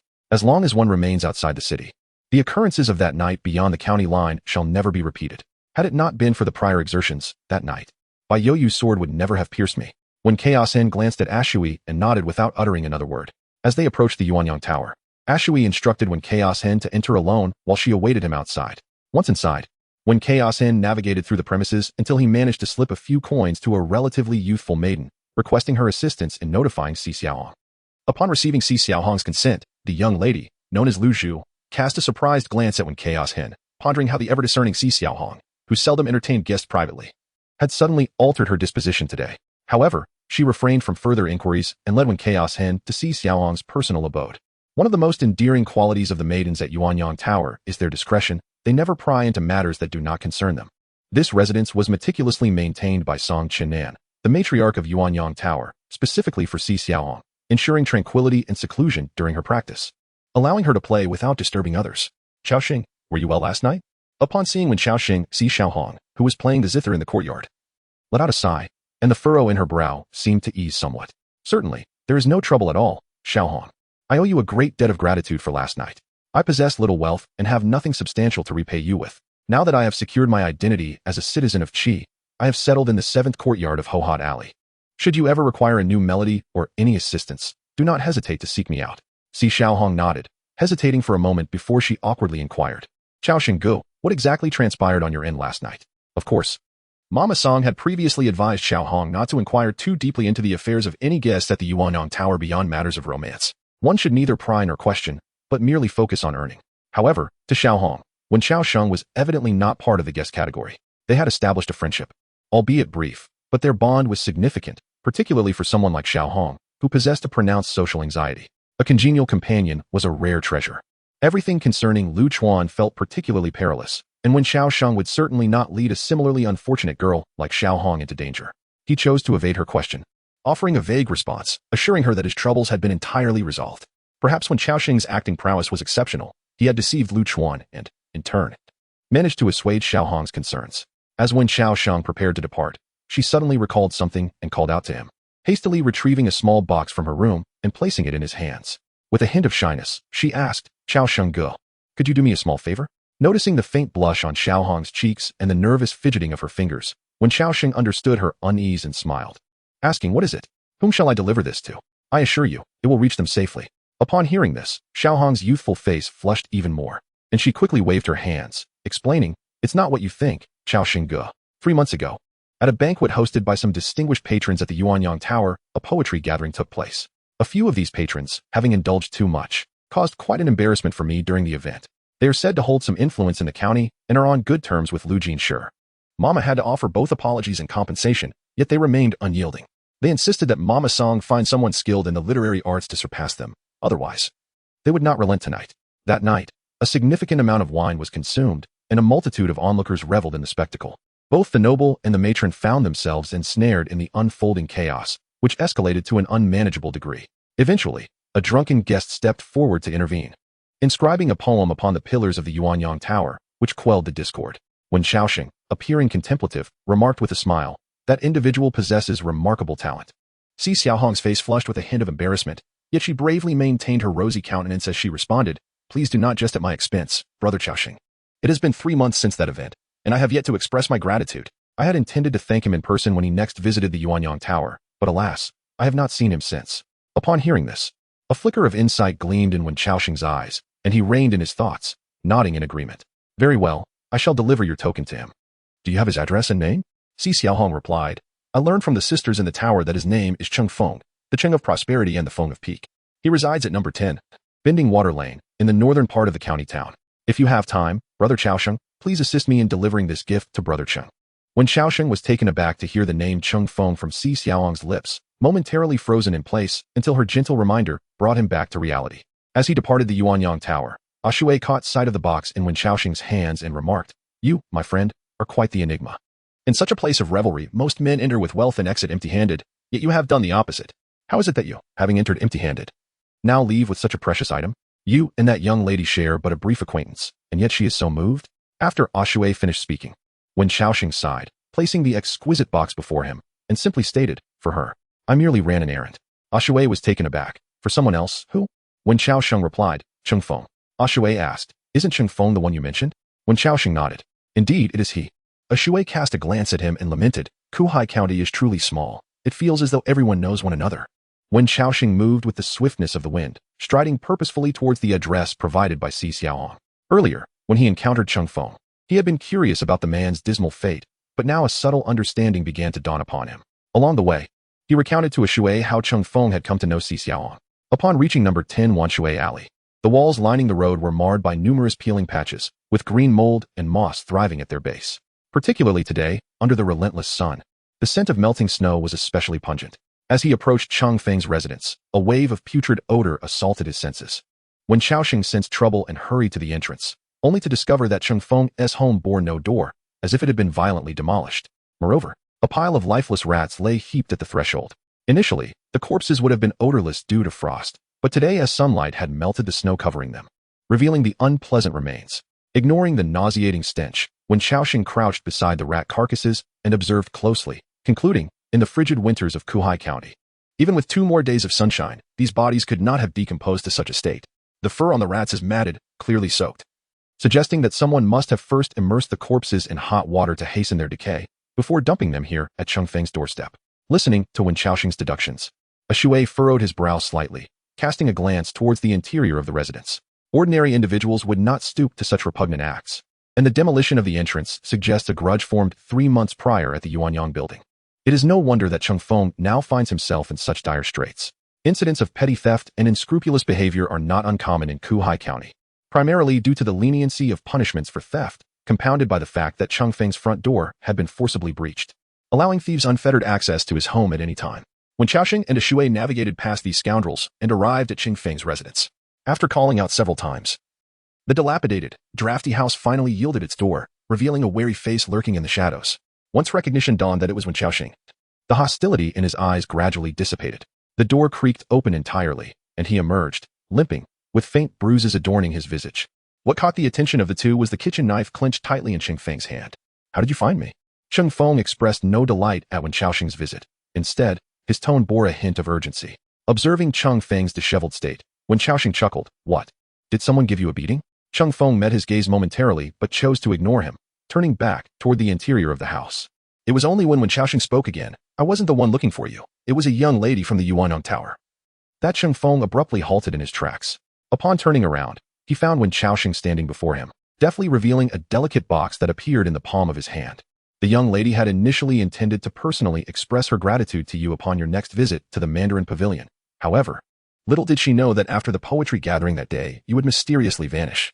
After inquiring with her sisters in the building for quite some time, she finally discovered your address. This is a gift from her. Please accept it." Cheng Feng stared at the box in Wen Chaoxing's hand, hesitating for a moment before finally parting his dry lips to utter, "I appreciate her sentiment, but could you kindly return the gift for me?" Wen Chaoxing observed the disheveled strands of Cheng Feng's hair, noting the faint traces of dried blood amidst the sparse patches on the side of his head. Approaching him directly, Wen Chaoxing pressed Si Xiaohong's gift into his palm and earnestly inquired once more, "Who did this to you?" No sooner had he spoken than the sound of footsteps and boisterous jeers erupted from the alley outside. Cheng Feng. "Ha! Are the funds for today's meal adequately prepared among us? Gentlemen, it is time to collect the debts."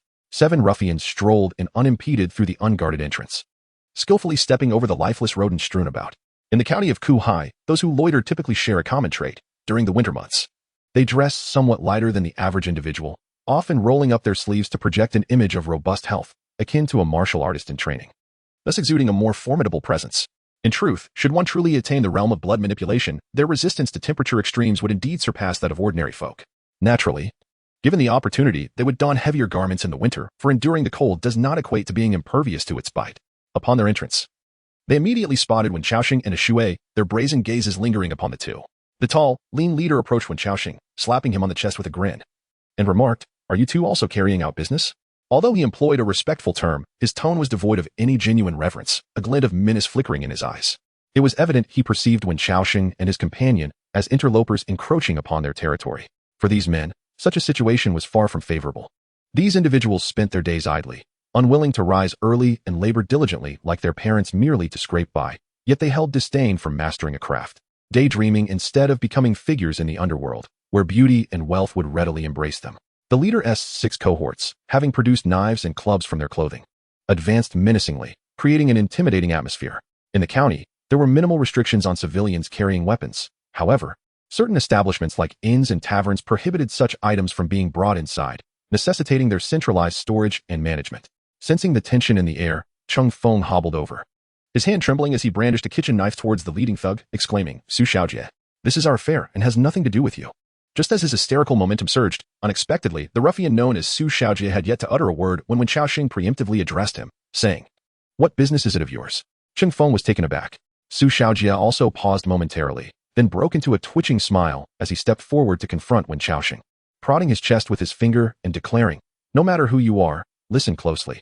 This territory has been tread upon by us for the past 2 months. If you know what's good for you, scram. Should you linger any longer, I must warn you that my companions shall not take kindly to it, and you may find yourself in a predicament." Understanding the gravity of the situation, Shui remained silent, while Wen Xiaoxing scrutinized him before directing his attention to the entrance of Chung Feng's courtyard. "Did you dismantle that door?" he inquired. Su Xiaojie, without turning around, casually replied, "Indeed, it was I who took it apart." Wen Xiaoxing pressed further, "And what of the dead rats soaked in boiling water? Were they also your doing?" At this, Su Xiaojie's expression faltered momentarily, for this was a rather clever scheme he had devised overnight, yet Wen Xiaoxing had seen through it with a mere glance. Suddenly, without warning, Wen Xiaoxing moved. The breeze had yet to tousle his hair when his hand swiftly retrieved a concealed machete from behind his waist, descending in a vertical arc. The entire motion was executed with such fluidity that even Shui, standing nearby, cast a look of astonishment. Su Xiaojie instinctively reacted, after all.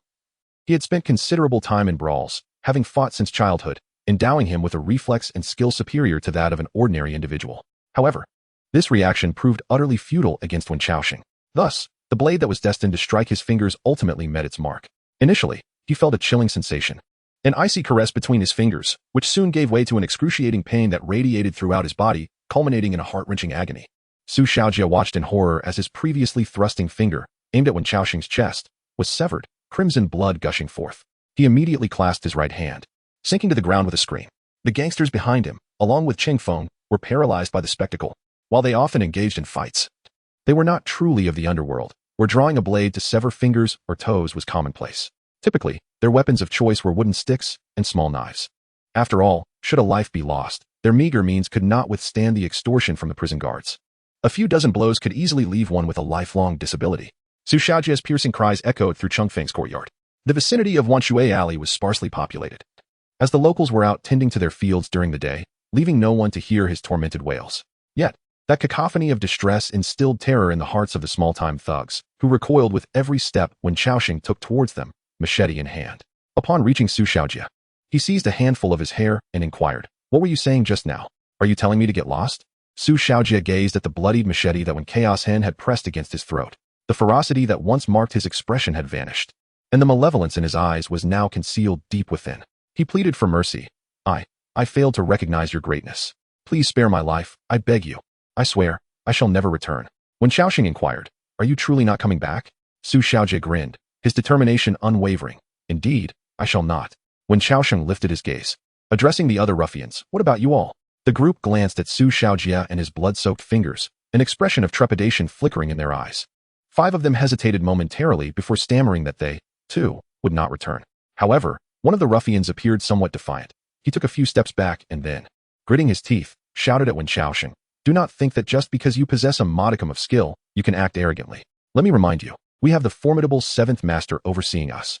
You have provoked us, which means you have made an enemy of the 7th Master." The name of the 7th Master was not unfamiliar to Wen Xiaoxing.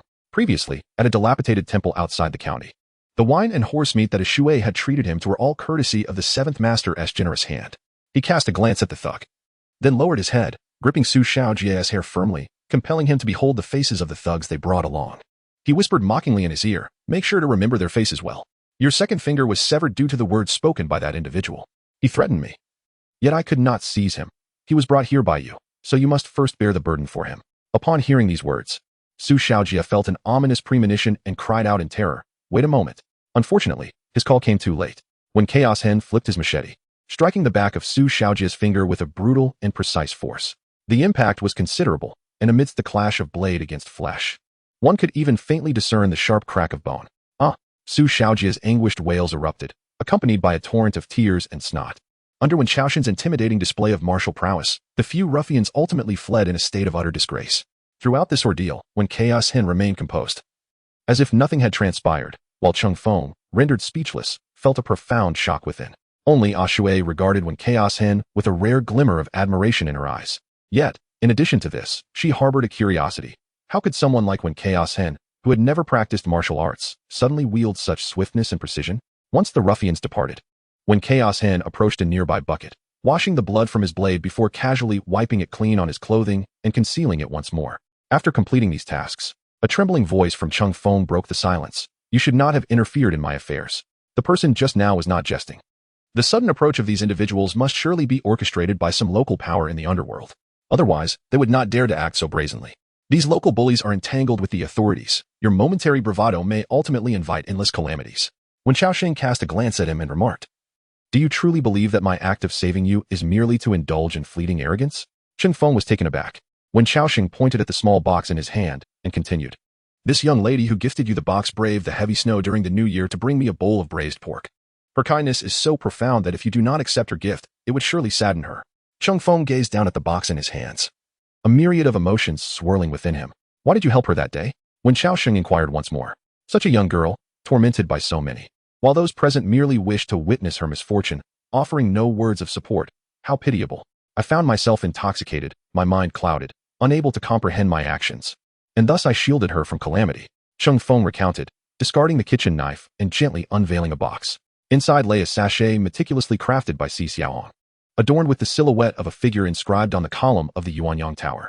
The figure stood tall, exuding a wild spirit, and amidst the blurred stitches, the essence of youthful ambition was palpable. As he gazed upon this artwork, Chung Feng remained entranced for an extended moment. When Xiaoxing settled onto the wooden bench in his courtyard, his gaze shifting subtly. Is it truly that simple? Chung Feng gazed at the fragrant pouch. Lost in thought, in the past, I too found myself in a similar predicament, having committed a transgression from afar, with adults seeking to take my life. And no one to speak on my behalf. I inquired of them whether I had erred, whether it was indeed my fault. There were so many present at that moment. Yet none responded, and none dared to answer me. Later on, a noble figure from the academy intervened on my behalf, ensuring my safe return to my homeland. After a prolonged silence, a Shui, with keen perception, caught the mention of two words and raised her gaze, inquiring, The academy? Are you referring to the balustrade pavilion? Wait a moment, are you the student who was expelled by the railing pavilion? Chung Feng seemed to realize he had misspoken and immediately turned his head aside. The young lady chuckled, remarking that there are numerous academies in the world, and as a humble and talentless student, she felt unworthy of entering the esteemed Langang pavilion. A Shui exchanged a glance with Wen Xiaoxing, who felt a stir of intrigue. Although he was unaware of the specifics, he smiled and said, It seems you indeed belong there. Chung Feng earnestly insisted, You have mistaken the person. Wen Xiaoxing met his gaze directly and replied, Chung Feng, do you not realize that one of the characteristics of human nature is that the more one conceals something, the more it affirms its truth? Upon hearing this, Chung Feng's heart tightened, and he blurted out, All right, then I am. When Xiaoxing nodded and approached him, patting his shoulder, This is your own admission. You cannot renege on it later. Chung Feng appeared perplexed, his small eyes filled with large question marks, seemingly wishing to provide further clarification. However, when Xiaoxing had already shifted the topic, saying, By the way, Chung Feng, I have been pondering a perplexity that relates to you and another matter. Could you assist me in finding an answer? After a moment's hesitation, Chung Feng nodded and replied, Ask away. If I know, I shall do my utmost to inform you. When Xiaoxing nodded in acknowledgement, producing several letters which he laid out before Chung Feng, asking, Do these handwriting styles seem familiar to you? Throughout this exchange, when Xiaoxing's gaze remained fixed upon Chung Feng's face, he believed that certain matters Chung Feng would not readily divulge. He needed to discern the truth through subtler means. When Xiaoxing excelled at this, for his eyes held an innate uniqueness. A Shui, mirroring Wen Xiaoxing's focus, kept his attention on Chung Feng, who examined the letters with a grave expression, scarcely daring to breathe. After a brief pause, he shook his head, stating, I do not recognize this handwriting. When Xiaoxing draped an arm over his shoulder, Alas, this has become rather uninteresting. I have come to deliver something and have also shielded you from misfortune. How about considering me your benefactor? Are you still hesitant, requiring a few flasks of wine to muster the courage to speak the truth? If that is indeed the case, I shall procure some wine at once. Chung Feng's expression fluctuated between light and shadow. After a prolonged silence, he finally released his pale knuckles and sighed. I apologize, but I have pledged to that esteemed individual that this secret must remain confined within the academy. At worst, I shall offer my life in exchange. Later, I will seek out Master Qi myself to settle today's grievances. What say you? When Xiaoxing shook his head, What do I require of you? You need not say anything, nor do I wish to force you, Chung Feng. You are a master of calligraphy, and I merely seek to confirm one matter with you. These characters on the letter were not penned by a soldier, were they? Chung Feng pondered this question carefully. It appeared to skirt the heart of the matter. Moreover, given that Jin Chao had indeed rendered him significant assistance today, even at the cost of incurring trouble, he found it difficult to evade the inquiry. He replied, no, they were not. Most soldiers' handwriting bears a certain aura of hostility and aggression, with strokes that lack coherence. Although the state of Qi places great emphasis on literature and reveres Confucianism, the warriors stationed at the borders are devoid of the time and inclination to refine their calligraphy. The characters in these letters exhibit a fluidity that can only be achieved through the mastery of the eternal character's 8 forms, clearly indicating that they were not penned by ordinary soldiers. As he spoke, his gaze seemed to waver slightly, and he addressed Wen Qiaoxing and his companion, inquiring, "From whom did you acquire this letter?" Wen Qiaoxing, having received the answers he sought, began to meticulously inspect the correspondence, returning each piece to its rightful place. With a calm and measured tone, he replied, "From the parents of children who have been away at war for several years, or even over a decade, without a glimpse of their return. These letters, sent back from the frontier, convey greetings to the parents in the voice of a child, arriving once a year." With just a few strokes, the letter is filled with longing. As he spoke, memories of Mi Fang flooded his mind, and he couldn't help but chuckle, though the smile that graced his face was laced with irony. Beside him, a Shui's gaze had turned as frigid as ice. Cheng Feng inquired with Wen Qiaoxing about the origin of these letters, and upon receiving the answer, he sank to the cold ground, staring blankly at the wide-open courtyard gate for an extended period, as if all strength had drained from him. Observing his state, Wen Qiaoxing pressed him further about the letters, to which Cheng Feng remained silent for a long while before exhaling deeply. "In principle, I cannot divulge anything regarding the matters of the academy. After all, this matter concerns not only myself. However, if Qiaoxing truly wishes to know, there exists a method, albeit one that is exceedingly perilous." Hearing this, Qiaoxing inquired with curiosity, "Oh, what method is that? Pray, enlighten me." Cheng Feng replied, "Gain admission to the Langan Pavilion and seek the answers you desire within the academy." Qiaoxing, upon hearing this, chuckled, "Me, attend the academy?" Disregarding the convoluted academic discussions surrounding the assessments, I have never delved into Mr. Wang Xunghai's treatise on governance. Should I be tasked with an examination, I would surely falter at the first round. The warm sunlight cascaded upon Cheng Feng, enveloping him in its radiant embrace, igniting a fervor within him as he appeared to grapple with a significant decision. His tone was laced with complexity and turmoil. Perhaps I could compose a letter of recommendation for that esteemed individual. Wen Qiaoxing gradually subdued the smile upon his face, gazing at him with a hint of surprise as he inquired, "With a letter of recommendation, would one be exempt from the examination?" Cheng Feng replied, "Of course. The examination must still be undertaken." Wen Qiaoxing let out a scoff, turning away with a dismissive wave of his hand, declaring, "What a futile endeavor." Yet, Cheng Feng's voice resonated with greater conviction behind him. "But the examination will no longer pertain to those ancient texts, nor to Mr. Wang's treatise on governance." Wen Qiaoxing halted, turning to meet his gaze. "Then what will be examined?" Cheng Feng lifted his chin, his tone shrouded in mystery. "They will assess what they seek." "Brother Qiaoxing, the academy is a place rife with disputes, starkly contrasting with the rumors circulating in the outside world. Water and fire cannot coexist. Should you venture within, you may find yourself ensnared, and escaping thereafter may prove to be a formidable challenge. If you have contemplated thoroughly, return to me tomorrow, and I shall instruct you on the methods of assessment." After a moment of contemplation, Wen Qiaoxing consented. "Very well." He and a Shui departed from Cheng Feng's courtyard and found themselves amidst the bustling streets. After a prolonged silence, a Shui inquired, "When did you become so formidable with the blade?" She discerned the underlying truth. The strike executed by Wen Qiaoxing moments ago was not something an ordinary person could achieve. Even a typical practitioner of the Light Swan realm would find it challenging. In a Shui's eyes, this was an occurrence that should never have transpired, especially considering Wen Qiaoxing's lack of a danci, rendering him incapable of cultivation. Even if he were able to cultivate, his progress could not possibly be so astonishingly swift. Responding to a Shui's question, Wen Qiaoxing smiled. "It was you who taught me. Have you forgotten?" A Shui was momentarily taken aback. "I taught you? When?"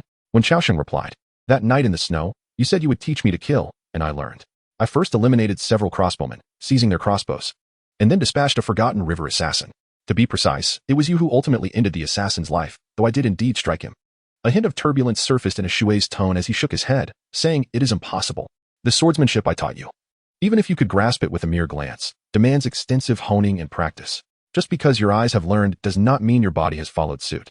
Wen Qiaoxing tilted his head, observing the rare look of confusion and perplexity on a Shui's face, and clarified, "I have practiced.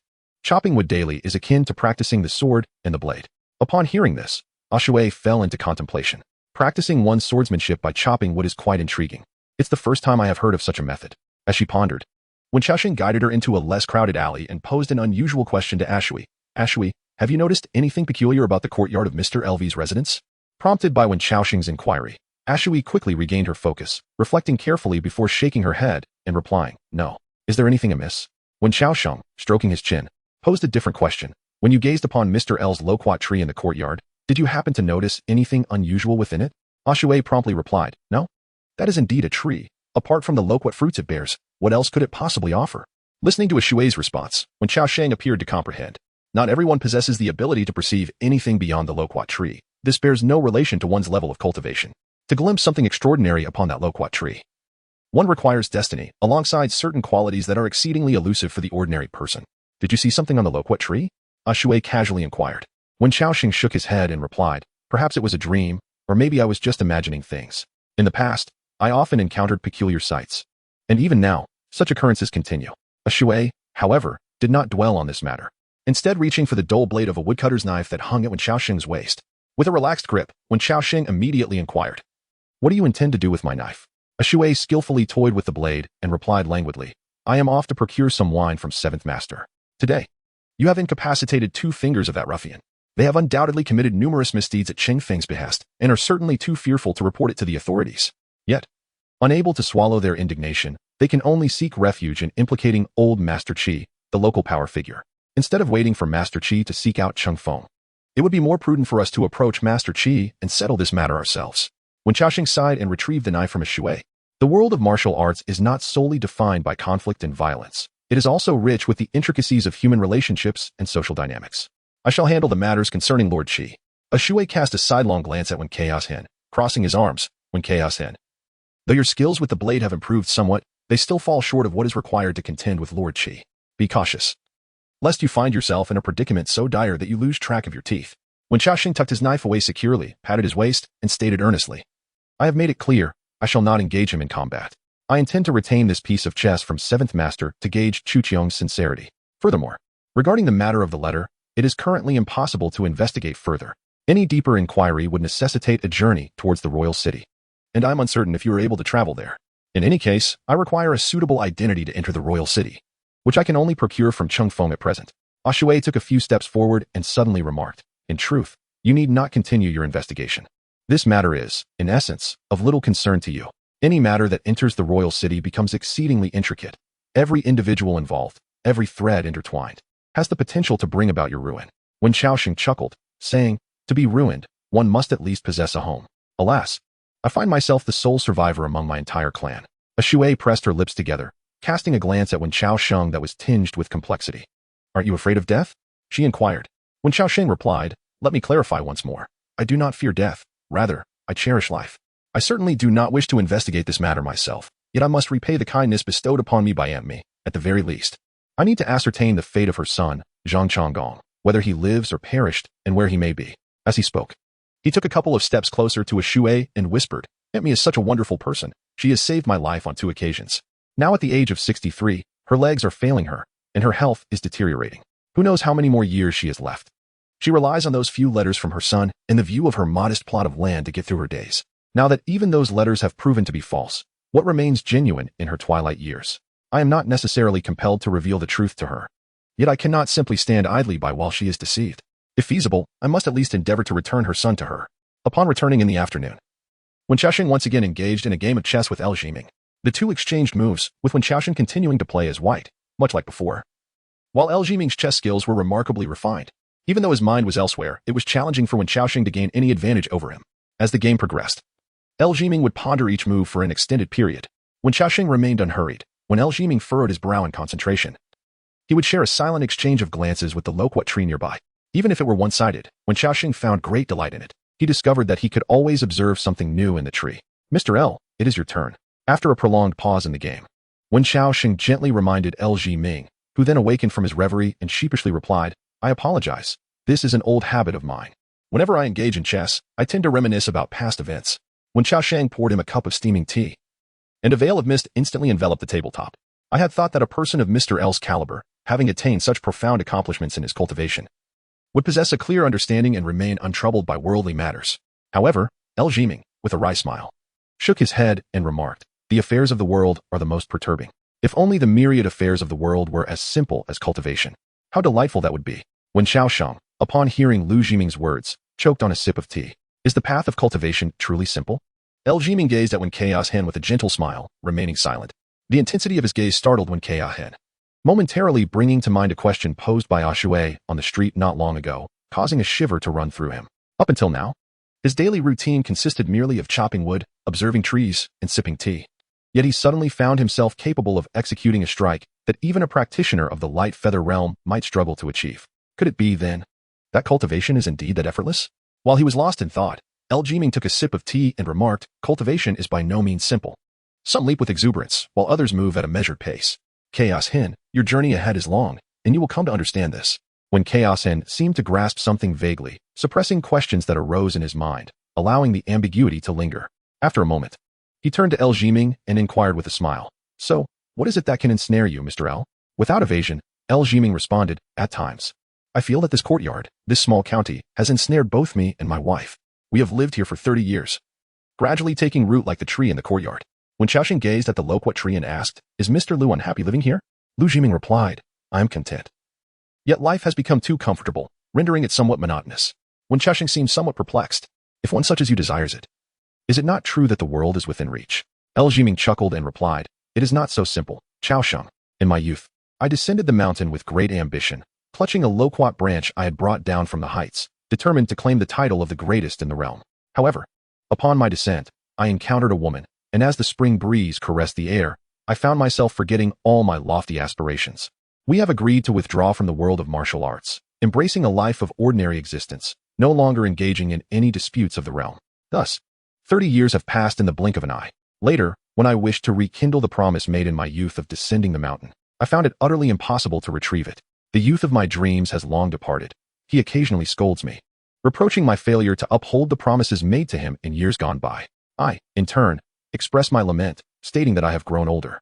Though my skills may surpass those of my youth, the fervor has faded. 2 years ago, during the Double Ninth Festival, I sent a letter to my master, inquiring whether he still remembered my vow to return with the title of the world's best upon my descent from the mountain. However, the reply came from my master's wife, who informed me that my master had passed away 6 winters ago. Even in his final days, he held me in his thoughts, preserving the tranquil snow-capped peak where I often meditated, never allowing it to be bestowed upon anyone else. I have lost track of when it began, but I no longer know what it is that I truly desire.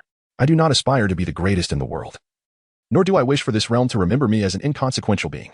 However, I also do not want to betray the promises I made to myself in my youth." He recounted a lengthy tale to Wen Xiaosheng, who, drawing upon his experiences from 2 lifetimes, nonsensically remarked, "Much like the Mr. Lu I mentioned to you before, most individuals, despite being aware of countless profound truths throughout their lives, still struggle to navigate their own existence. Beyond the inherent difficulty of achieving the unity of knowledge and action, one must also confront countless choices. With choices come inevitable regrets." After listening, El Jiming let out a hearty laugh, patting Wen Chaos Hen on the shoulder. "You, my young friend, are barely 20 yet speak with such an air of wisdom. I quite admire it, indeed. Sigh, I shall take a stroll to clear my mind. It seems that snow may grace us tonight, so I must not wander too far." El Jiming confided in Wen Xiaoxing about the burdens weighing upon his heart, and it appeared he was beginning to feel a semblance of relief as he rose unsteadily from his courtyard. Wen Xiaoxing, gazing thoughtfully at the loquat tree nearby, dipped his finger in water and inscribed a large character for trouble upon the table. As evening descended, Wen Xiaoxing and Ashui arrived at the county office. Xuanxiong had given prior instructions to the guards at the entrance, and they did not impede the two, guiding them to the chamber where Lu Jinshi's remains were preserved. The body of Wuxia, decapitated by Ashui's blade, had already been interred by Xuanxiong. The room was illuminated by 100 flickering candles, some placed in wall-mounted lamps, casting a brightness akin to that of day. Xuanxiong stood beside Lu Jinshi's corpse and informed the two, "I have arranged for a skilled mortician. You may operate on Lu Jinshi tonight at your discretion, but you must not remove any part of his body." Ashui cast a sidelong glance at Wen Xiaoxing and inquired, "Shall I fetch the knife?" Wen Xiaoxing hesitated for a moment before nodding. "Very well, you do it." Ashui retrieved a sharp small knife from the tools prepared by Xuanxiong and asked, "Where shall I cut?" Wen Xiaoxing scrutinized the body closely. The chest and abdomen had already been opened, and he approached, running his hands over Lu Jinshi's remains, meticulously feeling each part from head to toe. There are few places on a person where secrets can be concealed. Lu Jin knew that after his demise, an autopsy would undoubtedly be conducted. Thus, the secrets he sought to hide must leave no trace whatsoever. Ashui, first, let us open his rear, and once that is done, we shall proceed to the mouth and throat.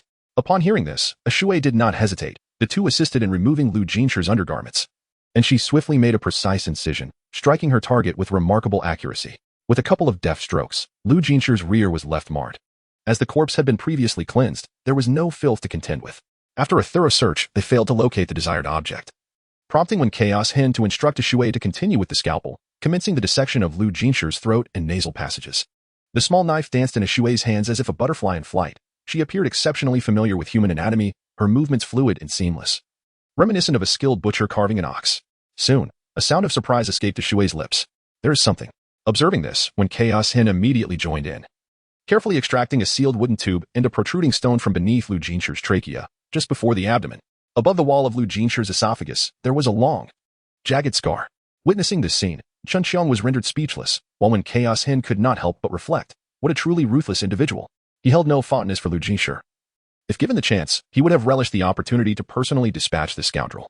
Yet, in this moment, observing Lu Jinshi's actions, Wen Chaos Hin realized he had underestimated the depths of Lu Jinshi's desire for vengeance against that formidable figure in the capital. To have swallowed such an object, lodged in the esophagus, would undoubtedly inflict excruciating pain and immense discomfort. There was something within the nasal cavity. Shui carefully observed and retrieved a small knife from the side.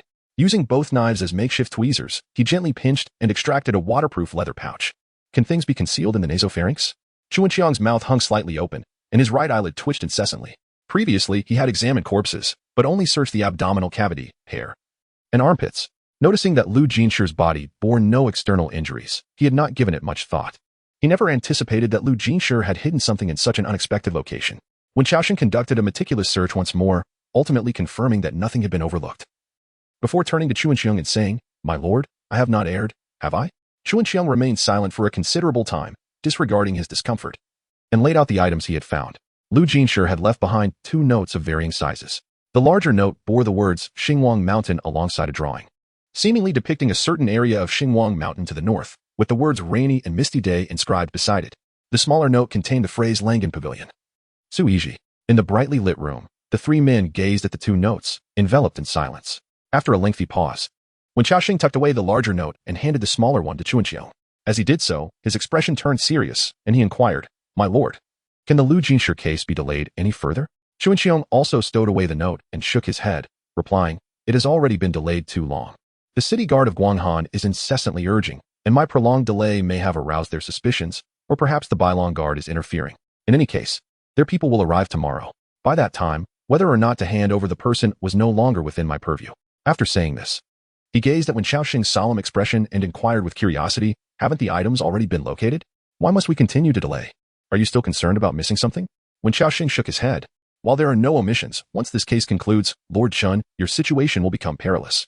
Chun Qiong was taken aback, recalling the words spoken to him by Ri Wen Xiaoxing.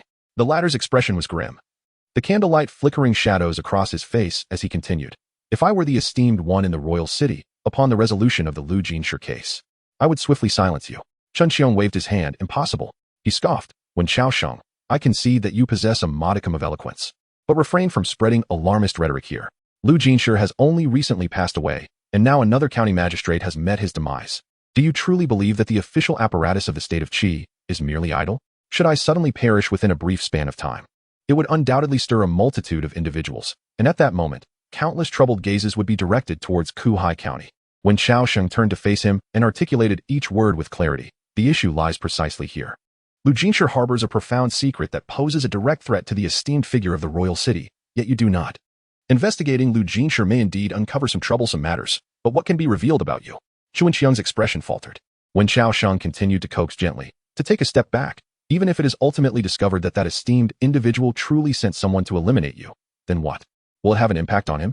The impact of an ordinary person's tragic demise on the esteemed gentleman in the royal city is, I believe, quite minimal. As you are undoubtedly more aware than I, Lord Chun, for that esteemed individual, your words pose a greater threat than your very existence. If you wish to survive, you must not act like a mere dog. You must demonstrate your worth. This worth need not necessarily be tied to the interests of that esteemed individual, but it may also manifest as a potential threat to him. If you follow in the footsteps of Lu Jinshi, you shall undoubtedly have your wishes fulfilled and become the next Lu Jinshi." Thus concluded the words, "Master Chun, the night stretches long before us. I urge you to ponder my words carefully." As when Chaos Hen spoke, he exchanged a knowing glance with Shui, who cast aside the knife she held, letting it fall beside the lifeless body of Lu Jinshi.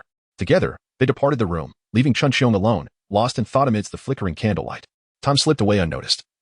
and soon the outside world succumbed to darkness.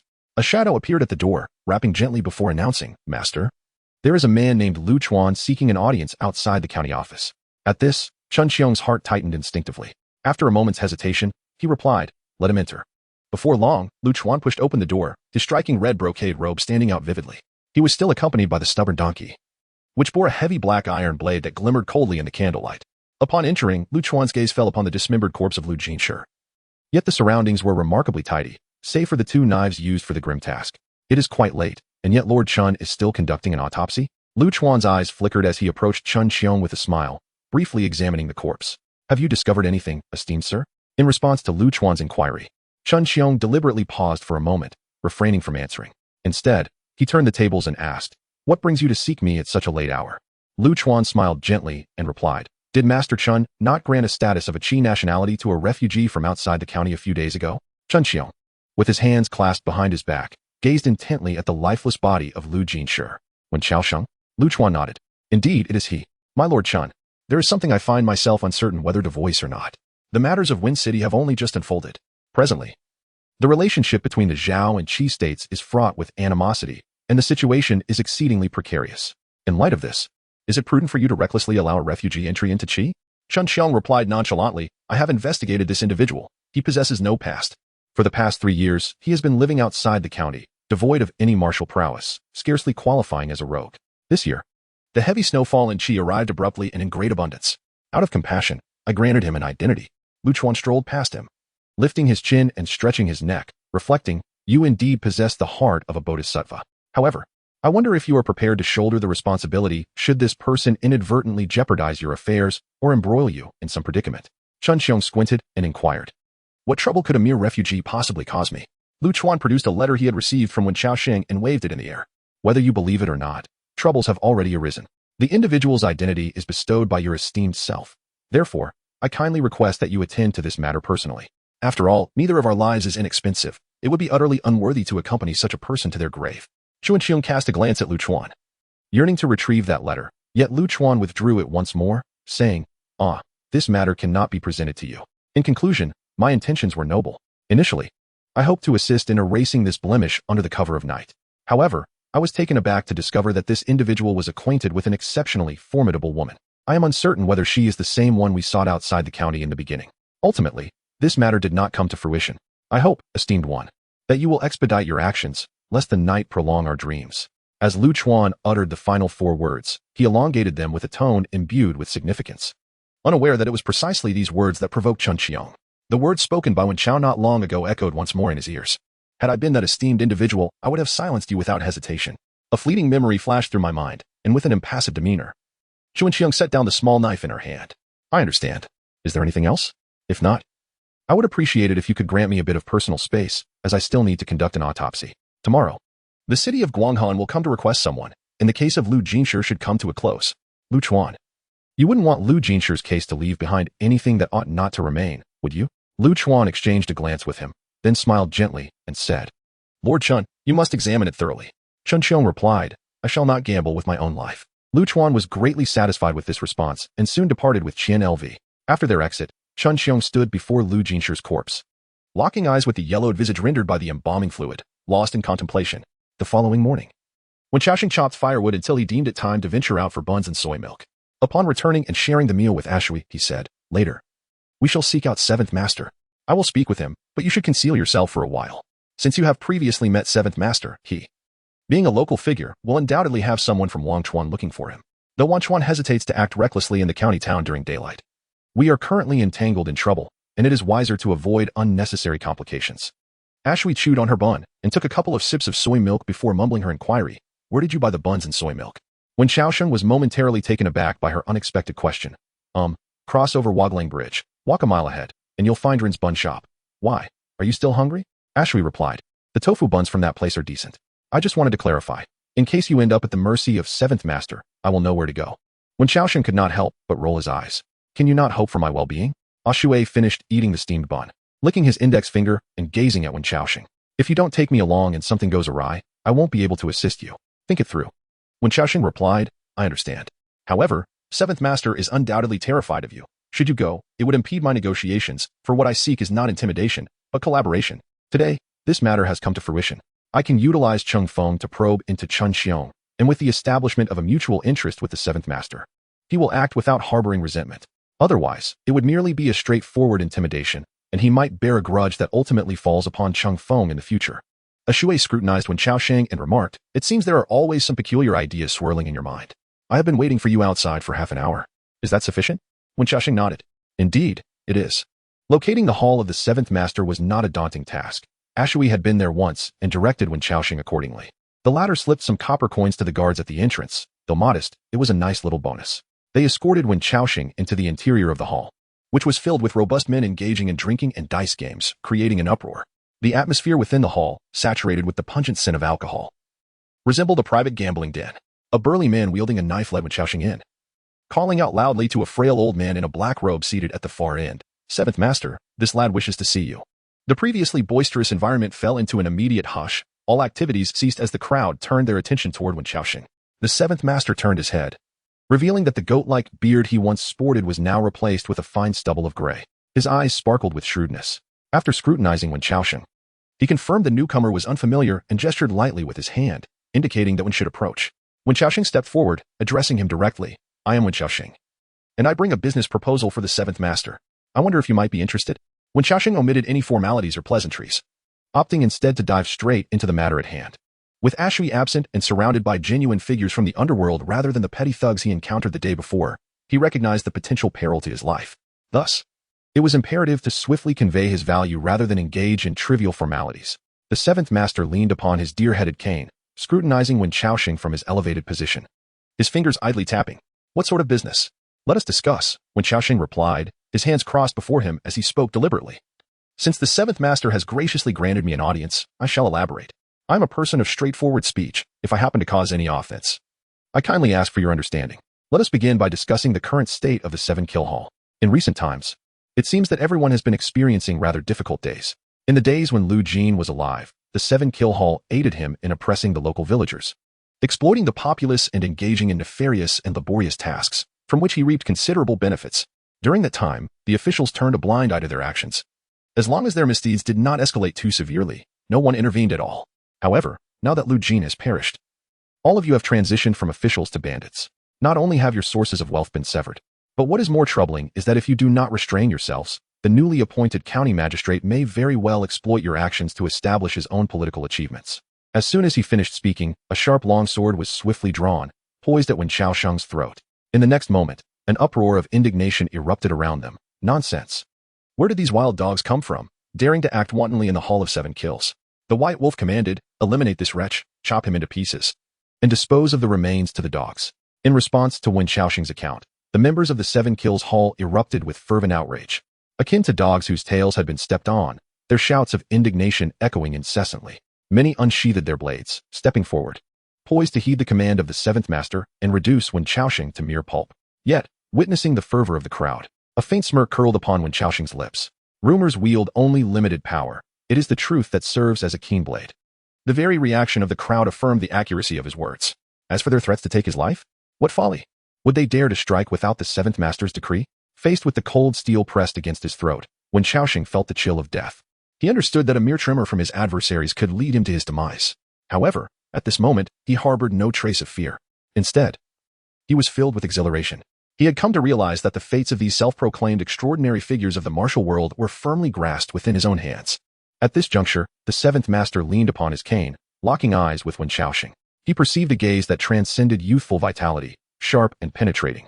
As his brow furrowed lightly, the lines etched upon his face twisting and shifting. "White Wolf, sheathe your sword.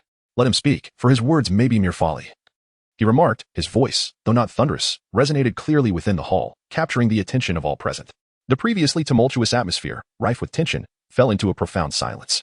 For these individuals of the martial world, those who wielded power over them inherently commanded a significant measure of respect.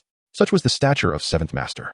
The cold blade that had been poised at Wen Xiaosheng's throat retreated reluctantly. Wen Xiaosheng shook his shoulders, a smile gracing his face as he addressed Seventh Master. "I appreciate your patience, Master. It appears that the Seven Kills Hall's ability to thrive in Cahaxian is not merely fortuitous. There is indeed a reliable voice among you." In response to Wen Xiaosheng's commendation, Seventh Master revealed no hint of elation or discontent, tapping his cane gently before stating, "Now, let us discuss the matter at hand." You claim to have brought business to the Seven Kill Hall. What kind of business? Wen Chao raised his chin slightly and replied, a substantial venture. I am capable of assisting the Seven Killers Guild in establishing a beneficial connection with the newly appointed county magistrate. Upon uttering these words, the crowd around him immediately began to murmur, with the majority, having witnessed Wen Chaoxing's attire, expressing disdain for his remarks, their conversations laced with mockery. Master Seven stood upon the steps, casting a discerning glance over the assembly, his tone equally tinged with contempt. Assist Qishitang and the newly appointed county magistrate in establishing a beneficial connection? On what grounds? Is it merely based on your words? He had previously collaborated with Lu Jinshi for many years, aware of the vast chasm that exists between the outlaws of the Jianghu and the officials. To speak favorably, when Lu Jinshi required their assistance, they were in a partnership. However, should Lu Jinshi no longer have need of them, they would be akin to mere detritus, ever vulnerable to annihilation by the forces of the state. Although Kuhai County is considerably more remote and desolate than most regions of Qi, it is precisely this isolation that led the city commander of Guanghan to allocate a battalion of several hundred trained soldiers to the county magistrate. These individuals are not ordinary. They have undergone rigorous training, adept in various weaponry, with many having reached the blood transformation stage, and some even the lightwing stage. In a confrontation, the ragtag assembly of the Seven Kills Hall would be utterly inadequate. Consequently, the officials regard organizations like the Seven Kills Hall with disdain. Were it not for Lu Jinshi's need for their more unsavory tasks, they would be denied even the opportunity to dine at the same table. To forge a connection with the officials is contingent upon the officials' desire to engage.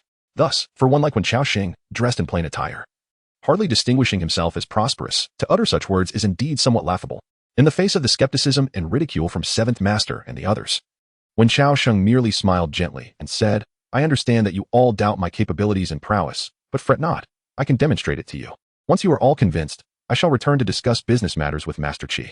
Master Qi, gripping his deer-headed cane, began to lightly tap his fingers, nodding slightly as he scrutinized Wen Chaoxing with earnest curiosity. How do you intend to prove yourself? He inquired. Wen Chaoxing bowed his head with a smile, took a deep breath, and mentioned another matter. Do you still remember a name, Master Qi? The name is Cheng Feng. Upon hearing this name, Master Qi pondered for a moment before furrowing his brow. Cheng Feng, what is his relation to him? Wen Chao said softly. The one who intends to play tricks on Cheng Feng must hold some standing in Kuhai County. I suspect he is somewhat connected to Lu Jin. Otherwise, he must possess considerable wealth. If Seventh Master provides me with that person's name and specific details, I shall take care of him for you. Upon hearing this, Seventh Master understood and let out a sneer. So, it turns out you were after this matter. After a lengthy detour, it has ultimately become a means for Cheng Feng to showcase himself. Wen Chaoxing shook his head, stating, no, let's be clear. Assisting Cheng Feng in gaining prominence is a matter between him and me. However, what I am discussing now pertains to my dealings with the Seven Kill Hall. Seventh Master, do not conflate matters.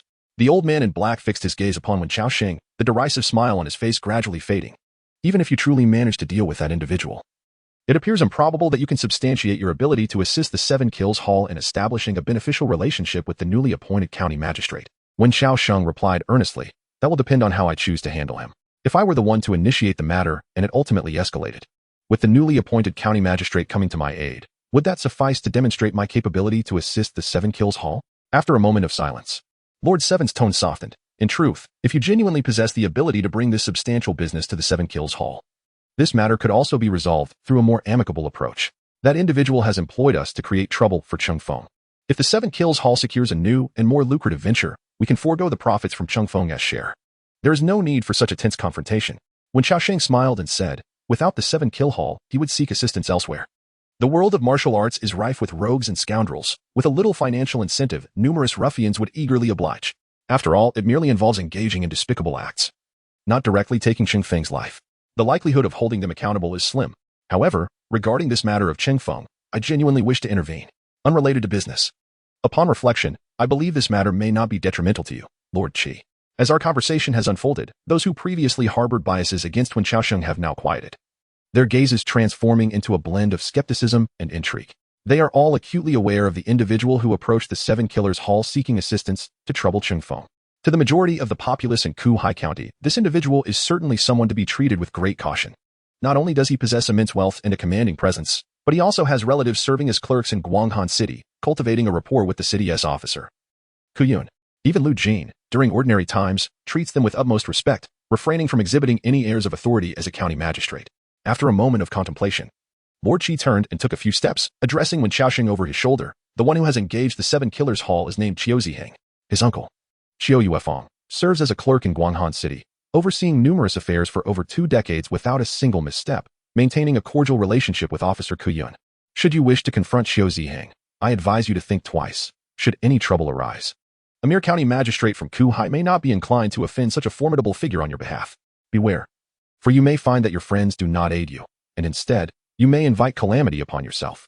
His concern, of course, was not genuinely for Wen Xiaosheng, but rather stemmed from an assessment of the aura and eloquence that Wen exhibited, suggesting he might possess the capacity to forge business ties between the Seven Killers Hall and the new county magistrate.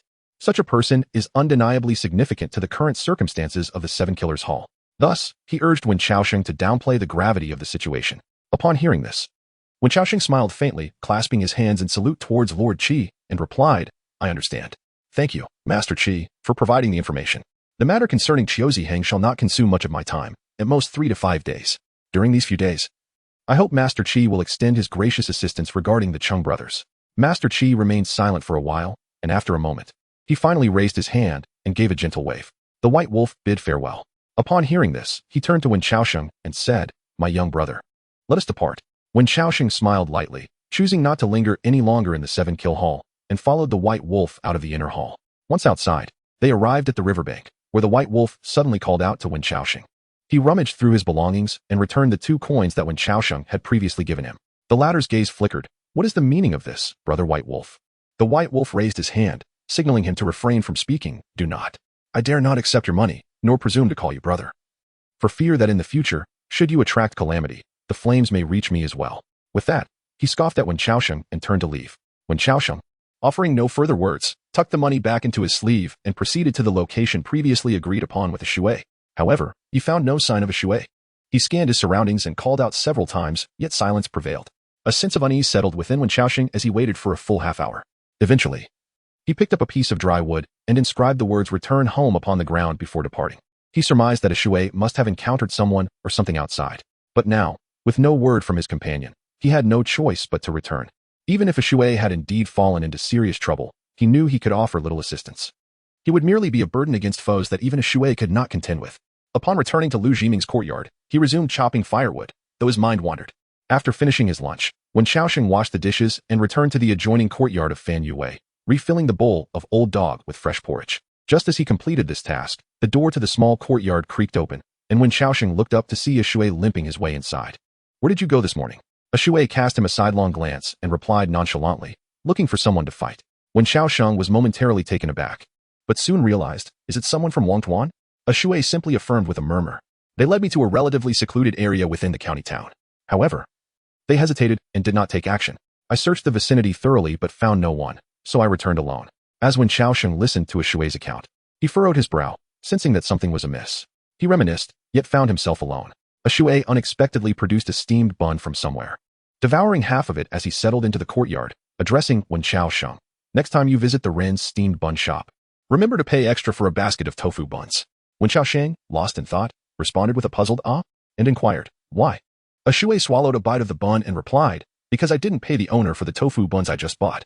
And I used your name as a reference. Wen Xiaosheng was rendered speechless. He retorted, you have food to eat when you return. So just walk a few more steps. A Shui lifted his gaze to meet Wen Xiaosheng's eyes, earnestly stating, but the tofu buns are truly delicious. Wen Xiaosheng placed the kettle of boiled water he had prepared that morning on the table before a Shui, observing the lukewarm water. A Shui's brows furrowed momentarily before relaxing. He then remarked to Wen Xiaosheng, it seems you still owe me 2 jars of wine. Wen Xiaosheng chuckled at the remark, am I already in debt for 2 jars of wine again? A Shui took another bite of the bun, recalling the events of the morning. If today you were to take me to Master Qi, upon seeing me, he would undoubtedly bestow upon me a horse and 2 jars of wine. It must be at least as generous as last time. Otherwise, I shall not acknowledge his hospitality. However, you did not take me along, resulting in my inability to partake in horse meat or savor any wine at present. I shall not trouble you with that horse. Even selling you would not suffice to afford it. However, the wine is not expensive. If I replenish these 2 jars, I will still support you next time something occurs. Wen Xiaosheng felt overwhelmed and did not wish to linger on this matter of wine with the female bandit. He retrieved his 2 coins from the White Wolf and, turning to Ah Shui, inquired, is it still the peach blossom brew? Ah Shui pondered for a moment, then rose to her feet, stuffing the last small half of the bun into her mouth, while crumpling the oiled paper into a small ball. I shall accompany you. During our previous passage, I believe I caught a whiff of a different kind of wine.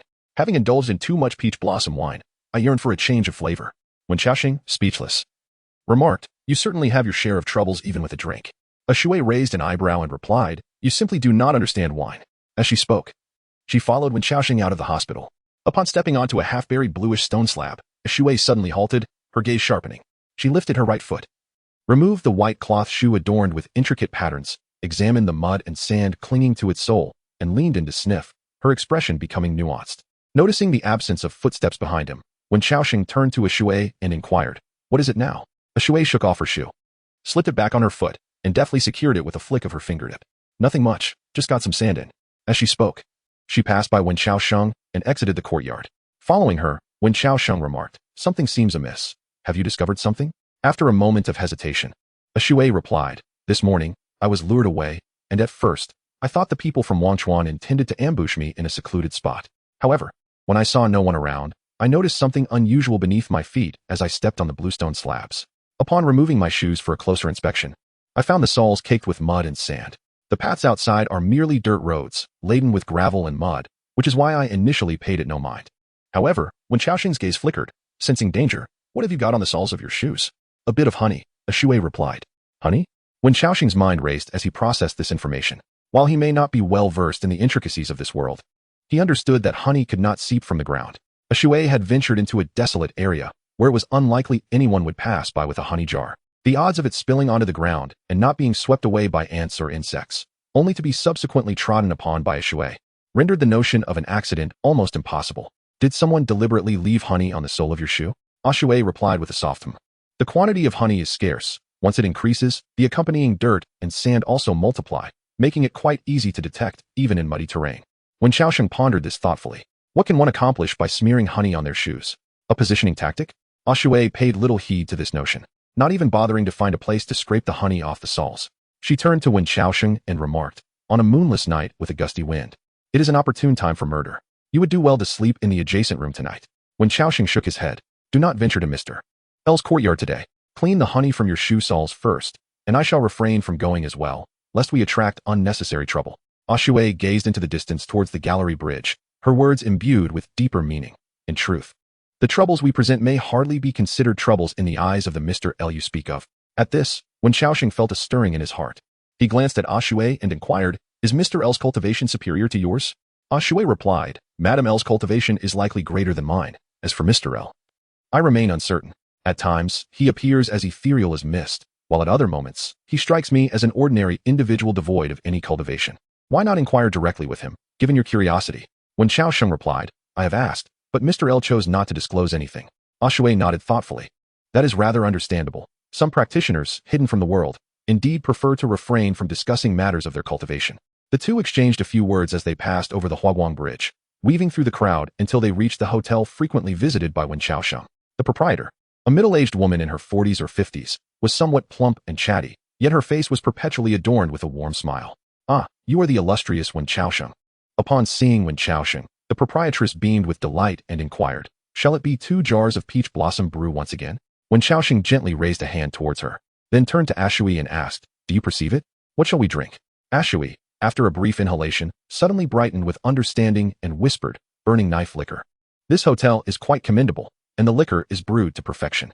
Upon entering, Wen Xiaoxing promptly addressed the proprietress with a loud request, 2 jars of strong liquor, please." As the proprietress went to fetch the drinks, their previous conversation had been hushed, and she had not overheard them. When she returned with the liquor, she smiled warmly at Shui and nodded. "Xiaoxing, my dear, young people should not only think about drinking. Make sure to spend quality time with your daughter as well. You're out and about, why not buy some liquor? Do not reproach me, but next time you take the young lady out, do explore the Huansha Pond to the north of the county. It is far more enjoyable there."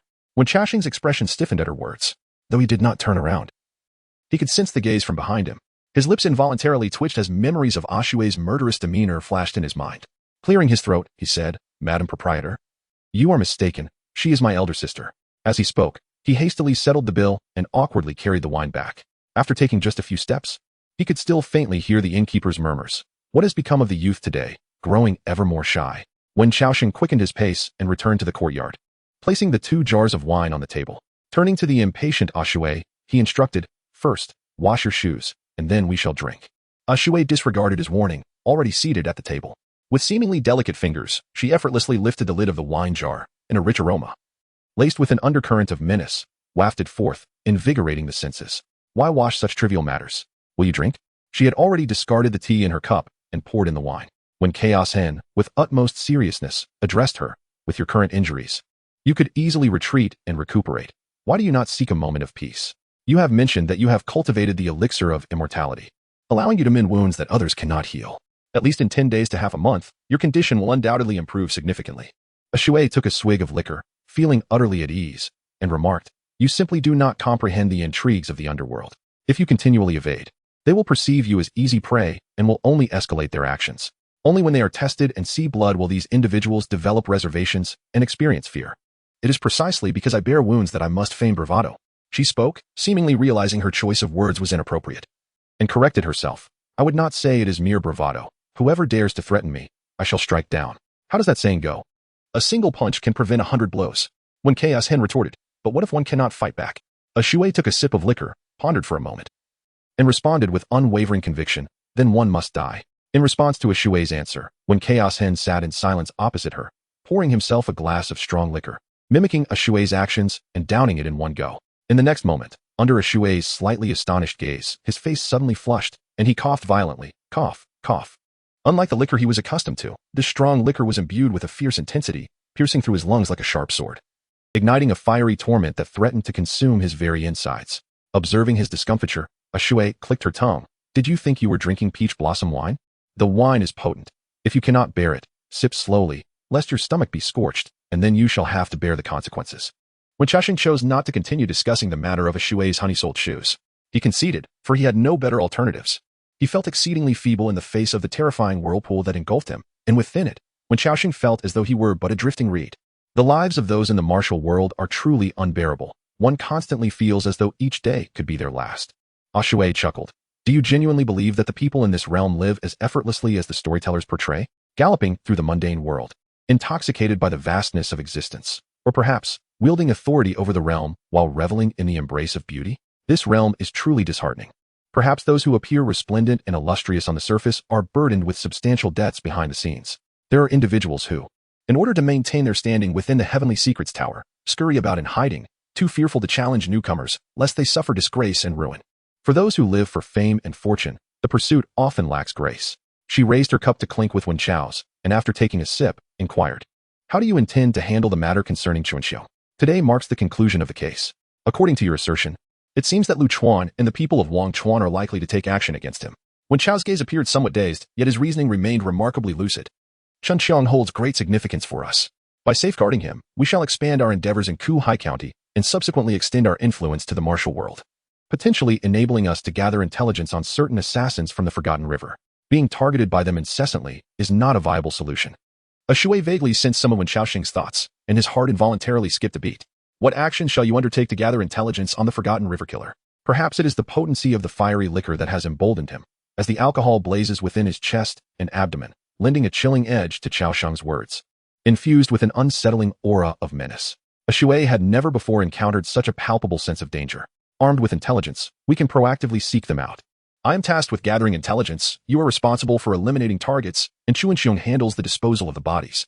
In the county of Kuhai, there are far too many individuals lost in the river of forgetfulness, which hinders our ability to investigate matters. Let us first slay half, remarked Wen Chaos Hen. As her words lingered in the air, Ashui's fingers instinctively stirred about the rim of her wine glass. Those acquainted with her recognized this as a subtle gesture she exhibited when drawing a blade or a sword. After a brief silence, she swirled the wine in her glass, her exquisite brows dancing with enthusiasm as she exclaimed, what a splendid notion to slay half. With a vigorous gulp, she tilted her shoulders slightly, seemingly eager to engage in the fray. When Xiaoxin's succinct phrase ignited a fervor within her, a sensation Ashui had not felt in quite some time. However, preserving the purity of the heavens is no simple task. We cannot keep a constant watch over him, and you have also slain that formidable guard by his side. Listening to Wen Xiaoxin's words, Ashui shook his head. What nonsense. On that day at the Mandarin Duck Pavilion, the man in black standing beside Lu Chuan was the true master. Even if I were unscathed, he could still engage me in a few exchanges. The attendant beside Chuanxiong pales in comparison to this individual. At present, there is no one around Chuanxiong to rely upon. If someone were truly resolute in their desire to take his life, it would be exceedingly difficult to ensure his safety. When Chaos Hen ceased his drinking, appearing unperturbed by the situation, and spoke eloquently, The denizens of Wangchuan are akin to a relentless predator, making the protection of Chuanxiong a formidable challenge. To guarantee his safety from assassination, one must instill a sense of caution in those from Wangchuan. The optimal approach would be to subtly ferment Lu Jinshi's secret and divulge a few details to Lu Chuan. However, Chuanxiong is more naive than I had anticipated. He is exceedingly young and, in his attempts to outwit Lu Chuan, will soon find himself outmaneuvered. Before he disseminates any information, I must meet with him to impart some wisdom. Upon hearing this, Ashui scrutinized Wen Qiaosheng from head to toe, her gaze tinged with a peculiar expression. It is understandable that she regarded Wen Qiaosheng in such a manner. In terms of age, he is indeed younger than Chen Qiong. Yet, his speech occasionally bears an air of antiquity, creating a striking contrast with his youthful demeanor. Almost there. You can finish the remaining jar of wine. I must go meet Cheng Feng. When Qiaosheng recalled his agreement with Cheng Feng from yesterday, and Ashui cast a reluctant glance at the leftover wine, his slightly tipsy eyes betraying a sense of longing. Nevertheless, he followed Wen Qiaosheng to meet Cheng Feng. Clearly, the matter with Lu Chuan was far from resolved. If Lu Chuan were to catch them again, he might not hesitate to act violently. This morning, it seemed that Wen Qiaosheng's arrangement with Seventh Master had taken effect. Or perhaps it was due to the intimidation he exerted yesterday that those ruffians did not come to trouble Cheng Feng again. In the overgrown courtyard, upon seeing Wen Qiaosheng, Cheng Feng appeared unfazed. He poured tea for the two and inquired, "Did you drink?" Wen Qiaosheng replied, "Just a little." The swelling on Cheng Feng's face had subsided somewhat, and his demeanor was not as cold and heavy as it had been the previous day. He sniffed the air and asked, "Is it the strong liquor brewed by Guanjin from the east side of the gallery bridge?" The two looked at him in astonishment. Wen Qiaosheng responded, "You've had it too?" Cheng Feng, somewhat dejected, scratched his head. "Indeed, since returning from the academy, I have indulged in drinking daily. The fiery liquor from her family is perfectly suited for consumption before bedtime. One sip, and you can drift into slumber, awakening only with the dawn's first light." When Qiaosheng chuckled, "You've even discovered the secret to its effects. Speak, what must one do to gain admission to the Langan Pavilion?" Cheng Feng replied, "Master your calligraphy." When Qiaosheng found this somewhat incredulous, "Is it truly that simple?" Cheng Feng shook his head. "Is it simple? This matter is far from simple. What I refer to as practicing writing well transcends the conventional understanding of calligraphy. It is not sufficient for one to merely compose an article with eloquent and flowing prose. To gain entry into the Languang Pavilion through the mastery of words, one must possess a fundamental and profound comprehension of them. Like the skilled butcher who dissects an ox, one should be capable of writing from any perspective, crafting letters that vary in quality according to distinct needs." Upon hearing this, Wen Qiaosheng's gaze sharpened. "Wait a moment. What do you mean by writing different letters, whether good or bad, based on varying requirements?" Cheng Feng pressed his lips together, feeling an unsettling dryness in his throat, as if those few succinct words had stirred up unwelcome memories. However, he swiftly overcame this discomfort and replied in a calm voice, "Brother Qiaosheng, I have already conveyed to you that if this truth holds significant importance for you, I can assist you in gaining access to the academy, where all the answers you seek await. However, I must ask you directly about the matters at hand. Forgive me, but I am unable to divulge even the slightest detail, as it is a pact I have made with that esteemed individual within the academy. I kindly request that you do not press me further, Brother Chaos." A glint of insight flickered in Wen Chaos's eyes as he nodded, refraining from further inquiries. Cheng Feng continued, "Ordinary individuals who practice calligraphy focus on aesthetics and technique, primarily employing the eternal character 8 solutions. Yet, if one adheres to conventional methods, they will never attain the standards required by the academy in a lifetime." Wen Chaos raised an eyebrow. "How should I practice?" Cheng Feng replied, "First, focus on practicing the standard strokes, then move on to the inverted ones. Every stroke, every sequence, and the trajectory of the pen must be meticulously reversed." Upon hearing this, Wen Qiaosheng stroked his chin, inquiring, "Why?" Cheng Feng took a piece of paper and began to create ink stains on it. His pen tip danced gracefully, and his wrist exerted force with the steadfastness of a rock, showing no tremor regardless of the pressure applied. Soon, despite one character being written normally and the other in reverse, the two characters for eternity appeared on the paper almost indistinguishably alike. This astonishing technique elicited a look of admiration from Ashui, who stood nearby. This approach will assist Qiaosheng in cultivating an unprecedented mastery of pen control and exertion. At that moment, the heart stirs with intention, and the pen dances in accordance with it. Regardless of quality, as long as Brother Qiao casts a glance at those characters, he can effortlessly replicate them. When Qiaosheng is capable of achieving this, he should compose a 100-character essay using this style, ensuring that each character is unique, with an equally distinct sequence and writing technique. This unique composition, each word distinct, shall assist Brother Qiaosheng in successfully gaining admission to the Langan Pavilion. Cheng Feng recounted to the two that, in truth, as long as one's calligraphy is sufficiently exquisite, entry to the Langan Pavilion is attainable without the need to memorize those so-called superfluous academic credentials. Upon hearing this for the first time, the two were enveloped in a profound sense of contrast regarding the Langan Pavilion, a revered sanctuary of literature long aspired to by countless scholars of Qi. Qiaosheng, Fixating on the two characters that Cheng Feng had just inscribed, found them somewhat glaring and couldn't he help but inquire. Cheng Feng, if what you say holds true, then are not the myriad scholars of the world merely squandering their time? Cheng Feng erupted into laughter, a mirthful yet awkward response. Upon returning from the academy, the very first task I undertook was to incinerate those sacred texts. Those exquisite and boundless verses, when ignited, burned no more fiercely than firewood. Subsequently, all that remained at home was a solitary tome on statecraft. Brother Xiaoxing, your choice of words regarding the squandering of time is indeed remarkably incisive and precise. Among the scholars who enter the academy, who does not possess the elegance and grace that comes from a heart filled with poetry and knowledge? Yet, as the days pass, their fervor gradually diminishes under the weight of reality.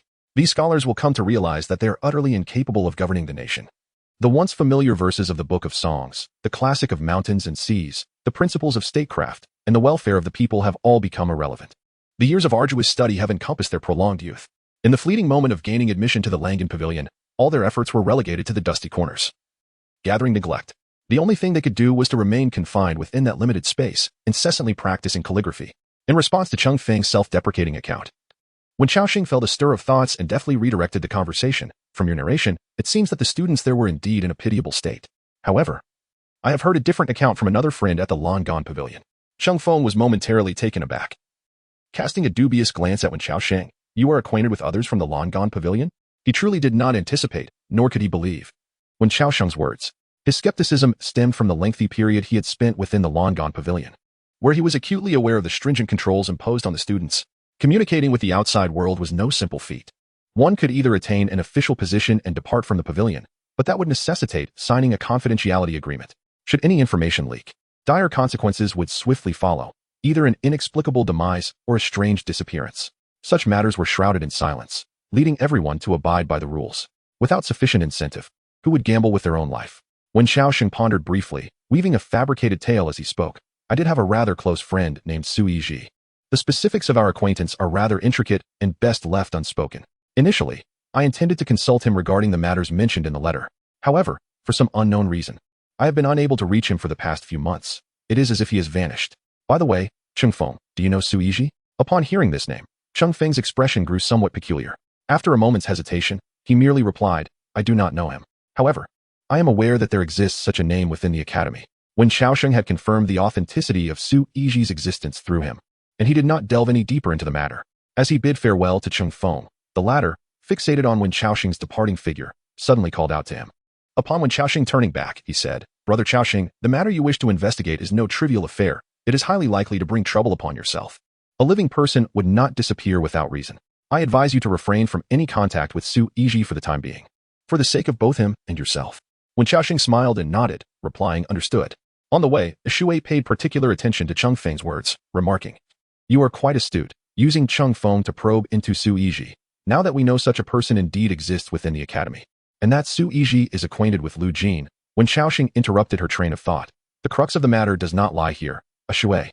The focal point lies in the instinctive skepticism that manifested on Cheng Feng's face as I mentioned my acquaintance with the others within the Langan Pavilion.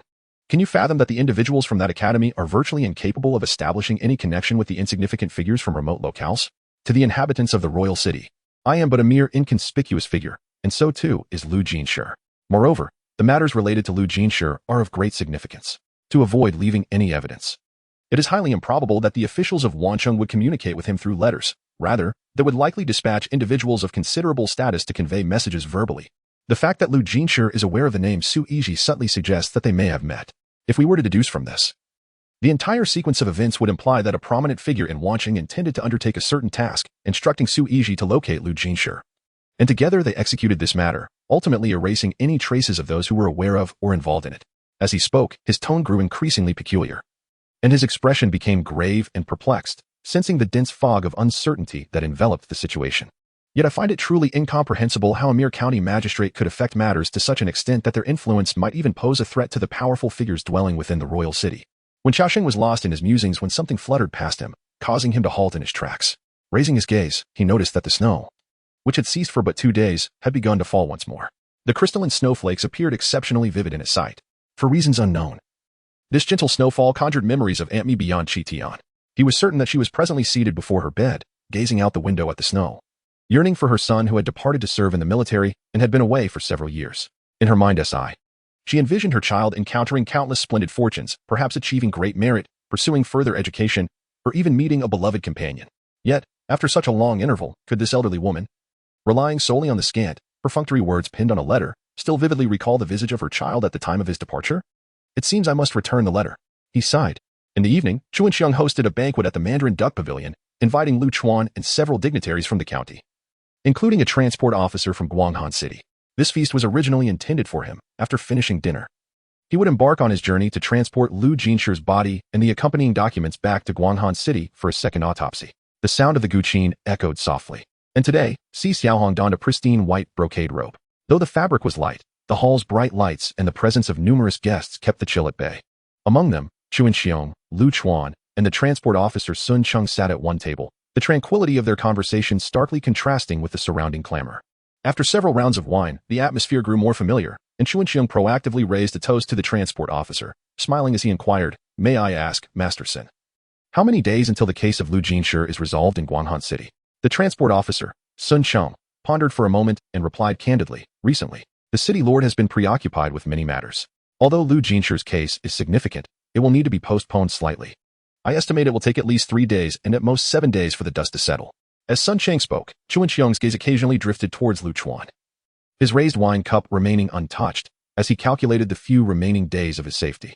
Regardless of whether Wen Chaoxing's earlier words were accurate, they had cast a shadow over his heart, prompting Chu Enxiong to take extra precautions. The reason for inviting Lu Chuan today was indeed intentional, meant for him to overhear. When he noticed Lu Chuan looking back, Chu Enxiong concealed the secrets in his eyes, raised his cup with a smile, and then drank the exquisite wine.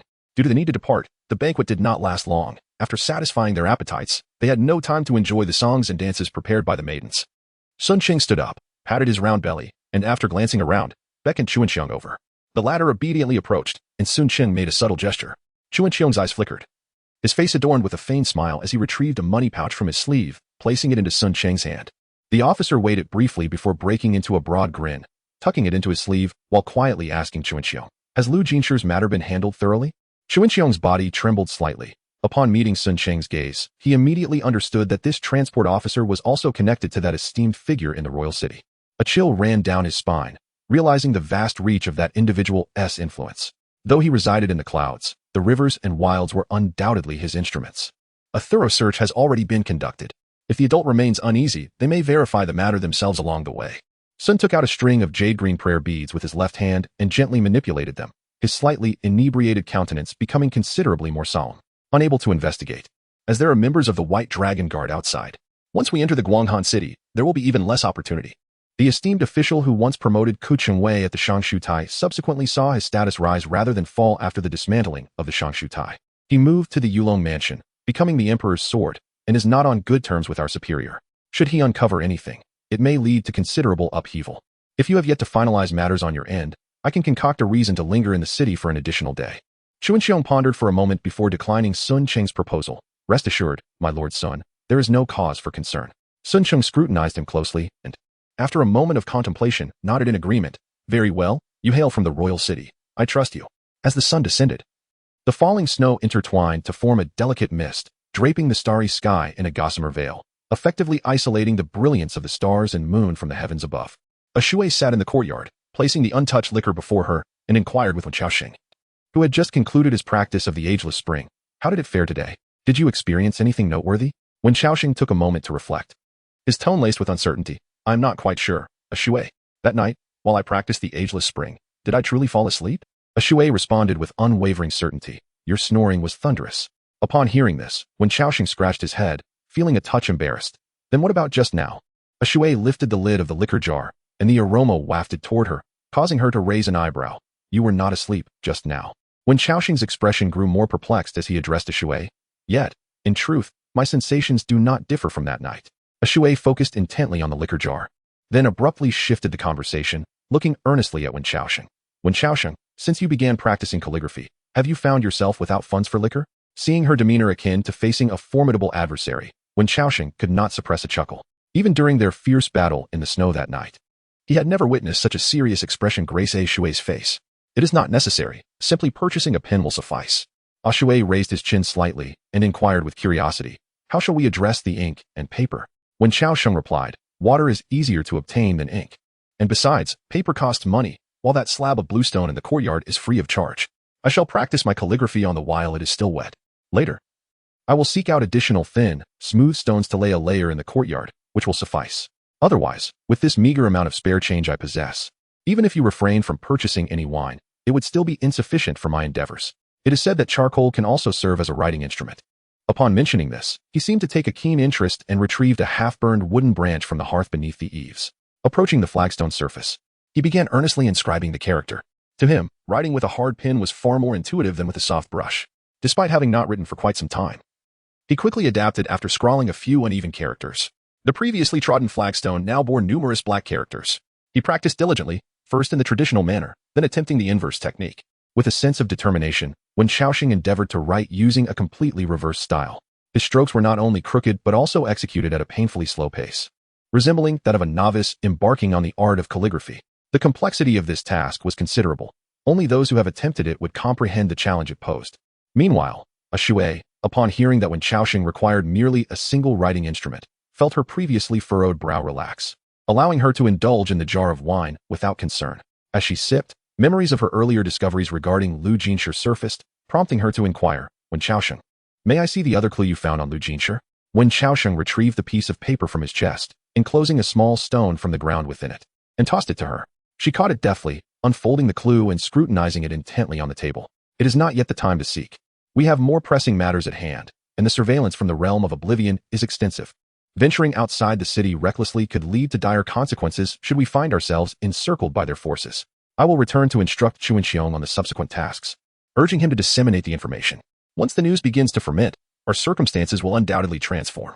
As long as the clues lie within our grasp, we shall always remain the proactive party, and the fabrication of this deception rests solely in our hands.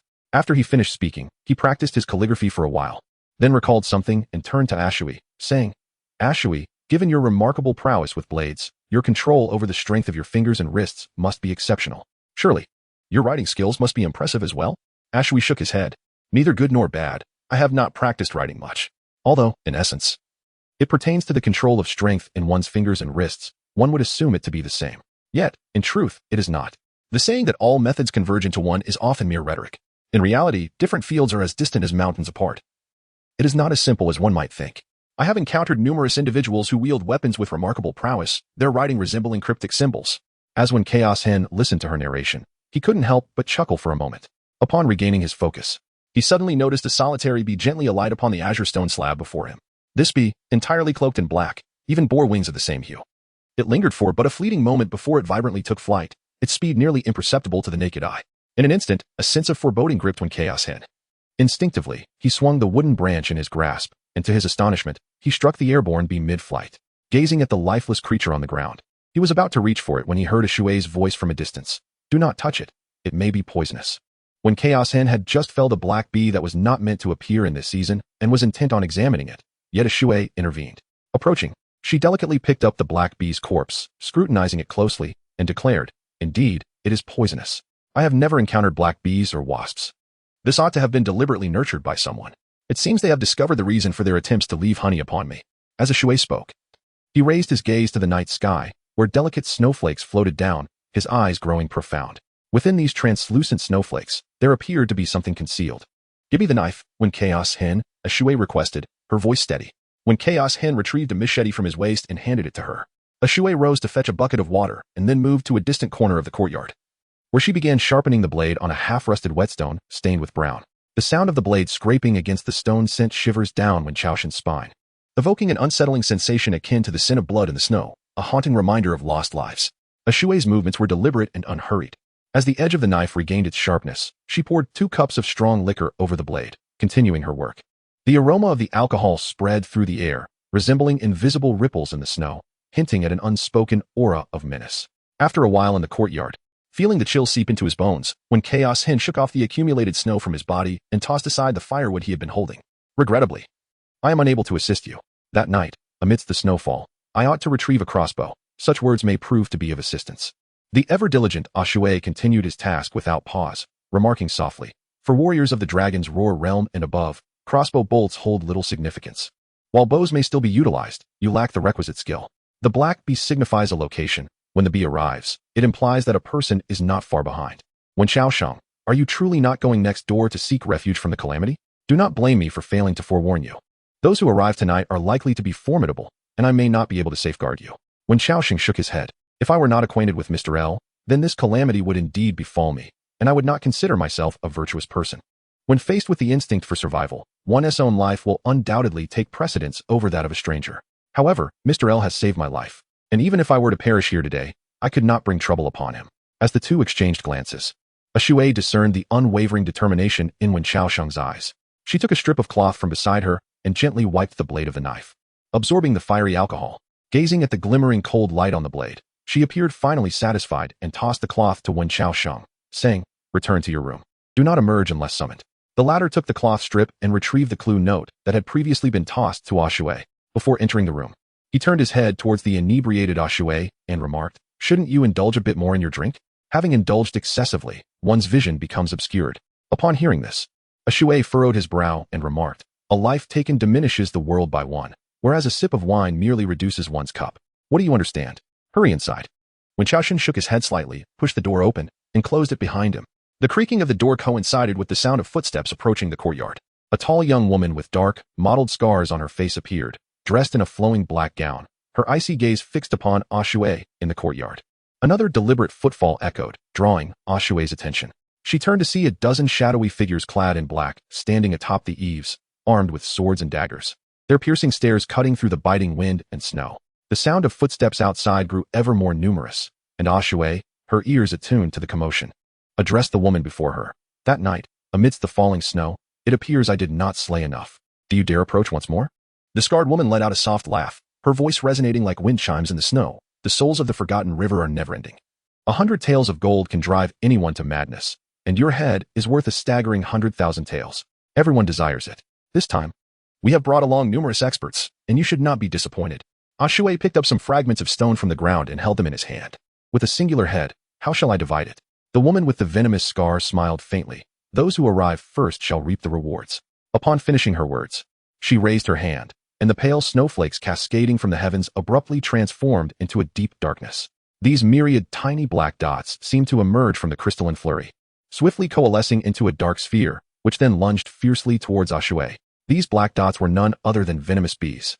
Each one bore a lethal toxin capable of extinguishing a life, and when they clustered together, they appeared to gain formidable strength, rendering the protective aura surrounding a martial artist utterly ineffective. The numerous figures clad in black, standing a short distance away, instinctively exhibited wary expressions upon witnessing this scene. They were acutely aware of the terror these venomous bees could unleash. This woman, known as the Black Queen Bee, had a mysterious past, largely unknown to many. Yet she was recognized as a formidable figure among the rising experts of the martial world this year. Her terrifying mastery of poison was shrouded in secrecy, and those unfortunate enough to be targeted by her met a gruesome end. Most alarming was that the bees she conjured not only possessed exceptional tracking abilities, but also obeyed her every command.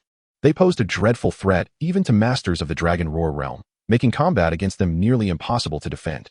It was rumored in the martial community that at least 3 strong individuals of the Dragon Roar realm had perished without ever laying eyes on the Black Queen Bee. Succumbing to the sting of her bees, their bodies left bloodied and their internal organs nearly dissolved. As the swarm of black bees surged forth to attack, A Shui raised his blade, unleashing a terrifying blade aura that rippled through the air, aimed straight at the dark horde. However, the swarm proved more formidable than anticipated. They instinctively parted at the moment the blade aura struck, leveraging their innate sensitivity to air vibrations to evade this lethal blow. The swarm, in truth, fears not the blade. And I have heard that you are a formidable master. Yet tonight, armed only with a mere firewood knife, it seems you may not surmount the challenge posed by the swarm. If I were to acquire this 100,000 taels of gold without exerting any effort, it would make me feel that this fortune has come too easily. The Black Queen Bee's face broke into a slight smile as she leaned against the courtyard wall, arms crossed, leisurely observing A Shui. The latter remained indifferent, gently rubbing something with his left hand. "You engage in beekeeping, yet also pursue martial arts. Striving for both leads to a disarray that renders you ineffectual. When confronted by a true master, even the chance to flee may elude you." A's words caused the smile on the Black Queen Bee's face to gradually freeze. She raised her hand, her fingertips moving subtly, prompting the black bees to surge forward like frenzied beasts, attacking A. However, as they approached, A chose not to draw her blade to repel them. Instead, she lifted her left hand and released a vast cloud of gray mist. This was the stone she had previously picked up from the ground, now crushed into fine powder. As the lime dust dispersed, what initially seemed like harmless debris transformed into the most fearsome of hidden weapons. In a fleeting moment, it obliterated the lethal swarm of black bees. As the dust settled, the ground was strewn with the lifeless bodies of the black bees, every single one. Witnessing this spectacle, the disdain on the black queen bee's face shifted from astonishment to a growing, furious crimson hue. Each of those venomous bees represented her dedication, years of toil, rendered to naught by a mere handful of lime. Today, I shall end your life, she declared with fury, drawing the Amade dagger from her waist, her form darting forward like a wraith, covering 10 paces in what seemed an instant. In the blink of an eye, the dagger had already lunged towards her throat. A mere whisper of a strike passed through. Neither the origin of the blade nor its destination was discernible, accompanied by the soft sigh of the wind. The Black Queen caught sight of her headless corpse collapsing to the ground. Then, the world spun and dimmed. In the pale courtyard, the first crimson bloom of the night unfurled. Ashue flicked the blood from her machete and stepped into the courtyard. Her calm voice carried far by the breeze. Many skilled fighters have arrived tonight. Will you come one by one, or shall you all come at once? As the cold moonlight was engulfed by the intent to kill, Ashue heard the sound of countless blades being drawn. Clearly, that seemingly unremarkable strike had made it evident to these individuals that the woman wielding the machete was not to be trifled with. The assassin's objective was to kill. Whether it was a solitary confrontation or a group assault was beyond their contemplation. As long as the target could be eliminated, that sufficed. Unbeknownst to all, a sword, swift as a flash, pierced through the descending crystalline snowflakes, engaging Ashue's machete in a clash of steel. Clang. Among the crowd, this individual was indeed a master, and the difficulty of one-on-one versus one against many was incomparable. He was exceedingly confident in his swordsmanship, intending to use the actions of other assassins as a cover to seize Ashue's life with a single stroke. Yet, he grossly underestimated Ashue's honed instincts. At the moment their weapons collided, he glimpsed his own reflection on Ashue's polished blade, envisioning the blood gushing from his throat when severed. But how could this be? At the instant the blades met, his momentum had waned, and that lethal strike should have extinguished Ashue's offensive power. How then could she deliver a second blow while parrying his? He could not fathom it until his last breath. In truth, that strike was not Ashue blocking his sword. Rather, it was he who failed to defend against her blade. He believed himself to be the aggressor. Oblivious to the fact that Ashue had no defense, she merely employed a swifter and stronger cut, shifting the balance of attack and defense. Amidst the encirclement and slaughter by the surrounding assassins, Ashue's movements were not particularly agile, perhaps due to her limp on the right side or the injuries she bore. But this was inconsequential. What mattered was the machete in her hand, sharp and terrifying, with every strike. There was no flourish. Each cut was precisely the lethal stroke among countless others. This style of combat bore no patterns, only the coldness of snow and moonlight, steeped in blood and life.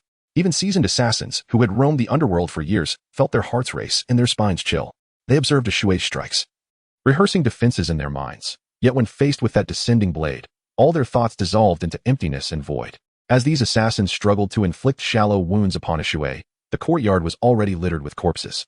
Each had but a single scar upon their bodies. Ashue did not need a second strike to claim their lives. The frenzied combat momentarily paused as the assassins, stunned, recoiled. Ashue, wielding her blade, breathed heavily, exhaling clouds of white mist from her mouth and nostrils. The old wounds on her body began to flare up under the intense pressure of her inner strength, pain radiating through her organs, yet her expression remained unchanged. However, the throbbing veins at her temples betrayed her struggle beneath the surface. Ignoring the assassins perched upon the walls or lurking at the corners of the courtyard, Ashue limped towards a stone table, seizing a jar of wine with one hand, tilting her head back to drink deeply. The fiery liquor flowed into her belly, the burning sensation numbing her old injuries, providing a fleeting respite from the excruciating pain.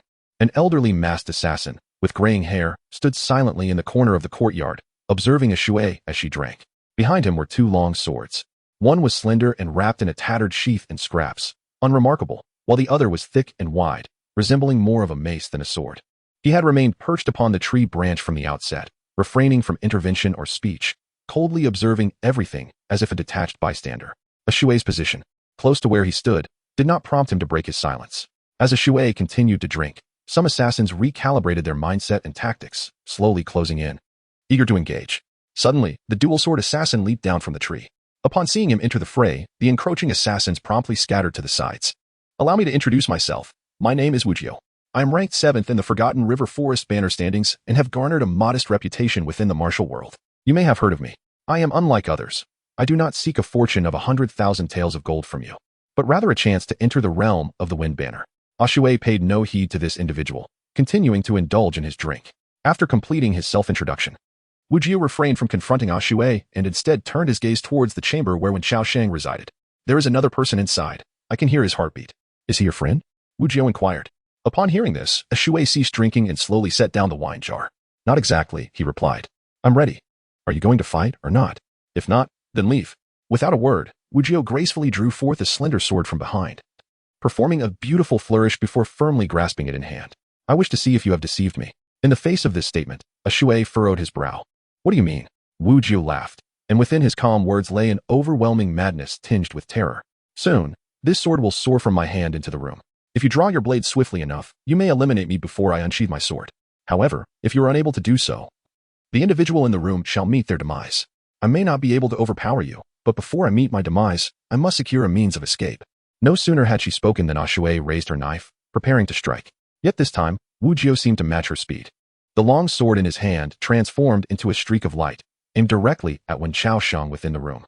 Ah Shui furrowed her brow, stepping aside and launching her machete. This strike was indeed swifter and more powerful than Wu Jio's sword, arriving before his blade could react. It struck the long sword at the doorway, the residual force propelling it further into the room. In that very moment, Wu Jio unsheathed a second sword from behind him, a blade without an edge. This sword was even faster than the first. Ah Shui's honed instincts detected the threat. Yet the old injury she had suppressed flared up at that instant, slowing her evasive maneuver by a fraction. Consequently, Wu Jio's unsharpened sword successfully grazed her waist. What appeared to be a mere touch was imbued with immense force, creating ripples in the air.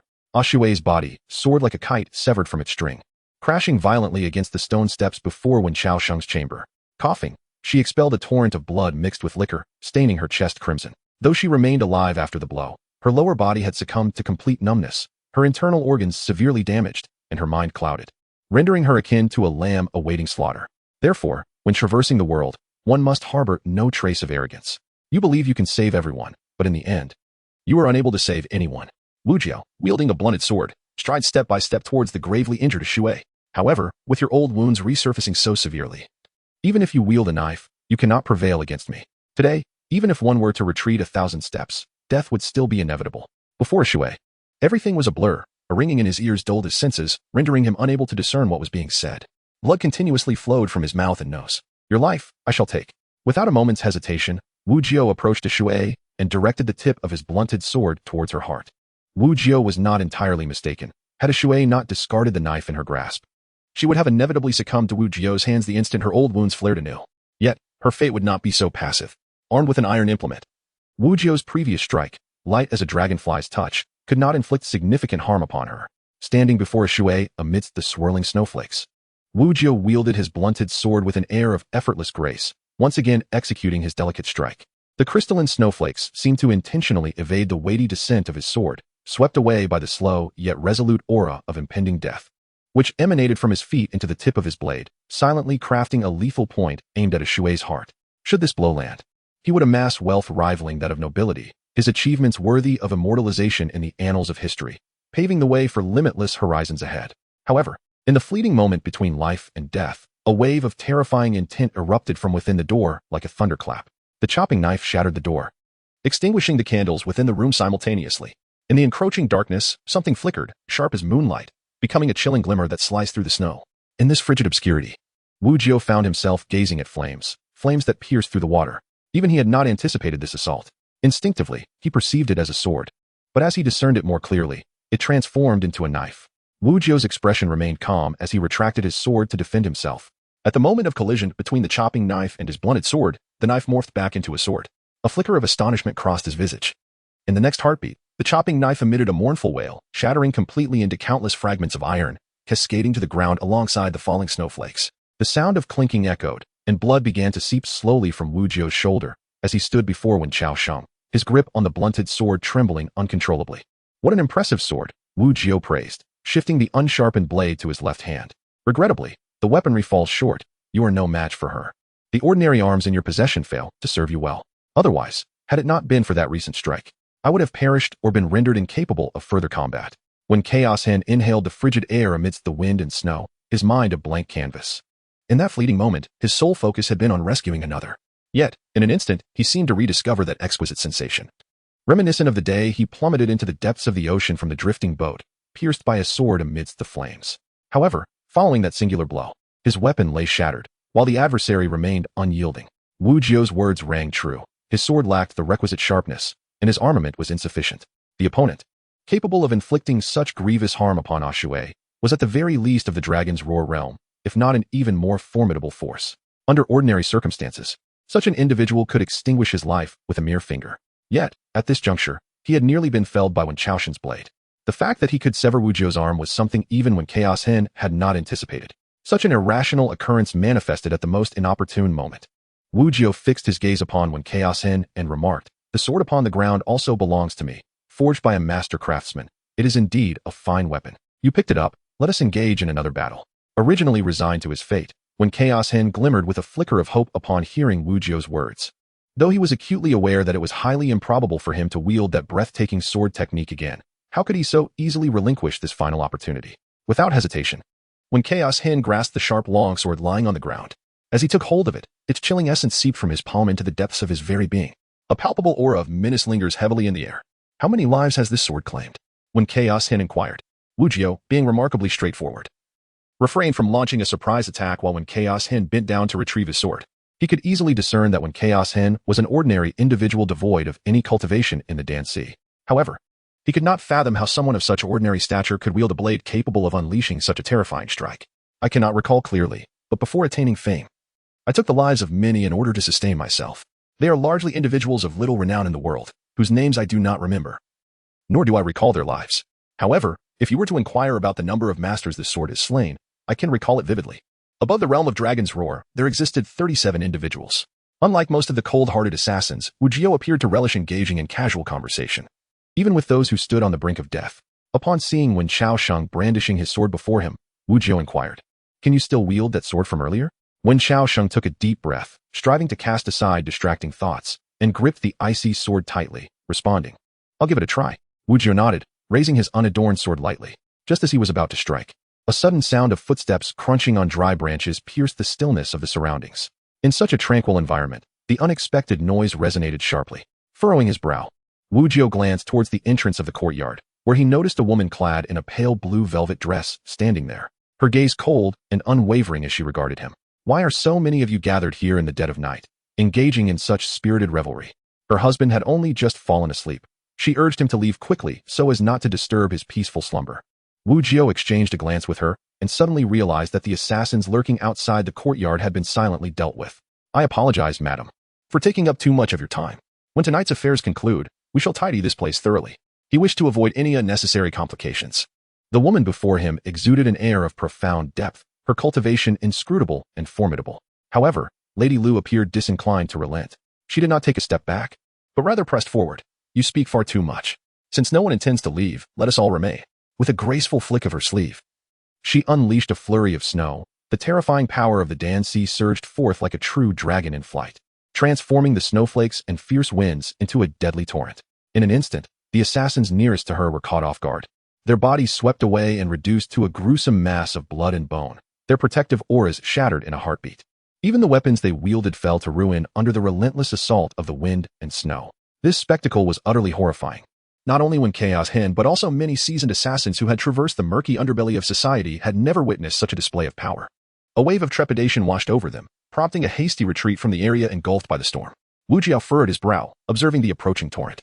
With a light tap of his toes, he deftly traced a circle in the air with his unarmed sword, forcing the fierce winds and snow to dissipate, albeit with great effort.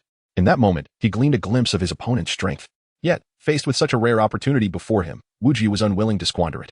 He swiftly pivoted, appearing before Shui, eager to whisk her away. "You cannot take her away. You cannot take anyone away." Lady Lu spoke again, her voice emanating from the confined space behind Wu Jio. His pupils constricted sharply. When he turned back, Lady Lu's slender index finger had already pressed against his forehead. It was as if she bore the essence of glaciers that had traversed through the harsh winter and barren expanses, nurturing the primordial chill. Such a simple touch encapsulated the entirety of his existence. Flurries of snowflakes drifted down between them, and a flicker of resignation crossed Wu Jio's face as he acknowledged his defeat, quietly awaiting death. His circumstances mirrored those of a Shui. There was indeed a sliver of hope when confronted by Lady Lu. However, the grievous wound inflicted by Wen Chaoshan's shattered darkness had rendered him incapable of resisting the formidable Lady Lu, whose power surpassed his own. As Lady Lu lightly tapped Wu Jio's forehead, an invisible ripple surged forth. A heavy sound of dissent echoed from the eaves and courtyard walls. all those still present in the courtyard, save for when Xiaoxing and Shui succumbed to the terror of her lethal touch. The remaining assassins, having witnessed this scene, dared not linger. They recognized that the plan for tonight's ambush had irrevocably altered and fled without a backward glance. Wu Jio's lifeless body crumpled, his unsheathed sword discarded at his side, leaving the snowy night enveloped in an eerie silence. Lady Lu, before Wen Xiaosheng could finish his sentence, she pointed at Shui and instructed, "First, carry her to the room. I will prepare the medicine and needles." Concerned for Shui's life, Wen Xiaosheng did not hesitate for a moment, swiftly lifting the dazed Shui and placing her upon the bed in the room. Observing the blood that seeped from Shui's lips, Wen Xiaosheng wore a grave expression. Lady Lu soon arrived with a medicine box in hand. And out of respect for her diligence, Wen Xiaosheng refrained from interrupting her, merely inquiring, "Can she survive?" Lady Lu's response was equally succinct. "Her internal energy is chaotic. Her spine is damaged, and her organs are in disarray. Whether one can survive depends on fate." As she spoke, she channeled her inner strength and inserted the silver needles into Shui's acupoints. Turning to Wen Xiaosheng, she instructed, "Xiaosheng, please attend to the corpses outside. If necessary, chop them up and spread them out in the courtyard. As long as the snow continues to fall tonight and the sun does not rise tomorrow, it will serve to conceal them. Should these corpses be discovered by the townsfolk tomorrow, it would undoubtedly lead to significant complications." After a moment of contemplation, Wen Xiaosheng proposed, "There exists a more secure and simpler method, but it requires a visit to the residence of Chuanxiong." Upon hearing this, Lady L furrowed her brow, glanced out the window, and replied, "You may go, but avoid the narrow paths. Instead, traverse through the gallery bridge and proceed south for 50 paces. Wait beneath the archway of the Fengliutai Pavilion until you encounter an elderly man taking a leisurely stroll. You have encountered him, let him guide you." Wen Xiaosheng made a promise and then stepped outside. For a brief moment, he hesitated before picking up the slender sword belonging to Wu Jio that lay on the ground. Wu Jio was indeed correct. He required a fine weapon. After Wen Xiaosheng departed, Lady Lu exerted all her strength, utilizing the power of the Dan-Si to stabilize Shui's injuries. During the acupuncture process, she found herself somewhat dazed. She had once been an assassin, having taken lives for the better part of her existence. Now, in her twilight years, she was unexpectedly assuming the role of a healer.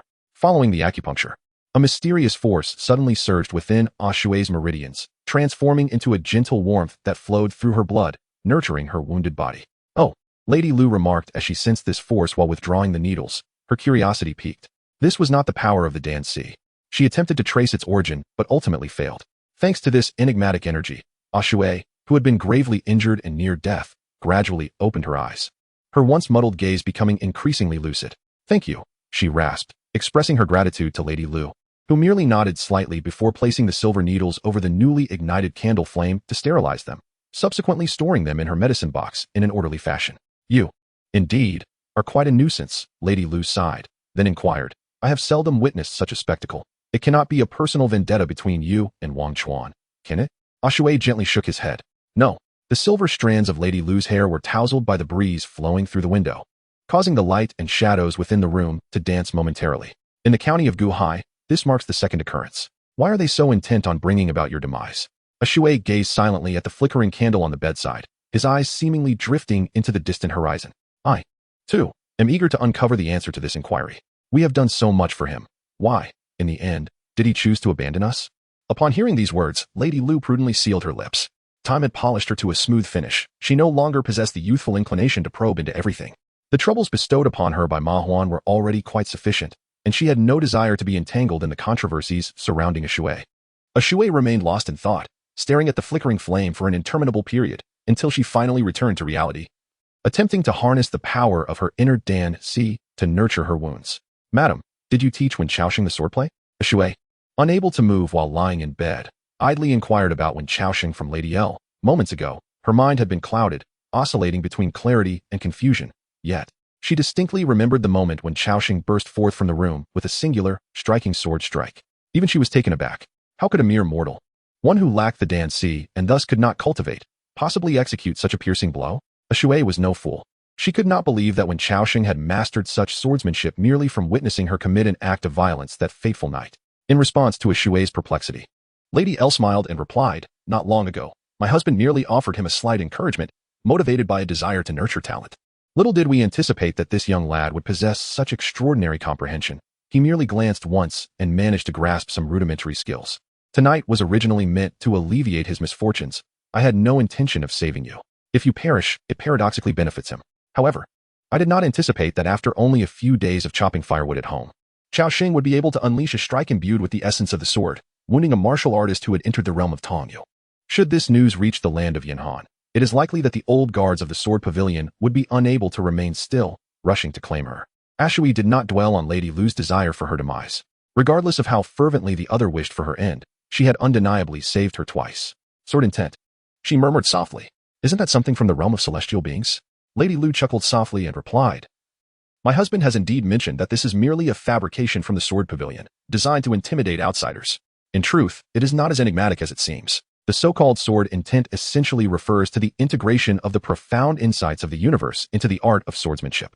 Upon closer examination, this is indeed a skill that is typically reserved for those of celestial nature among practitioners. However, the Sword Pavilion possesses a distinctive approach to cultivation. Unlike the prevailing trends of the world, it cannot be measured by worldly standards. Otherwise, had that sword truly been a divine strike, the assassin who wounded you would have had no chance of survival. Ashui understood this clearly and gently nodded in gratitude to Lady Lu. Lady Lu gazed at her for a moment, her expression intricate, and sighed. Had I foreseen the events of this evening, I should have insisted on keeping Chao Sheng in our courtyard this afternoon. She expressed a tinge of regret, but did not excessively blame Ashui for bringing trouble upon one Chao Sheng. Ashui, however, remarked, That fellow is as stubborn as a mule. I urged him to come, but he refused. He feared that he would bring trouble to Mr. L. Mrs. L cast her a knowing glance. Is it merely for this reason? Ashui raised her eyelids slightly and retorted, What other reason could there be? Mrs. L smiled gently, choosing not to elaborate further, and turned to leave with the medicine box in hand. Take a good rest. Nurture yourself as much as you can. As spring approaches in a few days, perhaps my husband and I shall take our leave. Beneath the chill of the snow and moonlight, when Shaoxing stands before the archway of the Wind Willow Pavilion, clutching a slender sword, patiently waiting as instructed by Madame Lu. The biting wind carries snowflakes, and his exposed hand quickly succumbs to the cold. Lowering his gaze, when Shaoxing tentatively moves his fingers, realizing that his recent wood-splitting exercises have not been in vain. His body's resistance to the cold has markedly improved compared to before. He remains in place for approximately a quarter of an hour, the snow shaking off and reaccumulating on him, until at last, he perceives a dark silhouette in the distance along the street. This marks Wen Shaoxing's second encounter with the elderly man. The old man has his hands clasped behind his back, resembling an ordinary elder taking a stroll. Upon noticing Wen Shaoxing with his sword, he displays a moment of surprise, followed by a shift of focus to the long sword in Wen Shaoxing's grasp. Has Wu Jiao passed away? The old man inquires with a smile. Wen Shaoxing, taken aback, replies, You know Wu Jiao as well? The old man nods in affirmation. I am acquainted with him. We are colleagues in the same profession. Let him not come tonight. If he refuses to listen, then so be it. Confronted with the elder's candidness, Wen Shaoxing felt an indescribable absurdity swell within him. Are you also a person of the Forgotten River? The old man replied with a smile. Indeed. My name is Ma Huan. Young brother, you are not a person of the martial world, so you likely do not know me. Wen Shaoxing reminisced about the events of that fateful night a few days prior and inquired, Since you are a denizen of the River of Forgetfulness, why did you? Ma Huan interrupted with a wave of his hand, saying, Let us not speak of that night. If you do not mention it, and I do not mention it, we shall consider it as though it never occurred. Shaoxing, are you waiting here tonight at the behest of Lady Lu? As Shaoxing lowered his gaze, a glimmer of light flickered in his eyes. Due to Lady Lu's influence, even upon realizing that the elderly man before him hailed from Wanchuan, he still held an unwavering trust in him. Indeed, I am to meet Chuanxiong, and my lady has instructed me to wait for you beneath the archway. Ma Huan, with great enthusiasm, remarked, The night path can be treacherous. It is fortuitous that I am out for a stroll and can accompany you for a while. Of course, Wen Shaoxing did not believe his fanciful words. Who would venture out for a leisurely walk at such an hour? Yet, he refrained from questioning him. Thus, the two of them, one elderly and the other youthful, traversed the snow-dusted road toward the far end of the street. Along the way, Ma Huan glanced once more at the long sword cradled in Wen Shaoxing's arms, breaking the silence that lingered between them. The sword you hold is named Fine Snow, crafted by the renowned swordsmith Mu Rongqing of Qin State. It has changed hands several times over the past 30 years, having had 7 or 8 masters. 11 years ago, it came into the possession of the swordsman Yi Zonghua and entered the esteemed catalog of the Tianji Tower's famed swords. Listening to Ma Huan's account, Wen Shaoxing, intrigued, inquired, Senior Ma, does the catalog of the Tianji Tower also pertain to the sword bearers? Ma Huan replied, Though it is termed a sword catalog, it primarily ranks the wielders of the swords. Moreover, the statistics from the Pavilion of Heavenly Secrets are not entirely accurate and can only serve as a rough reference. After all, there are some extraordinary individuals in this world who seldom reveal themselves. Wen Shaoxing appeared to be deep in thought. Later, how did the delicate snow find its way into the hands of Wu Jiao? Ma Huan sighed, remarking that although Yi Zonghua was a chivalrous swordsman, Often engaging in noble deeds, he was ultimately a man of frivolity, meeting his demise at the hands of a woman. Ma Huan informed Wen Xiaosheng that Yi Zhonghua had offended many throughout his life due to his acts of heroism, and his head was worth a considerable sum in the realm of Wanchuan. Ironically, Yi Zhonghua had fallen in love with a female assassin sent to take his life. In a tragic twist, he willingly surrendered his fate to her, elevating her status within Wanchuan. However, this self-indulgent tale of Yi Zhonghua bore no semblance of a happy ending. After the female assassin ended his life, she seemed to revel in her own allure. She then accepted another contract in Wanchuan, intending to employ her seductive prowess once more. Yet, her lifeless body was eventually discovered in a pigsty on a farm, having endured unspeakable torment before her death, leaving her unrecognizable. In this realm, each individual embodies a unique tale. Wen Xiaosheng, filled with emotion, remarked as the cold wind swept in. He observed that Ma Huan's right arm was bare, the sleeve fluttering in the breeze, evoking a profound sense of desolation. Senior Ma, your arm must seem somewhat offensive to a man with but one. However, Ma Huan appeared unfazed, responding nonchalantly. It was lost a few months ago, when Xiaosheng was taken aback. Inquiring, was it due to a dispute in the martial world? Ma Huan did not provide a direct reply, whimsically stating, it was a consequence of my disrespect for the elderly, leading to the loss of my hand. A flicker of curiosity sparkled in Wen Xiaosheng's eyes. He was utterly convinced that Ma Huan was a formidable expert. Indeed, an exceptionally powerful one. This conviction stemmed not merely from the night Ma Huan had rescued him, but rather from the trust bestowed upon him by Lady Lu. It was inconceivable that someone of such stature and reputation would place their faith in an individual of lesser skill. Thus, it followed that anyone capable of inflicting harm upon Ma Huan must also be a peerless master. Oh, by the way, do you know that person? Ma Huan suddenly smiled and gazed at Wen Chaoshen, leaving the latter momentarily stunned, before chuckling, do I know them? Ma Huan nodded. Indeed. It is the woman you carried that night. A few months ago, I had a brief encounter with her in the Windy City. This right arm did not exist at that time. Wen Xiaosheng's breath momentarily faltered, and his gaze involuntarily darted towards Ma Huan. Although the latter spoke in a calm tone, he did not appear to be lying, which only deepened Wen Xiaosheng's sense of surprise and intrigue. Why, he pondered. Would Ma Huan come to the aid of someone who had once severed his arm? Is she not remarkable? Ma Huan offered no explanation to this question. Instead, he turned his head towards Wen Chaoshen, as if engaging in casual conversation with an old friend. Wen Chaoshen nodded, generously bestowing his praise. She is indeed remarkable. Ma Huan smiled, his tone laced with a hint of nostalgia as he softly remarked. She was even more formidable in the past. In the Battle of Wind City, she was meant to achieve renown across the land. Yet, upon the mere mention of Wind City, Wen Xiaoshen's ears perked up. His curiosity regarding Ashui's past had always lingered. But this inquiry would delve into the depths of her soul, ensnaring her in an inescapable agony. Thus, after a night of inebriation, Wen Xiaosheng refrained from further questioning. Ma Huan appeared to deliberately sidestep the topic of Wind City. When Wen Xiaosheng inquired, he merely cautioned him that the great fire that had erupted in the city was far from extinguished, advising him to temper his curiosity, lest it ignite perilous consequences in the future. Noticing his reluctance to elaborate, Wen Xiaosheng pivoted to another question related to Ashui. Is she a soldier? Ma Huan remained silent, neither confirming nor denying. Unbeknownst to him, this subtle demeanor had already conveyed a wealth of information to Wen Chaoshen. As they approached the street leading to the mansion of Chuanxiang, Wen Chaoshen inquired whether Ma Huan possessed any medicine that might alleviate Ashui's injuries. However, Ma Huan replied that it would be futile to exert such effort. The wounds upon her are beyond the remedy of any ordinary salve known to this world. This is not an ordinary injury, but rather a wound imbued with the essence of a celestial realm cultivator, one that only a handful of healers in the world could mend with a mere touch. The only individual I am aware of is the hermit from the North Sea. Yet regrettably, this person remains elusive, appearing only as a fleeting shadow. When Xiaosheng, deeply shaken, inquired, is there a celestial realm cultivator involved in the affairs of Wind City? Ma Huan gazed into the distance, his silvery hair dusted with snow, rendering him even more poignantly weathered by time. Yet his tone carried a profound reverence. Indeed, there is one. However, she was the one who had the upper hand. When Xiaosheng halted his steps, as their gazes met, the astonishment in his eyes was utterly unmasked. Ashui is also at the celestial realm? Ma Huan shook his head. No, she is not. Having traversed the world for the better part of my life, I have encountered countless extraordinary individuals and their tales, and perused innumerable apocryphal histories. Yet, I have never before witnessed such a living legend. The individual you refer to as Ashui is, to my knowledge, the only warrior capable of vanquishing a celestial being at the transcendent realm. Between two realms, though merely a step apart, lies an immeasurable chasm. For millennia, such a separation has been unseen. Should anyone dare to speak of it, they would be met with derision for their ignorance. Yet, this extraordinary tale has indeed unfolded. Thus, I have just stated that in the Battle of Wind City, she ought to have gained renown across the world. The battle had indeed undermined her foundations.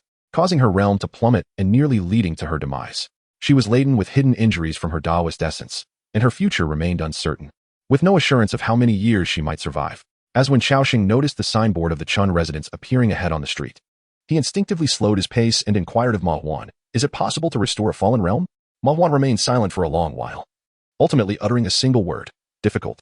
When Xiaoxing nodded in acknowledgement, expressed his gratitude to the elder, and knocked on the door to meet Chun Xiong. Although it was quite late, the other party was still awake, and from the deep furrows etched on Chun Xiong's brow, when Xiaoxing discerned his concerns. His unexpected visit in the middle of the night even brought a glimmer of surprise to Chun Xiong. "Why have you come to seek me at such a late hour?" When Xiaoxing, without the slightest hesitation, directly instructed Chun Xiong to seal off the courtyard where he resided under the pretext of an investigation. Aside from the black dog, no other townsfolk were permitted to approach. Upon hearing this, Chun Xiong felt an ominous sense that something was amiss this night and hurriedly inquired about the reason. When Xiaoxing replied, "Many individuals have arrived in Wuzhuang tonight. It remains uncertain whether it is related to Lu Chuan." Chun Xiong cast a sidelong glance at the swirling snow outside, as if contemplating the inherent dangers, his eyelids twitching incessantly. "Are they all dead?" When Xiaoxing nodded, "Indeed. The yard is currently strewn with dozens of corpses. Should the passing villagers behold this sight tomorrow, it would undoubtedly incite unnecessary panic." Chun Xiong clenched his fists and turned, pacing restlessly within the confines of the room. Rather than dwell on the matter of the bodies, he inquired, "What is the current state of that woman?" Wen Xiao, fully aware of the true intent behind his inquiry regarding Ashui's condition, replied with an unwavering demeanor, "She has been poisoned, yet the situation is not dire. She possesses a unique skill that allows her to detoxify herself. After a few days of rest, she will be quite fine." Upon hearing this, Chun Xiong discreetly exhaled a sigh of relief. His willingness to collaborate with Wen Xiao was significantly influenced by Ashui's display of martial prowess.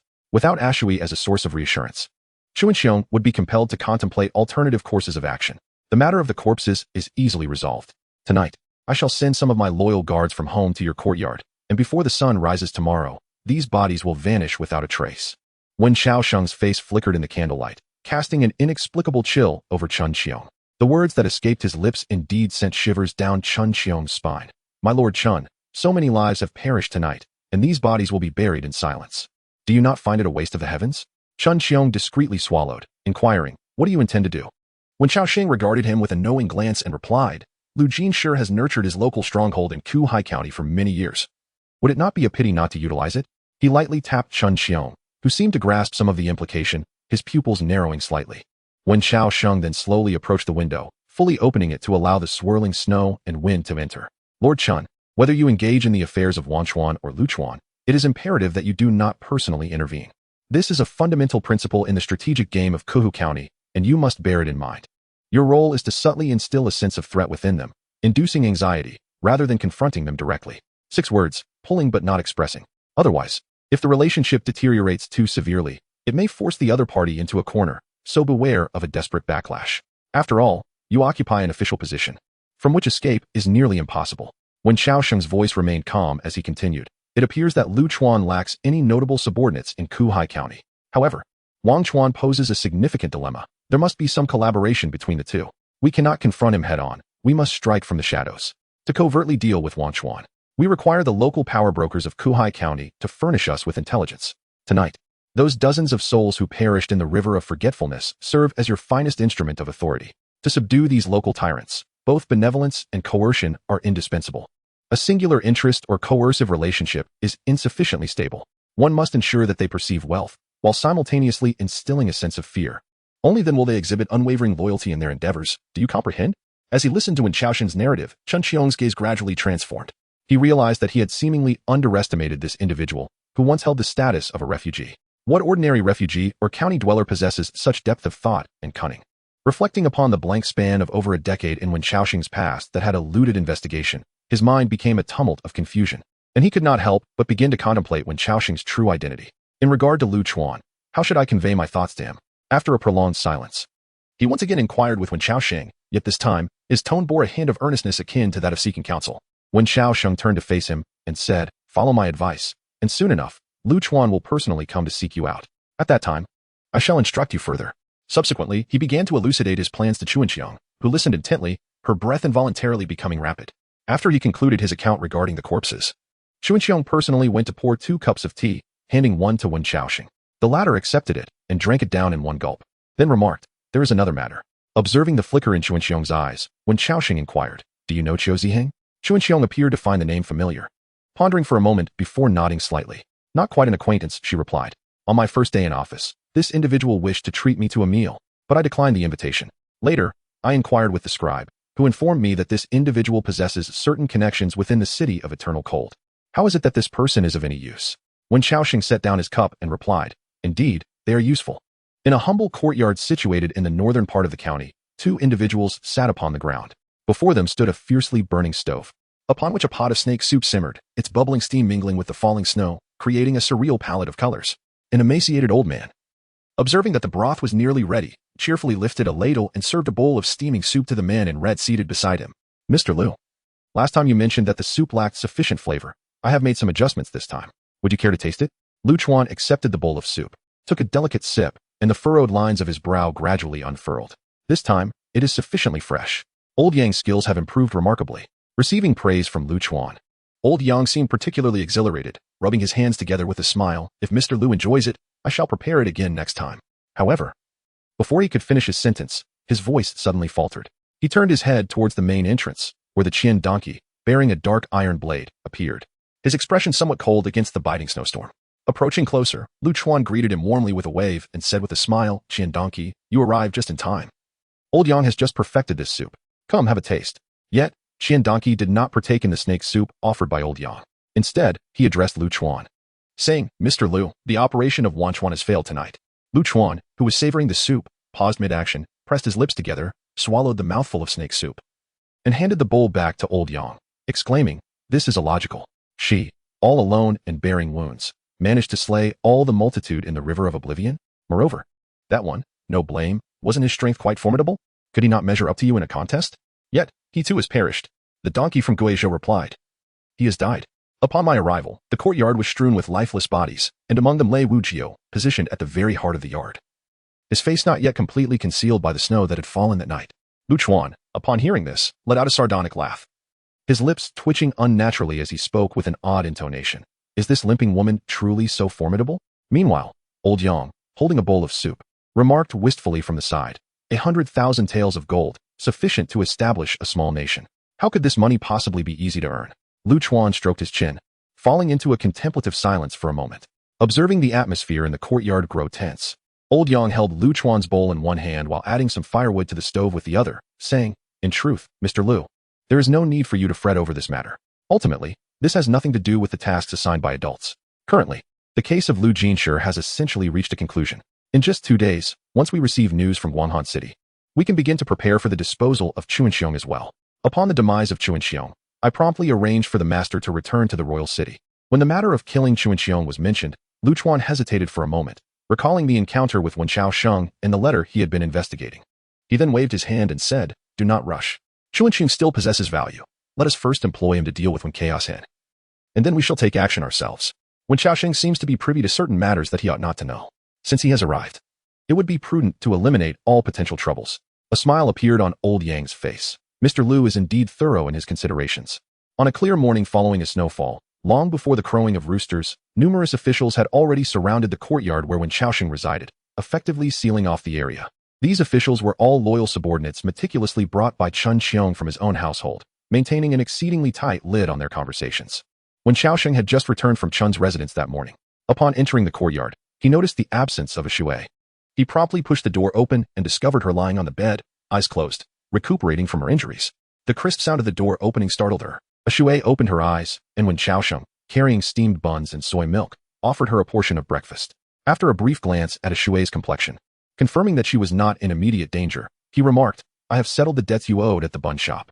A Shui took a bite of the still-warm tofu bun, savoring it slowly, and cast a curious glance at him. "Where did you go last night?" "This morning. After visiting Chuanxiong, I returned and conveniently returned the letter I had received from Aunt Mi, bringing along some pork for both her and Zhang the hunter." Wen Xiaosheng seated himself on a wooden stool before the bed and tossed 2 meat buns into the bowl of the old dog. Initially lethargic and sluggish, the dog perked up at the enticing aroma of the meat, quickly devouring the buns without hesitation. After shaking off its fur, it scampered out of the room, leaving a trail of paw prints in the snow of the courtyard, following a familiar path out of the county town. After Fan Yue's passing, the black dog had refrained from entering his quarters. It was only last night that Wen Xiaosheng had carried it into the nest, Once the black dog departed, when Xiaoxing fixed his gaze on Ashui, who was sitting cross-legged on the bed, his eyes filled with contemplation. He inquired, Ashui, with such severe injuries, when will you be able to rise and walk? As she munched on a bun, Ashui seemed to grimace in pain while swallowing, her brow furrowing deeply. Nevertheless, she replied, what is it? Is there something amiss? When Xiaoxing reassured her, do not worry, it is not about violence, but rather to provide Chuanxiong with some reassurance when necessary. He recounted what he had shared with Chuanxiong the previous night. After a moment of silence, Ashui responded, the physique of a warrior is not as frail as you might think. With a bit more rest, I should be able to rise by this evening. After finishing her soybean milk, she appeared still parched and looked up at Wen Xiaoxing, inquiring, have you bought any wine? Wen Xiaoxing gestured for her to wait a moment before stepping outside, returning with a pot of hot water under her eager gaze. Ashui looked at the cup of steaming water offered by Wen Xiaoxing. Though she held it in her hands, she did not drink. I do not wish to consume this. I desire wine instead. When Chaos Hen cast a fleeting glance at her, this is the only option. Ashui furrowed her brows, poised to speak, when he continued, once your injury has healed a bit in a couple of days, I shall procure some wine for you. Desiring a drink, she resolved to tend to her injuries.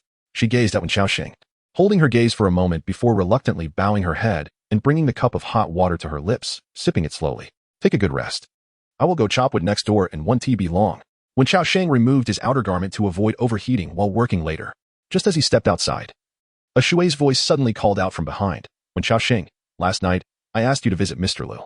Why did you not go? Wen Xiaoxing pondered for a moment before responding. If I recall correctly, you posed this question to me once last night. Mr. L and his wife have shown me immense kindness. I cannot bring trouble upon them. Ashui inquired, is that all? Wen Xiaoxing turned to look at her and replied, what else could it be? The two exchanged glances for a moment, after which Ashui averted her gaze and said softly, I understand now. You may go. Upon arriving next door, Wen Xiaoxing greeted El Jiming, who was enjoying tea in the early morning, and before splitting wood, he posed the question that had troubled him throughout the night. Mr. L, after chopping wood for such a long time, I feel as though I have mastered the art of swordsmanship. As he sipped his tea, El Jiming smiled and replied softly, that is indeed a good thing. It signifies your progress in cultivation. When Xiaoxing, with a sincere demeanor, continued, however, there are times when I can wield a formidable sword. Yet most of the time, I cannot. El Jiming, following his lead, inquired, indeed, but why is that? Seeing El Jiming's encouraging demeanor, Wen Xiaoxing let out a wry smile and said, Mr. L, if I knew the answer to that, I wouldn't be seeking your counsel. El Jiming poured Wen Xiaoxing another cup of tea and, with a cheerful expression, remarked, ah, my dear Xiaoxing, the intricacies of cultivation are indeed most intriguing. What others convey to you is inconsequential. One must come to their own understanding. Wen Xiaoxing listened to Lu Jiming's discourse, experiencing a sensation akin to the profound impact of a sage's words. However, he grasped the essence of Lu Jiming's message. If he could comprehend the matter on his own, the solution would manifest effortlessly. Conversely, should it be conveyed by another, no matter how lucidly articulated, it would prove ineffectual. Thank you, Mr. L. Wen Xiaoxing expressed his gratitude and turned to enter the woodshed to chop firewood. Within the 7 Killing Hall, a cacophony of voices erupted as a crowd gathered around a gambling table, intently observing the heated match. The participants in the game exhibited a hint of greed, and the atmosphere was palpably tense. Among them were 2 debauched young masters from the county, devoid of any scholarly pursuits but possessing some wealth at home. Encountering such naive players, the 7 Killing Hall, in dire need of funds, seized the opportunity to conspire and fleece them. Following Lu Jin's demise, they had lost their primary source of income, and every day, as the 7th Master opened his eyes, he was burdened with the responsibility of providing for the hundreds under his command. This was a matter of great concern for him, for such dealings were previously beneath the 7 Killing Hall, yet now he turned a blind eye. After all, he could not let his brothers starve. As the gambling match neared its conclusion, a guard burst into the hall, rolling in and gasping for breath, proclaiming, 7th Master, the county magistrate is here. Those few words plunged the previously raucous hall into an eerie silence, where even the fall of a pin could be heard. After a brief pause, someone instinctively drew their blade, the sharp sound igniting a wave of tension and panic throughout the hall. In the next moment, everyone unsheathed their weapons, an air of bloodlust enveloping them. The 7th Master furrowed his brow, about to instruct his subordinates to sheathe their swords, when a resonant voice rang out from the entrance. Upon entering, you draw your blades. Are you also unwelcoming to me? Turning to the source of the voice, the crowd beheld Chun Xiong, who had shed his official garb in favor of a flowing white silk robe, resembling a dashing young gentleman with no trace of authority. With his hands clasped behind his back, he strode forward, and only then did the gathered crowd realize that he had come alone, without any constables or guards.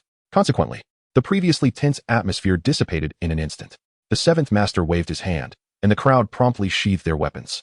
He personally welcomed Chun Xiong and exchanged a glance with several of his subordinates, signaling them to release the two unfortunate souls they had been targeting in their scheme. Lord Chun, what brings you to this dilapidated establishment of the Seven Kill Hall today? A few individuals swiftly cleared his space, setting a pristine table for him. As Lord Chun took his seat, food and drink appeared as if summoned. He picked up a piece of beef with his chopsticks, savored it, and took a sip of clear sake, saying, I had intended to come yesterday, but I was delayed by some matters in the county town. Upon hearing this, Master Chi, understanding the subtleties, refrained from further inquiries and personally filled Lord Chun's cup with wine, stating, if there is anything the Seven Kill Hall can do to assist you, my lord, you need only speak. Lord Chun smiled warmly at Master Chi, playfully tapping him with his chopsticks. Master Chi, you are quite astute. I do have a matter that I would like to trouble you with. After the completion of the task, there will naturally be a way to express gratitude. Upon hearing these words, Seventh Master felt a surge of excitement in his heart. Just days prior, he had heard Chao Sheng mention the intention to establish a beneficial connection between the Qisha Hall and the newly appointed county magistrate, Chun Xiong. This thought had lingered in his mind, and he could not fathom how Chao Sheng intended to achieve such a connection. To his astonishment today, Chun Xiong had come of his own accord. Please, my lord, speak, Seventh Master urged. Chun Xiong took a sip of wine, twirling the cup in his hand, and said, dispose of the corpses. Seventh Master's expression shifted subtly. Whose corpse is being discarded? Chun Xiong remarked with a smile. They are merely the refuse from the river of forgetfulness. Yesterday, I dispatched dozens of them, and it seems there was a formidable figure named Wu Jiao among them. I have yet to dispose of these bodies, and the gossipy officials in the county office are concerned. If this news were to leak, it might incite unnecessary panic and adversely affect my political achievements. Later, I recalled my little brother, when Chao Sheng had spoken to me about the Seven Killers Hall, prompting me to seek an audience with Lord Seven. If I am not mistaken, when Lu Jinshi was still alive. It seemed that the members of the Seven Kills Hall were in control of the rivers and lakes both within and beyond the borders of Kuhai County, correct? You possess a vessel and personnel, and in the winter, the tributaries leading to the River of Sinking Sands remain unfrozen. Might you assist me in disposing of a body? Allowing it to sink? As his words fell, an eerie silence enveloped the Seven Kills Hall. Not only the Seventh Master, but also the stewards of the hall regarded Chun Xiong with a peculiar and astonished gaze. The Seven Kills Hall, as the local power in Kuhai County, was well informed of the happenings in the martial world. How could they be unaware of the arrival of individuals from Wangchuan, let alone not recognize Wu Jiao? Such a prominent figure in the entire realm of the Four Kingdoms was reduced to mere scraps in Chun Xiong's discourse. To articulate such a shocking matter with such nonchalance, and to assert that those from Wangchuan could kill without hesitation, left everyone pondering the true identity of this newly appointed county magistrate of Kuhai County. In the briefest of moments, Chun Xiong's image transformed within the hearts of those in the Seven Kills Hall into something both enigmatic and formidable. As he sensed the shift in their gazes, a sense of satisfaction filled him, yet he gradually grew to respect when chaos ended. He began to grasp the terrifying depth of this individual's intellect and cunning. When Chao Sheng's contemplation seemed far beyond his years, akin to a seasoned veteran who had traversed numerous decades, the Seventh Master, seated opposite him, refrained from immediately responding, his eyes glinting with a cunning sharpness, as if weighing the merits and veracity of Chun Xiong's words. Chun Xiong, aware that his assertions lacked sufficient credibility, gently set down his cup and spoke again in a calm tone. As I commence my governance, my resources are scant. As a token of gratitude for this collaboration, may I offer the renowned sword Wu Fingyin Wu Jiao's possession to you, Seventh Master? If a suitable buyer is found, it should suffice for the Seven Kills Hall to indulge for quite some time. What are your thoughts? As the founder and spokesperson of the Seven Kills Hall, having navigated a once meager organization of merely a dozen members to its current stature, the Seventh Master, though not overtly cunning, possessed a prudent nature. Many in the martial world held an inherent trepidation towards the name Wangchuan, seldom daring to provoke it. After all, no matter how formidable a master may be, they cannot guarantee perpetual vigilance. Even if Chun Xiong was the county magistrate of Kuhai, it did not preclude the possibility of deceit. When he casually recounted the slaying of dozens from Wangchuan, including the seventh-ranking assassin Wu Jiao of the Lin family, the Seventh Master's initial reaction was one of shock and disbelief. Yet, after the astonishment faded, skepticism crept in regarding the authenticity of Chun Xiong's words. It was not mere paranoia, rather. The tale he narrated seemed too implausible for a place like Kuhai County. However, when Chun Xiong proposed to offer the Wufing sword as a gesture of gratitude, the Seventh Master's expression underwent a complete transformation. Words could be fabricated, yet a sword could not be. For an assassin like Wu Jiao, a weapon was nearly synonymous with their very life. Unless met with death, the famed sword Wufing would never fall into another's hands. Weapons cataloged by the Tianji Tower are extensively detailed and widely circulated within the martial world. Thus, for those with keen ears, discerning the authenticity of renowned swords and blades becomes a matter of ease. Is Lord Chun speaking the truth? Seventh Master swiftly organized his thoughts and inquired. Chun Xiong gently tapped his fingers on the table. Seventh Master, having just arrived in Kuhai County, I am burdened with numerous matters. If I were to remove this official garb and neglect my duties, would you think I came merely for idle chatter? A hint of awkwardness crept onto Seventh Master's aged face, revealing a somewhat bashful smile. However, he quickly cleared his throat and replied, since it is your command, we shall naturally comply. Chun Xiong was quite pleased with his attitude. After outlining a few specific details, he decided not to linger. Seventh Master and the stewards of the Seven Kill Hall bid Chun Xiong farewell, watching his retreating figure. An elderly steward, filled with an indescribable excitement, remarked, Seventh Master. This is indeed a splendid opportunity. At this critical juncture, as the Seven Kill Hall faces disintegration, if we do not receive assistance from the officials, we shall truly be driven to our demise by that group of Salt Gang rascals. As long as we can establish a rapport with the newly appointed county magistrate, we shall be able to sustain our previous business operations, and those behind the Salt Gang will find it difficult to exert control over us. Master Chi gazed down at the snow pit beneath his feet, shifting slightly, his voice weighted with gravity. We require a connection with Chuanqing to continue our trade. However, do not rejoice prematurely, for this Chuanqing is markedly different from the former Lu Jinshi. In recent days, a significant influx of individuals from Wanchuan has poured into Kuhai County, and it is rumored that some notable figures from the royal city have also arrived. There must be something afoot here. Lu Jinshi's death was shrouded in mystery, and the ascension of Chuanqing was equally enigmatic. What colossal entity lies within the depths of the river of forgetfulness, and who, pray tell, is the formidable assassin known as Wu Jiao? To put it bluntly, this fellow, wielding 2 swords, could decimate the entire 7 Kill Hall of Hundreds within the span of 2 hours. Now, having met an unclear demise at the hands of Chuanqing, I find myself deeply troubled. After speaking, he raised his gaze to the undulating ripples on the surface of the lake, his voice tinged with the weight of age. I possess a foreboding sense that once we have profited from the wealth in Chuanqing's grasp, the days ahead for the 7 Kill Hall may not bode well. Moreover, let us set aside matters concerning Cheng Feng for the time being, and refrain from engaging with Qiu Zihong as well. It appears that Wen Xiaoxing is indeed connected to Chun Xiong in some way. We shall wait until their grievances are resolved before considering whom to assist. After chopping wood, Wen Xiaoxing retrieved some money from his person and meticulously counted it. He then ventured to the market to procure half a black chicken along with a modest selection of ginseng, white atractalodes, and poria, returning home to simmer a pot of black chicken soup. The courtyard was laden with bodies blanketed in snow, while outside stood the trusted allies of Chun Xiong, who observed Wen Xiaoxing, expressionless as he prepared the chicken soup. Their expressions were lang of emotions. Indeed, the winter snow was heavy, and the corpses emitted no foul odor. Yet, could one truly find sustenance in such circumstances? Even when the fragrant aroma of the medicinal herbs and chicken soup wafted toward them, it provoked a sense of mild nausea. At midday, Wen Xiaoxing carried 2 bowls of the prepared soup to the residence of L. Jiming, offering a taste to both him and Madame L. After sampling the soup, Madame L. expressed her astonishment, praising Wen Xiaoxing's culinary skills. Xiaoxing, do you still know how to cook? Xiaoxing replied. Culinary skills are easy to learn but difficult to master. I can prepare some meals, but they pale in comparison to your exquisite craftsmanship, my lady. Lady Lu could not suppress a smile and playfully chided, you certainly know how to flatter. Having exhausted all the kind words, Wen Xiaoxing smiled and took 2 bowls of porridge from Lady L, returning to Fan Yue's courtyard. He carried the porridge and steaming chicken soup into the room, where Shui sat cross-legged on the bed. As she opened her eyes, her gaze fell upon the chicken soup, her tone more astonished than Lady L's. Wen Xiaoxing, you can cook? Wen Xiaoxing handed her a bowl of chicken soup. Give it a try. A Shui cradled the bowl and took a sip, the furrow in her brow easing slightly. It's good, she praised. She drank 2 bowls of chicken soup in quick succession, and as they began their meal, a Shui glanced at the half a black chicken and the medicinal herbs in the pot. Suddenly, she tilted her head and asked Wen Xiaoxing, how much did this pot of chicken soup cost? Without lifting his head, Wen Xiaoxing continued to eat vigorously. It is not excessively expensive. It merely anticipates a few of your drinking expenditures. Upon hearing this, Ah Shui's eyes widened slightly, fixating on Wen Xiaoxing with an expression of utmost seriousness. Taking advantage of my illness to threaten my life? Wen Xiaoxing was taken aback by her reaction, choking momentarily, and after turning his head to the side to cough a few times, he rolled his eyes and said, is it acceptable if the money is deducted from me? The funds for purchasing the wine will be accounted separately. Ah Shui nodded in satisfaction, lowering her head to savor a mouthful of rice soaked in soup. After a moment's hesitation, she tentatively hinted to Wen Xiaoxing, actually, I am almost fully recovered. If all goes well, I should be able to.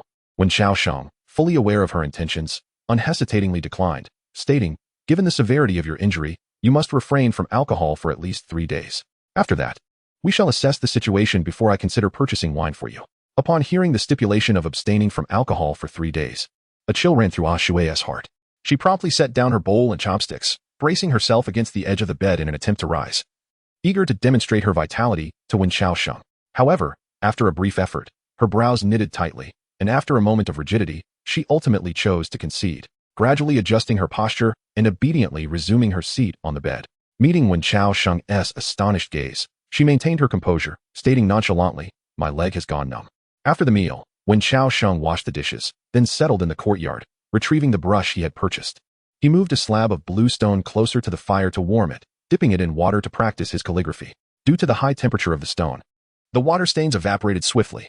Following Qing Feng's instructions, Wen Xiaosheng diligently practiced the character, Yang, a process that proved to be exceedingly monotonous. After about an hour of effort, his hands began to ache, prompting him to take a short respite. Subsequently, he found practicing in the conventional manner unexciting. So he decided to practice in reverse. Writing any character backwards completely altered its essence. The stroke for transformed into a, and the levity of an upward stroke became the heaviness of a downward one. How could one replicate it perfectly? Wen Xiaosheng recalled witnessing Cheng Feng in the courtyard earlier, effortlessly producing two nearly identical characters using entirely opposite brush techniques. And he was filled with admiration for the skill involved. He pondered the difficulty of converting into. Was it a matter of controlling the pressure of the brush? Though challenging, Wen Xiaosheng gradually gained confidence, adept at breaking down complex problems into simpler components. The same principle applied to calligraphy. Sitting in the courtyard, he held the brush, dipped it in water, and persistently practiced, and through his relentless efforts, the two strokes, once entirely unrelated, began to exhibit a slight resemblance. Meanwhile, on the second floor of the house, Lady L observed Wen Xiaosheng practicing from beyond the courtyard wall. Unbeknownst to her, L Jiming had joined her side. His gaze toward Wen Xiaosheng filled with admiration. This young man possesses an astonishing level of insight. Years ago, upon the snowy peaks of Sword Pass, I sat in solitude beneath the iron loquat tree for 3 long years, before finally discovering a method to stabilize the manifestation of my sword intent. Yet the tide arose in merely half a day. Lady L turned her head in astonishment to gaze at her husband, inquiring, "Can practicing calligraphy resolve this issue?" L Jiming shook his head, replying, "Not necessarily. The essence of sword intent is the profound principles of heaven and earth. Logically, it is only those cultivators at the celestial human realm who can reliably grasp and utilize it. For mere mortals, attempting to seize that ephemeral thread of heavenly and earthly principles is akin to an insurmountable challenge. Moreover, to seamlessly integrate it into the art of swordsmanship and wield it with stability is an even greater feat. One must master both Su Mi and Jiezi. However, I suddenly began to practice calligraphy while observing the tides, the author, concealing clouds and rain at the tip of the brush, and leaping dragons and serpents within my heart. In addition to exercising my wrist and fingers, I also cultivate my mind. In principle, this should be feasible. Whether it can truly be accomplished depends on his own future fortune.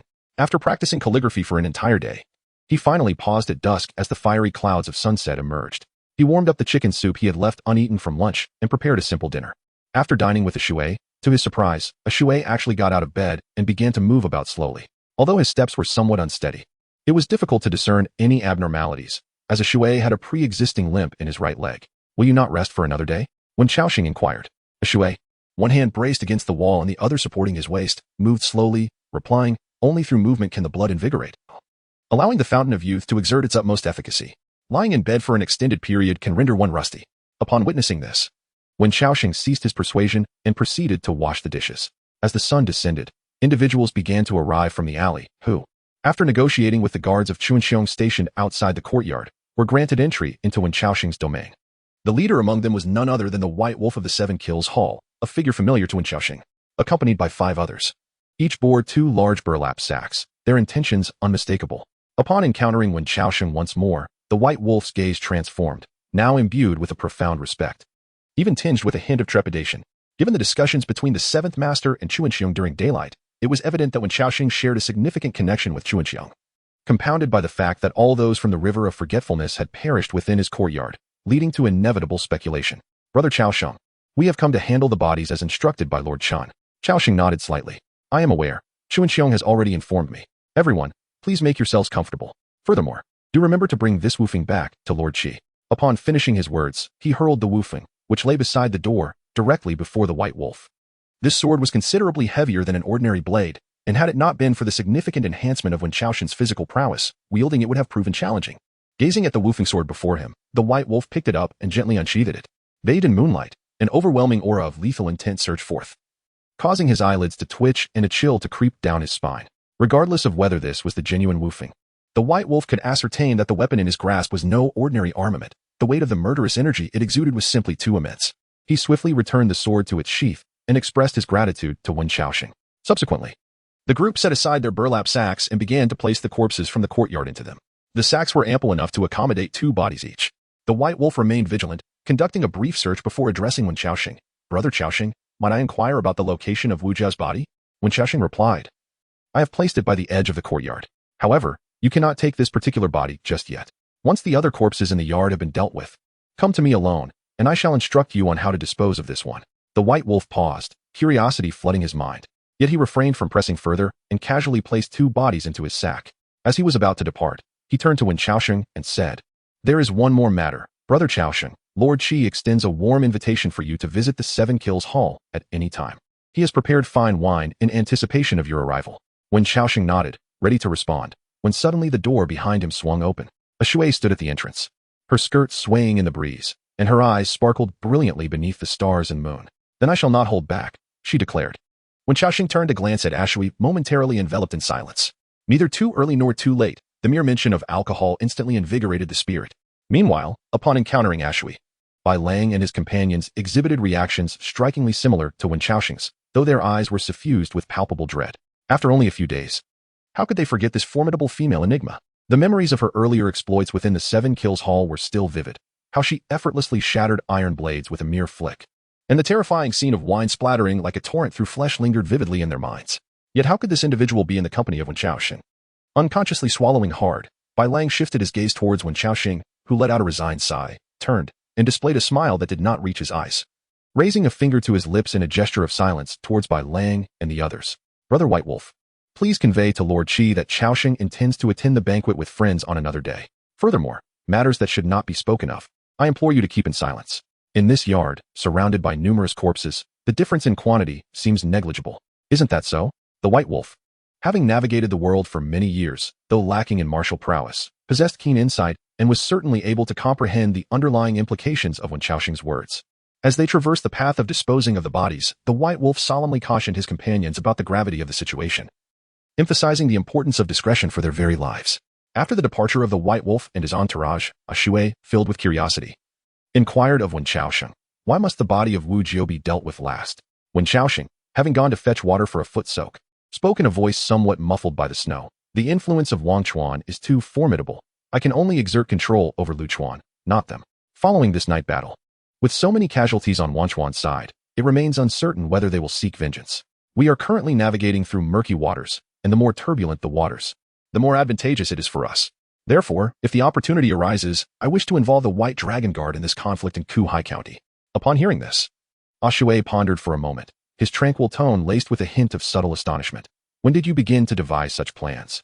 Wen Xiaoxing replied, a game of chess is played step by step. Who can possibly foresee every move from the outset?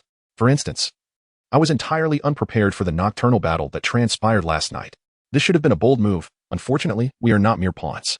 Having extricated ourselves from the clutches of peril, the next step is, of course, to launch a counterattack. In the realm of chess, one encounters an opponent, and thus the exchange of moves ensues. For 2 consecutive days, the people of Chuanxiong have been stationed outside the residence of Wen Xiaoxing, and whispers of the situation have spread like wildfire.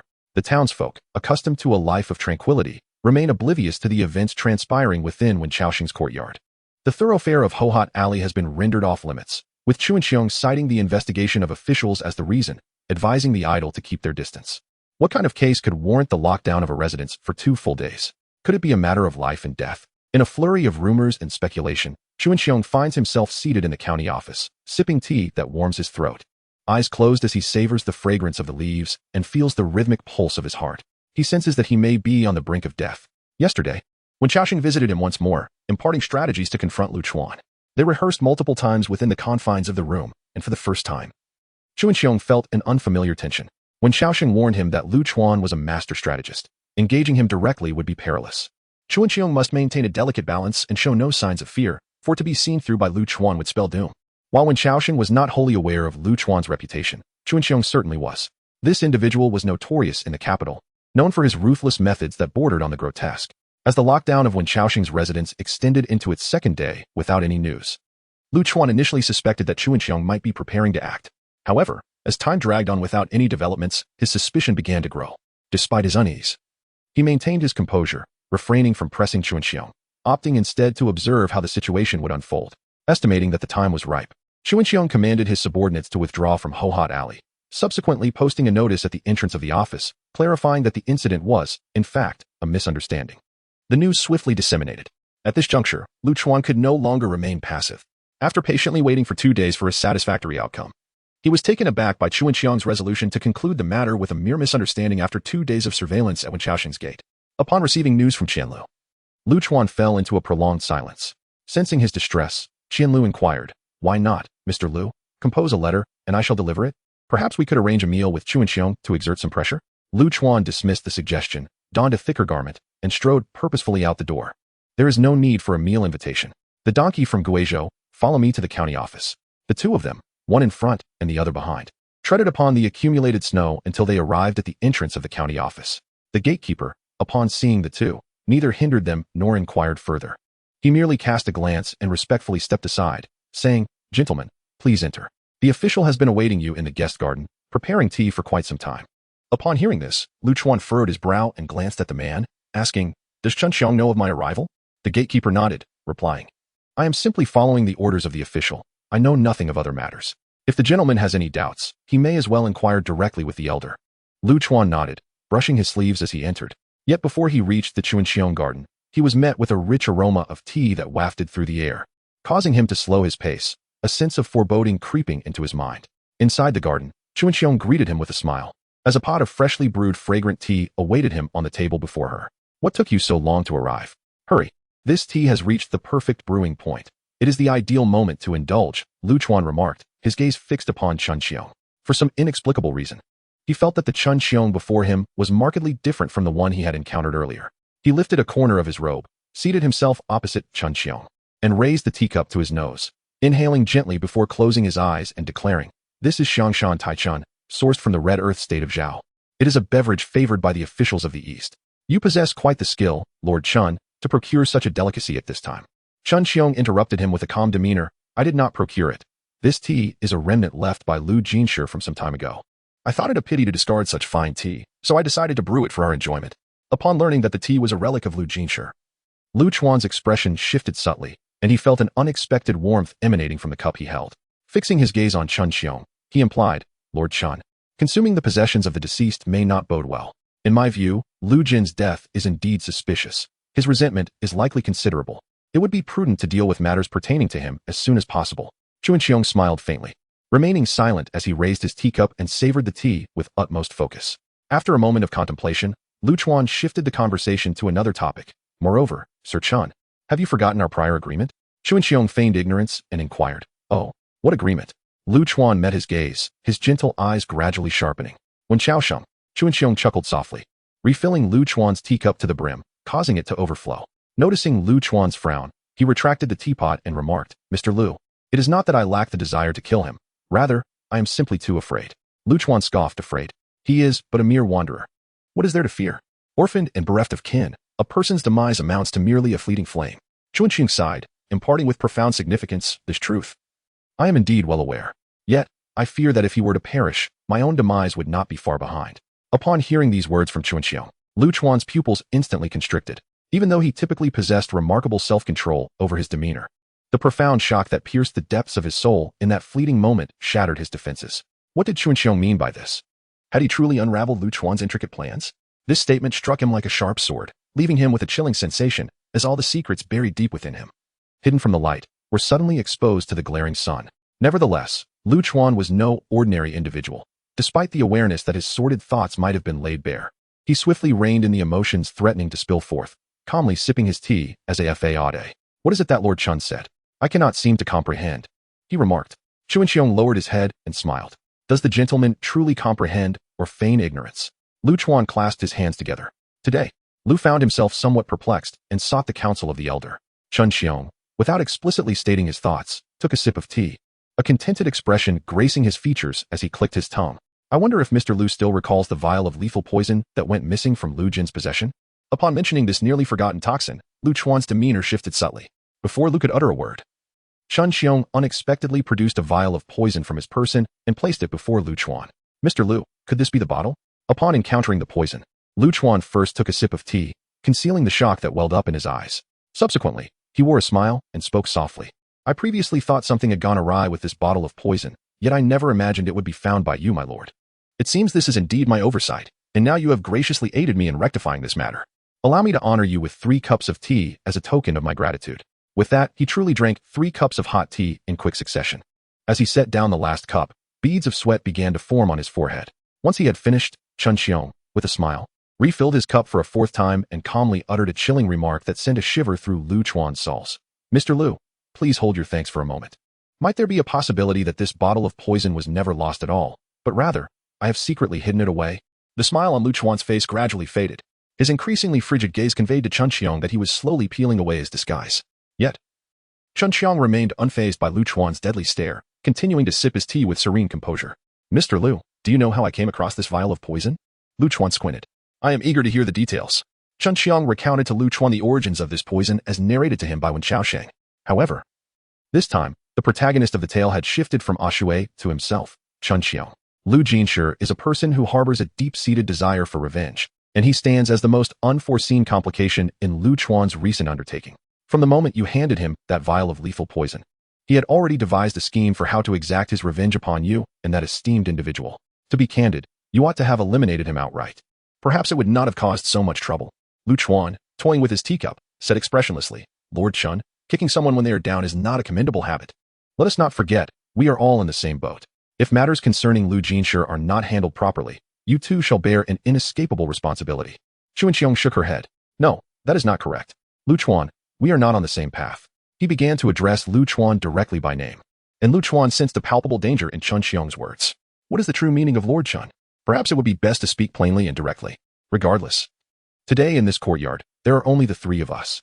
Listening to Lu Chuan's veiled threat, Chun Xiong felt no trace of fear. Instead, he lowered his head and began to laugh, his body trembling with mirth. He had no desire to laugh, yet at this moment, he was compelled to do so. Wen Xiaosheng had advised Chun Xiong that to instill a sense of trepidation in Lu Chuan, he must swiftly brand himself with the labels of cunning strategist and master of concealed blades. He needed to masquerade as a meticulous thinker, utterly unafraid of death, a madman, if you will. Every performance before Lu Chuan served but one purpose, to survive. Very well, since you insist on clarity, I shall speak plainly. You all regard me as a fool, compelling me to assist in erasing all traces of Lu Jin's existence, so that I may take his place and continue as the magistrate of Kuhai County. Pray tell, do you truly believe that I was ever convinced? If I were to obediently comply and erase every trace of Lu Jin, how could I possibly survive? Lu Chuan smiled with a veneer of politeness, yet his eyes betrayed a different sentiment. Lord Chun, it seems you harbor some misunderstandings about us. I believe that we had no justifiable reason to inflict harm upon you. Moreover, prior to their arrival, the adult had made a promise. Chun Xiong interrupted him with a cold smile, saying, he also made a promise to Lu Jin, did he not?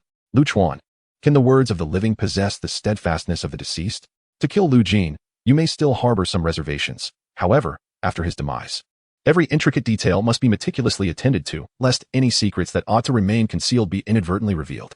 Yet, perhaps not even a single eyelid of yours would flutter at the thought of my demise. After all, Lu Jin possesses secrets that could directly threaten that esteemed individual. Whereas I do not. Once everything related to Lu Jinshi has been erased by me, the only potential threat remaining to that esteemed individual is my tongue. As I am the sole individual who had direct and first-hand contact with the body of Lu Jin in this particular case. I am also the final witness to this secret. Lu Chuan, am I correct in what I say? As he gazed at the eloquent Chun Xiong, Lu Chuan found himself unexpectedly drenched in cold sweat. He realized that he perhaps had gravely underestimated this young man before him. How profoundly he concealed his true self. As the facade was torn away, after a prolonged silence, Lu Chuan suddenly inquired, since you are aware that this is a path of no return, why did you initially consent to the elder's demands? Chun Xiong leisurely poured himself a cup of tea, raised it in a toast towards Lu Chuan, and then drank it down with nonchalance. A pertinent question indeed. Since ancient times, the greater the tempest, the more precious the fish. I dare to come here because I am not Lu Jinshi, nor will I ever become a second Lu Jinshi. His foolishness justifies his demise. I harbor a modest ambition. That esteemed individual wields immense power, and I intend to exchange this secret for a sum of wealth to indulge in, with a request that is not overly excessive. He should not refuse, should he? Lu Chuan's eyes were already imbued with a chilling intent to kill as he scoffed.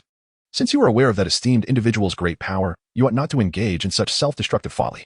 Chun Xiong let out a hearty laugh and pointed toward the formidable figure beside him, a giant wielding a massive blade. Self-destructive folly? Lu Chuan. With a mere swing of his blade, Today I shall meet my demise here. However, I can assure you that as soon as I meet my demise, all secrets pertaining to that esteemed individual and Lu Jin will swiftly return to the royal city through channels and at a speed you could scarcely fathom. Even the White Dragon Guard outside the county town will be informed.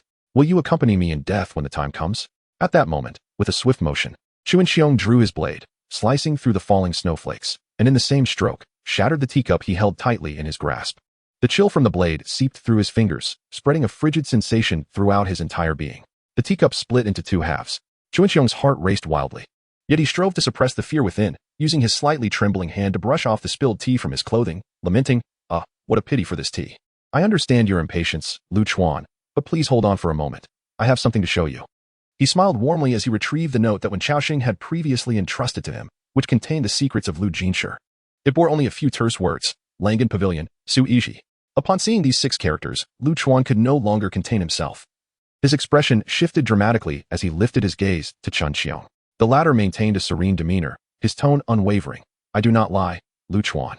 Everything Lu Jinshi knew, I now know as well. I too comprehend the nuances, whether this secret is utterly buried within the depths of the sea of suffering, or if it swirls through the air like the falling snow, rests entirely in your hands. Now, Lu Chuan, will you still kill me?" Gazing at the serene, yet subtly deranged smile on Chuan Xiong's face, Lu Chuan felt an indescribable fury swelling within him. He had always been the one to manipulate others. Yet today he found himself ensnared in a web of someone else's design. Moreover, he had suffered a complete defeat, akin to a pitiful mouse, helplessly toyed with from start to finish. At any other time, Lu Chuan would have found it intolerable to endure the sudden shattering of his long-cherished pride, the humiliation weighing heavily upon him. However, he was acutely aware of the gravity of the situation and the dire consequences that could ensue should things go awry. Lu Chuan remained silent, his expression shrouded in an inscrutable gloom. After what felt like an eternity, he slowly raised his finger, prompting the nearby Qian Lu to gradually sheath the massive black iron blade behind him. "The tea is utterly dreadful," he remarked with a hint of mockery, rising and placing his hands behind his back as he strode out of the courtyard. This confrontation at the tea gathering ultimately ended in discord between the two. As Lu Chuan walked away, Chuan Xiong felt his body weaken, collapsing into his chair. His gaze wandered to the shattered pieces of the teacup beside him, and as he reached to collect them, he realized his hands trembled violently. Despite being a formidable martial artist, he found himself somewhat drained without having engaged in any physical confrontation. Moreover, Lu Chuan's earlier demeanor confirmed a troubling truth for Chuan Xiong. The warnings from Wen Qiaoxing were not mere fabrications intended to persuade him. Lu Chuan indeed harbored intentions to kill him. At this moment, Lu Chuan's departure signified that he had succumbed to his own performance, beginning to waver and grow wary. That night, when Qiaoxing boiled a pot of water, illuminated by the shimmering stars and moonlight after the snow had ceased, he diligently practiced the strokes of Dan Hook on the stone slab beside him. After 2 days of recuperation, Ashui was able to move about normally. However, when Qiaoxing discerned that the previous strike from Wu Jiao had left Ashui with considerable injuries, as she still walked with a certain unsteadiness. During this period, she had asked Wen Qiaoxing for liquor on 2 occasions, both of which he resolutely declined. This evening, recalling the invitation from 7th Master, she approached Wen Qiaoxing from behind and inquired, only to find him repeatedly inscribing hook and dot on the stone slab, standing behind him with her hands clasped. Her scrutinizing gaze made Wen Qiaoxing feel somewhat uncomfortable, prompting him to pause and turn to ask, "What is it?" Ashui touched her smooth chin and replied, "What are you doing?" Wen Qiaoxing answered, practicing calligraphy. Ashui shot him a glance. "I'm not blind. Speak plainly." Wen Qiaoxing cleared his throat and conveyed to Ashui his struggle to transform the dot into a hook. After pondering his words, she frowned and remarked, "The difficulty is quite extraordinary. The methods of exerting force for the two are entirely different." Wen Qiaoxing exhaled. Who could argue otherwise? "I have endeavored numerous times. Achieving a semblance of resemblance is already an extraordinary feat. To embody the essence of Chung Feng, both in form and spirit, is indeed a challenge as formidable as reaching the heavens." Ashui pondered deeply for a moment, then extracted a piece of wood from the pile nearby. Standing in the courtyard, she gracefully moved one hand, gesturing through the air. When Qiaoxing turned his head to observe Ashui, watching as the radiant light of the stars and moon flowed freely through her hair, he noticed the slight furrow of her brow, a persistent melancholy that seemed unyielding, and he beheld the stick in her hand, alive with a dexterity akin to that of a sword. He relaxed, allowing his thoughts to drift. It was only when Ashui unexpectedly approached him, gently tapping his head with the stick, that Wen Qiaoxing was roused from his reverie. "Hello, Wen Qiaoxing. I have a method that may not necessarily be effective. Would you care to listen?" Wen Qiaoxing rubbed his eyes and nodded, saying, "Please, go on." Ashui replied, "I am utterly ignorant when it comes to riding, yet I possess a certain proficiency in the arts of swordsmanship and martial skills. Just now, I attempted to replace the exertion of riding with the use of a sword, and it seems feasible. Would you consider starting your practice with the sword? Hearing A Shui's description, Wen Xiaosheng's eyes sparkled with interest. How do we practice? A Shui replied, come here. Wen Xiaosheng approached a Shui, who then placed a wooden stick into his hand before moving behind him and grasping his arm from the back. With fingers firmly clenched and the wrist relaxed. One can simply let it be. Following her instructions, Wen Xiaosheng felt a sudden pull as a Shui grasped his arm and swung downward. In that fleeting moment, Wen Xiaosheng seemingly grasped the essence of a Shui's strength in motion. Then, the approach to exertion was entirely contrary to the previous one. Take a moment to feel it. A Shui's voice resonated in Wen Xiaosheng's ears as she grasped his forearm and lifted it. Upon completion, she released her grip and inquired, how was it? Could you discern the difference in the method of exertion? Wen Xiaosheng pondered the sensation he had just experienced, nodding before shaking his head. Could we do it once more? A Shui, with a straightforward demeanor, firmly held Wen Xiaosheng's forearm but did not swing immediately. Instead, she stated from behind him, 1 round of drinks for 2 jars. Wen Xiaosheng exclaimed in surprise, but before he could fully process her words, a Shui had already guided him to execute 3 consecutive strikes. Cough. After the 3rd strike, a Shui abruptly halted, coughing violently as she released her hold. Wen Xiaosheng turned to see a trickle of blood at the corner of a Shui's mouth, unable to restrain himself from exclaiming, is your life worth so little for the sake of a drink?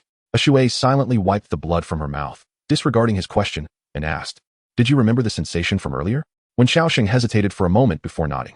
Yes. A Shui glanced at him, choosing not to elaborate further, and limped back toward the room. I shall take a rest. As she entered the room, Wen Xiaosheng attempted to wield the wooden stick in his hand, only to hear the creaking of the door as it was pushed open. A face emerged from the darkness, earnestly addressing Wen Xiaosheng. 6 jars of wine, no cheating. Wen Xiaosheng waved his hand dismissively. I understand. With a Shui's assistance, Wen Xiaosheng indeed began to sense something. Yet he refrained from hastily translating this feeling into writing, opting instead to strengthen it continually. As the night deepened, after freshening up, he sat cross-legged beneath the bed and resumed his practice of the eternal spring technique. Although he had yet to discover any remarkable effects of this peculiar art left by the North Sea master on his body, he persisted in practicing every night before sleep.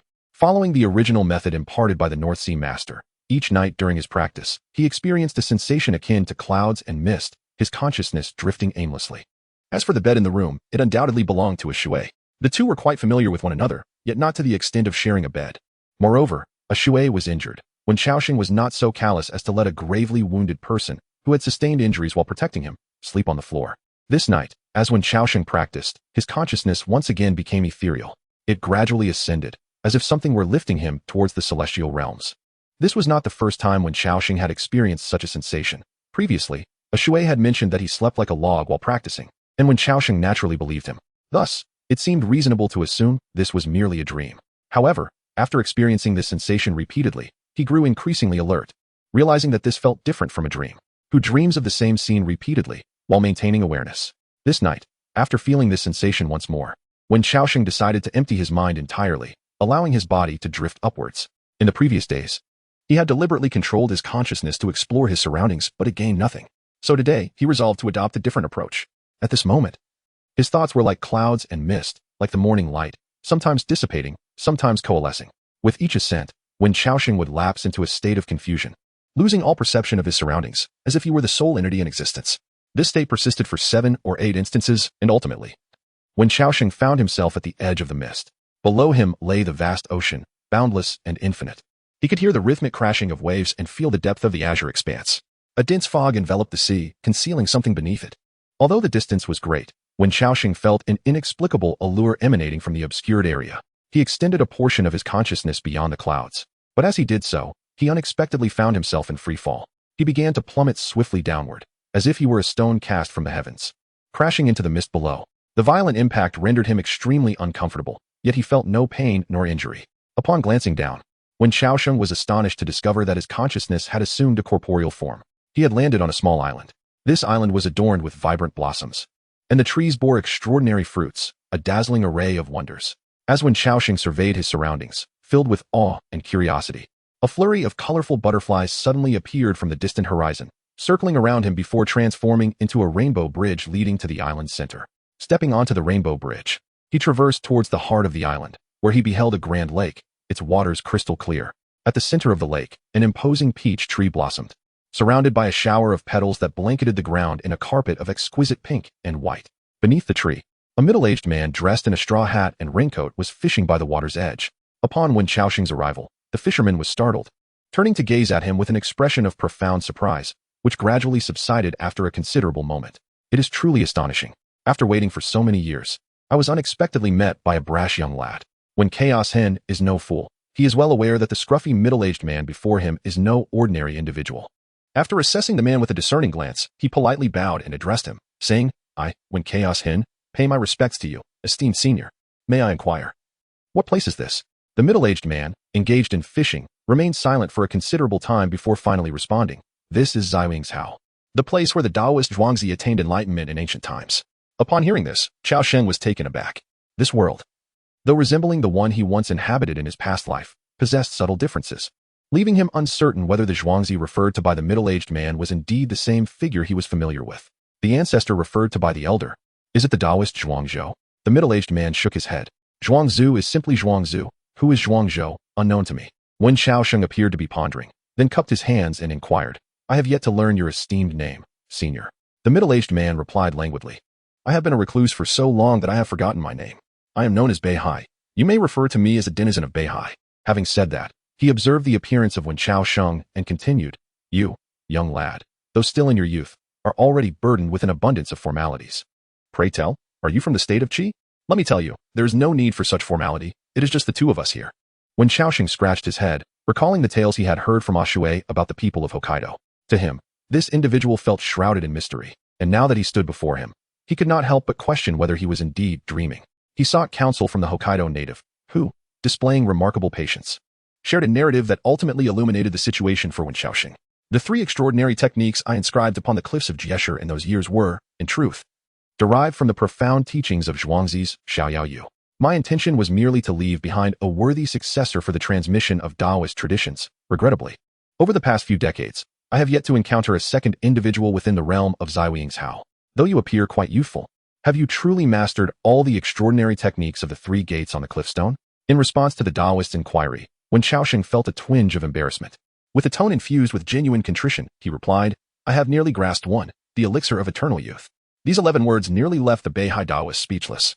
"Have you mastered a fountain of youth that allows you to come to Zaiwing's Hao?" asked Wen Xiaosheng. "Indeed, a friend imparted this knowledge to me. And after a few days of practice, I arrived here," he replied. As his words faded, the Beihai Taoist regarded him with an expression imbued with profound peculiarity. He beckoned Wen Xiaosheng to approach and then gently tapped the center of his brow. In the next moment, an exclamation of astonishment escaped his lips. "How intriguing, there is. Surprisingly, no Danhai. Having practiced the Fountain of Youth for merely a few days, I can already sense the guidance leading me to Zaiwing's Hao. It seems there is indeed an inexplicable connection between you and my Taoist path." As Wen Xiaosheng gazed at the contemplative Beihai Taoist, he suddenly recalled what Ma Huan had shared with him that night. Among the few in this world capable of healing Ashui's wounds is the very person before him. A thought stirred within him, prompting him to inquire, "Esteemed Beihai, I find myself troubled by a matter, and I humbly seek your wisdom." The Beihai Taoist replied, "Speak." Wen Xiaosheng continued, "If one were to engage in battle with a celestial being and subsequently sustain grave injuries, leaving behind hidden wounds of Taoist essence and causing a decline in their realm, what remedies might be employed to rectify such losses?" Upon hearing this, the Beihai Taoist stood momentarily stunned, exclaiming, "What on earth?" He repeated it once more. Wen Xiaosheng recounted the tale again. The man from Beihai pondered for a moment and then shook his head. What a futile endeavor.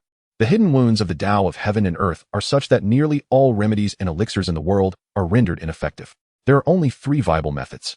Firstly, he sought another cultivator of transcendent status to perform the intricate process of marrow cleansing and dark injury elimination. However, this method would inflict considerable damage upon his meridians and acupoints. Even if he were to emerge unscathed, he would find that his martial arts cultivation could never advance a single step further for the rest of his life. Secondly, your friend, steadfastly enduring the obstruction of hidden injuries from the Tao, has forcibly broken through, cleaving through the heavens until reaching the realm of the celestial being. In due course, the hidden injuries he bears will naturally dissipate. However, in this world, there exists but a rare few who can withstand the hidden injuries of the Tao and forcefully ascend to the realm of the celestial being. Thirdly, deep within the vast expanse of the 10,000 snow mountains to the west of the Qin kingdom lies the sacred ground where Mithriya once attained enlightenment, giving rise to a miraculous golden lotus. This wondrous lotus possesses the power to resurrect the deceased from flesh and bone. Should one be fortunate enough to locate this golden lotus and have it consumed, it could potentially mend the wounds inflicted upon Ashui. The Taoist of the North Sea has divulged to Wen Xiaosheng the only 3 methods known to him that could possibly heal Ashue's injuries. Upon hearing this, the latter pondered for a moment, realizing that the first method was undoubtedly unacceptable to Ashue, while the second method seemed excessively perilous and aggressive. It is not that Wen Xiaosheng doubted Ashue's prodigious talent. In truth, when she recounted in a remarkably unassuming tone that of her 720 acupoints, 717 had been opened, he understood that her cultivation aptitude was among the most formidable in this realm. Yet, talent and fortune are distinct entities, not to be equated. Regardless of Ashue's exceptional abilities, the risk of failure remains substantial when one attempts to forcibly break through their limits. Therefore, the most enigmatic and abstract approach currently appears to be the utilization of the Golden Lotus to heal Ashue's afflictions. However, prior to this, Wen Xiaosheng had another inquiry for the North Sea Taoist. Esteemed elder, you previously mentioned a Golden Lotus hidden deep within the 10,000 snow mountains to the west. Is this merely a rumor, or have you indeed beheld it with your own eyes? The North Sea Taoist replied, the rumors are as such. Yet I can affirm that I have indeed witnessed it. Upon hearing this, Wen Xiaosheng's eyes sparkled with intrigue. May I inquire, elder, where is the Golden Lotus currently located? The North Sea Taoist lazily waved his hand. I advise you to abandon this pursuit. The Golden Lotus is transformed from the relic of Mithriya.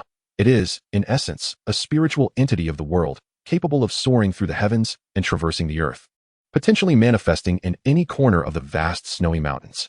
Unless one possesses a fortuitous connection, even the mere sight of it is as daunting as ascending to the heavens, let alone capturing it. Hearing this, Wen Xiaosheng's previously joyous countenance gradually reverted to its natural state. However, the Taoist from the North Sea pondered for a moment and continued. If one must speak of it, the art of carefree wandering is indeed an authentic path. Should your friend cultivate the 3 extraordinary techniques I have inscribed upon the stone at Jeshur, there may be a chance in the future to mitigate the subtle afflictions left by the celestial beings. Wen Xiaosheng recalled that Ashue had indeed shared the secrets of the Fountain of Youth with him. She had admitted that it was through the powers of this elixir that she had managed to live until now. He respectfully sought the guidance of the Taoist regarding the other 2 extraordinary techniques, only to be met with refusal. Too much is as bad as too little. The reason I initially chose to extract these 3 extraordinary techniques from the Xiaoyu is that it is overly obscure for those not versed in the Taoist arts. If you genuinely wish to aid your friend, then master the cultivation of the Fountain of Youth. I shall subsequently impart to you further teachings. The Taoist from the North Sea is determined to leave some legacy for the Taoist sect. Moreover, he observed that Wen Xiaosheng bore none of the sinister aura typically associated with malevolence, suggesting he was neither exceedingly wicked nor evil. Thus he provided some guidance on the cultivation of the Fountain of Youth. Unlike Ashue's instructions, the Taoist from the North Sea emphasized how to harness one's emotions and empty the mind. He proclaimed that the Tao follows nature. 1,000 individuals practicing the Fountain of Youth may yield 1,000 distinct effects. One should not constantly dwell on the experiences of others, but rather immerse oneself in personal understanding to achieve enlightenment. Approximately an hour later, Wen Xiaosheng suddenly sensed an inexplicable force drawing him in. Everything before him began to blur. He inquired with the North Sea Taoist, yet he could not discern his own voice, nor the response. Thus, his consciousness plunged into chaos, and when he awakened once more, it was already the following dawn. After a night of recuperation, Ashue had regained much of her strength, standing in the sunlit courtyard, her body exuding white mist. As Wen Xiaosheng ventured out to procure breakfast and returned, Ashue remarked, "Should we not seek out Master Qi now? Having delayed for such a long time." When Chaos Hen cast a glance at her, to seek out Master Qi inevitably entails indulging in libations. Are you certain that you are fit for such revelry in your current state? Ashue remarked, setting aside the matter of drinking, and addressing Qiu Zihong. Do you not require Master Qi's assistance? At the mention of Qiu Zihong, when Chaos Hen nodded in agreement, to deal with Qiu Zihong. Having the support of the 7 Kill Hall would indeed be advantageous, as it would alleviate numerous complications and troubles. After all, our understanding of this individual is rather limited. Ashue, full of anticipation, inquired, when shall we depart? When Xiaosheng regarded Ashue, hesitating for a moment before responding, let us set off at noon. The sun is favorable today. After basking outside for a while, it will be somewhat warmer. The matter concerning Qiu Zihong indeed cannot be delayed much longer. Firstly, Wen Xiaosheng had other obligations to attend to, and the accumulation of subsequent affairs might overwhelm him. Secondly, this person poses a potential threat to Qingfeng. Upon their return to the 7 Kills Hall, the gaze of the 7th Master directed towards Wen Xiaosheng was not merely one of scrutiny, but rather infused with an undercurrent of trepidation. The normally bustling and clamorous atmosphere of the hall fell into an eerie silence upon Ashue's appearance behind Wen Xiaosheng. When the 7th Master felt Ashue's penetrating gaze upon him, he experienced an unsettling sensation, as if the stubble on his chin, not yet fully grown, was painfully throbbing. Wen Xiaosheng flashed a smile at the 7th Master and, with a respectful bow, stated, I am deeply grateful for your warm invitation, 7th Master. Today, I have brought a friend to partake in some wine. Upon hearing this, the 7th Master, who had been lost in the terrifying memories of a few days prior, finally regained his composure. He promptly summoned others to ensure the comfort of the two guests, preparing food and drink for them. This time, they did not dine in the main hall but were escorted to a secluded chamber. After a few days of recuperation, Ashui savored the exquisite wine she had longed for. Had it not been for Wen Xiaosheng's intervention, she would have indulged excessively. After consuming a few bites of food to settle her stomach, she refrained from speaking, instead enjoying her drink at a leisurely pace. Wen Xiaosheng did not mince words with the seventh master. He directly broached the subject concerning Qiu Ziheng. The seventh master, no longer feigning ignorance, recognized that Wen Xiaosheng had established a significant connection with Chen Qiong. Furthermore, with Ashui, a formidable presence, it was apparent that their relationship with Wen Xiaosheng was not superficial. How could the seventh master continue to regard Wen Xiaosheng as just an ordinary county resident? Within the modestly sized room, various exquisite and culturally rich decorations adorned the surroundings. Although Wen Xiaosheng lacked expertise in design, he could discern that this chamber had been specifically arranged by the seventh master to host esteemed guests. He and Ashui were indeed the honored guests of the seventh master. Bringing them to this place for a conversation signified a shift in the seventh master's attitude. However, when the topic of Qiu Ziheng arose, the seventh master's demeanor became somewhat ambiguous. Brother Xiaosheng, during your last visit to the Seven Kills Hall, I had already conveyed to you the matter concerning Qiu Ziheng. If your intention is merely to target an individual with some financial influence in Kuhai County, that would indeed be a straightforward endeavor. At present, Qiu Ziheng finds himself entangled in two predicaments. Firstly, his connections within the city of Guanghan are noteworthy.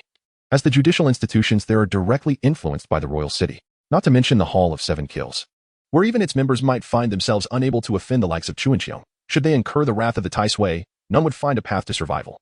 Secondly, the mention of the Salt Gang caused Seventh Master's expression to involuntarily shift to one of gravity and seriousness. When Xiaosheng could discern a trace of deeply buried resentment in his eyes, it was evident that the two factions were at odds, potentially harboring personal grievances as well. Isn't the Salt Gang associated with the salt trade while holding official positions in the state of Qi? How did they become entangled with Qiu Ziheng? When Xiaosheng had spent some time in the county town, during which he had either absorbed information or engaged in casual conversations, thus gaining an understanding of the significant powers within the town.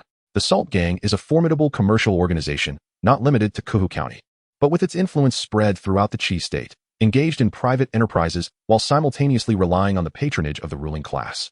Due to the existence of the Salt Gang, the royal family of Qi had promulgated a constitution, imposing severe penalties on any private trading of salt. Those wishing to sell private salt had to apply to the local authorities, accompanied by exorbitant taxes, rendering the trade virtually unprofitable and ultimately allowing the royal family to monopolize this substantial source of wealth. Seventh Master personally poured a glass of wine for Wen Xiaosheng. Speaking earnestly, no matter how powerful the Salt Gang may be, they would not dare to seize money from the royal family of Qi. However, the business of selling official salt is monopolized, inevitably entailing immense profits behind the scenes. Thus, it is unavoidable that the Salt Gang has grown increasingly robust. There is only so much porridge to go around. With more people, there isn't enough to share, and the ruling class is unyielding. So, where can the Salt Gang turn to make their fortune? Seventh Master did not elaborate further, yet Wen Xiaosheng was astute. He had long been accustomed to such situations and, in a moment, had contemplated numerous methods by which local gentry might conspire and exploit the common folk through unsavory means. In essence, there existed a mutually beneficial relationship between the two parties. When Xiaosheng remarked, so, Seventh Master is concerned that, whether from the ruling class or the underworld, it would be unwise to take action against Qiu Ziheng. Seventh Master bit into a piece of beef with celery, producing a crisp sound. Chen Xiong cannot contend with the city guard of the Guanghan city, and the Seven Kills Hall is likewise unable to sever ties with the Salt Gang. Dear younger brother, if you genuinely wish to safeguard your friend Cheng Feng, the solution is rather straightforward. Simply provide some financial assistance for Chen Xiong to act as an intermediary, and then have Cheng Feng apologize in front of Qiu Ziheng, bowing his head a few times. This matter will be resolved. After all, it was merely due to a courtesan that disputes arose. Everyone was simply concerned about their own reputation. When Xiaosheng raised the cup of wine offered by the Seventh Master, but did not partake, he inquired, Seventh Master, were you present during that farcical incident? The Seventh Master did not shy away from the question. I was present. Kuhai County is a small place, where notable figures are few and far between. Qiu Ziheng's invitation to me was merely a pretext to garner some support. However, as he spoke, a shadow of gloom crept across his countenance, and he abruptly stifled his subsequent words, swallowing them along with a mouthful of liquor. Yet, when Xiaosheng seized the moment to interject, in truth, Qiu Ziheng hasn't he regarded you with any esteem, nor does he take Qisha Hall seriously, does he, Master Qi? Master Qi looked up with a hint of surprise, not expecting the words he had swallowed to be articulated by Wen Xiaosheng. Being seen through can inevitably render the atmosphere somewhat awkward. Fortunately, there were no subordinates of Qi Xiaohong present in the room. After a brief moment of discomfort, Master Qi resumed his composure. He took a swig of his drink, allowing the fiery sensation in his throat to evoke a sense of reflection, and remarked, "It may not be pleasant to hear, but it is the truth." Wen Qiaosheng smiled and finally took a sip of the drink he had been holding for a while. Seventh Master aspires to be a mediator. From your perspective, I can comprehend your stance. However, it is unfortunate that the musician, whom Qiu Ziheng offended at the Yuanyang Pavilion, is also a dear friend of mine. Seventh Master paused in his movements, his gaze shifting slightly as he looked up. Si Xiaohong. When Chaos Hen nodded gently and remarked with a smile. This Bittersea County is indeed quite small. The two individuals that Qiu Ziheng has carelessly antagonized happen to be connected to me. As the Seventh Master remarked, Cheng Feng's affair is not of great significance. It is merely a clash of pride, and if one endures, it shall pass. But what of the little red one? Seventh Master pondered whether Qiu Ziheng would show mercy to Si Xiaohong. I have heard that on that night, amidst numerous nobles, not a single person spoke on behalf of Si Xiaohong in the Yuanyang Tower. Does the Seventh Master truly fail to comprehend such a situation? Qiu Ziheng is deliberately creating momentum, aiming to seize Xiaohong in one fell swoop, having managed the 7-kill haul to its current state. Even if the Seventh Master is oblivious, with Wen Qiaoshen's subtle nudge, he should have grasped the situation by now. This matter cannot be muddled, it must be clarified. In the face of the Seventh Master's silence, when Chaos Hen poured himself a glass of wine, refrained from drinking, and offered it to the Seventh Master, saying, Seventh Master, whether you genuinely wish to act as a mediator or intend to sell your price, I comprehend your stance. However, understanding does not equate to agreement. You may negotiate terms with me, yet you cannot deny my request. In this cup of wine, the lives of hundreds claimed by the 7 killers hall linger. Whether to sip or not, the choice is yours. Master Seven gazed at the wine presented by Wen Qiaosheng, his right eyelid twitching uncontrollably. He stiffly accepted the cup, only to find it filled to the brim with foreboding. The other half was brimming with murderous intent. Could Master Seven refrain from drinking? He could not. For at that moment, as Wen Qiaosheng extended the cup, Shui, who had been drinking beside him, abruptly ceased. She held her bowl, her gaze aligning perfectly with its rim. Yet, under Shui's scrutiny, Master Seven felt as though this very line could soon manifest upon his neck. Should she release her grip? His trembling hand finally grasped the cup offered by Wen Qiaosheng. However, before indulging, he inquired in a low voice. Did the corpses dispatched by Magistrate Chun truly fall at your hands? Master Seven was acutely aware of the dire state of Kuhai County. Aside from the enigmatic Shui, he could think of no one capable of vanquishing a master like Wu Jiao. Wen Qiaosheng lightly tapped the table with his fingers and replied, Why rush to uncover the truth, Master Seven? In due course, as you engage more, the truth you ought to grasp will naturally reveal themselves to you. The old man fell silent for a moment, then tilted his head back and drained the remaining half of his cup in one gulp. After finishing, he slowly exhaled a breath laden with the remnants of the drink.